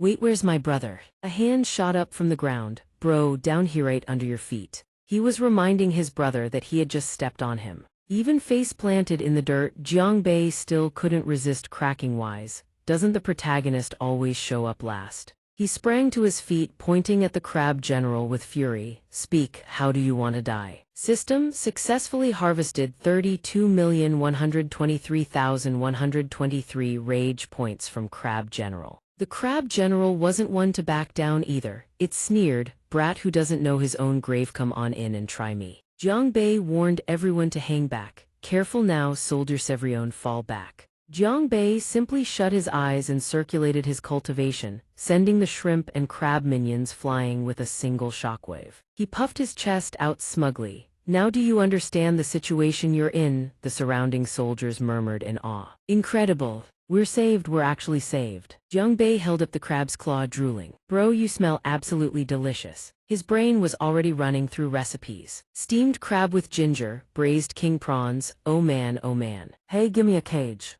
Make it a big one. System little Mimo at your service." The shrimp monsters were crammed into a cage. The shrimp were wailing. "I have a wife and kids back home," they screamed. "Big bro." The two crab generals started bickering at each other. "What's with the one wearing armor? I'm clearly more handsome than you." The king shrimp raged and threw its weight around. "This is not the time for that nonsense." Jiang Bei cracked open one eye, his expression full of amusement. "How about I settle this little dispute for you? Come here, little bro." The shrimp king panicked, cold sweat soaking its back. Jiang Bei turned to his father and brother. "Dad, bro, let's round them all up and throw a feast." The shrimp monsters were losing their minds. "Oh, God is not human, he's a monster." Jiang Bei grabbed them one by one, already planning out the menu. "This one gets deep fried, this one gets steamed, and this one gets stir-fried. That'll be the star of the show. They've turned this place into a battlefield. Don't you dare run, you spicy little crayfish." All that seafood was caught by him. "They're fighting. Don't you dare crush me. Your spike is poking me, you damn squid." "Where exactly is your hand placed? Which claw are you talking about?" Jiang Bei mulls it over with glee. "Behold, your emperor establishes his domain." Jiang Bei announces his plan, then turns to sweet talk little N for seasonings and kitchen tools. "Little N, you're so amazing, could you give me a grill, some finely chopped scallions, cilantro, oil, and MSG?" Little N isn't stingy, wouldn't she? Little N conjures a super premium cooking stove out of thin air. Ta-da! Jiang Bei examines the stove more closely. What a good little system. Look at this product, luxury and class all in one. Yue Bei approaches, utterly curious about the contraption before him. "Little bro, what are you planning to do?" Jiang Bei excitedly shows off to his big brother. "Big bro, you wouldn't know this. This is what people call barbecue." Jiang Nan crosses his arms, utterly bewildered by the term. "BBQ? What is that?" Jiang Bei strikes a cool pose and gestures at the pile of seafood behind him. "You don't need to know what it is." "What is it? I want to know too." "You just need to know that the shrimp soldiers and crab generals in that cage are all raring to go." "What is it? I want to know too." Jiang Bei's sparkling eyes turn to the cage full of seafood as he drools. "Everyone, tonight we feast." Jiang Nan looks at the 2 bottles of seasoning in his hands and wonders, is this what he thinks it is? Looking at the cooked shrimp laid out before him, Jiang Nan can't help but marvel. Sure enough, Jiang Bei is already wolfing it down while pushing a plate toward his big brother. "Big bro, try some." Jiang Bei raises his hand and swears, "I swear to you, once you eat this, it's like stepping into a whole new world." Just now, hearing those words, Jiang Nan is rendered speechless. His head is filled with nothing but images of shrimp soldiers and crab generals. Jiang Nan immediately refuses. "No way, big bro, how'd you even pick up that word?" 10 minutes later, Jiang Nan is already sitting there with his little brother, scarfing down the most insanely delicious king prawns. "Wow, that smells absolutely incredible." The shrimp and crabs in the cage begin plotting against the Jiang brothers. "What you're eating right now is the eldest nephew of Aunt 7, Aunt 8 and Uncle 2's household. You'll pay with your lives." "Everyone, brother sir, eldest nephew wouldn't want to see us like this, right, brothers?" Meanwhile, the martial king bows in gratitude to the 3 father and sons. "I thank the 3 great heroes for lending us your aid." Jiang Wangyuan bows in return. "No need for such formality." Jiang Wangyuan looks at the scene, utterly baffled, and asks the martial king, "These sea beasts look truly ferocious. Why does your monarch send so few people to hold off these creatures?" The martial king can only heave a long sigh. "You wouldn't know, great hero. Our eastern Q border coast is plagued by beast tides year-round. It's been absolutely terrifying. But fortunately, our national teacher is brilliant and resourceful. Every time a beast tide strikes, he leads reinforcements to help us repel the sea demons. He's coming again. Wait, what?" Ever since, whenever those sea demons hear our national teacher's name, they piss themselves and scatter. They don't dare invade. "Run, that man is coming again." The martial king's eyes suddenly turn cold, but recently, the crown prince, who was personally mentored by the national teacher, has placed him under house arrest. The crown prince had the national teacher shackled and imprisoned. That's why we haven't had the national teacher bring reinforcements to save us in a very long time. He sighs sorrowfully. Dealing with the beast tide waves has become truly unbearable. Jiang Wangyuan is utterly shocked. The crown prince of Eastern Qiu has the national teacher under house arrest. Suddenly, Jiang Nan's hand lands on Jiang Wangyuan's shoulder without a shred of restraint. Dad, are we still going to the Endless Sea region? Keep that cursed thing away from me. The general watches the playful bickering between Jiang Bei and Jiang Wangyuan, a giant question mark hanging over his head. You great heroes wish to go to the Endless Sea region. That's right, Jiang Wangyuan replies while pushing his shameless son's face away. So what about it? The general hesitates for a moment, but the Endless Sea region's location shifts every few thousand years. Do you have a map or some means to find the way in? Hearing this, Jiang Bei's eyes go wide. You're saying the Endless Sea region can only be found with a map? Yes, that's correct. Jiang Nan immediately turns to his father. Dad, do you have a map?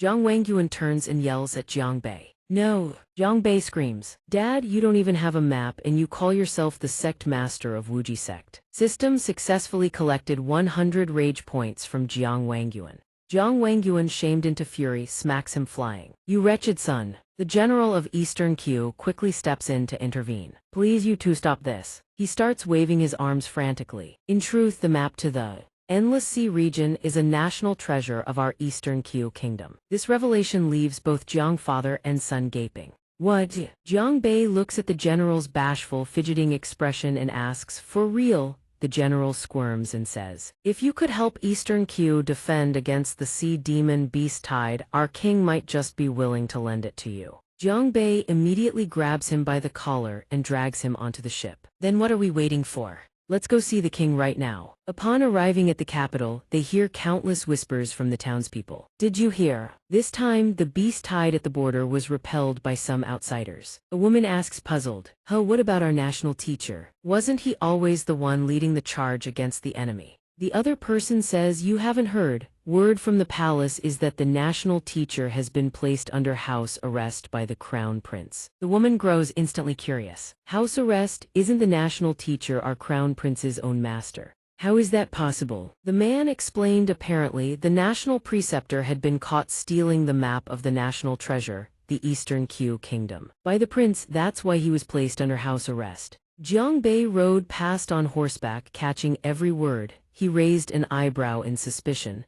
The national preceptor stealing a map. Is that for real or what? Could this young master really be that unlucky? The next morning, in the main hall of the imperial palace, an old man's laughter rang out. At last, I've found all of you. Looking up, they saw three figures standing in a row. Sun Beibao, second prince of the Eastern Qiu kingdom, Sun Rushi, crown prince of the Eastern Qiu kingdom, and Sun Jiang, the king of the Eastern Qiu kingdom. Sun Jiang gazed at Jiang Bei's group with admiration. Your heroic feat in repelling the sea beast tide has already spread throughout the entire palace. Immediately, the Jiang family's subordinates started hyping him up. Obviously, when our young master makes a move, no one in the world can stand against him. Watching Jiang Bei bask confidently in the praise, Sun Jiang chuckled. Is that so? Then you truly are remarkable. Jiang Bei immediately pounced on the opening and asked, it's just since we've done the king such a tremendous favor. Would it be possible to help this humble Jiang with one small matter? The king laughed heartily. Young hero, speak freely. Our Eastern Qiu kingdom is rich in resources. We can handle anything. Jiang Bei said plainly, we want your map of the Endless Sea region. Sun Jiang's face went black in an instant. Jiang Bei thought to himself, let's test whether the old man's map is even still there. Sure enough, the king forced a laugh. Ha ha ha, young hero Jiang, you may not be aware, but the map of the Endless Sea region was stolen not long ago. I'm currently dispatching people to investigate the matter. Jiang Bei sighed in mock amazement. So the rumors were actually true. Sun Beibao suddenly burst out, Your Majesty, do we even need to investigate this any further? That wolf-hearted national preceptor definitely stole it. Sun Rushi's voice cut in, refuting him. Second brother, that's still not confirmed. He stepped forward and suggested, if the young hero is in no rush, why not stay in our kingdom a few more days? Once we locate the map, lending it to you won't be too late. Jiang Bei agreed without a care. Sure, that works, we'll wait a few more days then hurry it up though. The king eagerly added, of course, I've already arranged a banquet to welcome you all. Please rest well, noble heroes. He then turned and ordered the eunuch beside him, well, escort the noble heroes to their quarters at once. The old eunuch obediently complied. Yes, your majesty. Seeing that, Sun Jiang turned to coax Sun Beiyabo. Come precious, let's go. Sun Beiyabo whined as he finally got to leave. It was so unbearable having to stand there with that big brother of mine. The king's expression soured the moment the crown prince was mentioned. Crown prince, we haven't you left, or do you want me to personally escort your highness out? Sun Rushi replied meekly, understood, your majesty. Watching this, Jiang Bei thought to himself, the dynamic between these three is kinda weird, isn't it? Before leaving, Sun Rushi didn't forget to say, since father is preoccupied with court affairs and cannot attend to you personally, this prince humbly apologizes on behalf of the king. Jiang Wangyuan cupped his fists in reply, your highness is too kind. They noticed his face was slightly flushed, his gaze drifting to the side-end when they followed it. All they saw was Yan Lan standing there with a blank, clueless expression. Jiang Bei's sharp senses caught that glance immediately. He tiptoed and shifted to block Yan Lan behind him. There's a banquet tonight, your highness should go prepare, yes. Sun Rushi said bashfully, then this prince shall take his leave. You've all had a long journey, so please go rest. Only after he had left did Jiang Bei dare to let his pensive expression show, mulling over the new problem. Everyone says the national preceptor stole the map, but the crown prince seems to be speaking in the preceptor's defense. Looks like the only way to find out is to pay the national preceptor a visit. That night, in a certain corner of the palace, he slipped past squad after squad of guards, not forgetting to stick his tongue out at them as he went. He carefully climbed in through a window and muttered, heavy guard even this late at night. Jiang Bei landed safely on the other side and whispered, this is definitely the place. Before him was a massive curtain. Jiang Bei didn't hesitate to pull the curtain aside and peer in. He saw a straight-backed figure sitting there, leisurely reading a book. Is that the national preceptor? Suddenly the preceptor sensed someone watching. He barked, who goes there? A projectile whooshed through the air straight toward Jiang Bei. Jiang Bei's eyes went wide with horror as he stared at the dagger embedded between his legs right at the family jewels. My manhood. The one who struck was Zhang Wuji Earthrealm, 4th stage, national preceptor of the Eastern Qiu Kingdom. His expression was ice cold. If you're going to sneak in, next time try sending someone with quicker hands. As he spoke, he flung another blade straight at Jiang Bei. Jiang Bei yelped, whoa, hold up, big bro. He dodged the blade nimbly. Have you ever seen an assassin this handsome and loaded before? System successfully harvested one rage point from Zhang Wuji. The blade sank thud into the wooden wall. Zhang Wuji exhaled softly, thinking this guy probably had a screw loose. With that thought, he turned and walked back behind the curtain. If there's nothing else, leave. This place is not somewhere you should be. Jiang Bei trotted after him, tugging at his sleeve. Come on, don't be like that, senior brother. This young master has come here on behalf of the crown prince to ask you some questions. Hearing that, Zhang Wuji's eyes lit up. A moment later, the two of them sat face to face at a table, proper and formal. Zhang Wuji asked him, what did the crown prince send you to do? He hasn't visited me even once since he put me under house arrest. Jiang Bei's sharp mind immediately pieced it together. There's definitely something going on between the preceptor and the crown prince. He leaned back casually and said, answer two of my questions first. First, there's a rumor that you stole the map of the Endless Sea region, and that's why the prince put you under house arrest. Is that true? Also, who's trying to kill you? Zhang Wuji had just picked up his cup to drink when he froze mid-motion. His eyes shifted toward Jiang Bei. He reached for a scroll, read its contents, and confirmed it was the king. Jiang Bei exclaimed, then why the hell are you still camping out in his son's palace? Aren't you scared the father-son duo will off you? Zhang Wuji replied calmly. To be precise, it's the crown prince who's afraid I'll off the king. Jiang Bei's eyes went wide, his expression that of a man settling in for juicy gossip. Bro, the tea is served, please do tell. Zhang Wuji shot back, didn't you just ask whether the crown prince put me under house arrest for stealing the map? I can tell you flat out that's not the case.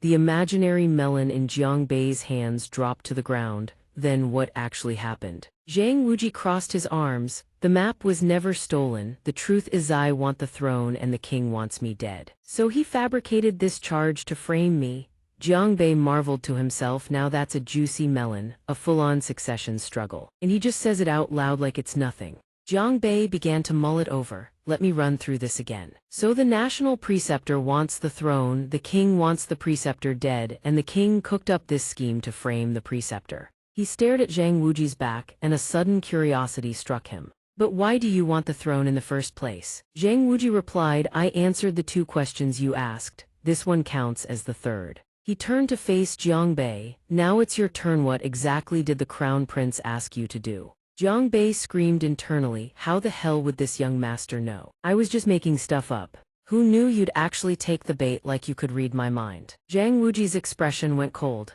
You lied to me. You're not someone the crown prince sent. System successfully harvested 390 rage points from Zhang Wuji. In an instant, countless weapons materialized and locked onto Jiang Bei. If you're not the crown prince's man, yet you know all of this about Methan Dai. Jiang Bei scrambled desperately to dodge the volley of razor-sharp blades, wailing internally. The grudges of the elite run deeper than the Sigasip is only fun when you're just listening. Then he spotted a single dagger hurtling straight for his head. He flipped the table up in a panic to block it. I'm the crown prince's guest, doesn't that count for anything? I can relay your message to the crown prince. Zhang Wuji's voice turned dark and foreboding. Really? Huh? A moment later he smiles gently, hands over the letter and says, Then I must thank you, little brother. In the Eastern Ku Kingdom at the Teihuo Palace, Sun Jiang speaks up. Distinguished guests who have traveled so far, our hospitality has been sorely lacking. Please, honored heroes, help yourselves. Jiang Bei gnaws on his food and says, No food, lodging and rest schedule map, how is any of this supposed to be good? He thinks to himself that damn grinning tiger actually had the nerve to lie and say the map was stolen. System rage points collected 208 rage points from Sun Jiang.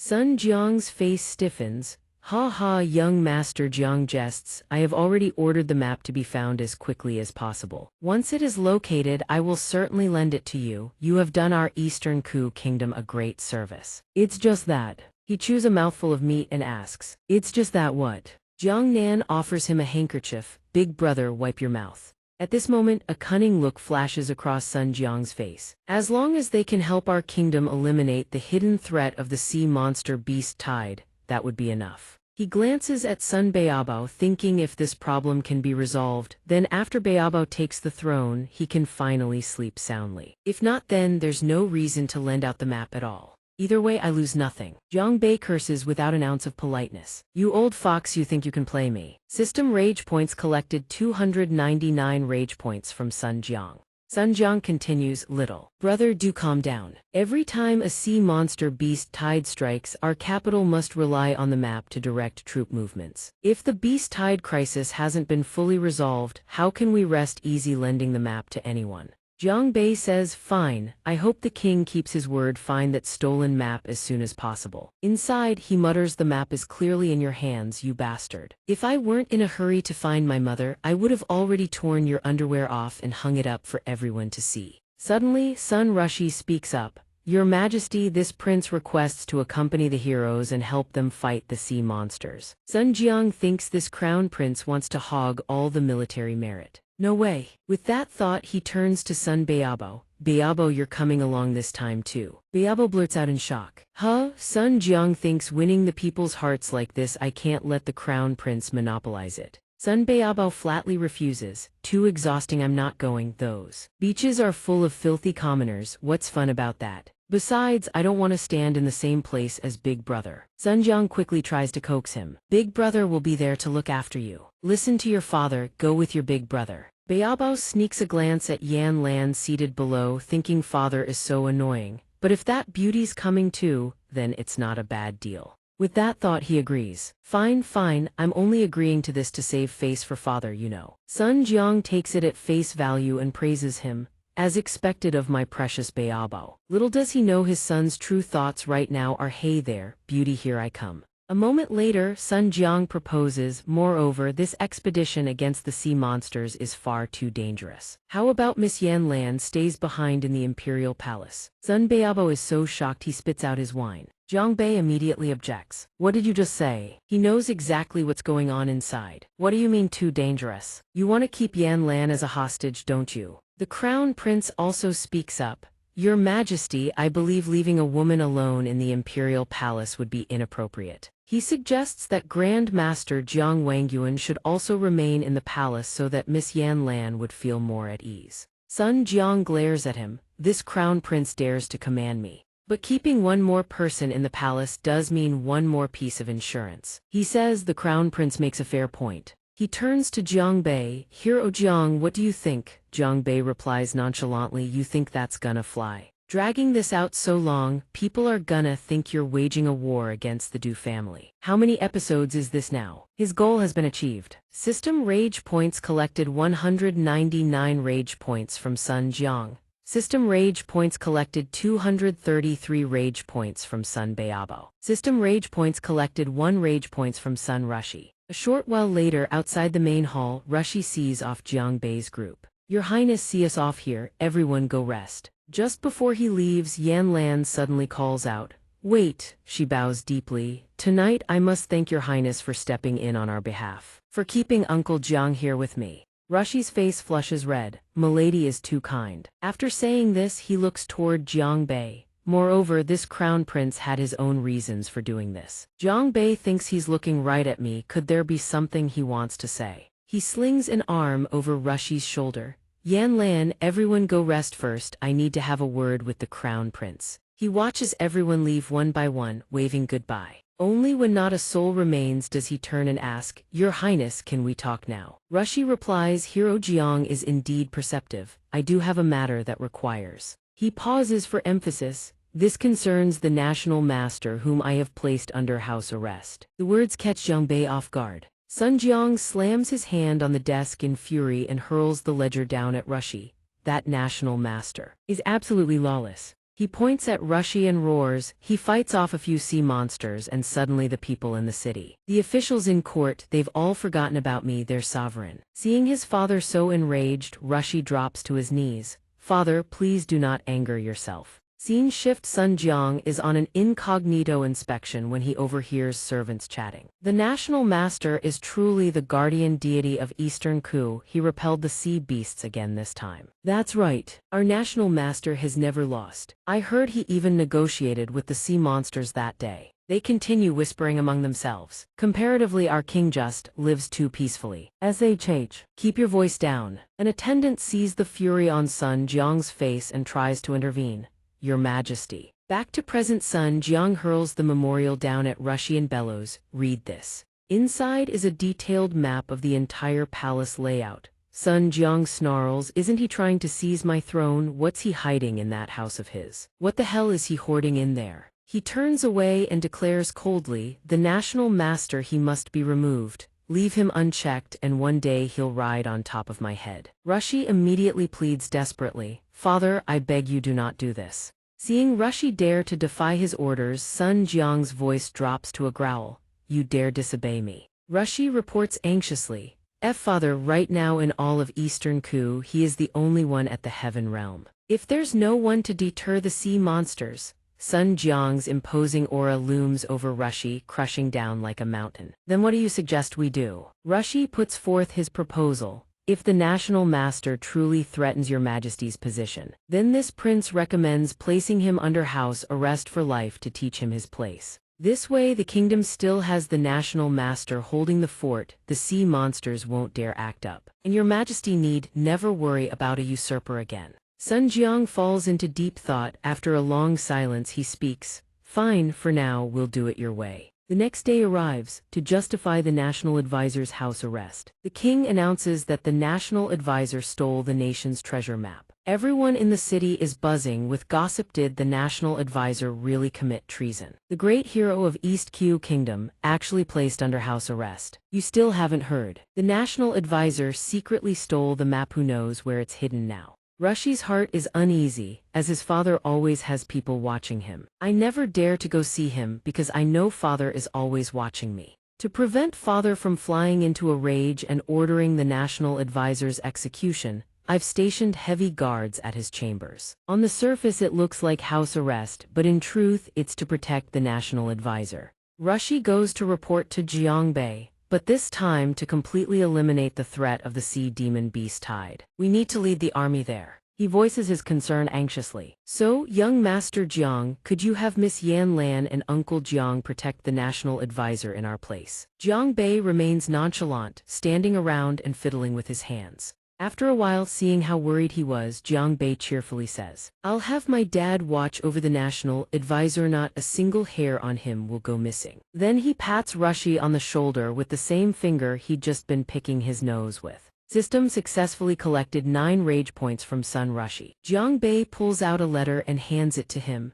Oh right, here's a letter from our national advisor for you. Rushi is caught off guard, a bit flustered. Where did you get this? The palace is clearly surrounded by heavy guards. Jiang Bei grins smugly. Your heavy guards can't stop a big-shot Hegu realm cultivator like me. Rushi can only laugh helplessly. So the young hero is actually this formidable. System successfully collected 9 rage points from Sun Rushi. Afterward, Jiang Bei urges Rushi, let's read the letter quick. Who knows, the national advisor might have gotten his hands on the palace's attack and defense map. Rushi agrees and pulls the letter from the envelope. In his heart, he thinks this letter might just be what clears the national advisor's name. The letter reads, Dear disciple Rushi, I write with respect. It has been long since we last met. Are you well? I write this letter to make my ambitions clear. Although I harbor ambitions for the throne, I absolutely have no intention of harming your Lord Father. I hope you will not dismiss these words. Jiang Bei sneaks a peek at the letter's contents and thinks, National Advisor Broyu actually admitted to wanting the throne. You've got some serious guts. Rushi reads the letter with a heavy heart and a mind full of thoughts. He then tells Jiang Bei, young Master Jiang, it's getting late. In a few days we still need to go eliminate the crab shrimp lair. You should head back to your room and rest early. Jiang Bei doesn't really want to leave but agrees and departs.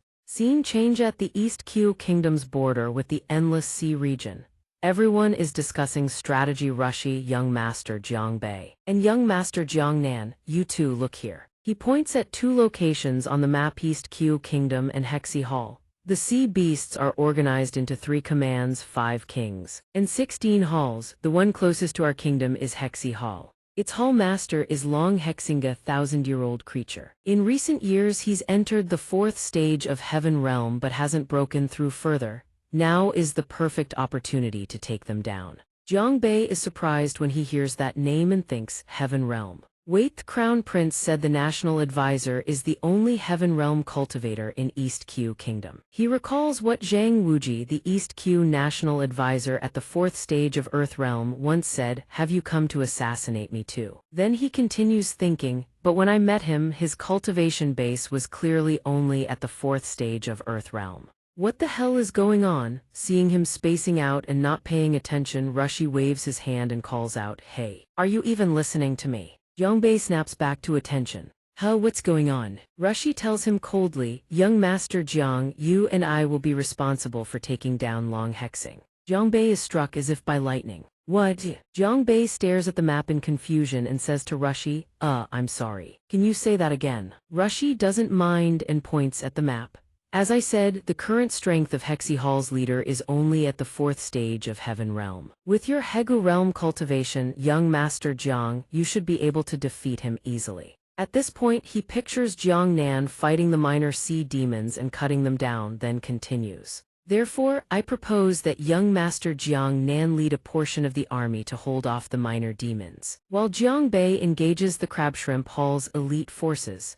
As for you and me, young Master Jiang Bei, we'll storm the inner sanctum of Hexi Hall and subjugate it. Capture the king in the Pond's Fall. We take Long Hexing's head directly. Jiang Bei hears the plan and full of enthusiasm strides over and grabs Rushi's hand.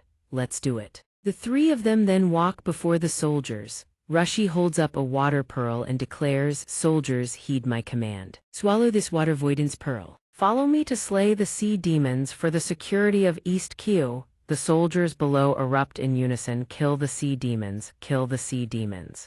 Jiang Nan is quite impressed by Rushi's commanding ability and thinks with a hidden smile, this crown prince looks delicate on the outside. But who knew he was this bloodthirsty for battle? The group descends to the seafloor, so this is Hexi Hall's territory. They've arrived at the inner sanctum of Hexi Hall. Rushi mutters to himself, then we need to strike fast and finish this quick. The group charges forward together. Meanwhile, the minor sea demons guarding the gate are completely oblivious they're just chatting away. Hey, what's for dinner tonight? Overtime shift again tonight. Tonight we eat. Before the words even leave his mouth, an iron rod slams into Big Crab's head, making the one standing opposite him nearly pop his eyes out of their sockets. The guard across from him wails at the top of his lungs, "Big Crab, I don't want to eat crabhead noodle soup for dinner." The other demons realize they're under attack and grab their weapons, rushing out. Enemy attack, enemy attack. Jiangnan sees how many there are and urges Jiang Bei. Little brother, take the crown prince and get inside. No, I'll hold them off.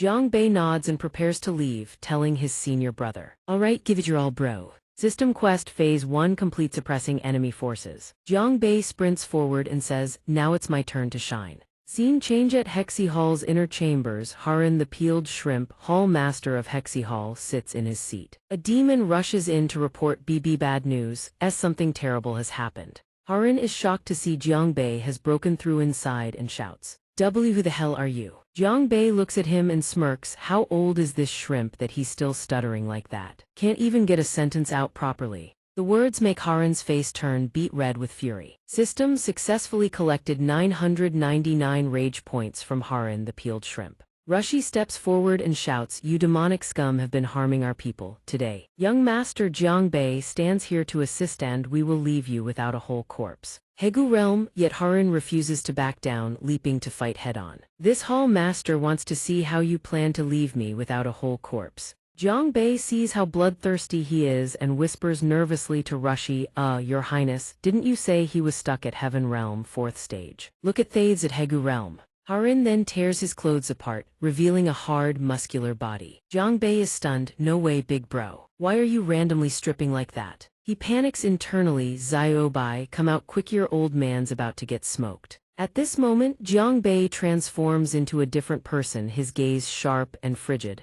"Come then, old shrimp, how do you want to die?" Haran sees the shift in Jiang Bei's eyes and thinks, how did this brat suddenly become a different person? He charges forward without hesitation. "The Ha Imperial Tyrant Body Shrimp of the Hegu Realm, how could I possibly fear a whelp like you?" Jiang Bei barely dodges Haran's strike. Haran refuses to give up and attacks with his claws. Fortunately, Jiang Bei manages to dodge just in time. He then draws his sword. Jiang Bei strikes decisively, his skyrending full moon slash cleaves right into Haran. Haran can't dodge and takes the hit, crashing to the ground. Jiang Bei still won't let up. He grabs Haran's leg and with every ounce of strength, swings the creature's body around, leaving Haran's eyes bulging wide. Jiang Bei spins midair and shouts, "Taste the young master's spinning shrimp strike." The shrimp man can only scream in panic. The system also announces the successful collection of 288 rage points from the peeled shrimp.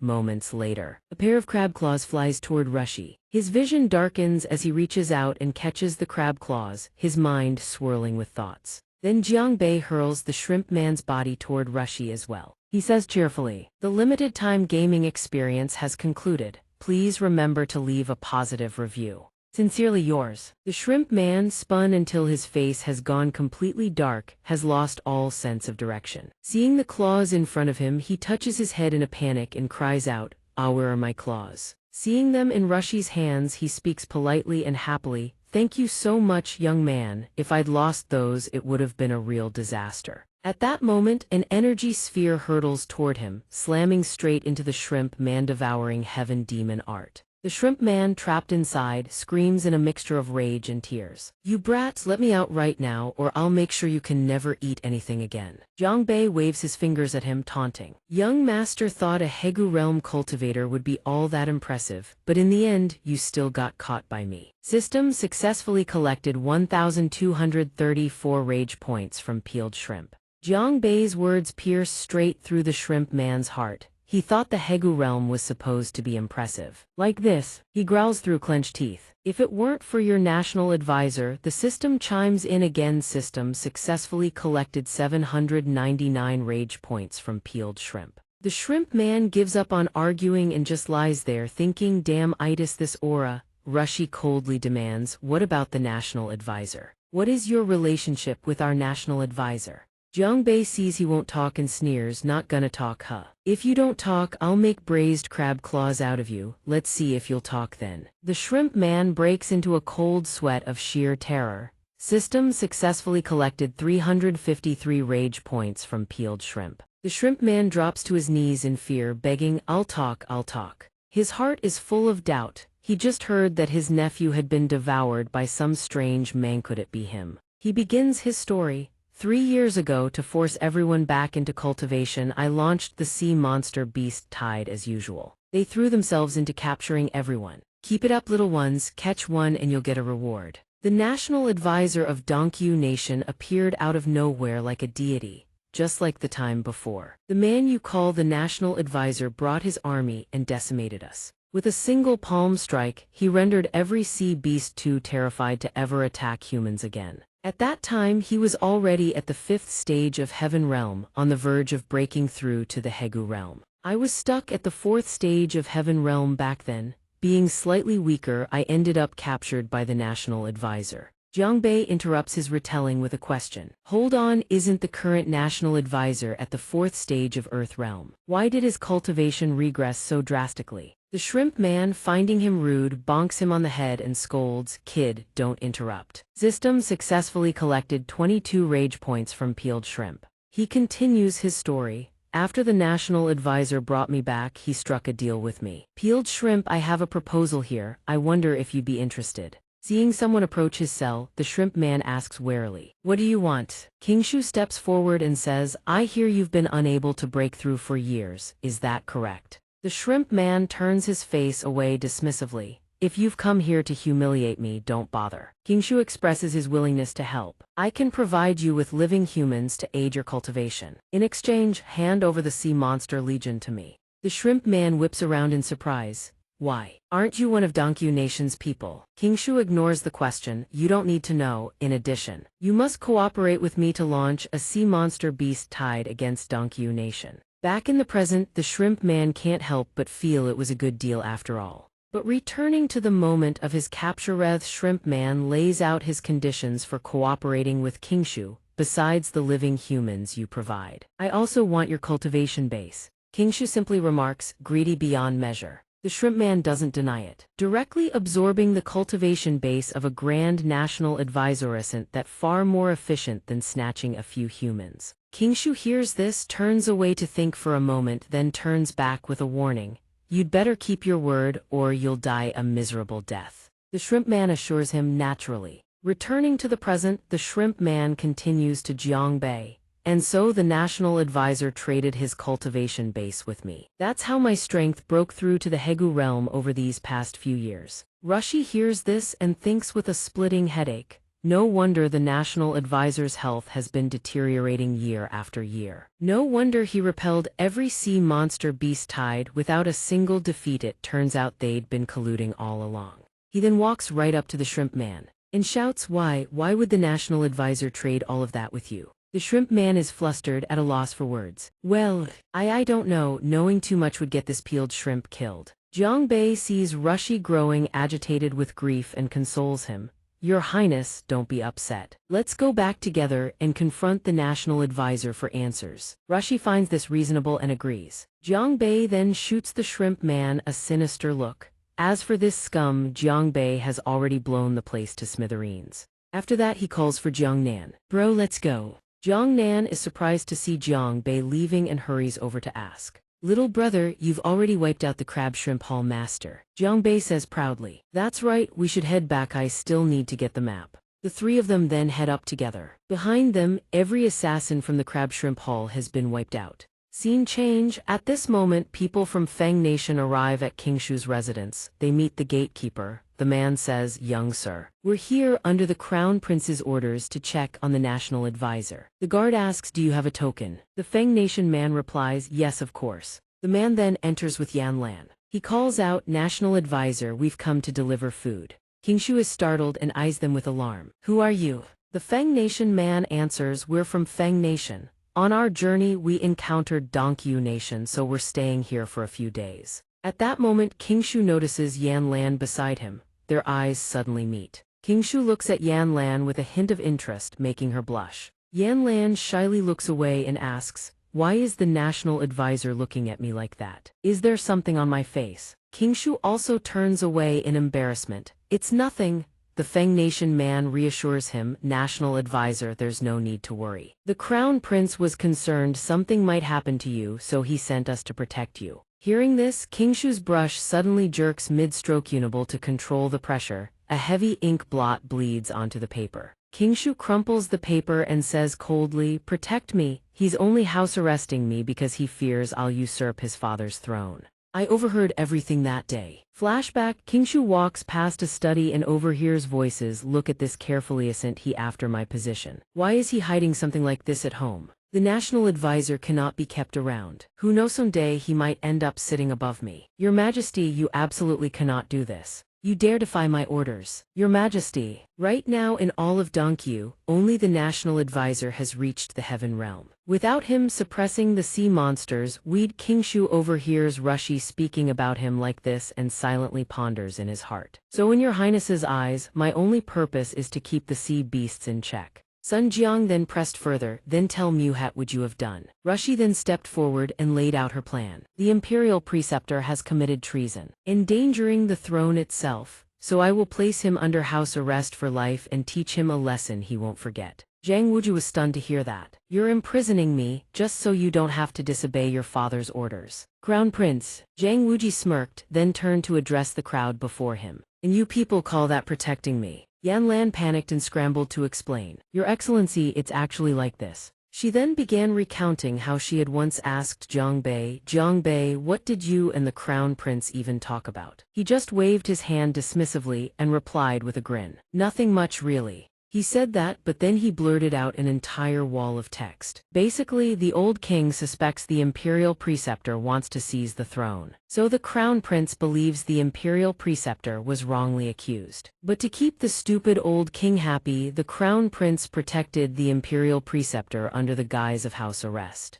Then he suddenly leaned in close to Yan Lan, making her blush a little, and continued, "But you know what? That big bro imperial preceptor actually wrote a letter to the crown prince admitting he wanted to usurp the throne. He just said he wouldn't kill his own father, that's all." After finishing her retelling, she crossed her arms and declared with certainty, "It seems like you really did admit to wanting the throne for yourself." He furrowed his brows in confusion. Had he really been understood that way? Then his expression darkened. He sighed inwardly, brooding over the matter of usurpation. After a long pause he spoke, "Let me tell you a story. Once upon a time, the tiger, lord of the green forest, took in a little white rabbit and hired Mr. Fox as its tutor. During Mr. Fox's teaching, he discovered that the little white rabbit was smart, brave, and skilled in both literature and martial arts, earning the admiration of all the forest creatures. So before the coronation of the next forest king, every animal began discussing whether the tiger might pass the crown to the little white rabbit instead. At the delegation ceremony, a little white bird and a wolf were chatting about who would be the next heir. The little bird perched on the wolf's paw and said, "The little white rabbit is so capable, the old king should pass the throne to him."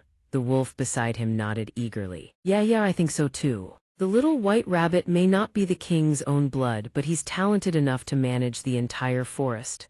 Mr. Fox was also very proud of having raised such an outstanding student. However, Mr. Fox later discovered that the Tiger King's actual intended heir was his own second son, Little Tiger. One day, Mr. Fox hid behind a tree and watched the Tiger King giving his son a pep talk. "Son, this forest is destined to be yours. Even if you can't earn it the easy way, you still have to fight for it and succeed." Mr. Fox felt deeply sorry for the little white rabbit who had worked so hard but was never acknowledged by the old tiger. Just then, the little white rabbit came bounding over happily, holding a test paper marked 100 points.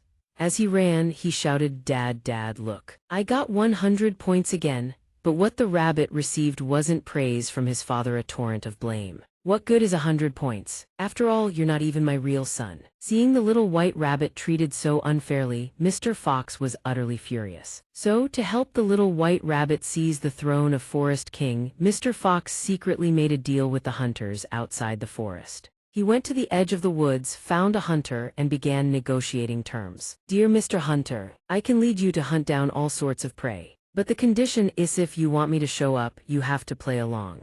Pretend I'm the one chasing you away. To stockpile food for the winter, the hunter agreed to the fox's terms. The once peaceful forest erupted into chaos. The hunter's shouts echoed nonstop. Grab it, don't let it get away. Fox and hunters worked in tandem. Whenever the fox appeared, the hunters would pretend to be driven off. Overnight, the fox became the hero of the entire forest. He pointed proudly at the fleeing hunters and shouted, "If you ever dare show your faces again, no matter how far you run, you will be punished." As time passed, the fox was hailed as a great hero of the forest and successfully claimed the title of Lord of the Green Forest. But what none of the animals expected was that after Mr. Fox became Forest King, he handed the throne over to the little white rabbit. After finishing the story, Zhang Wuji let out a long breath and turned to ask Yan Lan, "Tell Mua's Mr. Fox right to do what he did? The throne should belong to the most capable person. Why didn't the Tiger King just pass it to the little white rabbit?" Yan Lan sprawled across the table, then said,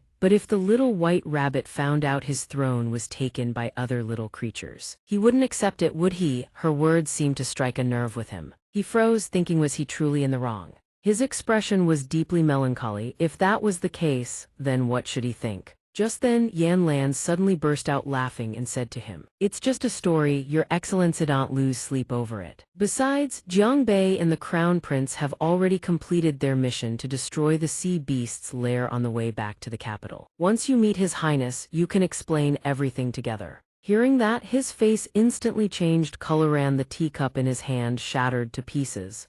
The sea beast's lair has already been destroyed. Then his sea beast legion. A long silence followed. Outside, rain began to pour and thunder rumbled across the sky. He finally spoke. "Young Master Jiang is waiting outside the door," Yan Lan replied. "All right, just call me if you need anything." Suddenly, a figure threw the door wide open and barged in. He tensed, thinking, so it's come to this. It was Sun Rushi, soaked from head to toe in the rain.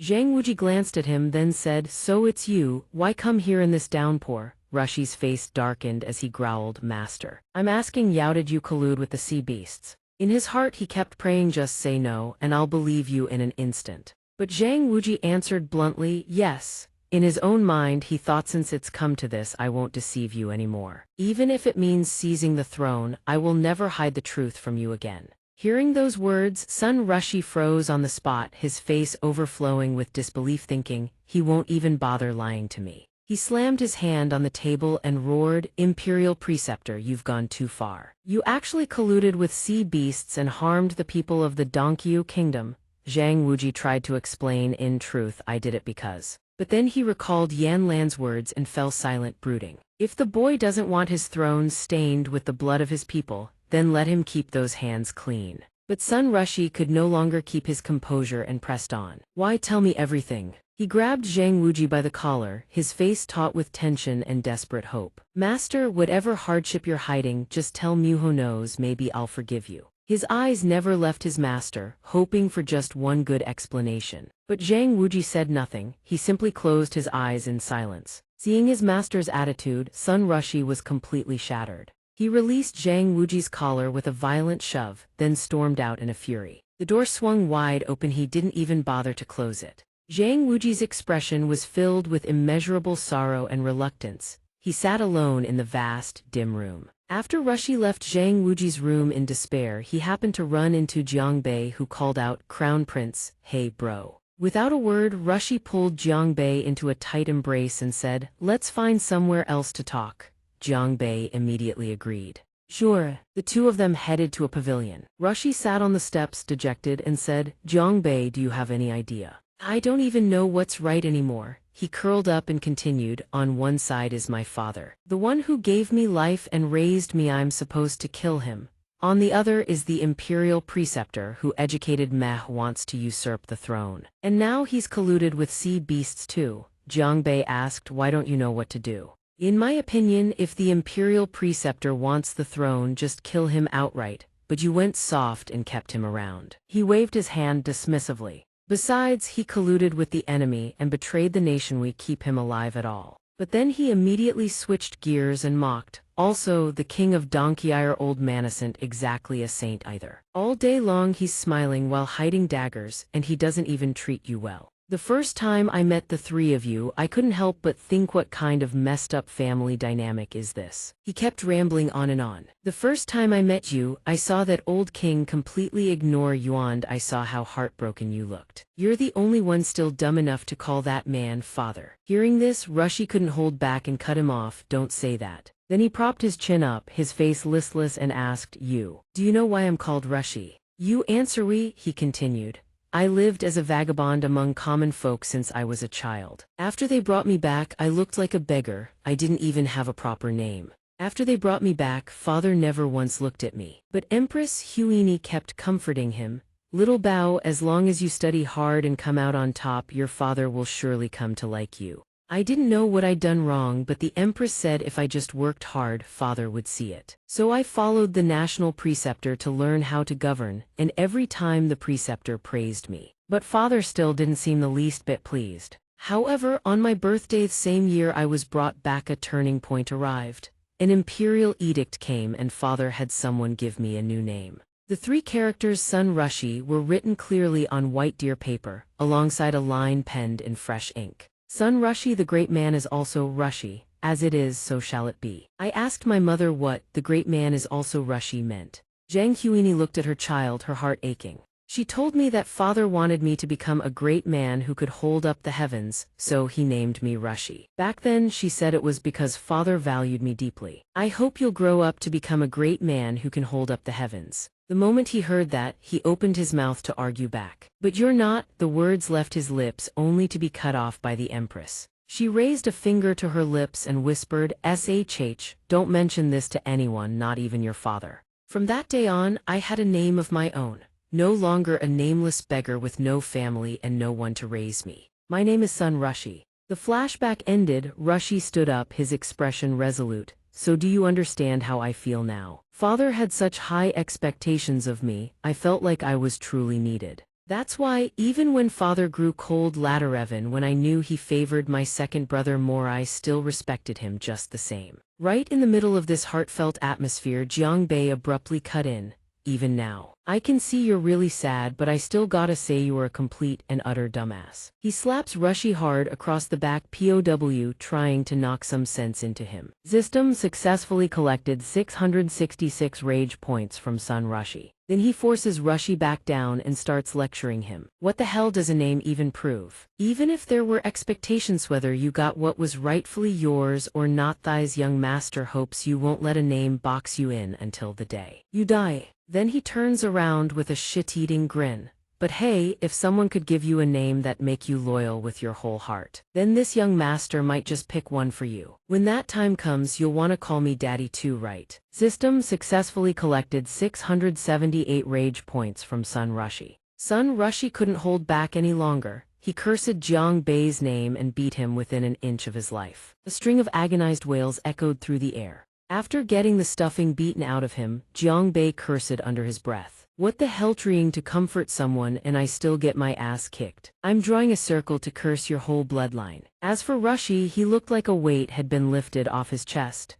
His expression brightened noticeably. That felt so damn good. Scene changed. The main hall before the assembled court officials. King Sun Jiang proclaimed loudly. The eradication of the sea demon lair has succeeded. Everyone, you have truly worked too hard. The next moment, he turned to Sun Beibao standing beside Crown Prince Ko and said, especially my second prince. You've endured the wind and sun for Beibao's sake. Seeing this, Jiang Bei's instigating nature kicked right back in. Funny, I heard someone vanished the moment we were about to catch the sea demon. Didn't show his face again until everything was already over. Sun Beibao hit right where it hurt, flew into a humiliated rage. System successfully collected 266 rage points from Sun Beibao. Jiang Bei continued, oh, and by the way, the sea demon lair has been cleaned out. Hearing this, the king's expression turned to utter shock. Jiang Bei then reminded him of his earlier promise. So when exactly can I borrow the map you promised? The old king's mind raced to wanted to go back on his word. He thought, I didn't expect them to kill the sea demon in just half a month, but I still don't want to hand over that map. He let out a cold huff, calculating silently. What if I just say it's still with the national preceptor and hasn't been found yet?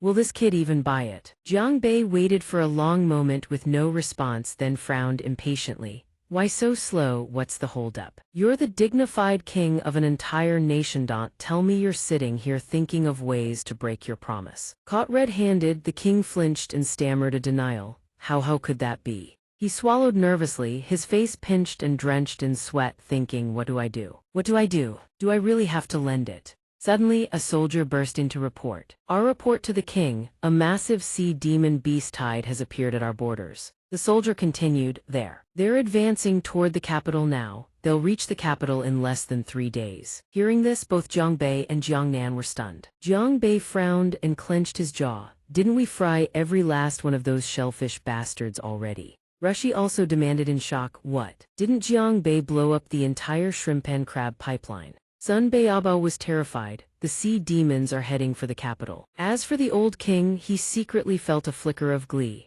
The sea demons aren't wiped out after all, no need to lend the map now. But then he realized those sea demons would storm the capital and hunt him down personally, and the glee turned to dread. If the beast tide reaches the capital, wouldn't I be the one who's utterly screwed? Thinking this, he pointed straight at Jiang Bei and roared, Jiang Bei, didn't you say you'd wiped out the sea demon lair? What is going on here? Were you just trying to swindle the map out of me and lied about the battle results? System successfully collected 1688 rage points from Sun Jiang. Jiang Bei, getting cursed out of nowhere, snapped back instantly. So when you need something, it's little brother Jiang. But the moment something goes wrong, you shout my full name like that. Rushi panicked and grabbed his arm. Jiangji, calm down. Jiangji, please calm down. Then Rushi steadied himself and reminded everyone of the current situation. Everyone, please calm down. This sea demon beast tide will reach the capital in less than 3 days. Our top priority is to figure out how to deal with it, not to stand here pointing fingers at each other. Hearing this, the main hall fell deathly silent. Jiang Bei frowned and spoke up, out of respect for the crown prince. I'll let you off the hook this time. He then hurled a metal rod at the pillar behind the old king as a warning. But if you ever dare talk to me like that again, you'll end up like that pillar. The moment he finished, the pillar behind the king collapsed with a thunderous crash, leaving the old man shaking in terror. Scene change. Zhang Wuji's location. Lightning crackled across the sky without end. Zhang Wuji gazed outside and thought. The weather's growing more and more ominous. Voices drifted in from outside. Did you hear? The sea demon beast tide is marching toward the capital. 2 guards chattered back and forth. One asked, wasn't it said before that someone had already secured the old lair from the outside? The other replied, who knows? The crown prince hasn't slept in days over this whole mess. Yan Lan's words echoed endlessly in his mind. If my little rabbit finds out, I wonder whether she can accept it. He steeled his resolve. Then I'll walk this road to the Indalone. A moment later, he threw the doors wide open. The 2 guards gasped, National Preceptor, you can't go outside. Zhang Wuji's voice was cold as steel. Summon Jiang Bei and Miss Yan Lan here at once. They obeyed immediately. Yes, sir. 3 days later, outside the city gate of the Eastern Qi Kingdom's capital, absolute chaos. Citizens flee in every direction. Inside the palace, the situation is hardly any better. Everyone is screaming at each other to run. Run, the sea demons are breaking in, hurry, get out of here. Only the greedy old king can't bear to leave his mountains of gold and jewels behind. He frantically clutches as much treasure as he can into his arms, muttering non-stop, my precious, oh my precious. Sun Beiyabao grabs his arm and shouts, Father, how can you still care about this stuff right now? Why aren't you finding somewhere to hide? As he's dragged away, the treasures slip from his grasp one by one. His face twists in agony. My precious. Then he leans in and whispers mysteriously to Sun Beiyabao, don't worry, Beiyabao, your old man knows a hiding spot behind the rear mountain. At the city gate, rows of sea demons stand in tight formation, facing them Jiang Bei and his crew. He crosses his arms, utterly contemptuous. Well, little lobster, life's been rough, huh? Couldn't figure out where to wave those tiny claws. It's only been a few days, showed you get so damn crispy. The lobster hears this and laughs. Jiang Bei, didn't see that coming, did you? Then it recounts that day after you roasted me alive, the shrimp and crabs, they slowly crawled back to Lord Hongvu's feet. I begged Lord Hongvu to grant us a second life. After being saved, it kept saying, thank you, thank you. Then that bastard had the nerve to say, if you don't want to become a walking corpse again, bring me Jiang Bei's head. It finishes, points straight at him and snarls, Jiang Bei, you die today, that's final. The man beside him hears this and his expression shifts instantly. So Hong Vu actually fled to the Endless Sea region, keeping completely under the radar. No wonder the tracking seal showed no reaction before. As for Jiangbei, just throws his head back, laughs and mocks right back. Wow, that must have been really rough for you. You show up looking this crispy. If I didn't know any better, I'd think you turned yourself into fresh grilled seafood. His mockery sends the lobster into a furious rage. You're about to die and you still can't keep your mouth shut. You really are an impatient one, aren't you? Under the weight of its fury, the system chimes in with another successful collection. System Rage Points collected Molting Shrimp Spirit 1314. He glances at the people behind him and gives a signal. Right in front of the bewildered lobster, they take several steps back, then yell run, and bolt straight for the city gate. The creature bellows at its sea demon army to give chase. While running, it screams, "Stop right there, fight me if you've got the guts." He calculates the time in his head. That should be enough. The civilians should all be evacuated by now.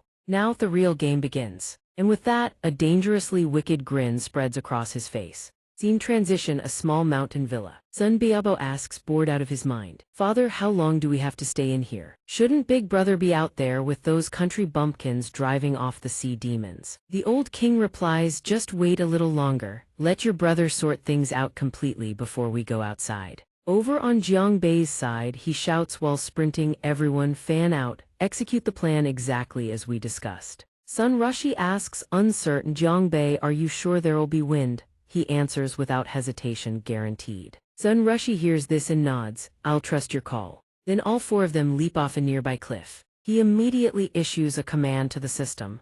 "Little N, generate our decoys." Little N responds instantly, "Genius Little N, reporting for duty." In the blink of an eye, 4 perfect clones of their group materialize. Jiangbei smirks at the copies, then sneaks away first. The sea demons chase for a while and are already starting to tire. The lobster wheezes, "Jiangbei, you're fast as hell. 1 second you're there, the next you're gone." Another demon taps the leader and points ahead, "Boss, looks like Jiangbei and the others are up ahead." The lobster bellows, "Keep chasing." Another one reports, "Sir, they're heading toward the mountains." The lobster points and growls, "Even if they fly to the heavens, I will catch them." Suddenly, a massive gust of wind sweeps in. The lackey beside him stammers, "B-boss, the wind just picked up." The lobster smacks him on the head and snaps, "Useless fool, so the wind picked up, so what? Even better. This way we can chase even more efficiently." Brain blast. The lackey immediately bootlicks. "Sir is brilliant, absolutely genius." After catching up, the lobster wheezes uncontrollably, wiping the sweat from its face.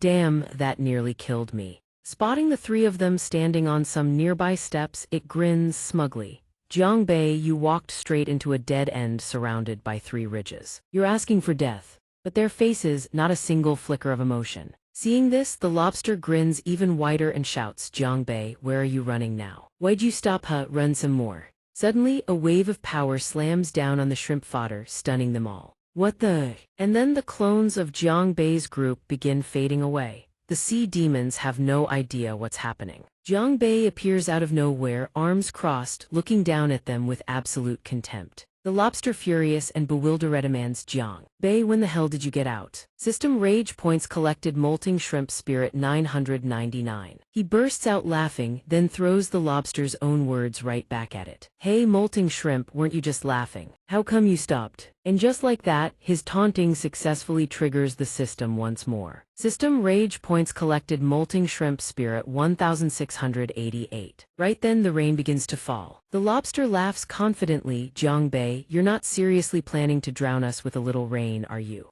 It looks up at the sky, full of swagger, "We're sea demons, a little rain won't kill us." He replies, "This isn't just any rain, this is a thunderstorm." With that, he raises his fan toward the heavens. Instantly, a barrage of lightning bolts crashes down. The sea demons shriek in agony as they're electrocuted, while Jiangbei's group watches the show from the sidelines, thoroughly entertained. A nearby civilian pokes his head out and shouts, "Got 'em, we got every last one of them." Then he hollers, "Everyone, come out. The crown prince and young hero Jiangbei have captured all the sea demons." At that, every hidden civilian rises to their feet. They swarm Jiangbei, showering him with praise. "Young hero Jiang, how did you ever come up with this plan?" Yeah, that was absolutely incredible." Jiangbei grins ear to ear, thoroughly pleased with himself as he soaks it all in. It all started 3 days ago. Flashback: the MVP moment. 3 days ago, After the argument in the grand hall ends, Jiang Bei sits with Yan Lan as she sips tea. He's deep in thought. A countermeasure, a countermeasure, a countermeasure. Outside, thunder and rain rage. Yan Lan glances out the window. It's raining again. It's been raining almost every day since we arrived, hasn't it? A spark ignites in Jiang Bei's mind, and there's lightning too. He plants a kiss right on Yan Lan's cheek. She's completely bewildered. Yan Lan, thank you, you just helped me solve a huge problem. Then he bolts outside even though it's pouring. Yan Lan calls after him, be careful, slow down. She doesn't even finish her sentence. Crack, Jiang Bei gets struck by lightning. He arrives at Sun Rushi's quarters looking like he just survived an electric chair, hair standing on end and scorched black. Your Highness, I need to ask you something. Rushi tells him, Jiang Bei, it's fine if you just say it, you don't have to put on this kind of act. Jiang Bei speaks while lost in thought. I just wanted to ask, is there a spot behind the palace where thunder strikes frequently? Rushi thinks for a moment, then says, now that you mention it, there are 3 mountains behind the palace. That area does get hit by thunder and heavy rain all the time. But he warns Jiang Bei about just how dangerous the place really is. That place is incredibly strange. I've heard hunters say the lightning there only strikes within a small zone. Rumor has it the place is cursed by a thunder god. Jiang Bei listens but doesn't quite buy Rushi's words. He then walks up and lightly slaps Rushi on the face as a threat, saying, this is what the 9 delayed fish looks like. Rushi just teases him and gives up, secretly thinking 9 years of obligation for a fish that slipped through the net. Jiang Bei transforms into full teacher mode and lectures Rushithis isn't some feudal superstition, it's called a thunderstorm terrain. Warm air masses blowing up from the south get lifted by the mountain terrain, and once they reach a certain altitude, they cool down and form storm clouds. As the southern wind carries the air current upward, Jiang Bei pretends to have a headache and says, a swarm of sea beasts is flooding in, and even though I'm a genius, this young master can't possibly take on that many. So Rushi catches on and demands, you want to lure the sea beasts into the mountain range behind the palace and wipe them out using the thunderstorm. He pauses for a moment, hesitating, but then raises the question, what if the southern wind doesn't come next time, if there's no warm air mass? What do we do then? Hearing that, Jiang Bei freezes in shock. Oh right, what do we do about that? Just then, a servant announces from outside. Young Master Jiang, Miss Yan Lan is looking for you. Jiang Bei is practically dragged out by the guards. Rushi calls after him, little brother Jiang, let's think of another way. Scene transition, study room. Rushi sits there, head pounding, thinking what on earth is the right move here. He recalls the terrifying look in Jiang Bei's eyes when the guy said, Your Highness, I've already figured it out. Just thinking about it makes Rushi shudder. Jiang Bei, your way of doing things is truly something else. System successfully collected 10 rage points from Sun Rushi. Scene transition, Jiang Bei arrives to see Rushi, who sips tea and says, go on then, what's the plan? Jiang Bei grins and says casually, same method as before, but I've already borrowed the southern wind. When the time comes, just follow my plan.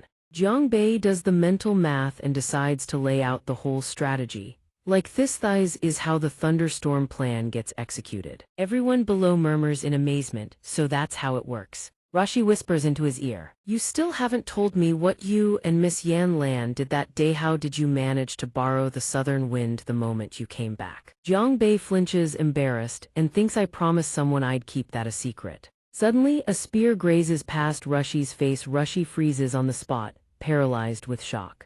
Jiang Bei and the crowd below stare wide-eyed, jaws dropping. He thinks he's here, he's coming. The classic meme is coming. The crowd below stares at Rushi's features and starts murmuring. Why does the crown prince look so much like a girl? Are you blind? Rushi recalls all the things people always say about him and how they've always treated him like a puppet. Our prince is just too thin, there's no way he's a girl. Exactly. How could a girl possibly become the crown prince? How could a girl ever understand the books written about governing a nation? Then someone steps forward. The crown prince is a girl. It's Jingxi, the national advisor, who steps forward and continues. Ever since ancient times, the one who handles political affairs for the sovereign, serves as regent, and oversees the state has always been the crown prince. He then walks right up to Rushi, face to face, and declares with absolute certainty. A woman. Rushi feels as though she's been betrayed, plunged into the water. Why did he have to say it? Why? She recalls in agony her birth mother had forbidden her from ever revealing this secret to anyone. Master, how did you find out?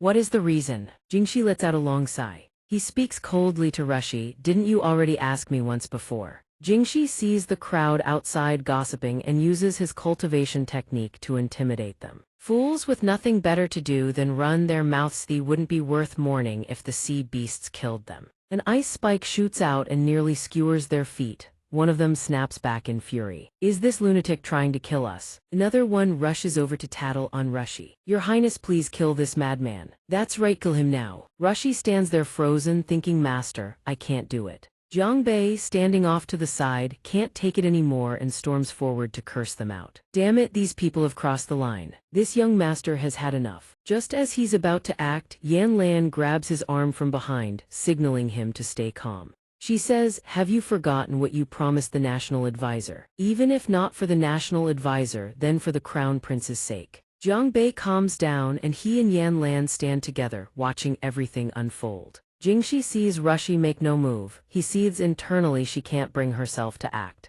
Furious, he charges straight at Rushi and snarls, if you won't kill me, then I'll kill you. Everyone below watches in horror. Only then does Rushi lift her head, her eyes filled with determination. A moment later, a blade pierces flesh. No one can tell whether it was Jingxi or Rushi who struck first. To everyone's shock, the one who drove the sword in is Rushi. She stares in disbelief, panic flickering in her eyes. Master. Jingxi doesn't resist or reproach her, simply smiles warmly and says, you will be a great sovereign. The commoners, bewildered, start shouting, the national advisor is dead. Shouldn't we summon the king to take charge? I heard when the sea beasts attacked the capital, the king already fled into the rear mountains with the second prince. Sun Jiang and his son, the second prince, are lying motionless face down inside a circle. Passers-by take one look and speculate, probably the same as the sea beasts get struck by lightning as divine punishment.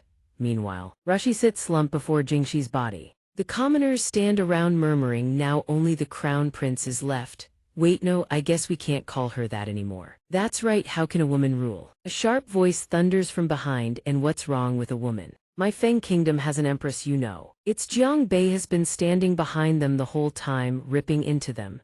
Is she your father or your mother? Mind your own damn business. Yan Lan also chimes in, scolding the crowd. All these years, the crown prince has toiled day and night for Eastern Kedet. You dare dismiss her just because she's a woman. Then both of them lose it, trading verbal blows back and forth, ripping into every single one of those people. This time, and even during the last sea beast fight, if it weren't for the crown prince, would any of you still be alive? You enjoy the crown prince's protection while questioning her identity. Isn't that just feasting on someone else's blood and sweat? This young master ought to teach all of you a lesson. Even Jiang Nan chimes in. My brother and Miss Yan Lan are right. Do any of you even have a conscience? This young master ought to teach all of you a lesson. System successfully collected 12 rage points from Zhang San. Successfully collected 16 rage points from Li Si. Successfully collected 20 rage points from Wang Wu. A hand suddenly clasps someone else's. It's Jiang Bei who steps forward, grabs Rushi's hand and raises it high. Your king is dead. If you refuse to acknowledge Sun Rushi as your new sovereign. He reveals a menacing grin and speaks in a bone-chilling tone. I won't mind silencing everyone who witnessed today's events. The crowd drops to their knees before Rushi, shouting, we accept, we accept. We acknowledge. System successfully collected 24 rage points from Zhang San, 28 rage points from Li Si, 32 rage points from Wang Wu. At this moment, a port bristled with soldiers on guard. Sun Rushi cheerfully held a scroll in her hand and said to Jiang Bei, this is the map of the endless sea region I promised to lend you. Suddenly, a blue object appeared, pillars of light gradually rising from below. Jiang Bei couldn't help but marvel. You really kept that thing hidden well. Sun Rushi unfurled the map and said, after all, it's a national treasure of the Donghua kingdom. It won't disappoint you. The directions within the endless sea region shift constantly. With this map you can navigate through it by following its guidance. Sun Rushi suddenly recalled how she'd found the map following Jiang Bei's instructions, and asked, but how did you know the map was hidden beneath my father's throne? Jiang Bei simply grinned and bluffed. When this young lord was sleeping, my old man appeared in a dream and told me. Inside, he was thinking, damn it, I promised that blasted national advisor I'd keep this secret. Yan Lan chimed in, playing along with his bluff. Your Majesty, please don't make things difficult for Jiang Bei, I can vouch for him. He really did dream about it. Inside, she was panicking. What nonsense am I even saying? What did Jiang Bei dream about? How should I know? As the time for parting arrived, Jiang Bei spoke and instructed Sun Rushi, we have to go now. Once you become the ruler of Donghua, if anyone refuses to submit, send me a message across 10,000 miles. Even if this young lord has to swim across the endless sea region for 3 days and 3 nights, I'll come back and discipline those punks for you. System successfully collected 110 rage points from Donghua officials. Then he walked close to Sun Rushi and said, didn't you once ask, after I finished discussing the thunderstorm battle strategy, what Yan Lan and I did during those 2 hours? Don't you want to know any more? Sun Rushi waved it off dismissively, turned away, and said she didn't want to know anymore. She needed to learn to be more open-minded like him. Just let it blow away with the wind. A loud shout rang out at that moment. Little brother Miss Yan Lan, it's time for us to set off. Jiang Bei shouted back to Jiang Nan, who was already standing on the ship. Got it, big bro. Then he grabbed Yan Lan's hand and gave Sun Rushi a final farewell. We'll meet again someday. Until next time, Your Highness. Sun Rushi simply smiled, turned to walk away, and waved goodbye to them. Aboard the ship, Yan Lan said to Jiang Bei, I thought when you brought up that subject with Miss Sun Rushi just now, you were going to tell her the truth. Jiang Bei quickly denied it. How could I? Then he puffed up with pride and declared, I'm the tightest-lipped person you'll ever meet. No secret can escape my lips. Yan Lan stifled a laugh and said, all right, so what were you actually doing back there? Jiang Bei leaned against the railing, feeling the wind, and said, I just wanted to confirm something, whether the crown prince has truly let go. Seeing his attitude, Yan Lan said with a hint of jealousy, this is the first time I've seen you be this thoughtful. Jiang Bei nodded matter-of-factly, of course, after all, every human heart is made of flesh. Then he plucked a rose, held it in his mouth with a suave look, and said, sure. This young lord doesn't sweat the small stuff and spends his days ticking people off for fun, but even I grow up eventually. Yan Lan cringed at his shameless smooth talk.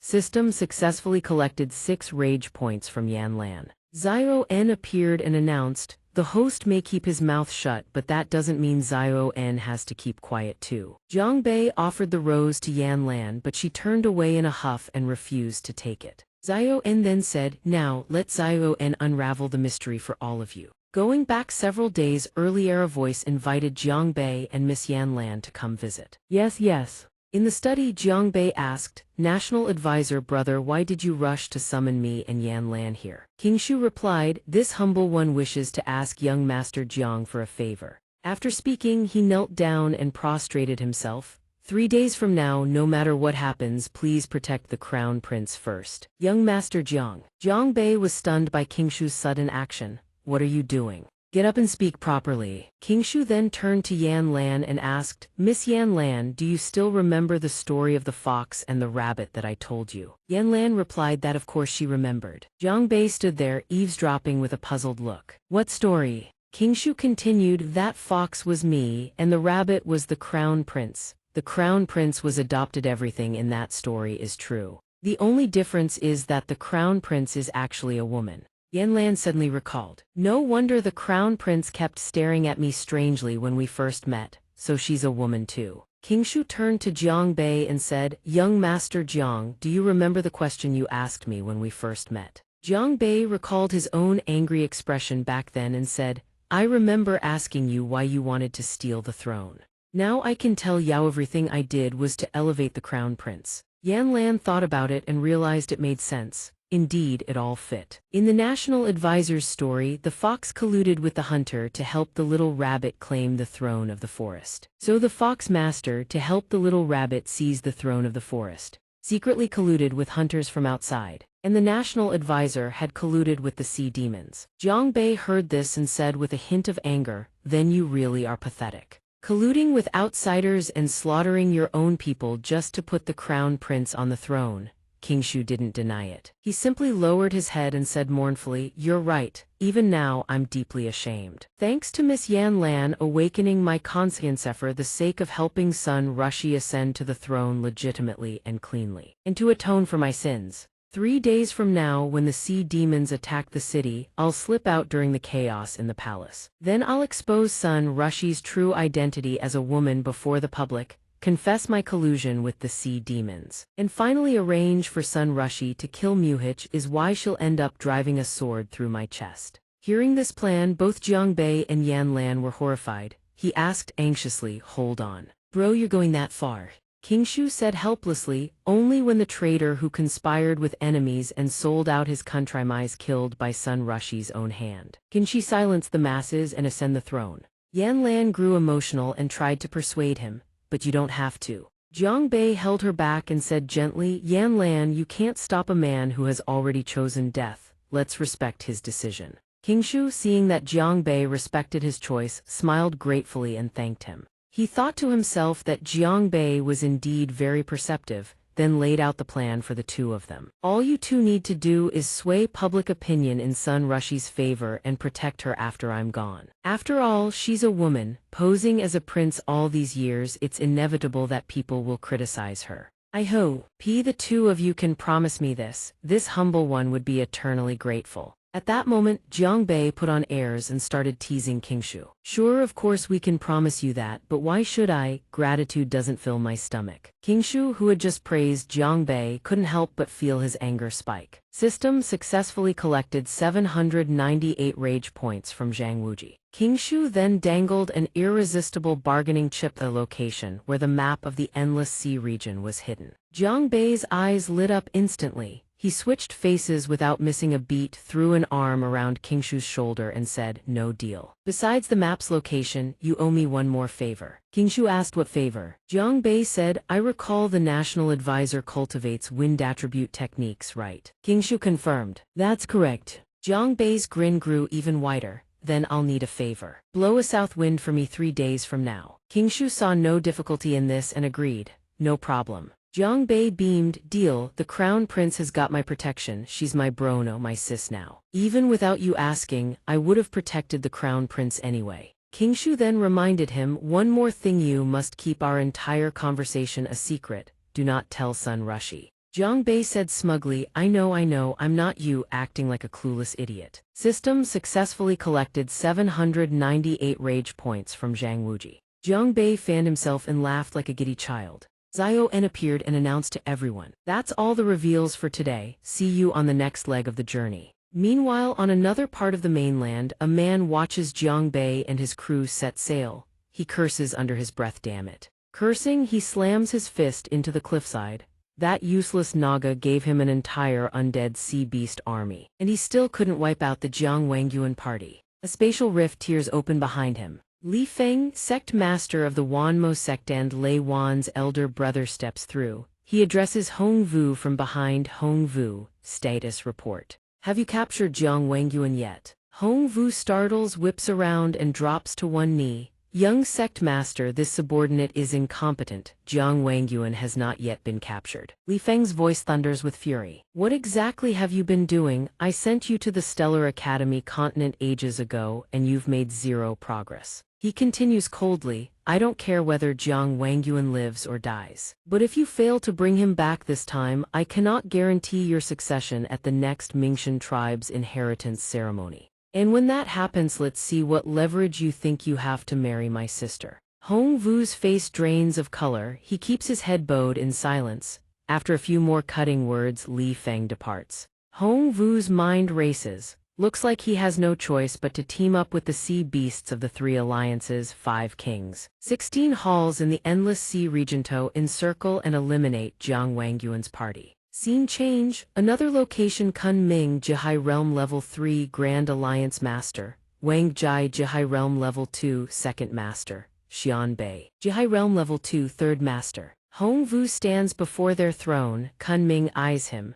"Hong Vu, shouldn't you be obediently staying put on the lunar eclipse continent? What business does a human have running to my sea beast alliance?" Hong Vu puts on his most respectful face. Naturally, I've come to deliver an opportunity to the Grand Alliance Master. Kunming lets out a curious "oh," sounds genuinely intrigued. Speak, what kind of opportunity? Hongvu utters 3 words, the Kangyuan Pearl. All 3 Kunming, Wangjai, Xian Bei go wide-eyed. What? Kunming leans forward, alarmed. Explain. The Kangyuan Pearl of the Naga tribe has been lost for centuries. How do you know about it? How? Hongvu smirks, because I saw it with my own eyes. Years ago, my father Mingshan mobilized the entire clan's forces to wage war against the Naga tribe, all to seize their ancestral treasure. But during the battle, the Kangyuan Pearl was accidentally dropped into the central trench of the Endless Sea. Everyone on the surface cried out its name, the Kangyuan Pearl. To keep its exact location a secret, we slaughtered quite a few Naga to silence them.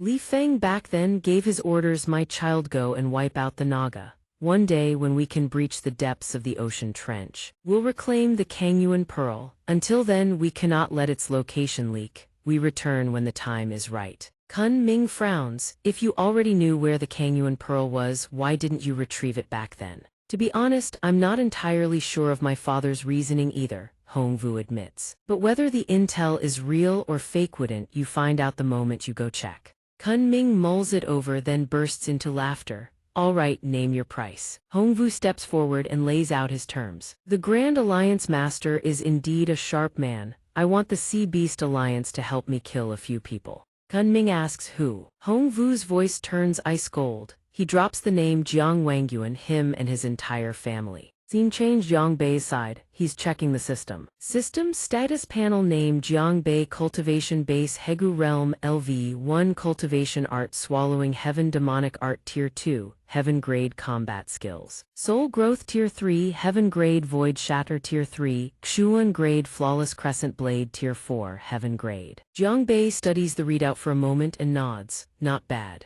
Ever since Jiang Xiaobai helped him refine his spirit and break through to the Hegu realm, his Qi has been expanding bit by bit. Little N mentioned before that the rage points accumulated during this trip to the Eastern Mound Kingdom would be enough for the host to reach Hegu realm LV2. Once at Hegu LV2, the host's Qi would expand further, mental perception would spike, and he'd be able to scan a 300-meter radius. Thinking back on it now, Jiang Bei's fingers are already mashing the level up button. What are we waiting for? Level up, level up, level up, level up. Keep pumping it in, baby. Yours truly demands more. Something large glides beneath the hull. Jiang Bei, sitting on the edge of the deck, suddenly feels the ship tilt. Yan Lan steps forward, squinting at the horizon. I can't make out anything ahead. She pauses. Wait, I hear something strange. It almost sounds like singing. She turns to him. Jiang Bei, can you hear it? Someone's singing. He frowned. Singing? What singing? I don't hear anything.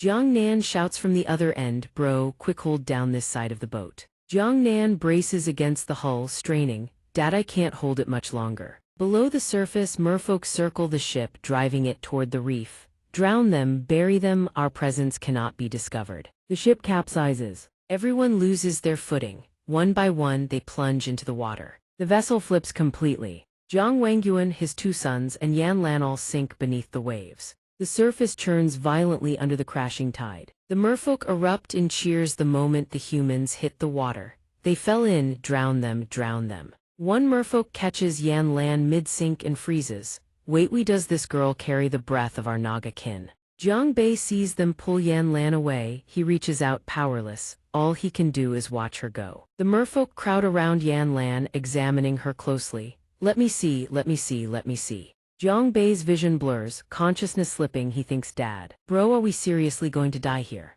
His mother flashes through his mind. I haven't even found Mom yet. Jiang Bei's eyes snap open. Wah. Blinding light, but he's not dead. Impossible. He's racing upward through the ocean depths. What the hell, didn't I just drown? He's lying in a bed made of seashells. He blinks, bewildered. Jiang Bei bolts upright. Where the hell have they taken me? Jiang Nan walks in. Little bro, you're finally awake. Everyone's been waiting for you. Jiang Bei is still panicking. Bro, what the hell happened? Why am I sleeping inside a giant clam? Jiang Nan doesn't bother explaining. He grabs Jiang Bei's arm and yanks him up. Come on, you'll see when we get there. Scene-chained White Palace. Yan Lan spots Jiang Bei and lights up with relief. Jiang Bei, you're finally awake. You scare me half to death. Jiang Bei puts on his cool guy act. Why, what's there to worry about? He scratches his head, feigning confusion. Yan Lan, who is that? Yan Lan turns and addresses the woman seated on the throne. Tribal chief, this is the Jiangbei I told you about. Her name is Quan Shu, Hegu Realm LV4, chief of the Naga tribe. Yan Lan introduces her to Jiangbei. Jiangbei, this is Chief Quan Shu of the Naga tribe. She's the one who saved us. Jiangbei leans close to Yan Lan's ear and whispers, "You naive girl, they're the ones who flipped our boat in the first place." Unfortunately for him, Quan Shu's hearing is razor sharp. She descends from the throne with a composed smile. "Young Master Jiang, I believe there's been a misunderstanding. My people mistook you for invaders and acted out of line. Please accept my deepest apologies for the offense. We meant no harmony to protect our waters." Jiangbei isn't buying a word of it. "Then how do you know we're not invaders?" Tian Soch grabs Yan Lan's hand, gazing at her with deep, tender affection while Jiangbei watches in pure disgust. Hey, duck is talk, why the hand-holding? The elder speaks gently. On Yan Lan's body flows the blood of my own sister. She carries the Naga bloodline. Jiangbei had heard from the Sea Beast King that Yan Lan's mother came from the Endless Sea region, but he never expected her to be of the Naga race. Yan Lan is moved to tears. She says through her sobs, "Jiangbei, even though mother didn't raise me, Auntie Tian told me all about her childhood." Seeing her like this, Jiangbei can't help but ache for her. She nestles into his arms. "Do you think I'm connected to mother's past too?" Jiangbei comforts her. "Of course you are, Yan Lan." He even promises her from now on, even without her mother by her side, he will always be there. The others are just standing there getting force-fed dog food. What a show. Tian Soch clears her throat to cut through the awkward atmosphere. "I already know Yan Lan has a weak water body. The urgent matter is finding the Kangyuan pearl to stabilize the extreme yin energy in her body." Jiangbei still doesn't get it. He presses, "But where is the Kangyuan pearl? Didn't everyone say it was lost ages ago?" Tian Soch answers with certainty, "That's true, but one person definitely knows where it is." Her expression turns grave. "The child of Mingxin. Back then, the Mingxin clan hunted us to the brink of extinction to seize our tribe's treasure. But what they never expected was that I and a handful of young ones hid inside a whale carcass and survived. Worse still, I overheard Hong Vu's orders with my own ears: kill them all, leave no one alive. Your father never wanted the Kangyuan pearl's location exposed either," she adds with conviction. "So when the pearl was lost, Hong Vu must have been there." Jiangbei's brain feels like it's about to explode. Why is it Hong Vu again, that cockroach who just won't die? Jiang Nan understands the gravity of their situation. But Hong Vu's movements are unpredictable after the battle at Wuxian Lair. He only appeared once in the Eastern Qiu Kingdom. How are they supposed to find him? Jiang Wangyuan steps forward. He reveals a secret. Your old man once planted a tracking mark on Hong Vu's body. He shows them clearly. As long as we follow it, we can pinpoint his location. The two brothers are stunned in admiration. "Father truly has incredible foresight. That's our old man for you, full of crafty tricks." Jiangbei charges ahead with excitement. "Then let's go, find the Kangyuan pearl and take out Hong Vu," Jiang Wangyuan snaps. "You damn brat," itching for a beating again.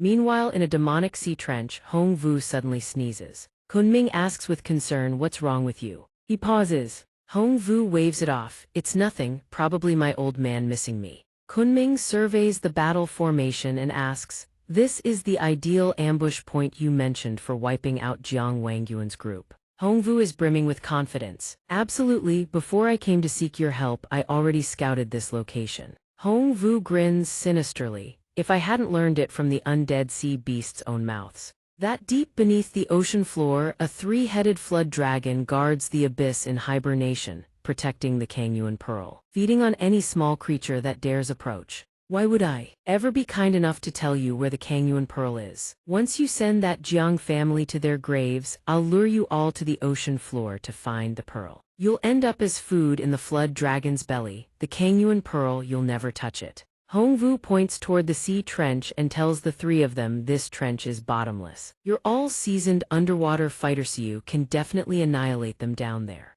Kunming is skeptical. "Then how are you so sure Jiang Bei's group will come to this exact spot?" Hong Vu responds immediately, "Of course I know." He touches the back of his neck, where the tracking mark Jiang Wangyuan once planted without anyone knowing remains. "Long ago I cast a reversal curse on it. Their positions are as clear to me as the palm of my own hand. otherwise, I wouldn't have been able to ambush them at Eastern Qiu Kingdom either. Xianbei puts her hands on her hips. So what exactly do you want us to do now? Hongwu states his demand without hesitation. Jiang Wangyuan knows my location. I can't make a move myself. That's why I need all of you. He clenches his fists, his expression steely with resolve. Capture Yan Lan, the weakest link among them. Use her as bait to lure them into the trap. On the Jiang family's ship drifting across the sea, a thick mist of fog spreads in all directions. Jiang Bei stares at the map and discusses with his father. Dad, you're saying Hongwu is at this location. Jiang Wangyuan points to the map and says calmly, that's right, the Mana Sea Trench. The strange thing is, Hongwu hasn't moved from this spot in 2 days. Jiang Bei frowns immediately. Isn't that just him waiting for us to walk into his trap? Just then, Yan Lan slowly approaches the two of them. Out of nowhere, a mysterious figure appears, seizes Yan Lan and snatches her away, threatening them. Don't even think about it. By the time the father and son of the Jiang family react, the teacup hasn't even hit the ground and Yan Lan is already gone. The two of them rush to the edge of the ship screaming, "Why Yan Lan?" Jiang Bei roars in fury, "Let her go." Zai, having captured Yan Lan, immediately knocks her unconscious. Xianbei, standing beside him, sneers with contempt. If you don't want her dead, don't do anything stupid. With that, both of them leap into the sea with a splash, dragging Yan Lan along. If you want to save her, come to the Mana Sea Trench tonight. We won't wait past the deadline. Jiang Bei slams his fist into the ship's hull with a crack. Jiang Wangyuan tries to talk his son down. Bayer, I'm afraid this is a trap. Jiang Bei doesn't care. He refuses to listen to his father's warning. I'm walking straight into that trap no matter what. At the Mana Sea Trench, the Jiang group deploys the water-repelling technique that Tian Soch taught them. Jiang Bei's gaze lands on Yan Lan, eyes filled with worry. Yan Lan looks back at him the same way. Her eyes are full of concern, all of it directed at him. Jiang Bei. The moment Jiang Bei arrives, he makes his presence known, staring Hongwu down. We're here, release Yan Lan now. Hongwu lets out a laugh. Release her. Of course, just hand over your father in exchange. Jiang Bei's blood boils. He surges forward, ready to beat Hongwu senseless. Hongvu, you son of Awhat, the hell do you even want? Jiang Wangyuan immediately holds his son back. System successfully collected 680 rage points from Hongwu. Jiang Wangyuan voluntarily steps forward, offering to take Yan Lan's place. Your enemy is me, I'll trade myself release Yan Lan. Jiang Bei protests, Dad, just kill him and be done with it, why bother negotiating? Jiang Wangyuan transmits a secret voice message to his youngest son. Bayer, don't be reckless. Jiang Bei freezes. Is Dad transmitting a secret message to me? So reaching Hegu realm allows secret voice transmission. Incredible. Everyone Hongwu brought this time are Jihai realm experts. On top of that, there are thousands of sea beasts.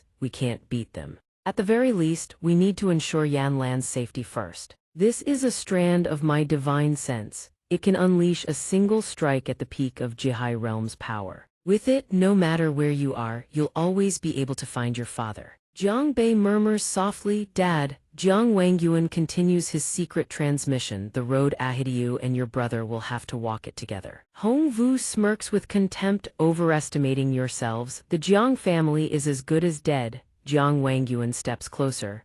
Release Yan Lan first. Yan Lan screams in terror. Uncle Jiang, everyone, please just go, leave me, don't worry about me. Hongwu, seeing his plan succeed, turns to the other three. Would the two sect leaders kindly proceed with the hostage exchange? Zai grumbles, annoying as hell, what a pain. Jiang Wangyuan immediately grows anxious. Yan Lan, are you alright? Jihai suddenly grabs Wangyuan's hand. Wait, Wang Jai drapes Wangyuan's armor onto him. Quick, put on this 1000-year-old turtle shell armor. That way it'll be harder for them to pull any tricks on us. Wangyuan silently racks his brain for a way to save himself. With Hongwu's cunning, even if Uncle Jiang is captured, he won't spare us. I need to find a chance to escape. A savage roar echoes out. Yan Lan, run. Thank goodness there's still Uncle Jiang. She ran toward Uncle Jiang. Wangyuan immediately activates Turtle Shell Shield. Hongwu launches his attack. Not a single one of you is escaping. Jiang Bei arrives just in time to intercept.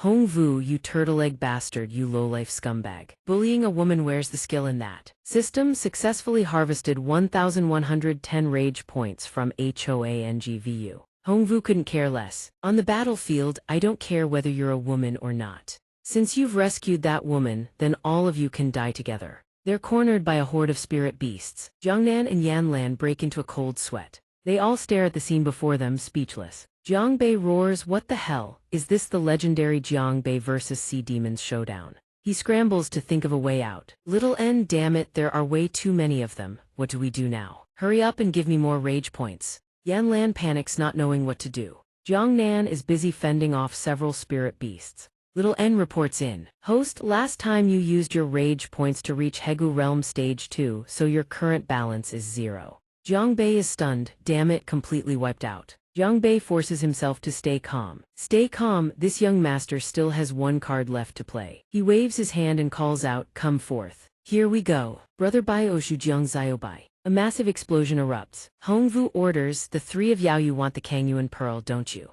Go kill them and I'll tell you where the Kangyuan Pearl is." All three freeze for a moment, but they comply. "Hongvu, you'd better keep your word." Hongvu is brimming with confidence. Once he refines these dead sea demons and breaks through to the Fengzhu realm, no one will be able to stand against him. Jiangbei and Little N converse. "Jiang Ziobai, can you handle this? Look, the opponent is at Jihai realm and you're just a tiny horn at Hegu realm. Do you even understand what realm suppression means?" Kunming mocks him. "Jiangbei, give it up, don't waste your energy on a pointless fight." He deliberately strikes. "The woman beside you is already severely injured." The elder threatens Yanlan, "Little miss, why not just jump on your own, that way it'll at least look prettier." And then there's Jiang Nanvan, "Your big brother is losing. Look, kid with the spear, can your spear even pierce through my shell?" Kunming stares him down. "You have nowhere left to run." He lunges at Jiangbei, but Jiangbei quick-wittedly leaps off the cliff. Yanlan follows right behind him.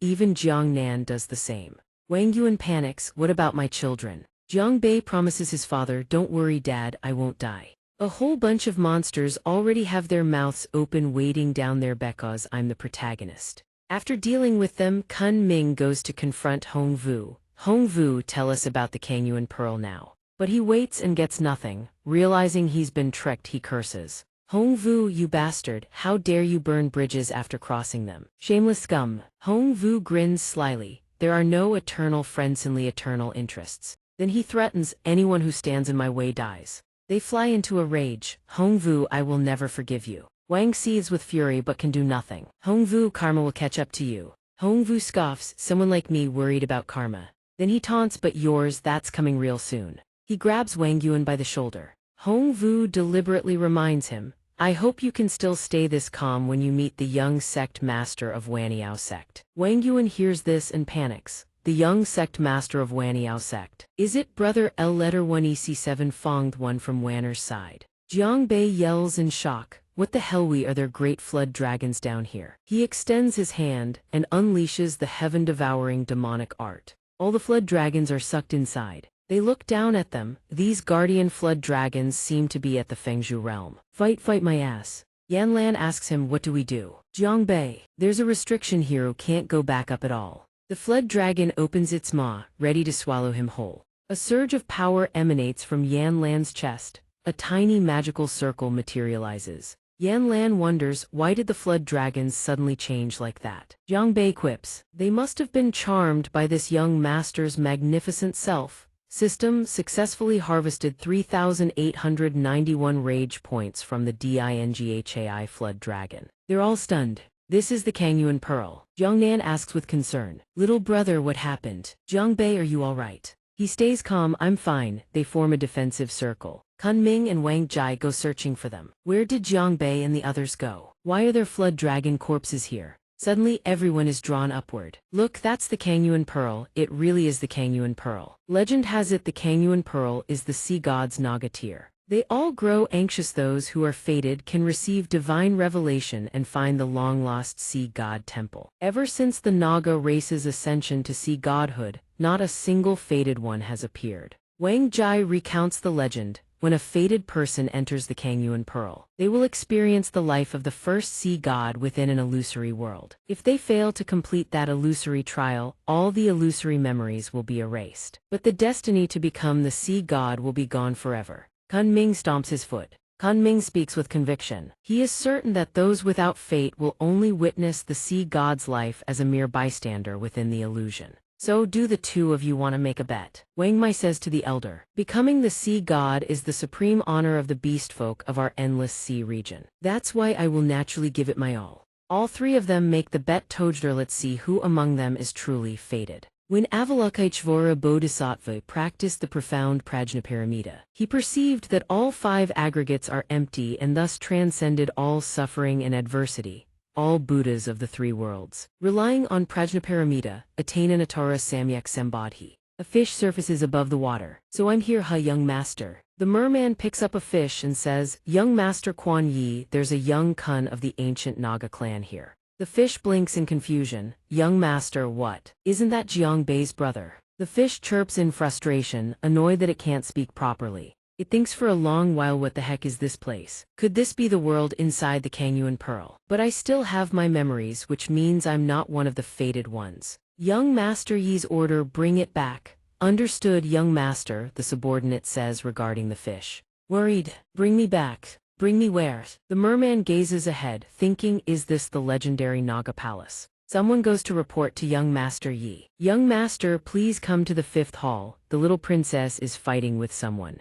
Young master Yi grows worried. Aruosh is dealing with the fish. This damn fish dares call you a bully. Who told him to just keep his mouth shut and not say a single word? That is Princess Quan Ryu of the ancient Naga clan. Young master Yi scolds her upon seeing this. Ryu, what are you doing? Let go already. You're a princess, we can't you act a little more composed? Quan Ryu fumes. Who told him to bully little Aba? Young master Yi's face darkens as he reminds them, you lot never remember for long, do you? He orders the fish to be sent to Shell Valley to collect shells for 100 years. The fish begs desperately. Young master, I was wrong. Young master, please don't make me pick up shells anymore. Quan Ryu teases, serves you right. The fish in the cell looks out, wondering why it's so noisy outside. It stares at her and wonders, isn't that Yan Lan, the one always by Jiang Bei's side? Little fish's face goes completely blank as it explains, one of them is the young master and the other is the princess. The more it thinks, the more frightened it becomes. Maybe Jiang Bei is actually the protagonist too. Just imagining Jiang Bei's menacing face with a razor-sharp blade in hand makes its own face turn pale. If Jiang Bei recognizes me, he'll bash my skull in for the time I pushed him off. But then little fish tries to reassure itself, no way that Jiang Gai will ever recognize me. Then it recalls the bewildered expressions of Quan Yi and Yan Lan, and figures they probably belong to this place to begin with. Meanwhile, Yan Lan is scolding Jiang Bei. Little Aba, why are you so stupid? She lectures him passionately, if someone bullies you, you fight back. If there's a next time, I won't help you anymore. Then she points at her own ear. You got me scolded by big bro, me ears are practically deaf from the lecture. Jiang Bei feels guilty seeing this. He moves closer to her and gently touches Yan Lan's hand. She immediately scolds him, little Aba, you've picked up bad habits again, go back to your room and think about what you've done. After yelling her head off, she storms back to her room and slams the door shut. Yan Lan dives under the blankets, smacks the mattress furiously and curses up a storm. Little Aba is getting more and more out of line. Aba means the one who holds my hand. She suddenly feels embarrassed, her cheeks flushing red though her words still try to sound scolding. It wasn't like this before, obviously. As for Jiang Bei, he's already entered his training session. He's surrounded by several lobster monsters. They mock him openly. What good are fancy moves anyway? He's still just a lowly Aba, isn't he? Exactly. I'd like to know what qualifications you think you have to call yourself a bodyguard. Then they drop a line that drains the color from Jiang Bei's face. We'll beat him to a pulp, then toss him out. Yan Lan overhears everything. The moment she hears someone dares to lay a hand on her Aba, she sprints over at full speed. She kicks them square in the face, roaring, take this. Then she stands tall with hands on her hips and shouts, well, how's that feel? You're nothing but a bunch of shallow snobs who judge people by looks alone. Yan Lan then lowers her voice, her expression dead serious, and tells them the princess has something to say. She enunciates every word, little Aba is under my protection from now on. After scolding them, Yan Lan turns to Jiang Bei with a softer voice and says, from now on, the princess has got your back. But he absolutely refuses, shaking his head stubbornly. Yan Lan is briefly flustered by his reaction. Why is he being so cold? She stomps back to her room, fuming, and mutters, next time the princess is definitely giving him a piece of her mind. Meanwhile, in another place, Kuan Yi sits quietly reading a book when a subordinate enters and reports. The man kneels on one knee and quickly says, "Reporting to the young master, the palace master and his lady request your presence at the Jianyan Hall at once. There's an urgent matter to discuss." Kuan Yi grows uneasy upon hearing this. He presses his lips together, thinking the Jianyan Hall. Could it be that matter? Then Kuan Yi looks away from the subordinate and glances at little fish swimming around. This kun fish has been kept for a while. No, it should have adapted to the underwater environment of the Naga palace. So he picks it up and hands it to the subordinate. "Take this fish as a gift for the little princess." Little fish's face is visibly disgusted. Kuan Yi instructs the subordinate to relay his message. "Tonight is your birthday, but big brother can't make it." Yan Lan slumps across the table and sighs, "It's my birthday today. Father and mother being busy with clan affairs, fine, whatever." What hurts most is Kuan Yi's absence. Yan Lan continues to lie across the table, groaning, but even big brother didn't show up. Meanwhile, Jiang Bei clutches a small gift behind his back, still too hesitant to present it. In his mind, he recalls Wang Mai's scowling face and harsh words. Old man here is cursed with 8 lifetimes of bad luck, running into that reckless fool Jiang Bei. Jiang Bei lets out a deep breath and gives himself a pep talk. The princess is gonna love this for sure. Meanwhile, little turtle is spacing out on the beach. Suddenly, an arrogant foot comes stomping down toward the top of its head. A powerful footstep presses into the sand. Little turtle screams, "What a reckless fool! Are you blind?" Jiang Bei hears. He hears the scream and turns to look. "Who's even talking?" Little turtle screams again, "Haven't you ever seen a spirit beast before? Lift your stinking feet off me now." Only then does Jiang Bei realize the creature is cursing at him, no one else. He stares bewildered. Is this the talking turtle? But the moment little Gui spots him, it blurts out another curse. That damn Jiang Bei. Seeing Jiang Bei reach out and scoop up its tiny body, it panics and screams. Hey Jiang Bei, you gonna settle the score with me or something?" But Jiang Bei shows no sign of wanting to rough it up. He just gazes at it with amusement and thinks, "It can cuss like a sailor, must be some kind of rare treasure, right? If you've got guts, fight me fair and square, picking on someone when they're weak does that make you a real man." Jiang Bei is absolutely delighted. The princess is gonna love this. Little Gui, meanwhile, is still completely bewildered. Who the hell is Jiang Bei that this lunatic keeps rambling about? What, you mute? Why aren't you saying anything? Despite having reassured himself, Jiang Bei still hesitates. He doesn't dare step forward, his heart restless with anxiety. I wonder if the princess would hate my little pet monster. But then he clicks his tongue and decides to go for it anyway. His fingers gently brush against Yan Lan. She feels it and looks up with a bright smile. What is it, little Abba? Right at that moment, a subordinate walks in and hands her a gift as instructed by the young master. Your Highness, the young master sent a birthday gift for you. Hearing about her brother, Yan Lan springs up excitedly, completely forgetting that Jiang Bei was about to say something to her.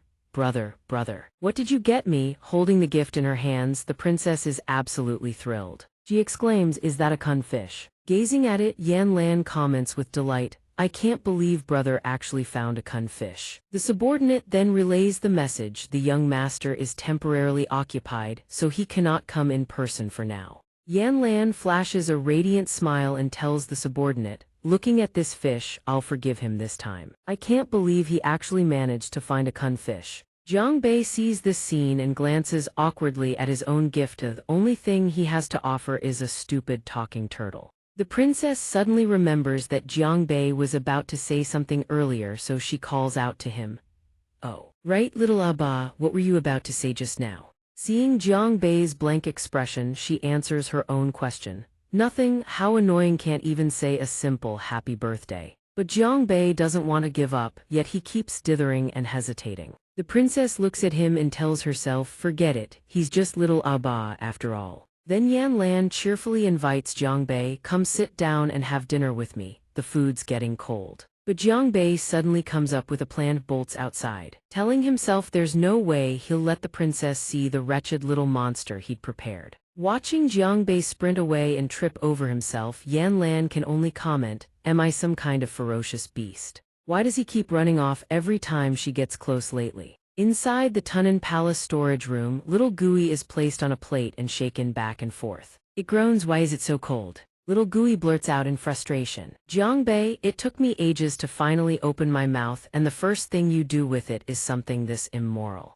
Jiangbei keeps shaking it back and forth while muttering to himself. Why does this little bastard keep saying Jiangbei? Do I even know him?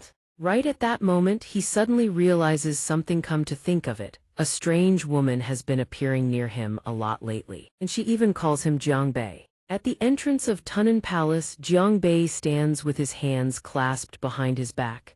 Beside him, Little N's voice rings out in reminder. Host, wake up, host. Little N says seriously, you're not some guard, you are Jiangbei. But no matter how the system screams that this is an illusion of the Kangyuan Pearl, begging him to find a way out quickly, Jiangbei remains trapped in his own loop of thoughts. Illusion? What illusion? I've lived here for hundreds of years, how could this possibly be an illusion? System. Little N flails in frustration and wails, this is absurd, what the hell, open the door to this absurdity, it's absurd to the max. Then Little N just breaks down crying. The host grinded all the way up by being a motormouth, and this is what happens. After screaming nonstop for a while, Little N gives up. Forget it. If the host entered because of Miss Yan Lan and the Kangyuan Pearl resonated with that. Suddenly Jiangbei perks up and mumbles Yan Lan. Little N also has a eureka moment, find Yan Lan, and they might find a way to break the illusion. Yan Lan, why does that name sound so familiar? Jiangbei looks at Little Gui, his fingers still toying with the little turtle. This little bastard knows Jiangbei does it know Yan Lan too.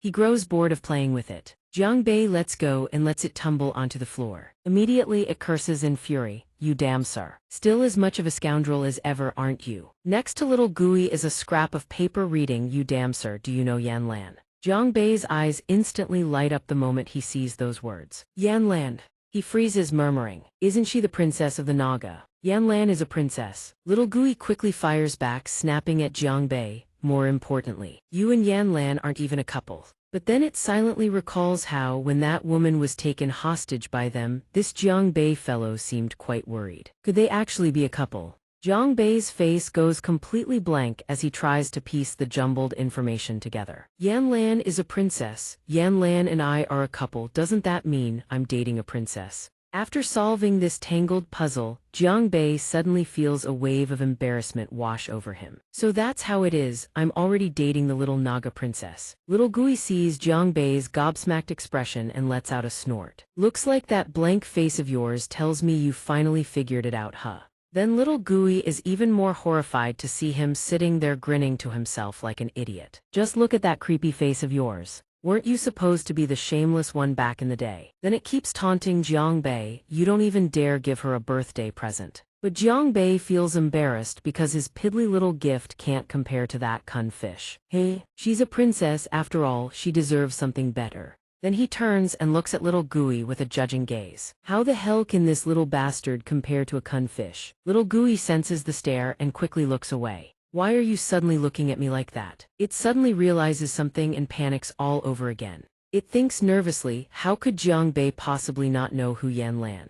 Besides, his temperament has changed so drastically. He's putting on an act, whether it's real or not remains to be seen. Could it be that Jiangbei is the one fated to receive the Kangyuan Pearl? Please tell me this isn't true. And there are those who bemoan that happiness belongs to others, while they have nothing at all. At the Jianyan Hall, Yan Lan is chatting with Jiangbei. Zio A Ba, we have a sacred mission now. Do you have the confidence to complete it? After saying that, she even pats him on the shoulder. Yan Lan continues, very well. This princess has recently discovered that my brother, father and mother have all been frequenting the Jianyan Hall. Then she leans in close to Jiangbei and whispers, so our mission is to find out the truth. We do they keep going to the Jianyan Hall. The two of us, what an intimate relationship you two have. And so the two of them sneak off together. Yan Lan continues speaking to Jiangbei. Your strength is formidable, help us both activate the invisibility technique. Then she tells him, we'll use the eavesdropping strategy. But Jiangbei can only focus on how close they are right now. His emotions are in turmoil. His heart is beating so fast.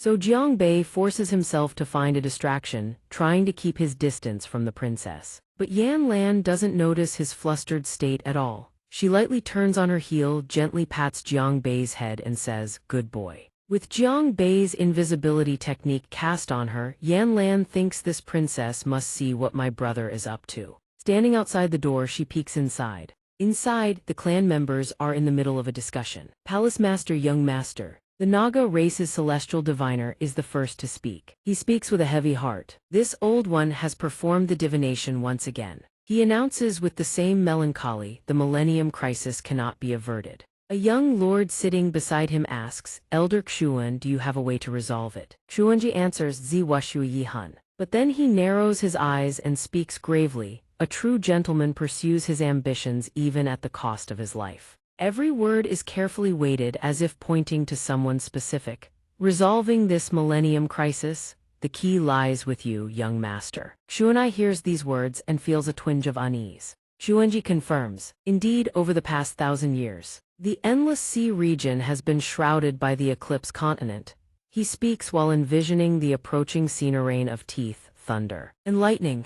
Xuanji says with deep gravity, the millennium crisis when sea fury howls and earth fury spews fire will unfold once more. He cannot hide his worry and fear. Who knows how many sea folk will be displaced this time, left without even their bones remaining. Xuanai, having grasped his own responsibility, urgently asks Xuanji, then what must this young lord do? Please, Elder Xuan, speak plainly. He utters just 2 words, sacrificial offering. He further explains that only the young master's weak water body can condense the Kangyuan pearl to pacify the sea. Outside, Yan Lan has heard everything they said. She doesn't dare make a sound, only managing a panicked gasp. But even that fails to escape Xuanai's sharp senses. He detects Ita hand readied with a spell. He calls out loudly, who goes there? But hearing no response, he murmurs to himself, was I mistaken? At the Xiao Hall, amid the crystal-clear waters, a tense situation suddenly unfolds. Xuanai doesn't hesitate for a moment. He slaps Yan Lan hard across the face and berates her harshly. You wretched Aruo.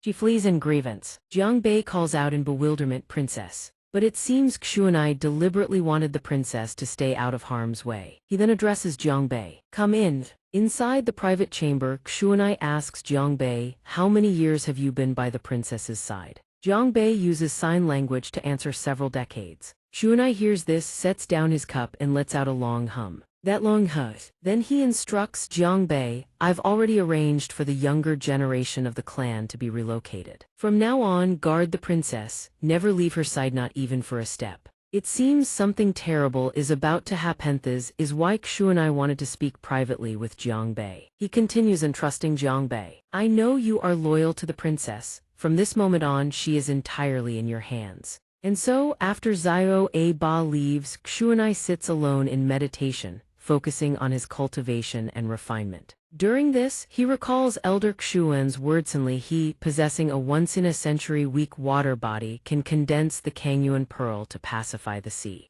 He ponders several things, but the old man doesn't know that a Ryu is the one with a pure and pristine weak water body. Xuanai himself merely carries a faint trace of it, influenced by her presence. Looking at the pearls, Xuanai murmurs slowly, it's still not enough. These miraculous pearls have little effect on his physique, but the pearl shells are practically screaming in protest. Are you using the pearl ancestor pearl to purify it? Then he suddenly recalls that devastating slap he landed on Yan Lan earlier. Xuanai feels a surge of regret. He murmurs, a Ryuo. Did I hit too hard this morning? After Xuanai exits the Zhanyan Hall, Yan Lan confesses to her brother, I heard everything you and Elder Xuan said.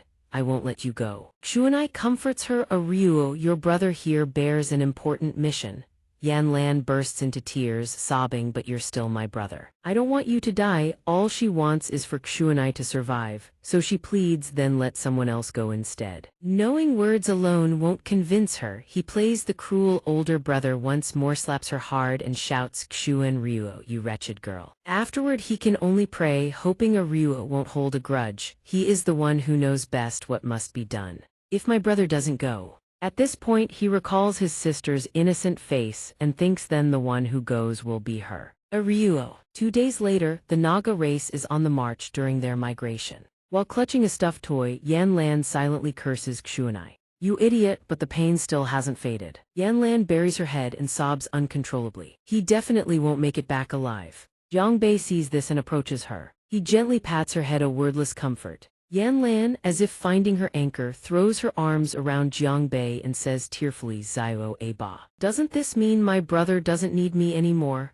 Jiang Bei gently pushes her away and explains, "Princess, don't be sad. The young master is only trying to protect our shared hami so that he can protect you even better."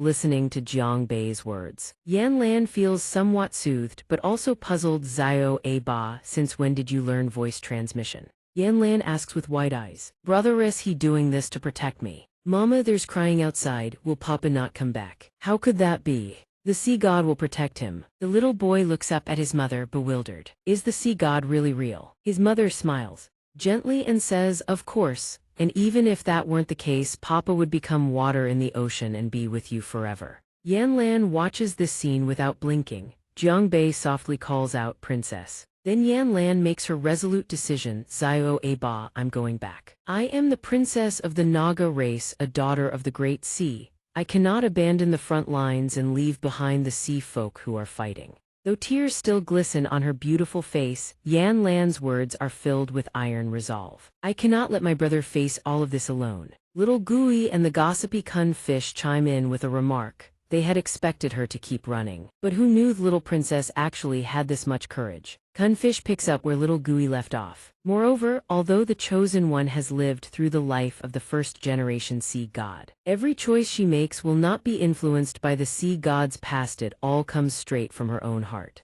Jiang Bei holds Yan Lam close in a tight embrace and trusting her. A few heartfelt words of praise. "The princess is still as brave as ever." Then the two of them exchange shy smiles. Jiang Bei speaks slowly, word by word, "I'll go." Upon hearing those words, Yan Lan is momentarily startled and deeply moved. She gently takes Jiang Bei's hand and draws closer to him. The two of them lean in for a kiss, but before anything happens, little Gui pops up and warns them to cut it out. Waterspouts erupt everywhere, lightning crackles and flashes, and shrimp and white octopuses are blasted clean off the surface of the sea. Lava erupts across the ground, sea creatures scatter in panic. "Save me." The desperate Yi Xiao channels energy, drawing it into both hands. A tsunami surges forth, crashing into the eruption zone like gods clashing in battle. The energy swirls around a water pearl. Yi Xiao prays, hoping he won't fail. Tears stream down his face. These are merfolk tears. The teardrops fall and merge with the water pearl. He draws a complex formation array beneath his feet, commanding the soldiers to stand ready and support the array. Gazing at the water pearl, he realizes the final step only requires using his weak water physique to refine it a bit further.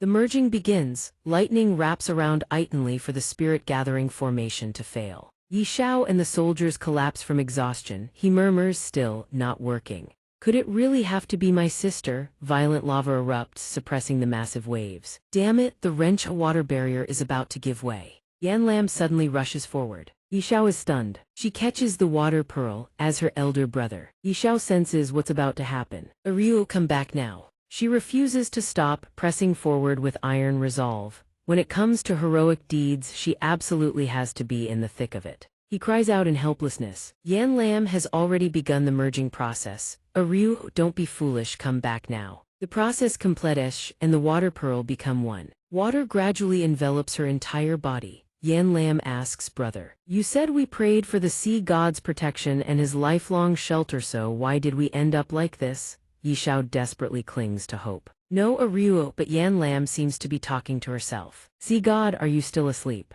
Why can't you hear us?" She asks, but she's no longer troubled by the answer. But it doesn't matter anymore. From this point on, the merging process proceeds flawlessly, no issues. Yan Lam is engulfed within the water pearl, which has expanded countless times over. Yi Xiao stands frozen. A voice echoes in his ears, "Let me be the one to protect all of you." Divine light blazes across the sea surface, shooting upward as if to pierce the heavens themselves. The water pearl dissolves wherever it spreads. The water instantly freezes. Everyone present erupts in cheers. Princess Yan Lam has resolved the 1,000-year crisis. The crisis is over, the danger is past. Swimming in the pool, a turtle and a fish praying to gods and Buddhas yielded nothing. In the end, we had to rely on ourselves. Though she doesn't possess divinity, she has already attained divine nature. Jiang Bei watches those two and sighs, wondering to himself, "My princess isn't coming back." Suddenly, he's punched square in the face hard enough to scramble his features. The water basin flies from his hands, soaring into the sky. Oh God, it flew away.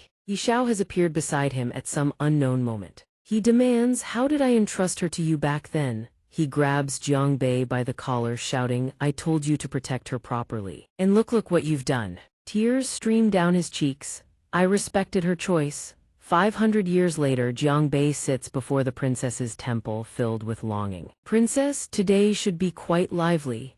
The turtle in his arms turns to glance back, looking rather uneasy about it. After the death of Princess Yan Lam, this Aba fellow built a temple for her at the place where she vanished. He has now been guarding it for 500 years. Up ahead, a shrimp and an octopus walk on two legs, approaching with tribute offerings. "Little Aba, we've come to pay our respects to Her Royal Highness." Jiang Bei waves cheerfully. Meanwhile, the turtle is still lost in thought. Wouldn't this mean the 1,000-year crisis has been resolved? Then why hasn't this Kangyuan illusion disappeared? The camera angle shifts closer, revealing that the shrimp's tribute is a beautifully presented dish. Offerings have already begun to accumulate in the temple. "Princess, these are freshly harvested pearls, still warm. I hope you like them. And here's me freshly shed shell, refined to perfection." Standing before the statue of Yan Lam, the two sea creatures comfort Jiang Bei. Don't be sad," he tells himself. "Princess, look, even after you left, so many still cherish your memory."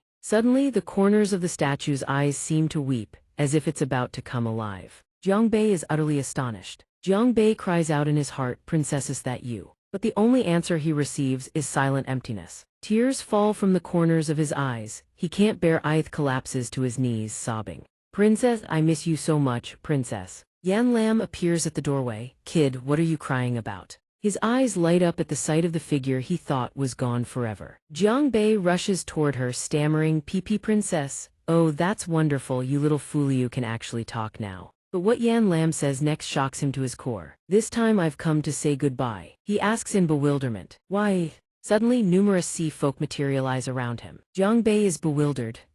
Where exactly is this princess? Strange sounds ring out. Mute guy, don't waste your breath, can't hear a thing." Suddenly, a spirit beast materializes. Yan Lam asks in surprise, "Who are you?" "Mute guy, why can't he hear me talking?" It quickly introduces itself. "I am the guardian spirit of the Kangyuan Pearl. As for why he can't hear you." The guardian spirit stands before her stone statue and reminds her, "Have you forgotten? You're already dead. Even though it was within the illusion, you needn't worry too much, you only died inside the illusion." The illusion. Correct, the person you truly seek is outside the illusion. If you wish to see him again, you must comprehend divine revelation and shatter the illusion. Yan Lam whispers softly to Jiang Bei. "Because I've comprehended divine revelation." The one beside her, understanding nothing, repeats the words. "What is divine revelation?" Her entire body radiates a soft azure glow as she rises into the air. Divine revelation is the enlightenment that guides one to godhood. She continues, speaking slowly.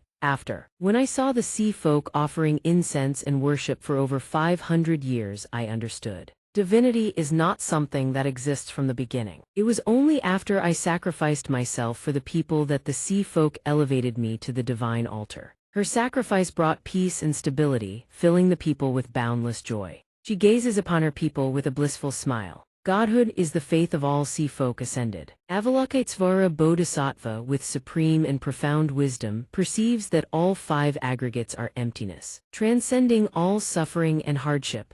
Through the prajnaparamita of all Buddhas across the 3 ages, one attains Anuttara Samyak Sambodhi, supreme, perfect enlightenment. The illusion fades quickly. The guardian spirit hovers in the void and speaks. "Congratulations, Chosen One, for passing the first sea god's trial. The Chosen One may proceed to the sea god temple to receive the sea god's inherit. You're the one who made me go mute and deaf inside that illusion, aren't you?" The guardian spirit can only wail. "Mercy, great hero, it was all an illusion calibrated to your level." System successfully collected 1 rage point from the water origin spirit. Wang Jai speaks up. "So where's this sea god temple you mentioned?" The guardian spirit stammers. "That Iwiliu Sea, only the old turtle king who's been here for 10,000 years would know." He clamps a hand over the guardian spirit's mouth and threatens, "Don't forget you are the young master's servant. Trying to steal the inheritance meant for my family, keep dreaming." Yan Lan's cheeks flush pink, thinking about what he just said.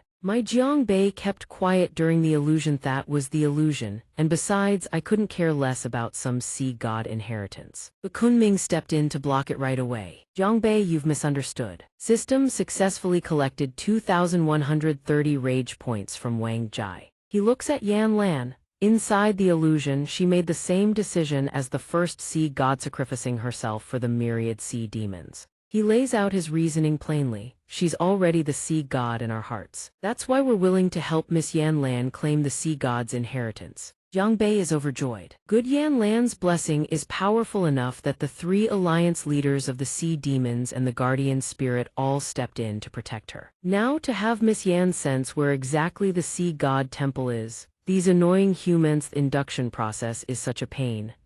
Oh, the system's got a new update too. System successfully collected 1,130 rage points from the water origin spirit. Jiang Bei pretends to pick his ear, feigning ignorance. Wait, you are the guardian spirit of the Kangyuan Pearl and you don't even know where the sea god temple is. What a waste of space. The spirit howls helplessly. That's because only someone who has obtained the divine armor can sense the sea god temple's location. Thanks to teasing it, he receives another notification. System successfully collected 2,112 rage points from the water origin spirit. Yan Lan clasps her hands together and says gently, "I can feel it now." Jiang Bei asks urgently, "Yan Lan, which corner of the endless sea region is the sea god temple in?" She answers, "It's not in the sea, it's tens of thousands of meters directly above our heads." The revelation jolts Jiang Bei. The sea god temple isn't underwater. He raises his middle finger at the sky and curses, "Author, couldn't you at least follow convention?" Jiang Bei screams helplessly while the system keeps popping up taunting status lines. The director of the mental hospital cordially requests that you please let him go. System successfully collected 233 rage points from Captain Dao. Successfully collected 1 rage point from Bai Dao. Kunming speaks up, "Everyone worry not. Although I swim in the depths, I can also soar through the skies." Jiang Bei stares at him, eyes wide with surprise and admiration. "No way bro, are you serious? You can survive on land and underwater." Kunming senses something off. Technically he's being complimented, so why doesn't it feel good? System successfully collected 111 rage points from Kunming. The group climbs onto the whale's back and begins their ascent. The whale is colossal, its body stretches across countless thousands of miles. He rockets out of the deep-sea curtain of water and transforms into a great bird rivaling the eagle. The moment they break the surface, Kunming morphs into a mighty roc, wings spread wide, carrying the entire group on his back. The Kunpeng's tail stirs the waters for 3,000 miles, it soars upward for 90,000 more. Jiang Bei sits on the giant bird's back, grinning. A super high-altitude, speed unlimited flying ride. Who else could ask for anything better? He turns back to ask, "Miss Yan Lan, you've sensed the exact location of the sea god temple by now, right?" "Yes, I can feel it, it's straight ahead." The moment her words fall, a floating island comes into view. The group lands safely. Gazing at the scenery before him, Jiang Bei can't help but marvel. Unbelievable, the sea god temple actually sits on a floating island high above the clouds. But why does the sea god temple look exactly like the princess shrine he built for Yan Lan in the fantasy world? Yan Lan tilts her head and calls out, "Jiang Bei, why are you still standing there spacing out? Let's go." He blushes and stammers, "All right, coming." Jiang Bei picks up the pace and hurries forward. Yan Lan stands there with a soft smile thinking, is all of this fate? Just like in that fantasy world, just like me. The guardian spirit bursts in and shouts, "Your Majesty, sea god, after 10,000 years you have finally found your destined one."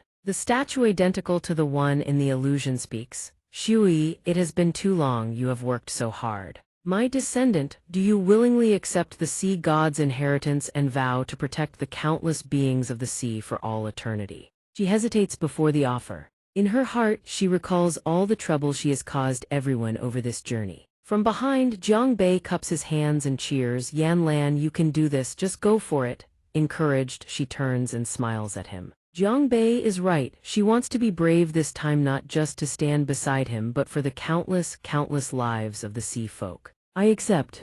The stone statue emits a crystalline chime. "Indeed, you have not disappointed me. Now I bestow upon you the mantle of the sea god. May you hold fast to your faith and protect all living beings. However, your cultivation base is still too low to withstand the full force of the inheritance. Therefore, I shall condense the sea god's power into this fruit." A luminous orb of water floats to Yan Lan's lips. Once she refines it, she will truly ascend as the sea god. Her entire body erupts in blinding radiance. Jiang Bei throws up an arm to shield his eyes, thinking, so this is what a forced inheritance feels like. Then the aura dissipates and he blinks in surprise.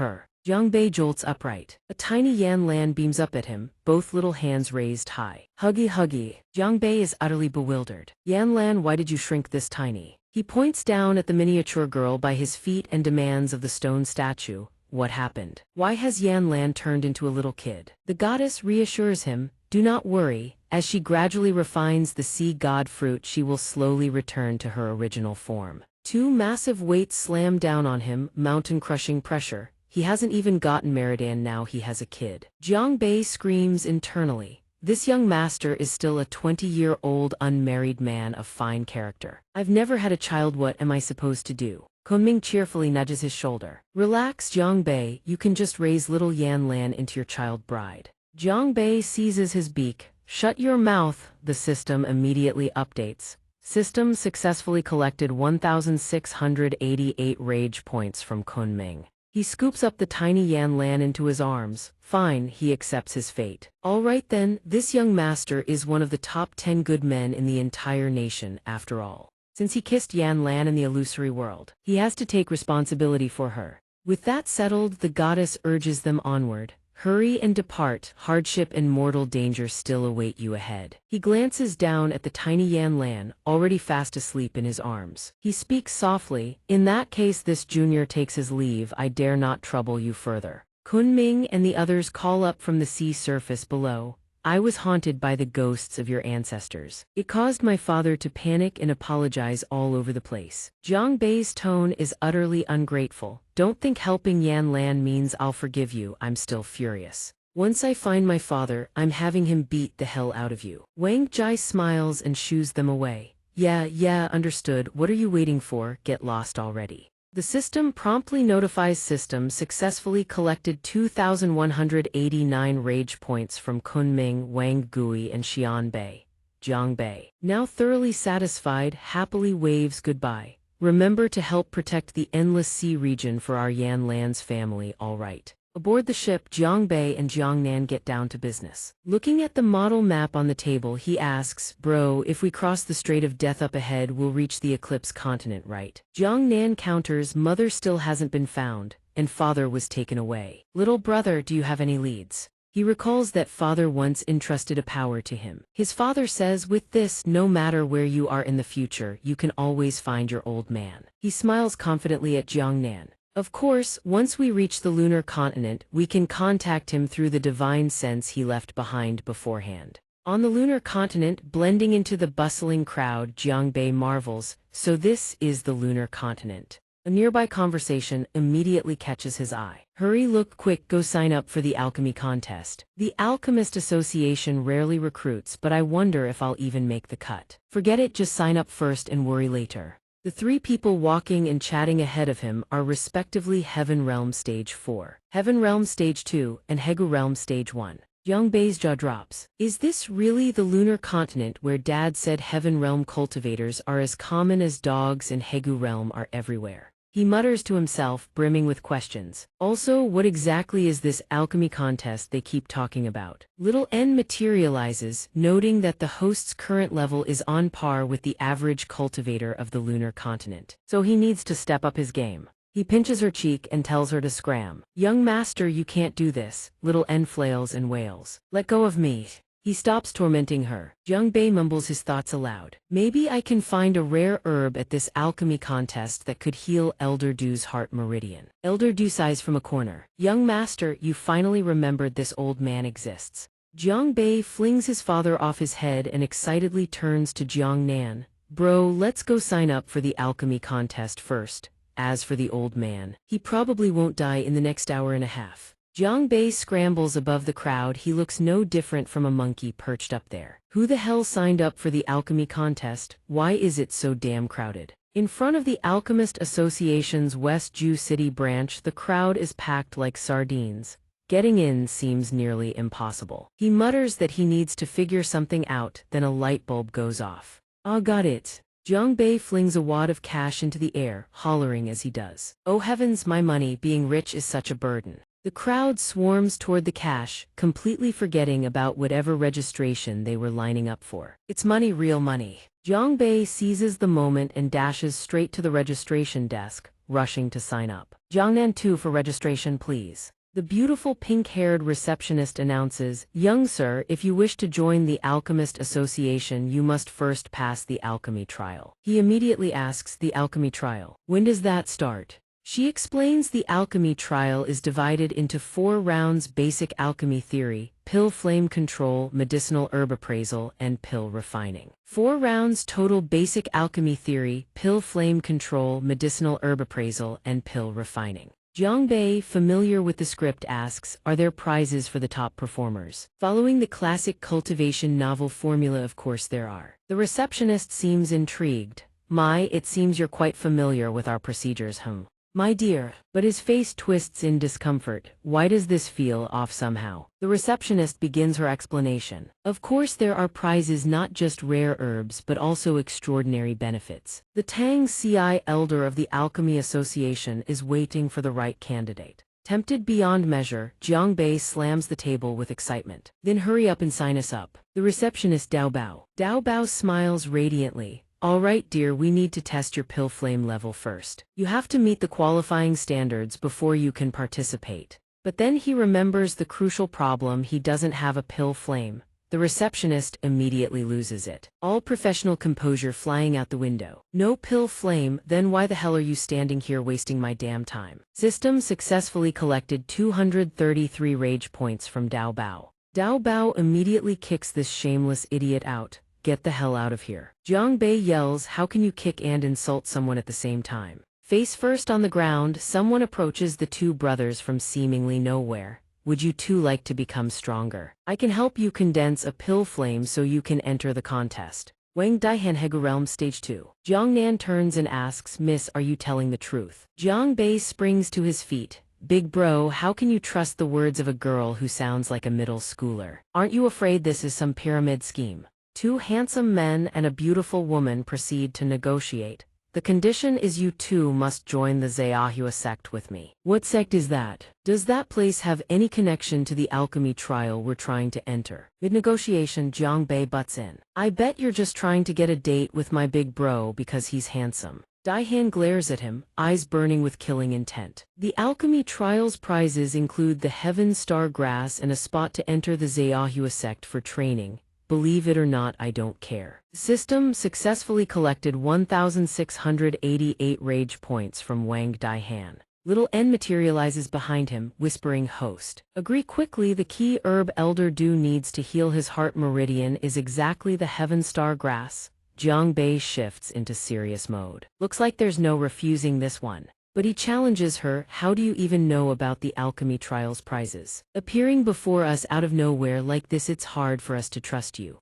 Daihan crosses her arms. "Looks like I can't earn your trust without showing some proof, huh?" She hands a badge to Jiang Nan. "This is my Alchemist Association credential. Take it to the branch to verify. Believe me or not, your call." While he stares wide-eyed at the badge, Jiang Bei makes the call on the spot. "Fine, your young master here agrees to this deal on Big Bro's behalf. Not that he's being reckless, he's already calculated everything. Let's see what this woman is really after by approaching them." Sparse clouds, bright moon, the stars pale beneath the shimmering lunar glow. Jiang Bei's group of 3 checks into an inn, requesting 3 premium rooms. "Just bill it to this young lady here." Hearing that, the innkeeper rubs his hands awkwardly. These past few days, tons of sects from all over West Ju City have been pouring in for the alchemy trial, so we only have 2 rooms left. Perhaps you 3 could. Jiang Bei's face darkens. "I knew it, same formula, same damn cliché." He seethes with annoyance. "I do not want to share a room with a woman who has couple goals written all over her face."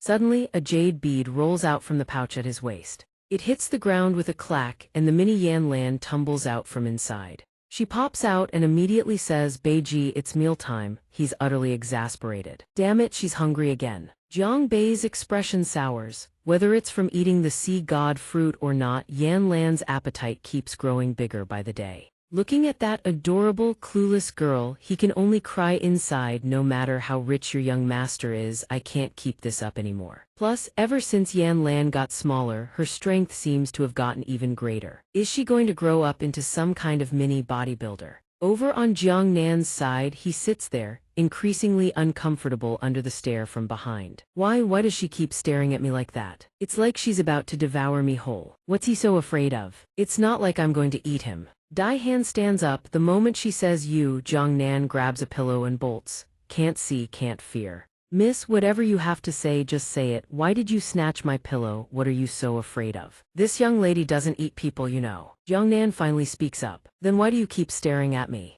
Du Han places her hands on her hips. I was merely observing your skeletal structure and meridians, just thinking about how to help you condense pill fire in the shortest time possible. Jiang Nan's eyes widen in realization. So I misunderstood. Then have you figured out a way, miss? She grabs his shoulder. Get over here. Jiang Nan is taken aback, wondering to himself. Why so aggressive? Maintaining the posture for internal energy transmission, Du Han explains you're a cultivator with a fire attribute, so condensing pill fire shouldn't be difficult for you. I'll transmit my own internal energy to you. Now sink your qi into your danshan. Try guiding the internal energy from your danshan to your index finger. Jiang Nan follows her instructions, silently directing his internal energy from his danshan toward his index finger. Du Han continues, next, unify your mind and imagine a flame condensing between your fingers. Focus your mind, unite your spirit, gather fire between your fingers, she instructs.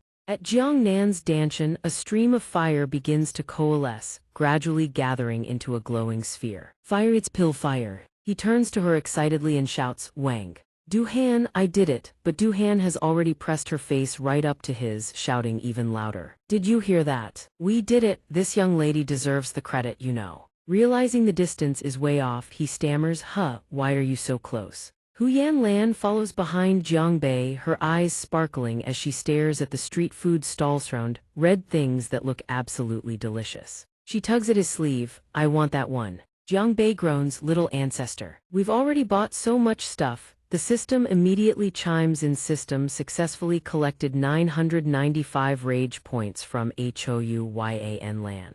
Sure enough, the very next second, her eyes are already brimming with tears. Passers-by hear her wailing and start whispering, whose child is that? How heartbreaking, crying like that. Even the heavens would weep for her. Jiang Bei panics. Don't cry, don't cry. I'll buy it next time, okay? Next time I'll buy you tons of candied hawthorns, all right? He hurries over and pulls her into a hug. She's family, this is my little sister. An old man passing by calls out to him. Then you'd better keep a close eye on her. In recent years, plenty of children have gone missing in West Jew City. Jiang Bei's expression turns serious. What happened? Have they found anything? The old man waves his hand dismissively. Found anything, West Jew City has no city lord, and those sects have sent disciples to investigate time and again, but they've found nothing at all. Just then, Jiang Nan walks over and calls out, little bro, Miss Wang is looking for you. Jiang Bei quickly scoops up Hu Yan Lan. Thank you for the warning, sir. Let's go. Wang Du Han comes charging over and yells, are you a monkey or something? You were gone for barely a moment and already ran off to the main road. Do you know how hard I looked for you? He sits there obediently, taking the tongue lashing, thinking to himself, HMPH, keep it coming, big shot. You'll pay for this later. System continuous UPDATSUCCSSFULLY collected 2024 rage points from Wang Du Han.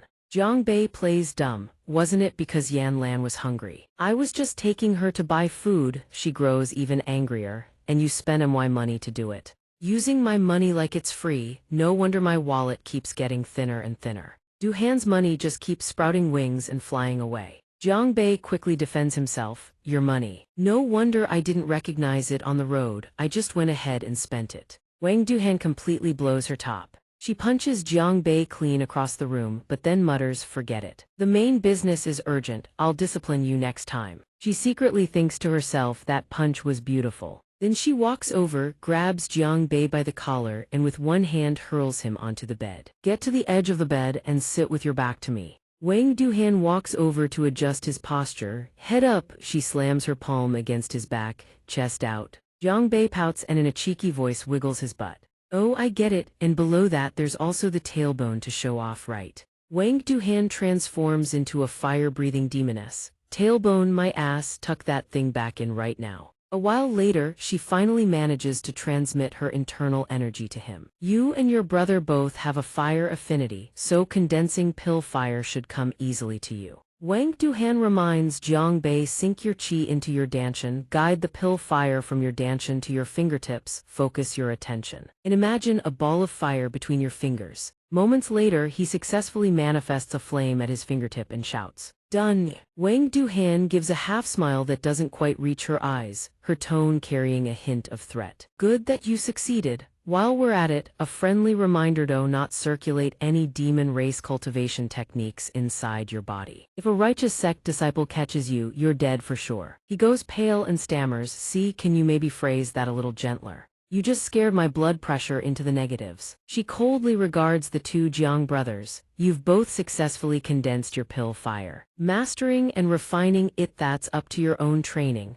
Let's see how far you can go before the official alchemy exam begins. Wang Duhan pulls out several sheets of paper. Now I'll teach you the basics of the Tao of alchemy. The foundation tested in the alchemy exam is essentially the pharmacology of pill formulas. Jiang Nan picks them up to read and doesn't forget to express his gratitude. Miss Wang, you've gone to so much trouble for us. Jiang Bei, on the other hand, says, whoa, top secret Eastern study guides for the exam, huh? But the moment he reads the words 6-ingredient Rehmannia pill for nourishing the kidney on the paper, he freezes. He flings it away immediately. Liu Wei Dai Huangwan, are you for real? Even if we were fictional characters, we couldn't pull this off. Jiang Bei's face turns beet red as he screams. Plus there's a note that says if you won't eat it, make it into a pill stuffed in by the shop owner's old man. And those illustrations, my god. The art style is something else. Hold on, did you just say the last two entries, Moonlit Waters and Radiant Sun, are from the Divine Demonic Canon?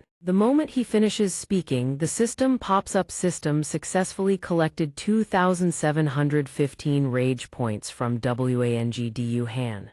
Her face goes black, and she immediately unleashes a technique. Eastern Maiden's Righteous Iron Fist, punching him clean out of the house. Jiang Bei is still shouting, I'll be back. Right now, she looks like an exhausted mother wrangling two toddlers. Wang Duhan can't help but sigh. What sins have I committed? Despite being treated like a child, Jiang Nan still thinks to himself, Miss Wang must have her reasons for doing things this way. A while later, she produces a crystal sphere and a strip of cloth for blindfolding. Jiang Nan immediately rattles them off: Phantom Shadow Kelp Leaf, Wraith Spirit Herb, Illusory Shadow Wheat Bran, Blood Spirit Root, Featherlight Herb. Just like that, he passes with flying colors, but when it's Jiang Bei's turn, things get weird. He just straight up names food ingredients: beef head, peeled shrimp, pork skin, ginger, scallions, cooking wine, eggs, 5-spice powder. Wang Duhan is so furious she's practically combusting. Jiang Bei, are you? Before she can finish, he cuts her off. Oh, there's still more. Those words give her a false glimmer of hope. Has Jiang Bei finally come to his senses? What a child.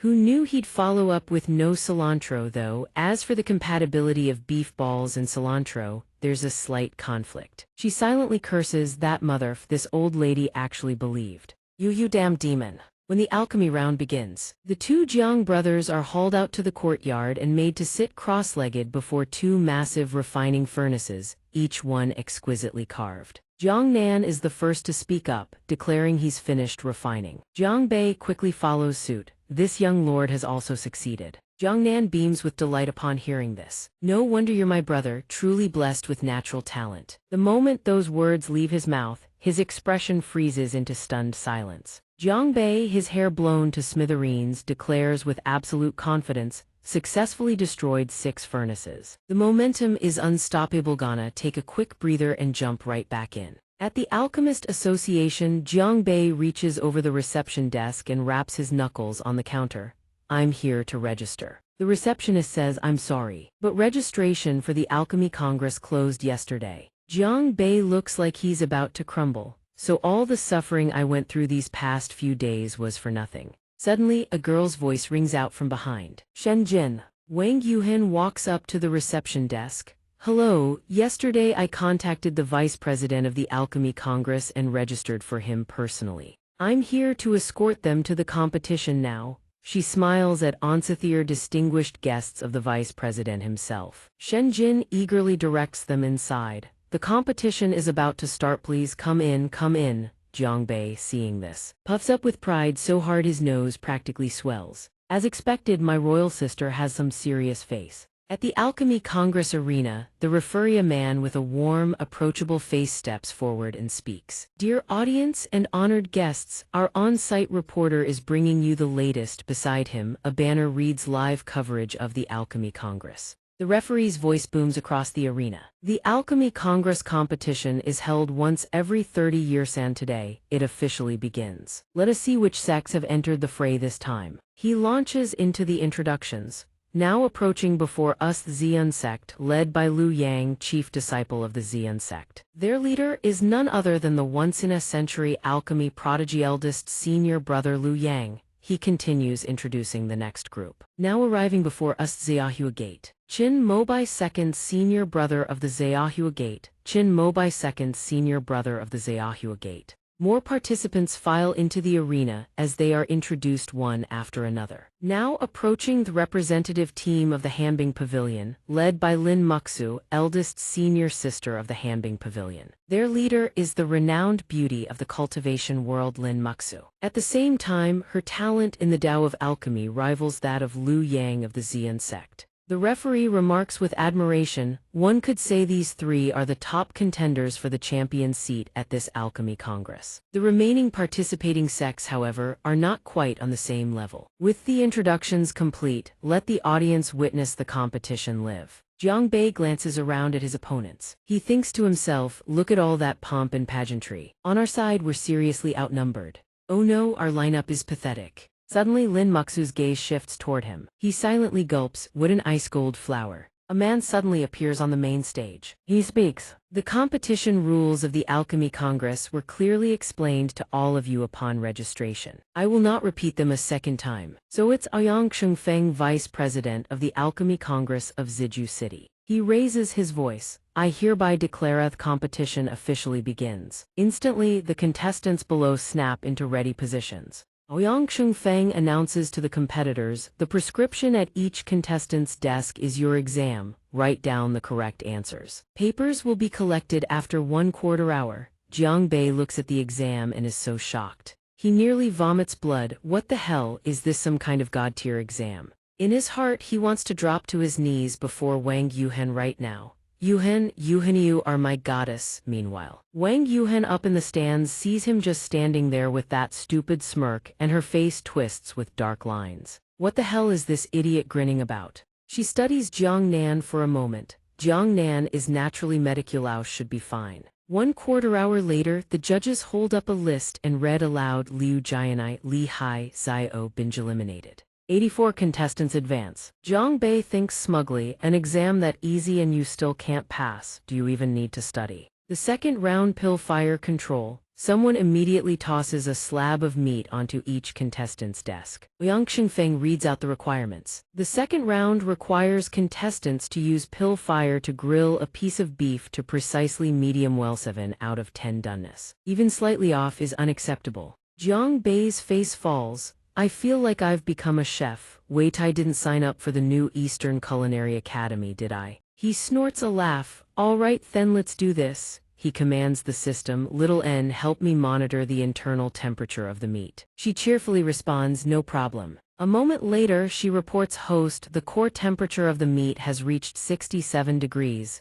Juices are minimal, the interior is pinkish brown. Right now, it is a perfectly medium well steak. Jiang Bei smirks, perfect, let's give the cultivation world a taste of high technology. Moving on, round 3, pill appraisal. He clears that round without a hitch as well. Round 4, the referee announces the pill refining round. Congratulations to the remaining 23 contestants for entering the battle for the top 5 positions in this round. Ouyang Chengfeng speaks, this round tests your practical pill refining ability. He continues, before you are the challenge topics for this round.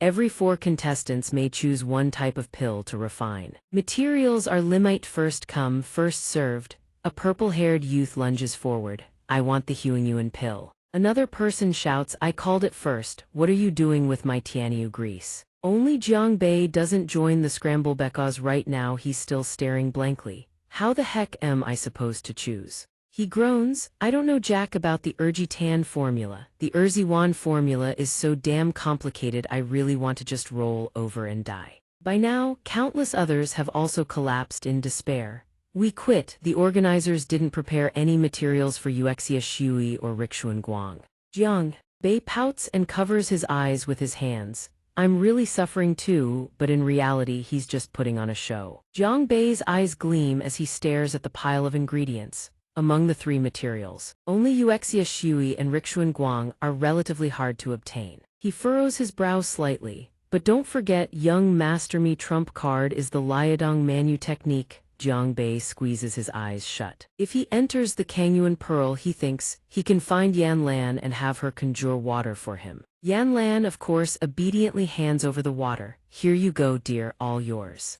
Jiang Bei grins happily. Perfect, wuxia shui acquired. Only then does he open his eyes, withdrawing from his sea of consciousness. He thinks first toss in the Yankao main ingredient along with the wuxia shui I just obtained. Then swiftly stuffs the materials into the furnace. Ouyang Xingfeng, watching from the high platform, remarks, I thought the person Wang Yuhan picked was some kind of fool. But turns out he's actually quite sharp. A moment later, Jiang Bei raises a gleaming pill high above his head. Next step, Rixuan Guang. He silently feels fortunate. This is the knowledge from the 21st century, baby. But then he recalls Yan Lan's frightened expression and feels a pang of guilt. Sorry for putting little Yan Lan through that, though. Suddenly, the fire before him erupts violently. Jiang Bei raises both arms to shield himself. The incense stick has burned down to the very end. Ouyang Xingfeng declares, time is up, the match is over. He stands tall on the high platform. His voice rings out, clear and commanding. After 4 rounds of fierce competition, the top 5 finalists have emerged. Jiang Bei is confused. Finalists emerged. Why the heck is he using such weird phrasing? He sees the rankings posted up: number 1 Jiang Bei, number 2 Qin Mobai, number 3 Lu Yang, number 4 Lin Muxu, number 5 Jiang Nan. Ouyang Xingfeng continues, based on pill fire control proficiency, pharmaceutical knowledge, adaptability, and multiple other multi-dimensional criteria, the evaluation is complete. I hereby declare Jiang Bei the champion, and so Jiang Bei stands dazed atop the highest podium, accepting his award. Even back at the inn, lying in bed, he still can't wrap his head around it. What just happened? I actually took first place, isn't that a bit ridiculous? Yan Lan, sleeping beside him, is having sweet dreams, smacking her lips. Moi, moi, moi. So yummy. At this moment, Jiang Nan, who had been sleeping, suddenly snaps his eyes open. He sits up and glances toward Wang Yuhan's bed with a puzzled expression. Where did Miss Wang go? In reality, she's sitting and talking with Ouyang Xingfeng.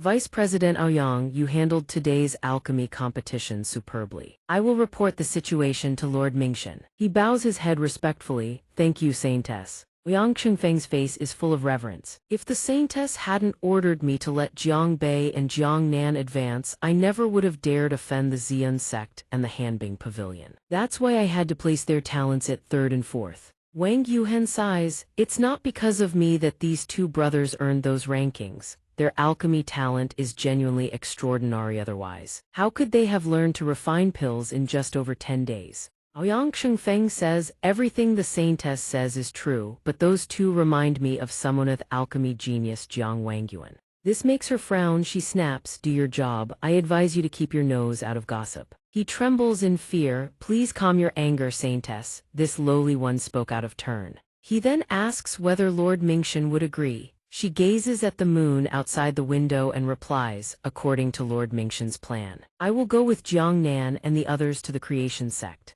Wang Yuhan's eyes turn an unusual shade of red. When the demon race plunges into civil war, all you need to do is lure the righteous cultivators here according to plan. Ouyang Xingfeng kneels on the ground. Understood, this lowly one overstepped his bounds. The next morning, she brings the items to Jiang Bei. This is the celestial star grass I retrieved from Ouyang's deputy hall last night, along with a recommendation letter for the creation sect. Jiang Nan thinks to himself, so she went to fetch our things last night. We nearly caused a huge misunderstanding. Jiang Bei suddenly cries out, if you don't even have a recommendation letter, how could you possibly come with us to the creation sect? She snaps back, I was already a member of the creation sect to begin with. Jiang Bei draws his sword from its sheath in one swift motion. He slams her against the wall. What were you really thinking when you approached us from the start? Were you just trying to trick us into going to the creation sect all along? Jiang Nan rushes over to stop him.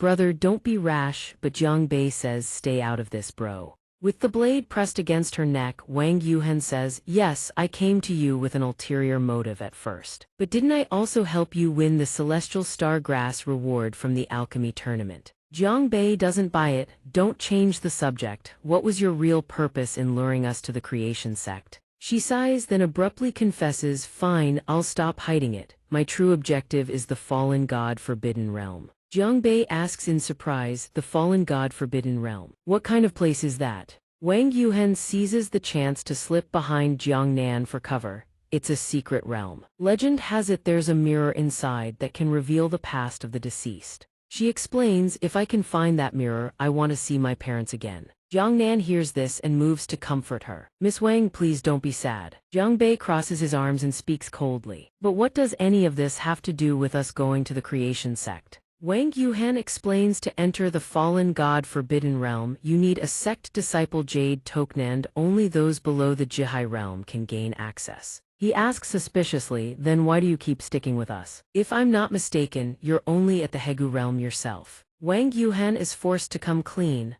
I noticed you came from the Endless Sea region. You still carry the aura of the Kangyuan Pearl on you. The Kangyuan Pearl is a key element concealed within the fallen god Forbidden Realm. That makes the two of you the most suitable candidates. Jiang Bei puts on an exasperated expression. But why should we help you? All I ever wanted was the Celestial Star Grass in the first place. At that moment, little N pops up with a reminder, System Host. The fallen god Forbidden Realm contains the final ingredient needed to cure your junior disciple's conditioned flame illumination grass. His attitude flips in an instant. He rushes over and latches onto her leg. Oh, fair heroine, please take us to the fallen god Forbidden Realm. A short while later, the three of them stand before a magnificent, grand building. Jiang Bei marvels, so this is the creation sect. To his surprise, Qin Mobai appears. The young man walks over and greets them. Jiang, little brother, you finally arrived. He looks confused. Wasn't this the guy who placed second in the alchemy tournament? Qin Mobai tells them, when junior sister Wang said she'd bring you to the creation sect, I honestly didn't believe it at first. After all, with your results in the alchemy tournament, you could have joined a much better sect. Jiang Bei feels a wave of suspicion rising inside. Wang Yuhen is supposedly an unofficial member of the creation sect, so why didn't she say a single word to any of us during the entire tournament? I'm outside the system. A short while later, they arrive at a room. Qin Mobai hands each of them a set of robes. Here are your disciple uniforms and jade tokens. From this moment on, during your time training at our creation sect, you will enjoy all the privileges afforded to our creation sect disciples. Jiang Bei quickly says, thank you, senior brother Qin. Jiang Nan then speaks up, senior brother Qin. The one who came with us, Miss Wang. Before he can finish, he turns around to find that Wang Yuhen has already vanished without a trace. Qin Mobai explains, junior sister was temporarily assigned a sect mission, so she went off to carry it out.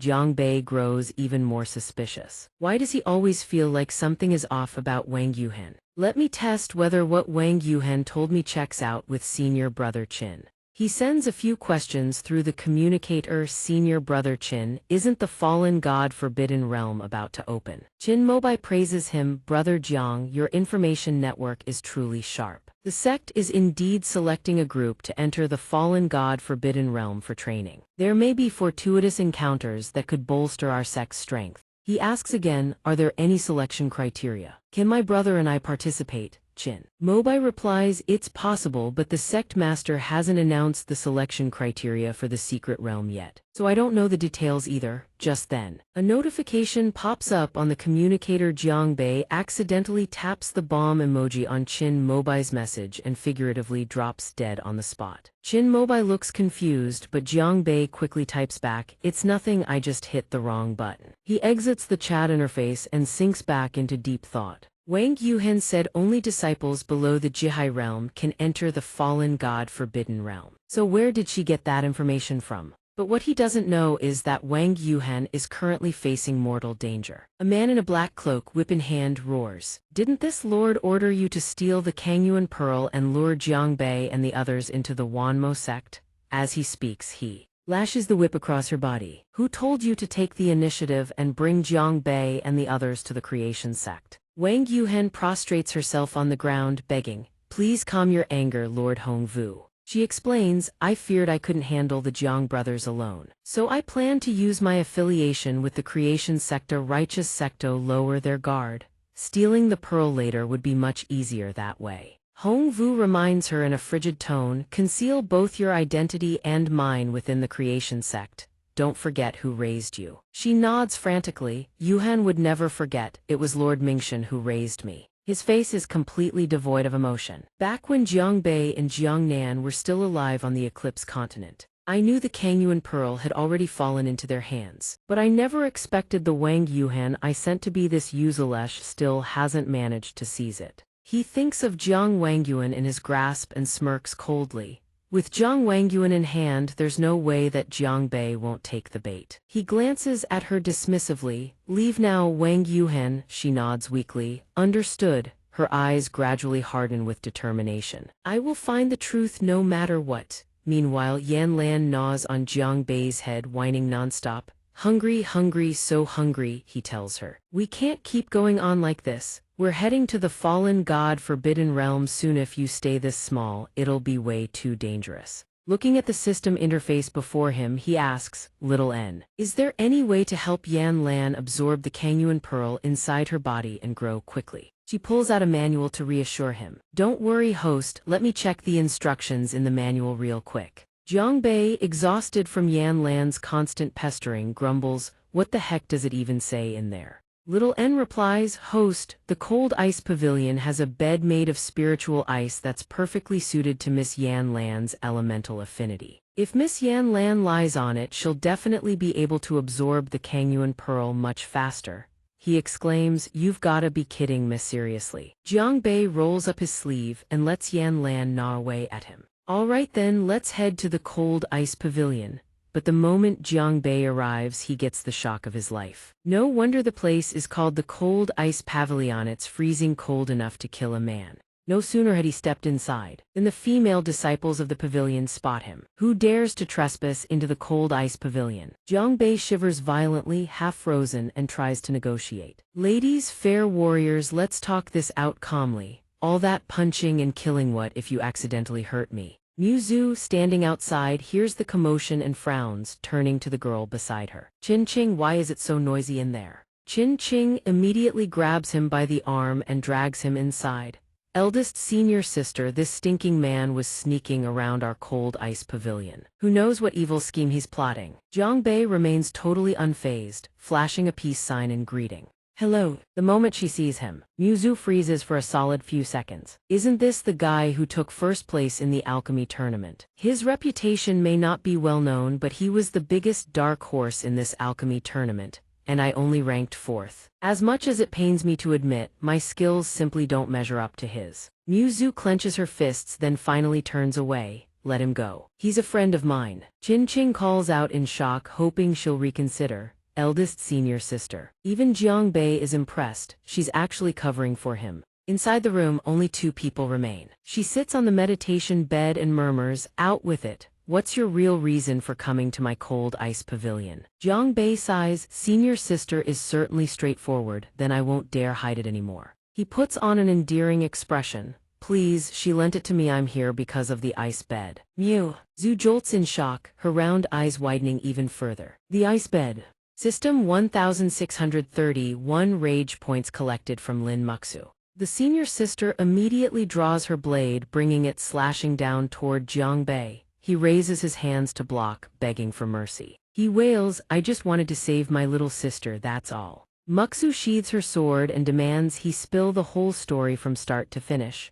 what exactly is going on? Spit it out, if you dare lie I'll cut you down on the spot. Jiang Bei gets the scare of his life, flopping down onto the ground and wiping cold sweat from his brow. This young one has no mother, it's a long story. Muxu blazes with fury and barks. Then get to the point. Jiang Bei immediately fabricates a childish story on the spot. My little sister ate too much and her digestion was too weak, so she got turned into a child. Now she needs the ice bed to aid her digestion so she can grow back to her original size. But the real deeper meaning is this. He couldn't possibly tell her about Yan Lan eating the sea god fruit, or that she couldn't handle the sea god's inheritance, which was why she'd shrunk into a child. But Muxu already saw through everything inside and out. She flatly exposes his inner thoughts, which are completely at odds with his outward act, like a phone case hiding the real device. The system glitches, panics, his jaw dropping in shock. How the hell did my inner thoughts just get leaked? Muxu already knew the truth. Save someone. I can help you. She recalls her master's teachings. Master always taught us since childhood to love and cherish all living beings. If the ice bed can truly help his little sister, then it counts as accumulating merit, doesn't it?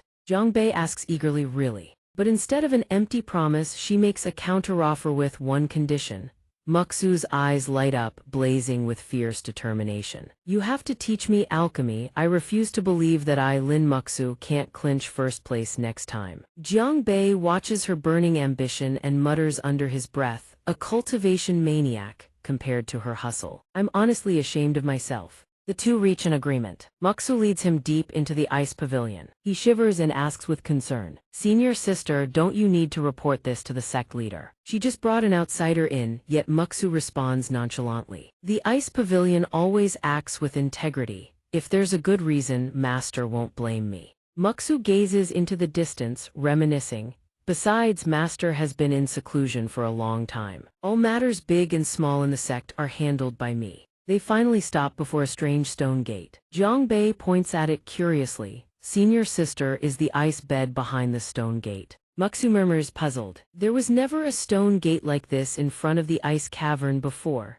After master went into seclusion, she told me not to come near at will. So I never discovered it. Suddenly a wailing cry echoes from within. Wah, wah, the cries ring out. Jiang Bei exclaims, there's a baby inside. Muxu yells, hurry, save them. The two join forces and smash through the stone gate. Inside stands a woman and Muxu cries out, Master. Master, what are you doing? Her eyes are blood red as she turns around, stunned. He glares at her, teeth grinding with fury. No wonder those street vendors in West Absolute City kept complaining about missing children when I was out with Yan Lan. So they were all kidnapped and brought here. She snarls, her demon-like menace fully exposed. Who the hell are you, ruining this old woman's good thing? System 1634 rage points collected from Mei Hong. Mei Hong attacks immediately. Jiang Bei doesn't take it lying down. He channels his reversed spiritual energy to counter. Despite her power, he batters her into the ground. Mei Hong trembles before finally staggering to her feet, clearly sensing the spiritual energy coursing through him. You little brat, you're a demon cultivator. She whips around to interrogate Muxu. My dear disciple, have you been colluding with a demon cultivator? Muxu can't meet her master's eyes. Her hands and feet fumble. She has no idea how to respond. What do I do now? Jiang Bei is a demon cultivator. Wasn't I the one who brought him here? She has no choice but to turn on him, drawing her sword and pointing it at Jiang Bei. Mei Hong cheers her on from behind. That's right, kill him. We're a righteous sect. How can we harbor a demon cultivator? Jiang Bei, alarmed, rushes to dissuade Muxu's senior sister. Don't listen to that old hag's nonsense. System 1. 688 rage points collected from Mei Hong. She grips the Zhuoking sword and drives it downward, her eyes burning with newfound resolve. Jiang Bei raises his arms to shield himself. But to his shock, the person Muxu's blade is pointed at is Mei Hong. Master, the one at fault here is you. I'm questioning you, master. I witnessed you killing people indiscriminately. Muxu even stands up to defend him. And what if Jiang Bei really is a demon cultivator? I saw with my own eyes that he was saving people. Jiang Bei reevaluates this young woman. She refuses to follow the heretical path just because of her bond with her master. Who would have thought Lin Muxu was this level-headed? But she still can't bring herself to strike her master. Her hands tremble on the hilt. The demonic banner, it truly is you, master. The old woman lets out a horrifying cackle. if you're this stubbornly deluded then. A tremendous surge of power erupts from deep within the sect hall, shaking the entire sect to its core. The sky above burns crimson red. Below, the disciples point upward, crying out in alarm. The sky, who is that? Isn't that Sect Master Mei, who's been in seclusion for ages? Mei Hong, consumed by towering rage, unleashes the demonic banner to annihilate everything. All of Yaodi. Inside the ice pavilion, Jiang Bei curses under his breath. What a lunatic. Outside the sect, every disciple writhes in agony, as if pierced by 10,000 arrows. But it's still not enough for her. This old body only wanted to absorb the child's soul essence. That was the real prize. Only now does her true face emerge, wizened, wrinkled, ancient. Now it's you who's forcing me to bury this entire sect with me. You're the one who killed them, my dear disciple. Muxu looks up in horror, realizing the person before her is no longer the master she once knew. Damn it, I can't let her run rampant. Jiang Bei has no choice but to step in and fight. He mutters furiously, this old witch. The moment he takes to the air, Jiang Bei deliberately taunts her. Hey, mass burials without a permit are illegal, you know. System 223 rage points collected from Mei Hong. But inside his sea of consciousness, Jiang Bei is already on his knees, pleading with the demonic spirit. Jiang Xiaobai, you've got to protect your old man here. Mei Hong's fury explodes as his taunts grow more and more brazen. You brat who doesn't know the height of heaven or the depth of earth. Massive shards of ice and snow hurtle down under her command, aimed straight at Jiang Bei to crush him dead. Die! A massive explosion erupts on impact. Jiang Bei takes a direct palm strike. Writhing in agony, he forces himself to his feet, muttering, so this is what realm suppression feels like. High above, Sect Master Mei seizes the opening and presses her attack, sneering at him with contempt. You can't even handle one move while I keep draining those girls' life force. Jiang Bei furrows his brow, calculating. This old witch has absorbed so many soul essences, probably reached the Fengzhu realm by now. Am I really going to die here? Mei Hong moves to deliver the killing blow. This old body shall grant you a swift death. Watching the ice spears hurtling toward him, he can only scream. Muxu appears just in time, her blade in hand, cutting down the attack and rescuing him. Jiang Bei, are you okay? He trembles behind Li Nai and replies, it's nothing. Sect Master Mei sneers and praises, good. Good, my obedient disciple. She strikes down furiously in rapid succession, trying to corner Mu Zhu. Let's see how long you can hold out. The pouch at Jiang Bei's waist gets pierced clean through by the wooden staff, leaving a gaping hole. The luminous pearl rolls right out. It tumbles and rolls across the ground, and Yan Lan immediately materializes. Her bright, sparkling eyes instantly turn misty with tears as she watches Sect Master Mei's demonic assault closing in on him step by step. Big brother Bei Bei, Yan Lan suddenly clutches her head in agony as the spirit essence of the water element surges into her. The sea god reborn, her cultivation techniques and primordial spirit have returned. That dazzling surge of power finally forces Mei Hong to look up in shock, even as she has Jiang Bei pinned in her grasp. Yan Lan stands as the sea god incarnate, furrowing her brow and gazing down with authority. What demon dares run rampant here? Jiang Bei's eyes light up as if he's seen the last glimmer of hope. Yan Lan's, you've finally come back. She casts a cold, expressionless glance at Mei Hong, then drives the divine spear in her hand whoosh, straight down toward the demon. Mei Hong dodges, her face drained of color in sheer terror. The sea god has truly arrived, she mutters to herself. No, it's fake, it must be fake. As if this old woman's demonic power means nothing compared to your precious sea god. Sect Master Mei touches the solid barrier, her expression still fierce and arrogant until the very next second when she panics and tries to flee. But Yan Lan's barrier pulls her in, and she slowly dissolves into nothing. Mu Zhu anxiously supports him step by step toward Yan Lan, his face and entire body beaten to a pulp. Jiang Bei steps forward, overjoyed to welcome her. Yan Lan's, you've really come back. Yan Lan frowns, irritation flashing across her face the moment she sees Mu Zhu clinging tightly to his arm.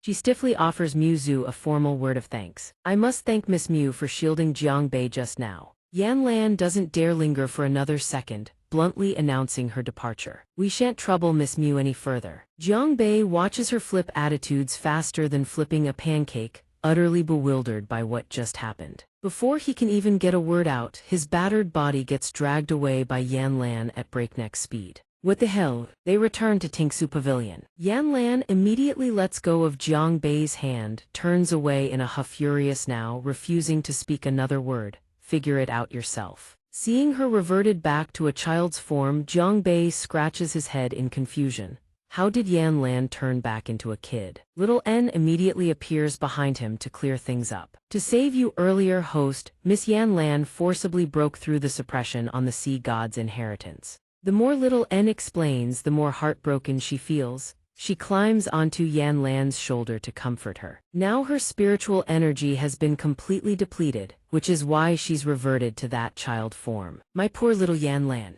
Jiang Bei strokes his chin thoughtfully off to the side. So, does she still need the ice-cold bed? Right then, Yan Lan feels the weight pressing down on her shoulder and murmurs in confusion, why does it feel so heavy? Suddenly Mu Zhu appears from afar, approaching young Master Jiang. Jiang Bei turns around to ask about the sect situation. Senior sister, have all the Hanbing Pavilion disciples been accounted for? Have the kids been sent home yet? Little N immediately crosses her arms and glares at Mu Zhu like a sworn rival. Little N absolutely will not let this woman break up her ship.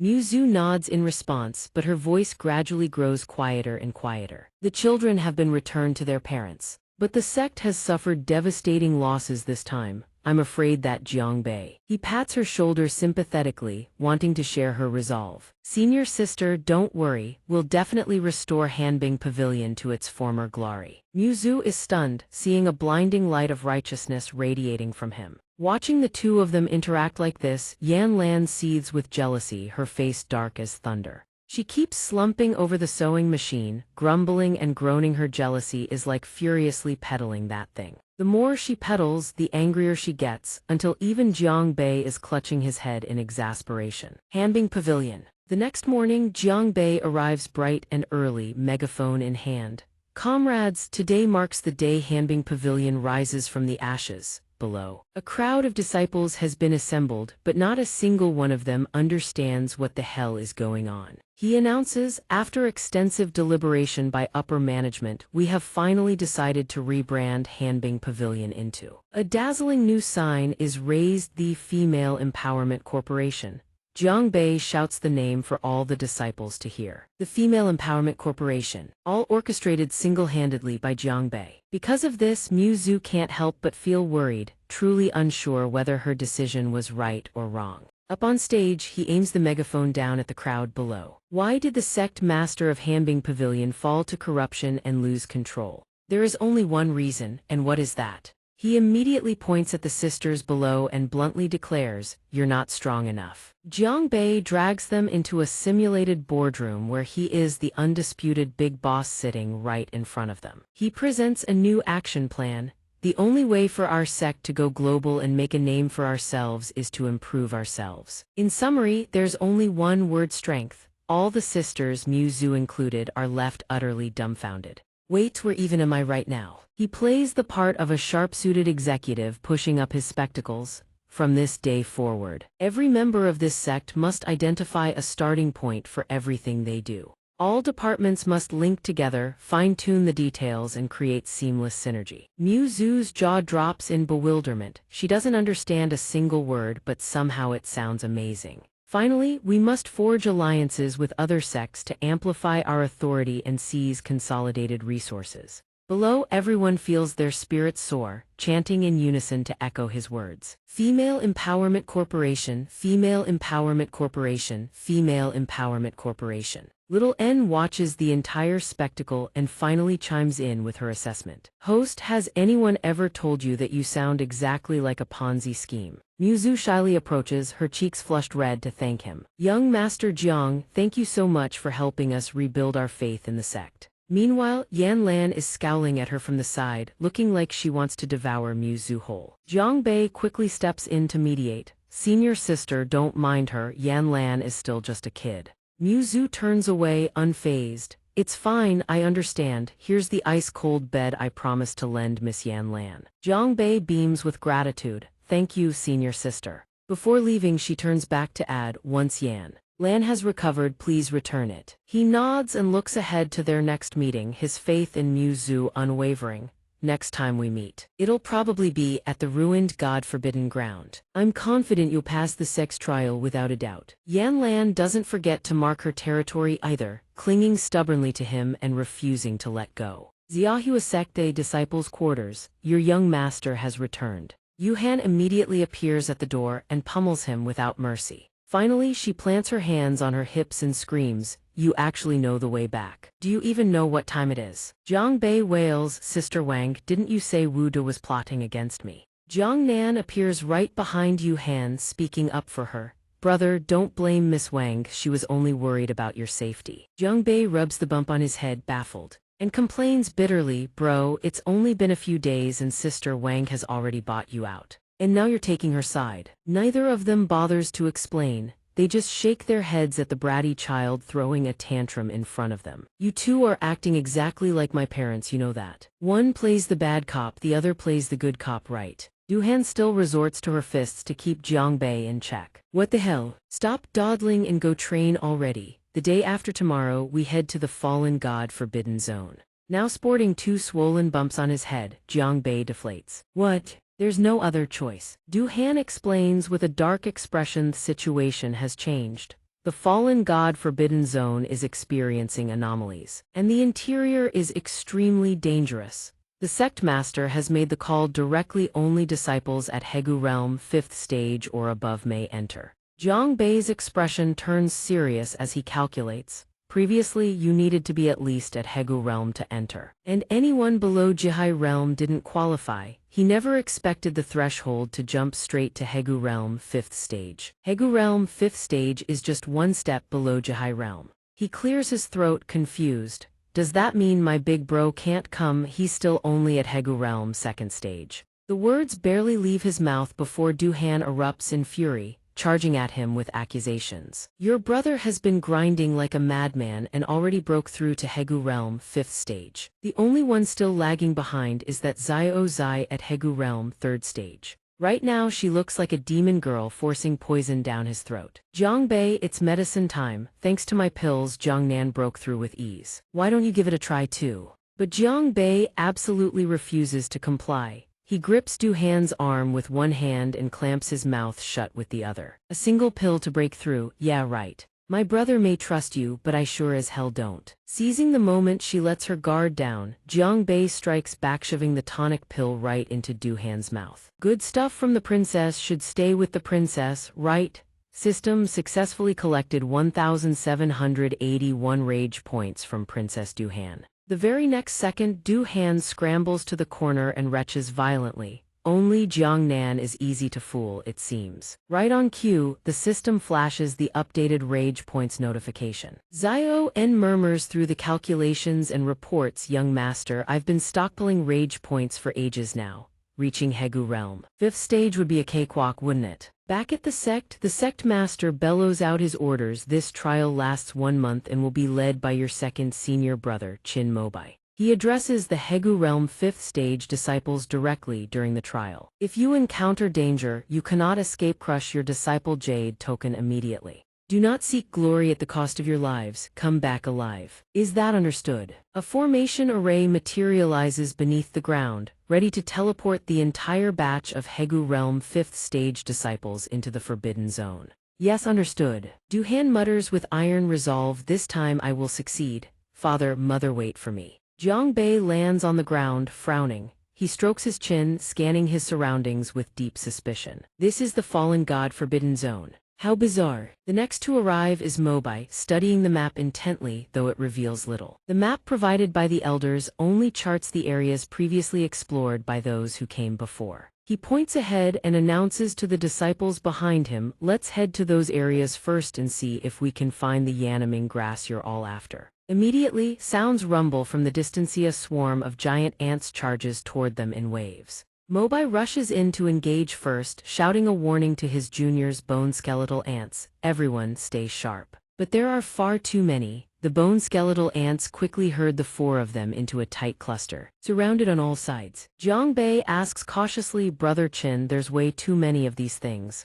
Is there nothing we can do?" Mobai thinks for a moment, then says, "Fire. We need fire to kill these ants." He nods eagerly, "Good call. Jiang Bei shouts to Jiang Nanbro and his sibling instantly catches on. A violent gust of wind surges alongside a blazing fire dragon as Jiang Nan unleashes his power. Flame Dragon Sky Formation. The flame dragon sweeps through the swarm of bone skeletal ants in one blazing pass. Finally, as night falls, Jiang Bei collapses onto a pile of sword casings, utterly spent.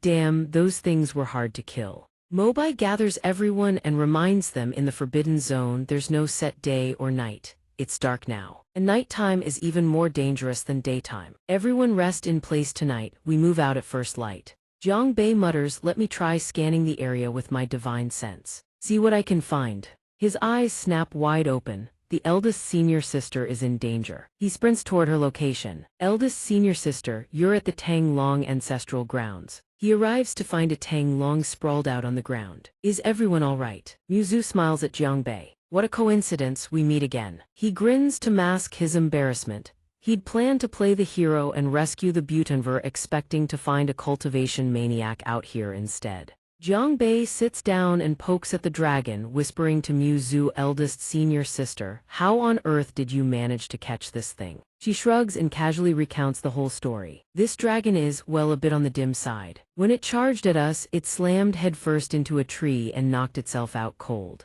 Jiang Bei jolts upright, laughing in disbelief. Pathetic, it's even dumber than a rock. Right on cue, the dragon snaps awake. It raises its razor-sharp claws and roars in a terrifying display. I am the great Tang Long, how dare you conspire against me? Then it crawls away. Jiang Bei watches it wander off in completely the wrong direction and shouts, hey buddy, wrong way. He cuts it off and grabs both of its whiskers, barking orders, look, you're clearly not the sharpest tool in the shed. So let me ask, where the hell did this green forest come from? The dragon rages back, everywhere I go, it's nothing but sand and gravel, not a single blade of grass grows. The Tang Long clutches its head in fear, curling up defensively. I won't tell you, this is the ancestral grounds of my clan. Under the governance of the Tang Long clan, that's why it's so lush and green here. Seeing it tremble, Jiang Bei steps forward and pats it with a gleeful grin. So this is the ancestral grounds of the Tang Long clan. Then there must be tons of treasure here, right? Hearing this, the dragon breaks into a cold sweat of confusion. How did this stupid human figure out this is our ancestral ground? The Tang Long's clueless words make Jiang Bei's eye twitch with rage. It literally just blabbed the secret out itself.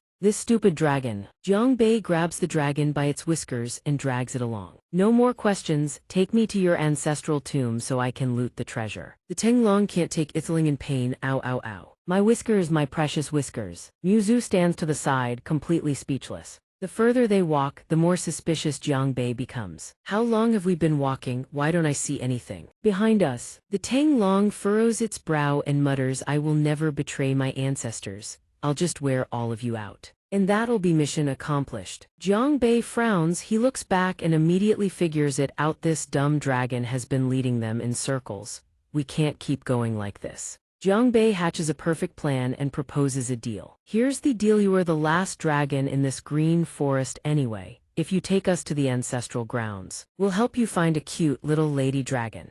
At those words, the Tang Long's eyes sparkle with hearts, completely love-struck. Human, are you for real? You're not tricking me, are you? The Tang Long puffs up its neck with pride. I am the last bloodline of the Tang Long clan. The lineage must not end with me. It's not like I miss my little lady dragon or anything. It finally nods in agreement. Fine, I accept your terms. Then it orders the two of them. Close your eyes, I'll take you to our ancestral grounds. Jiang Bei nods. No wonder we couldn't find any traces after walking for so long. It was hidden within spatial rifts all along. The very next second, the two of them materialize inside the ancestral grounds. The green dragon immediately lowers its head and bows in reverence. Tang Zioth's sole descendant of the 78th generation of the Longdong tribe. Due to concerns regarding the Longdong tribe's bloodline, humans were specially brought to the ancestral homeland to pay their respects. Please do not punish us, O ancestral elders. Jiang Bei stood off to the side and immediately sized it up. The little vine dragon's name was Tang Zio. What kind of name was that?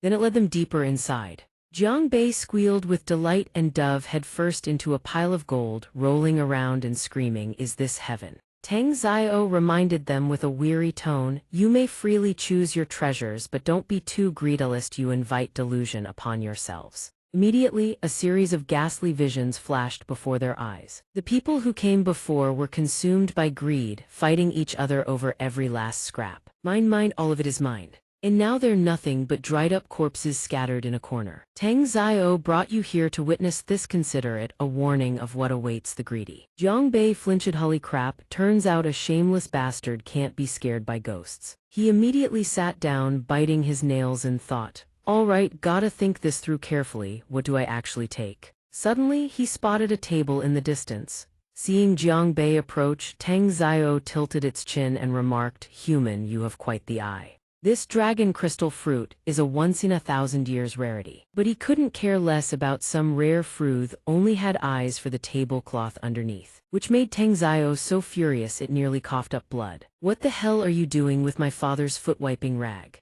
Jiang Bei had already swept the room with one glance. He nodded with satisfaction, had snagged himself a real treasure. It was none other than the map of the ruined God-forbidden zone. Tang Zio snatched the map back in a blind rage. Who the hell uses a map as both a foot rag and a tablecloth? System 3561 rage points collected from TENG-XIAO. Jiang Bei grinned. Young, your humble master here wants this piece of trash.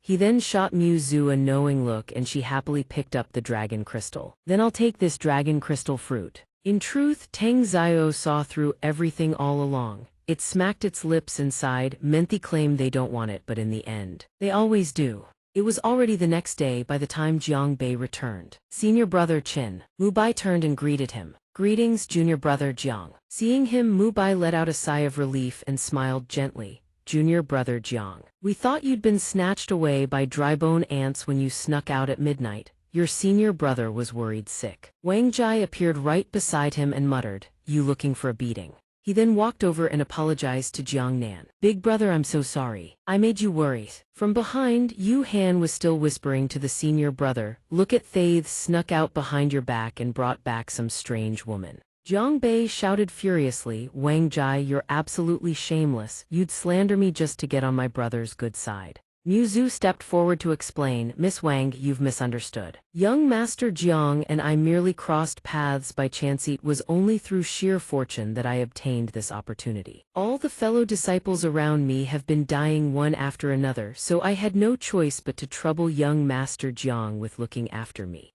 Right at that moment, Tang Zio poked its head out. Humans, hello everyone. It still remembered what its father had taught it. Father told Muhan, you go outside, always be polite and courteous. That's the only way to win people's favor. I'm being so politely, they'll like me, right? Yu Han hid behind Jiang Nan in fright, and everyone else scrambled behind him too. Yu Han demanded angrily, Jiang Bei, are you trying to get yourself killed? Where the hell did you dig up this dragon? Jiang Bei stepped in to introduce both sides. Everyone, don't be scared, Thighs is a good dragon. The map of the ruined God-forbidden zone was a gift from Big Bro Dragon right here. He excitedly whipped out the map for everyone to see. With this map, forget the blazing dawn Grasshaven, the legendary life revival mirror is well within our grasp. Jiang Bei then turned to brief the Hegu realm disciples, who all gawked with their jaws on the floor before obediently following along. All right, let's move out quickly. It'll be dark again before we know it. From the cracks in the ground, a pair of blood-red eyes peered out, fixed in their direction. It burst from the earth without warning, sending the disciples into a full-blown panic. What is that thing? Several disciples were struck by it, wailing in a cacophony of screams. Jiang Bei rushed over just in time, shouting a warning, careful, it's venomous. Everyone stared at the beast in sheer terror. No one could identify what species it was. Jiang Bei immediately summoned the demon spirit. Jiang Ziobai, where did this crimson centipede come from? Why is it so damn aggressive? Ziobai materialized and bowed respectfully, reporting to my supreme and magnificent master. This is a larva of the blood abyss sovereign. It grew even more violent, unleashing a spiraling vortex of spirit energy. The force pinned all the fifth-tier Hegu realm disciples into a corner, then swept them all into the towering vortex raging with energy high above. Spun around like tops, Jiang Bei retched multiple times, his head pounding as if struck by hammers. Mu Bai held on for dear life and shouted, Junior brother Jiang, what do we do now? Jiang Bei wailed back through his tears, I don't know either. The luminous pearl tumbled out. Jiang Bei screamed, Yan Lan.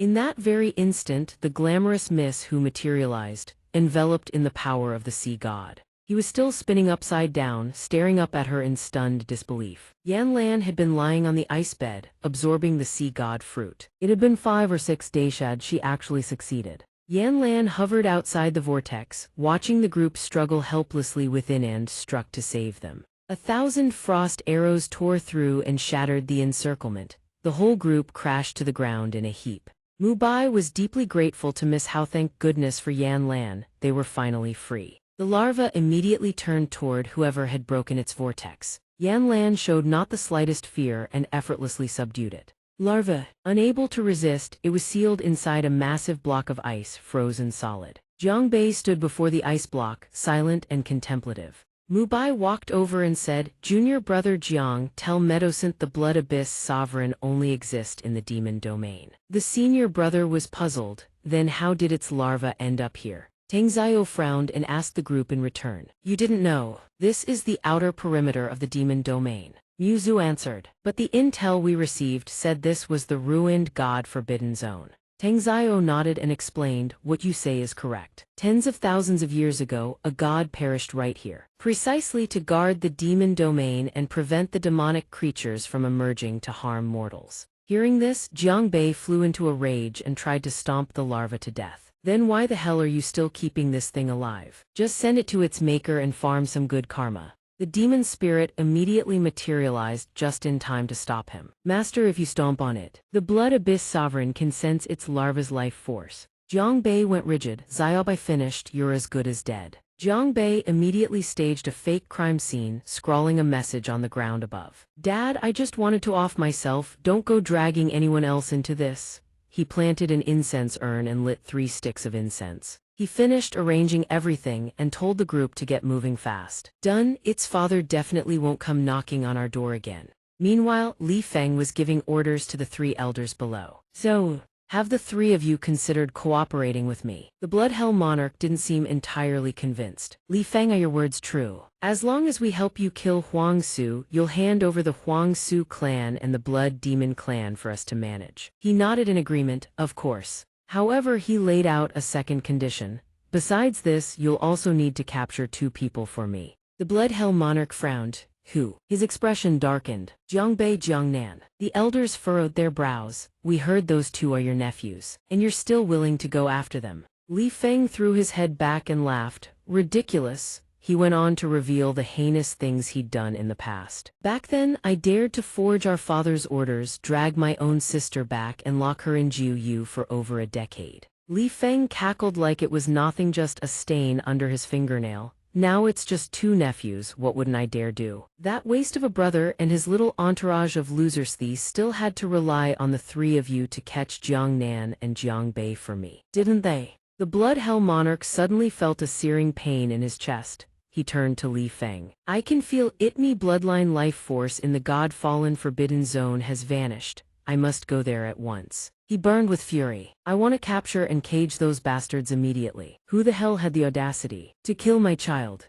Li Feng then fed them another piece of juicy intel. The monarch clenched his fists so hard his knuckles cracked. "Isn't that a coincidence? The Jiang brothers are also in the God-fallen Forbidden Zone." At the God-fallen Forbidden Zone, the moment they arrived, they scanned their surroundings. The Bloodhell monarch thought to himself, "Even though the demon realm is under our control, every time we enter the God-fallen Forbidden Zone, our cultivation gets suppressed down to the Sea of Silence realm." He clenched his fist and cursed, "Damn it." Then the silver-haired one beside him spoke up. "Boss, look." Before them lay the corpse of the monarch's bloodline heir alongside a scrawled message, "Father, I just wanted to kill myself. Don't go looking for others." The sight drove him into a frenzy. He screamed, "Who the hell did this?" Scene shift. Mount Dengshan. He studied the map and spoke. "If this map is accurate." He pointed at a mountain in the distance and continued, "Then that's Mount Dengshan, and the Yanaming grass elder Du needs is up there." He suddenly clutched his head, recalling Wang Yiting's words, "After you find the Yanaming grass, don't forget my rebirth mirror." And then there was the deal with Deng Xiao.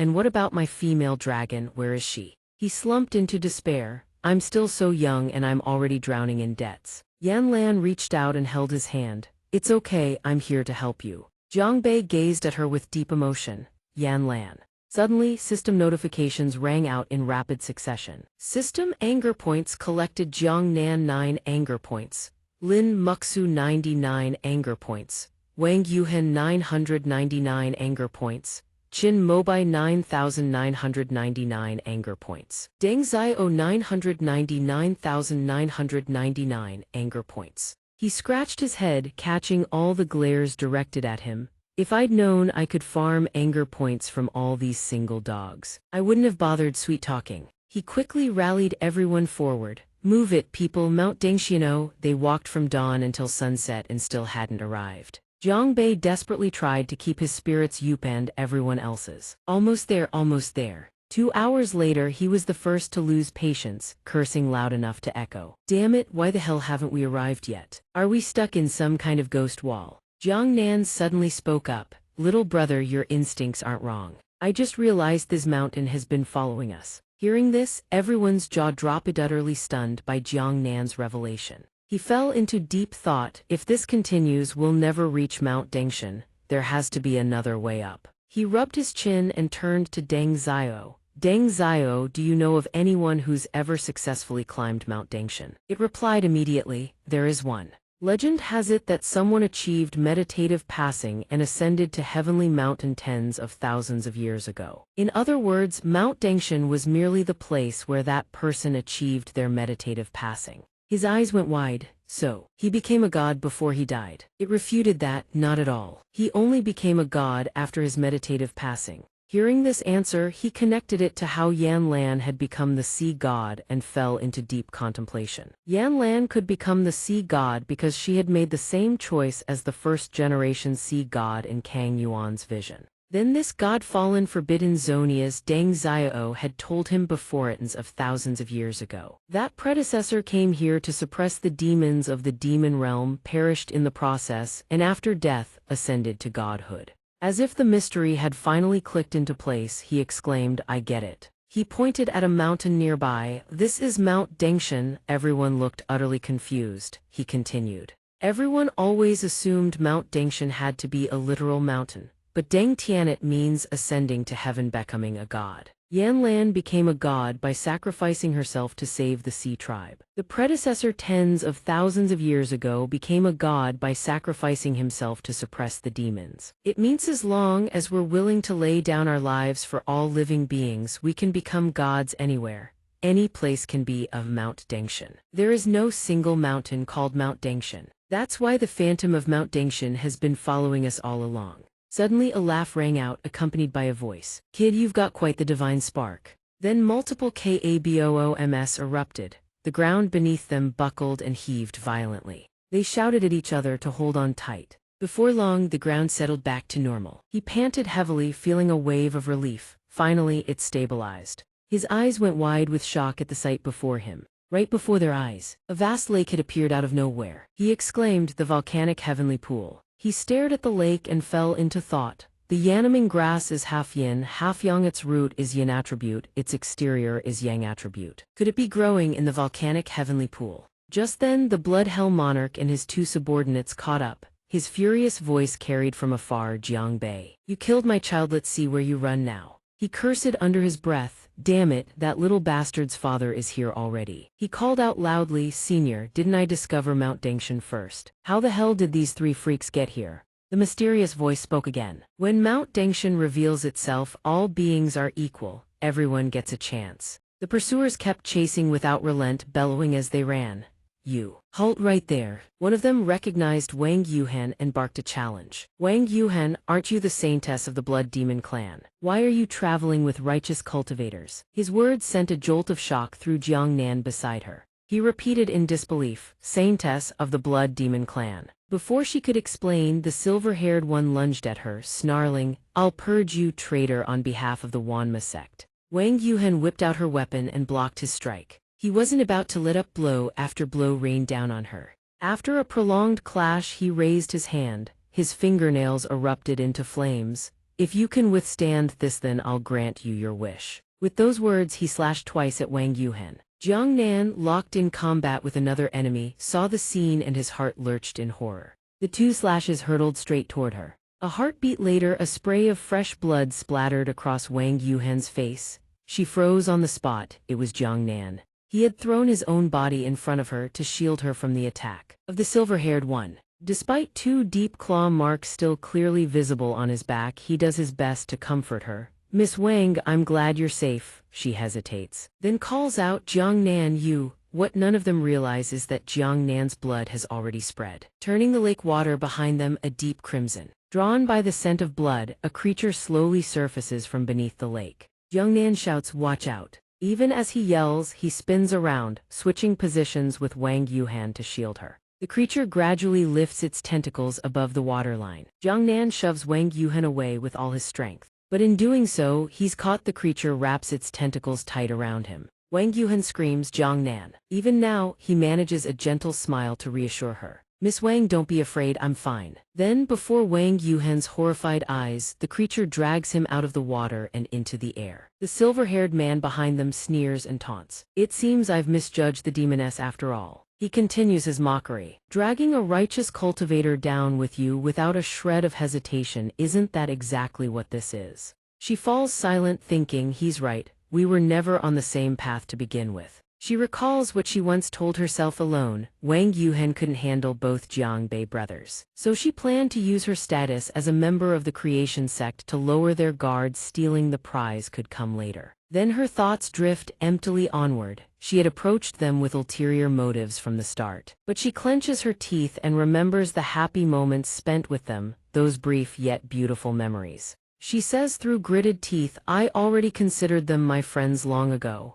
And with that, she leaps straight into the lake, thinking, "Jiang Nan, wait for me, I'm coming to save you." The silver-haired man sees this and curses in shock. "Are you trying to die?" She reaches out toward Jiang Nan, but he continues sinking unconscious. The distance between them grows wider and wider. She can no longer hold on. Consciousness begins to fade. She reaches forward, silently cursing her own helplessness. Failing to save someone goes without saying. But now she's dragged herself into the abyss as well. Suddenly, something approaches Wang Yuhen. Her eyes widen in shock. She realizes the surface of this lake is the rebirth mirror. The legend of the rebirth mirror: you can see the heavens, you can see the sea. So that's what it meant. No wonder she could never find it before. As the last word leaves her lips, she sinks beneath the surface. When Wang Yuhen opens her eyes, she finds herself lying on a vast, sunlit meadow. She wakes, rubs her eyes, and asks in bewilderment, "Where am I? Why am I sleeping here?" Suddenly, a voice calls out, "Yuhen."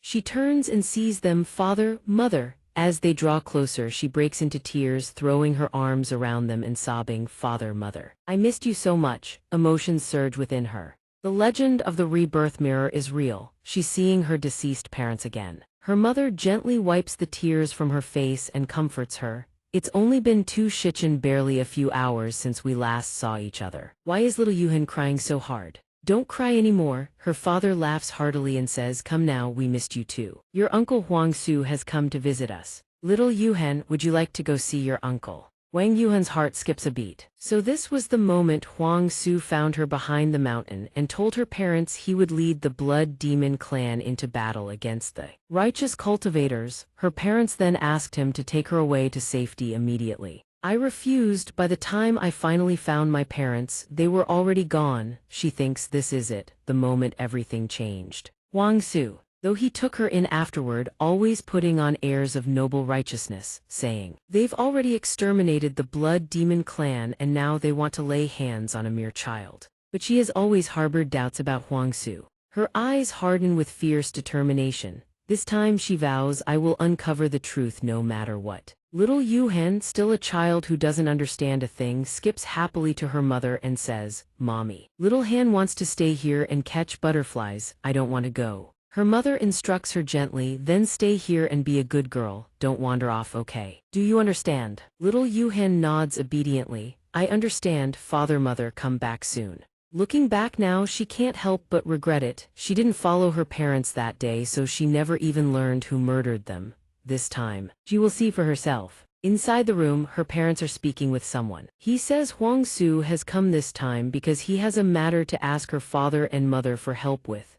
Yuhen sneaks onto the rooftop to spy, thinking this time I can see them clearly. Her father tells him, "Second brother, no need for formalities, speak freely." Upon hearing this, Huangsu lays out his plan. As elder brother and sister-in-law well know, the old demon lord has grown aged. He frequently enters closed-door cultivation and handles nothing regarding Wanma sect's affairs. At this point, her father already grasps his intent. Enraged, he slams his teacup onto the table. He says, "So you want us to betray the old demon lord and help you seize the throne, is that it?" Huangsu doesn't deny it. With a sinister smile, he says, "Elder brother, please calm down. Betray, that's such an ugly word. I merely wish to ease the burden on the old demon lord. He's already past his prime. It's only right that he steps aside." Her mother takes a sip of tea, then warns him coldly, "Let me remind you of something. To become the demon lord of Wanma sect, one must obtain the inheritance artifact within the heavenly demon garden." Her father also says, "Without speaking such treasonous words, even if you killed the old demon lord, it would be pointless." Huangsu then reveals his own scheme. "That's why I've already taken control of both the Eternal Night Clan and the Nether Abyss Clan." Hidden on the rooftop, Yuhen finally understands everything. So that's it all this time. Huangsu had already seized control of the Eternal Night and Nether Abyss clans. No wonder Aunt Wanyu was captured. There were no Eternal Night clansmen left to rescue her. Huangsu's words are laced with veiled threats toward Yuhan's parents, leaving her father seething with rage. "As long as elder brother and sister-in-law support me, the true power of Wanma sect will belong to me alone." Then he says with a sinister grin, "As for that inheritance artifact in the heavenly demon garden, do we really need when it all?" Before he can finish his sentence, Yuhan's father hurls his teacup in fury. It grazes past Huangsu's face, barely missing him. Pointing at Huangsu, he roars, "If you keep pushing down this path of no return, I'll have no choice but to deal with you right here and now." Huangsu remains perfectly calm. He claps his hands and says, "Who deals with whom is still up for debate. I've specially prepared these people in case elder brother and sister-in-law refused. Once you're dead, it doesn't matter whether you agreed or not." Yuhan's parents are stunned into silence. Huangsu continues, "Everyone in Wanma sect will simply assume this was the doing of those righteous cultivators. Not a soul will suspect me." Up on the rooftop, Yuhan hears every word and her blood boils. She thinks, "My instincts were right all along. It was Huangsu who murdered my parents." Tears of rage and regret stream down her face. Damn. It all to hell, she's been calling her parents' killer father all these years. She can't bear it anymore. She screams, "Huangsu, I'll kill you." She leaps from the rooftop, lunging straight at Huangsu's face. Suddenly, a teleportation gate tears open, pulling her back to reality. Jiangnan catches her as she falls from the sky. "Miss Wang, don't be afraid, I've got you." Yuhan, still shaken, asks, "You, why are you here? Where are we?" Jiangnan sets her down and says, "I was dragged here by aquatic vines in the heavenly pool. Let me introduce you, this is Master Sanzeng. He's the one who saved me. He said I had wisdom root potential, so he taught me everything he knew. After that, he passed on in meditative silence." Yuhan stares in disbelief. Is Jiangnan going to become a monk now? Suddenly, Jiangnan reaches out and takes Yuhan's hand. As he pulls her along, he says, "Come on, I'll lead you out of here." Yuhan is caught slightly off guard. It's over, folks. If you want to keep following this story, smash that subscribe button right now and don't forget to hit that like button too. Thanks for watching all the way to the end, everyone.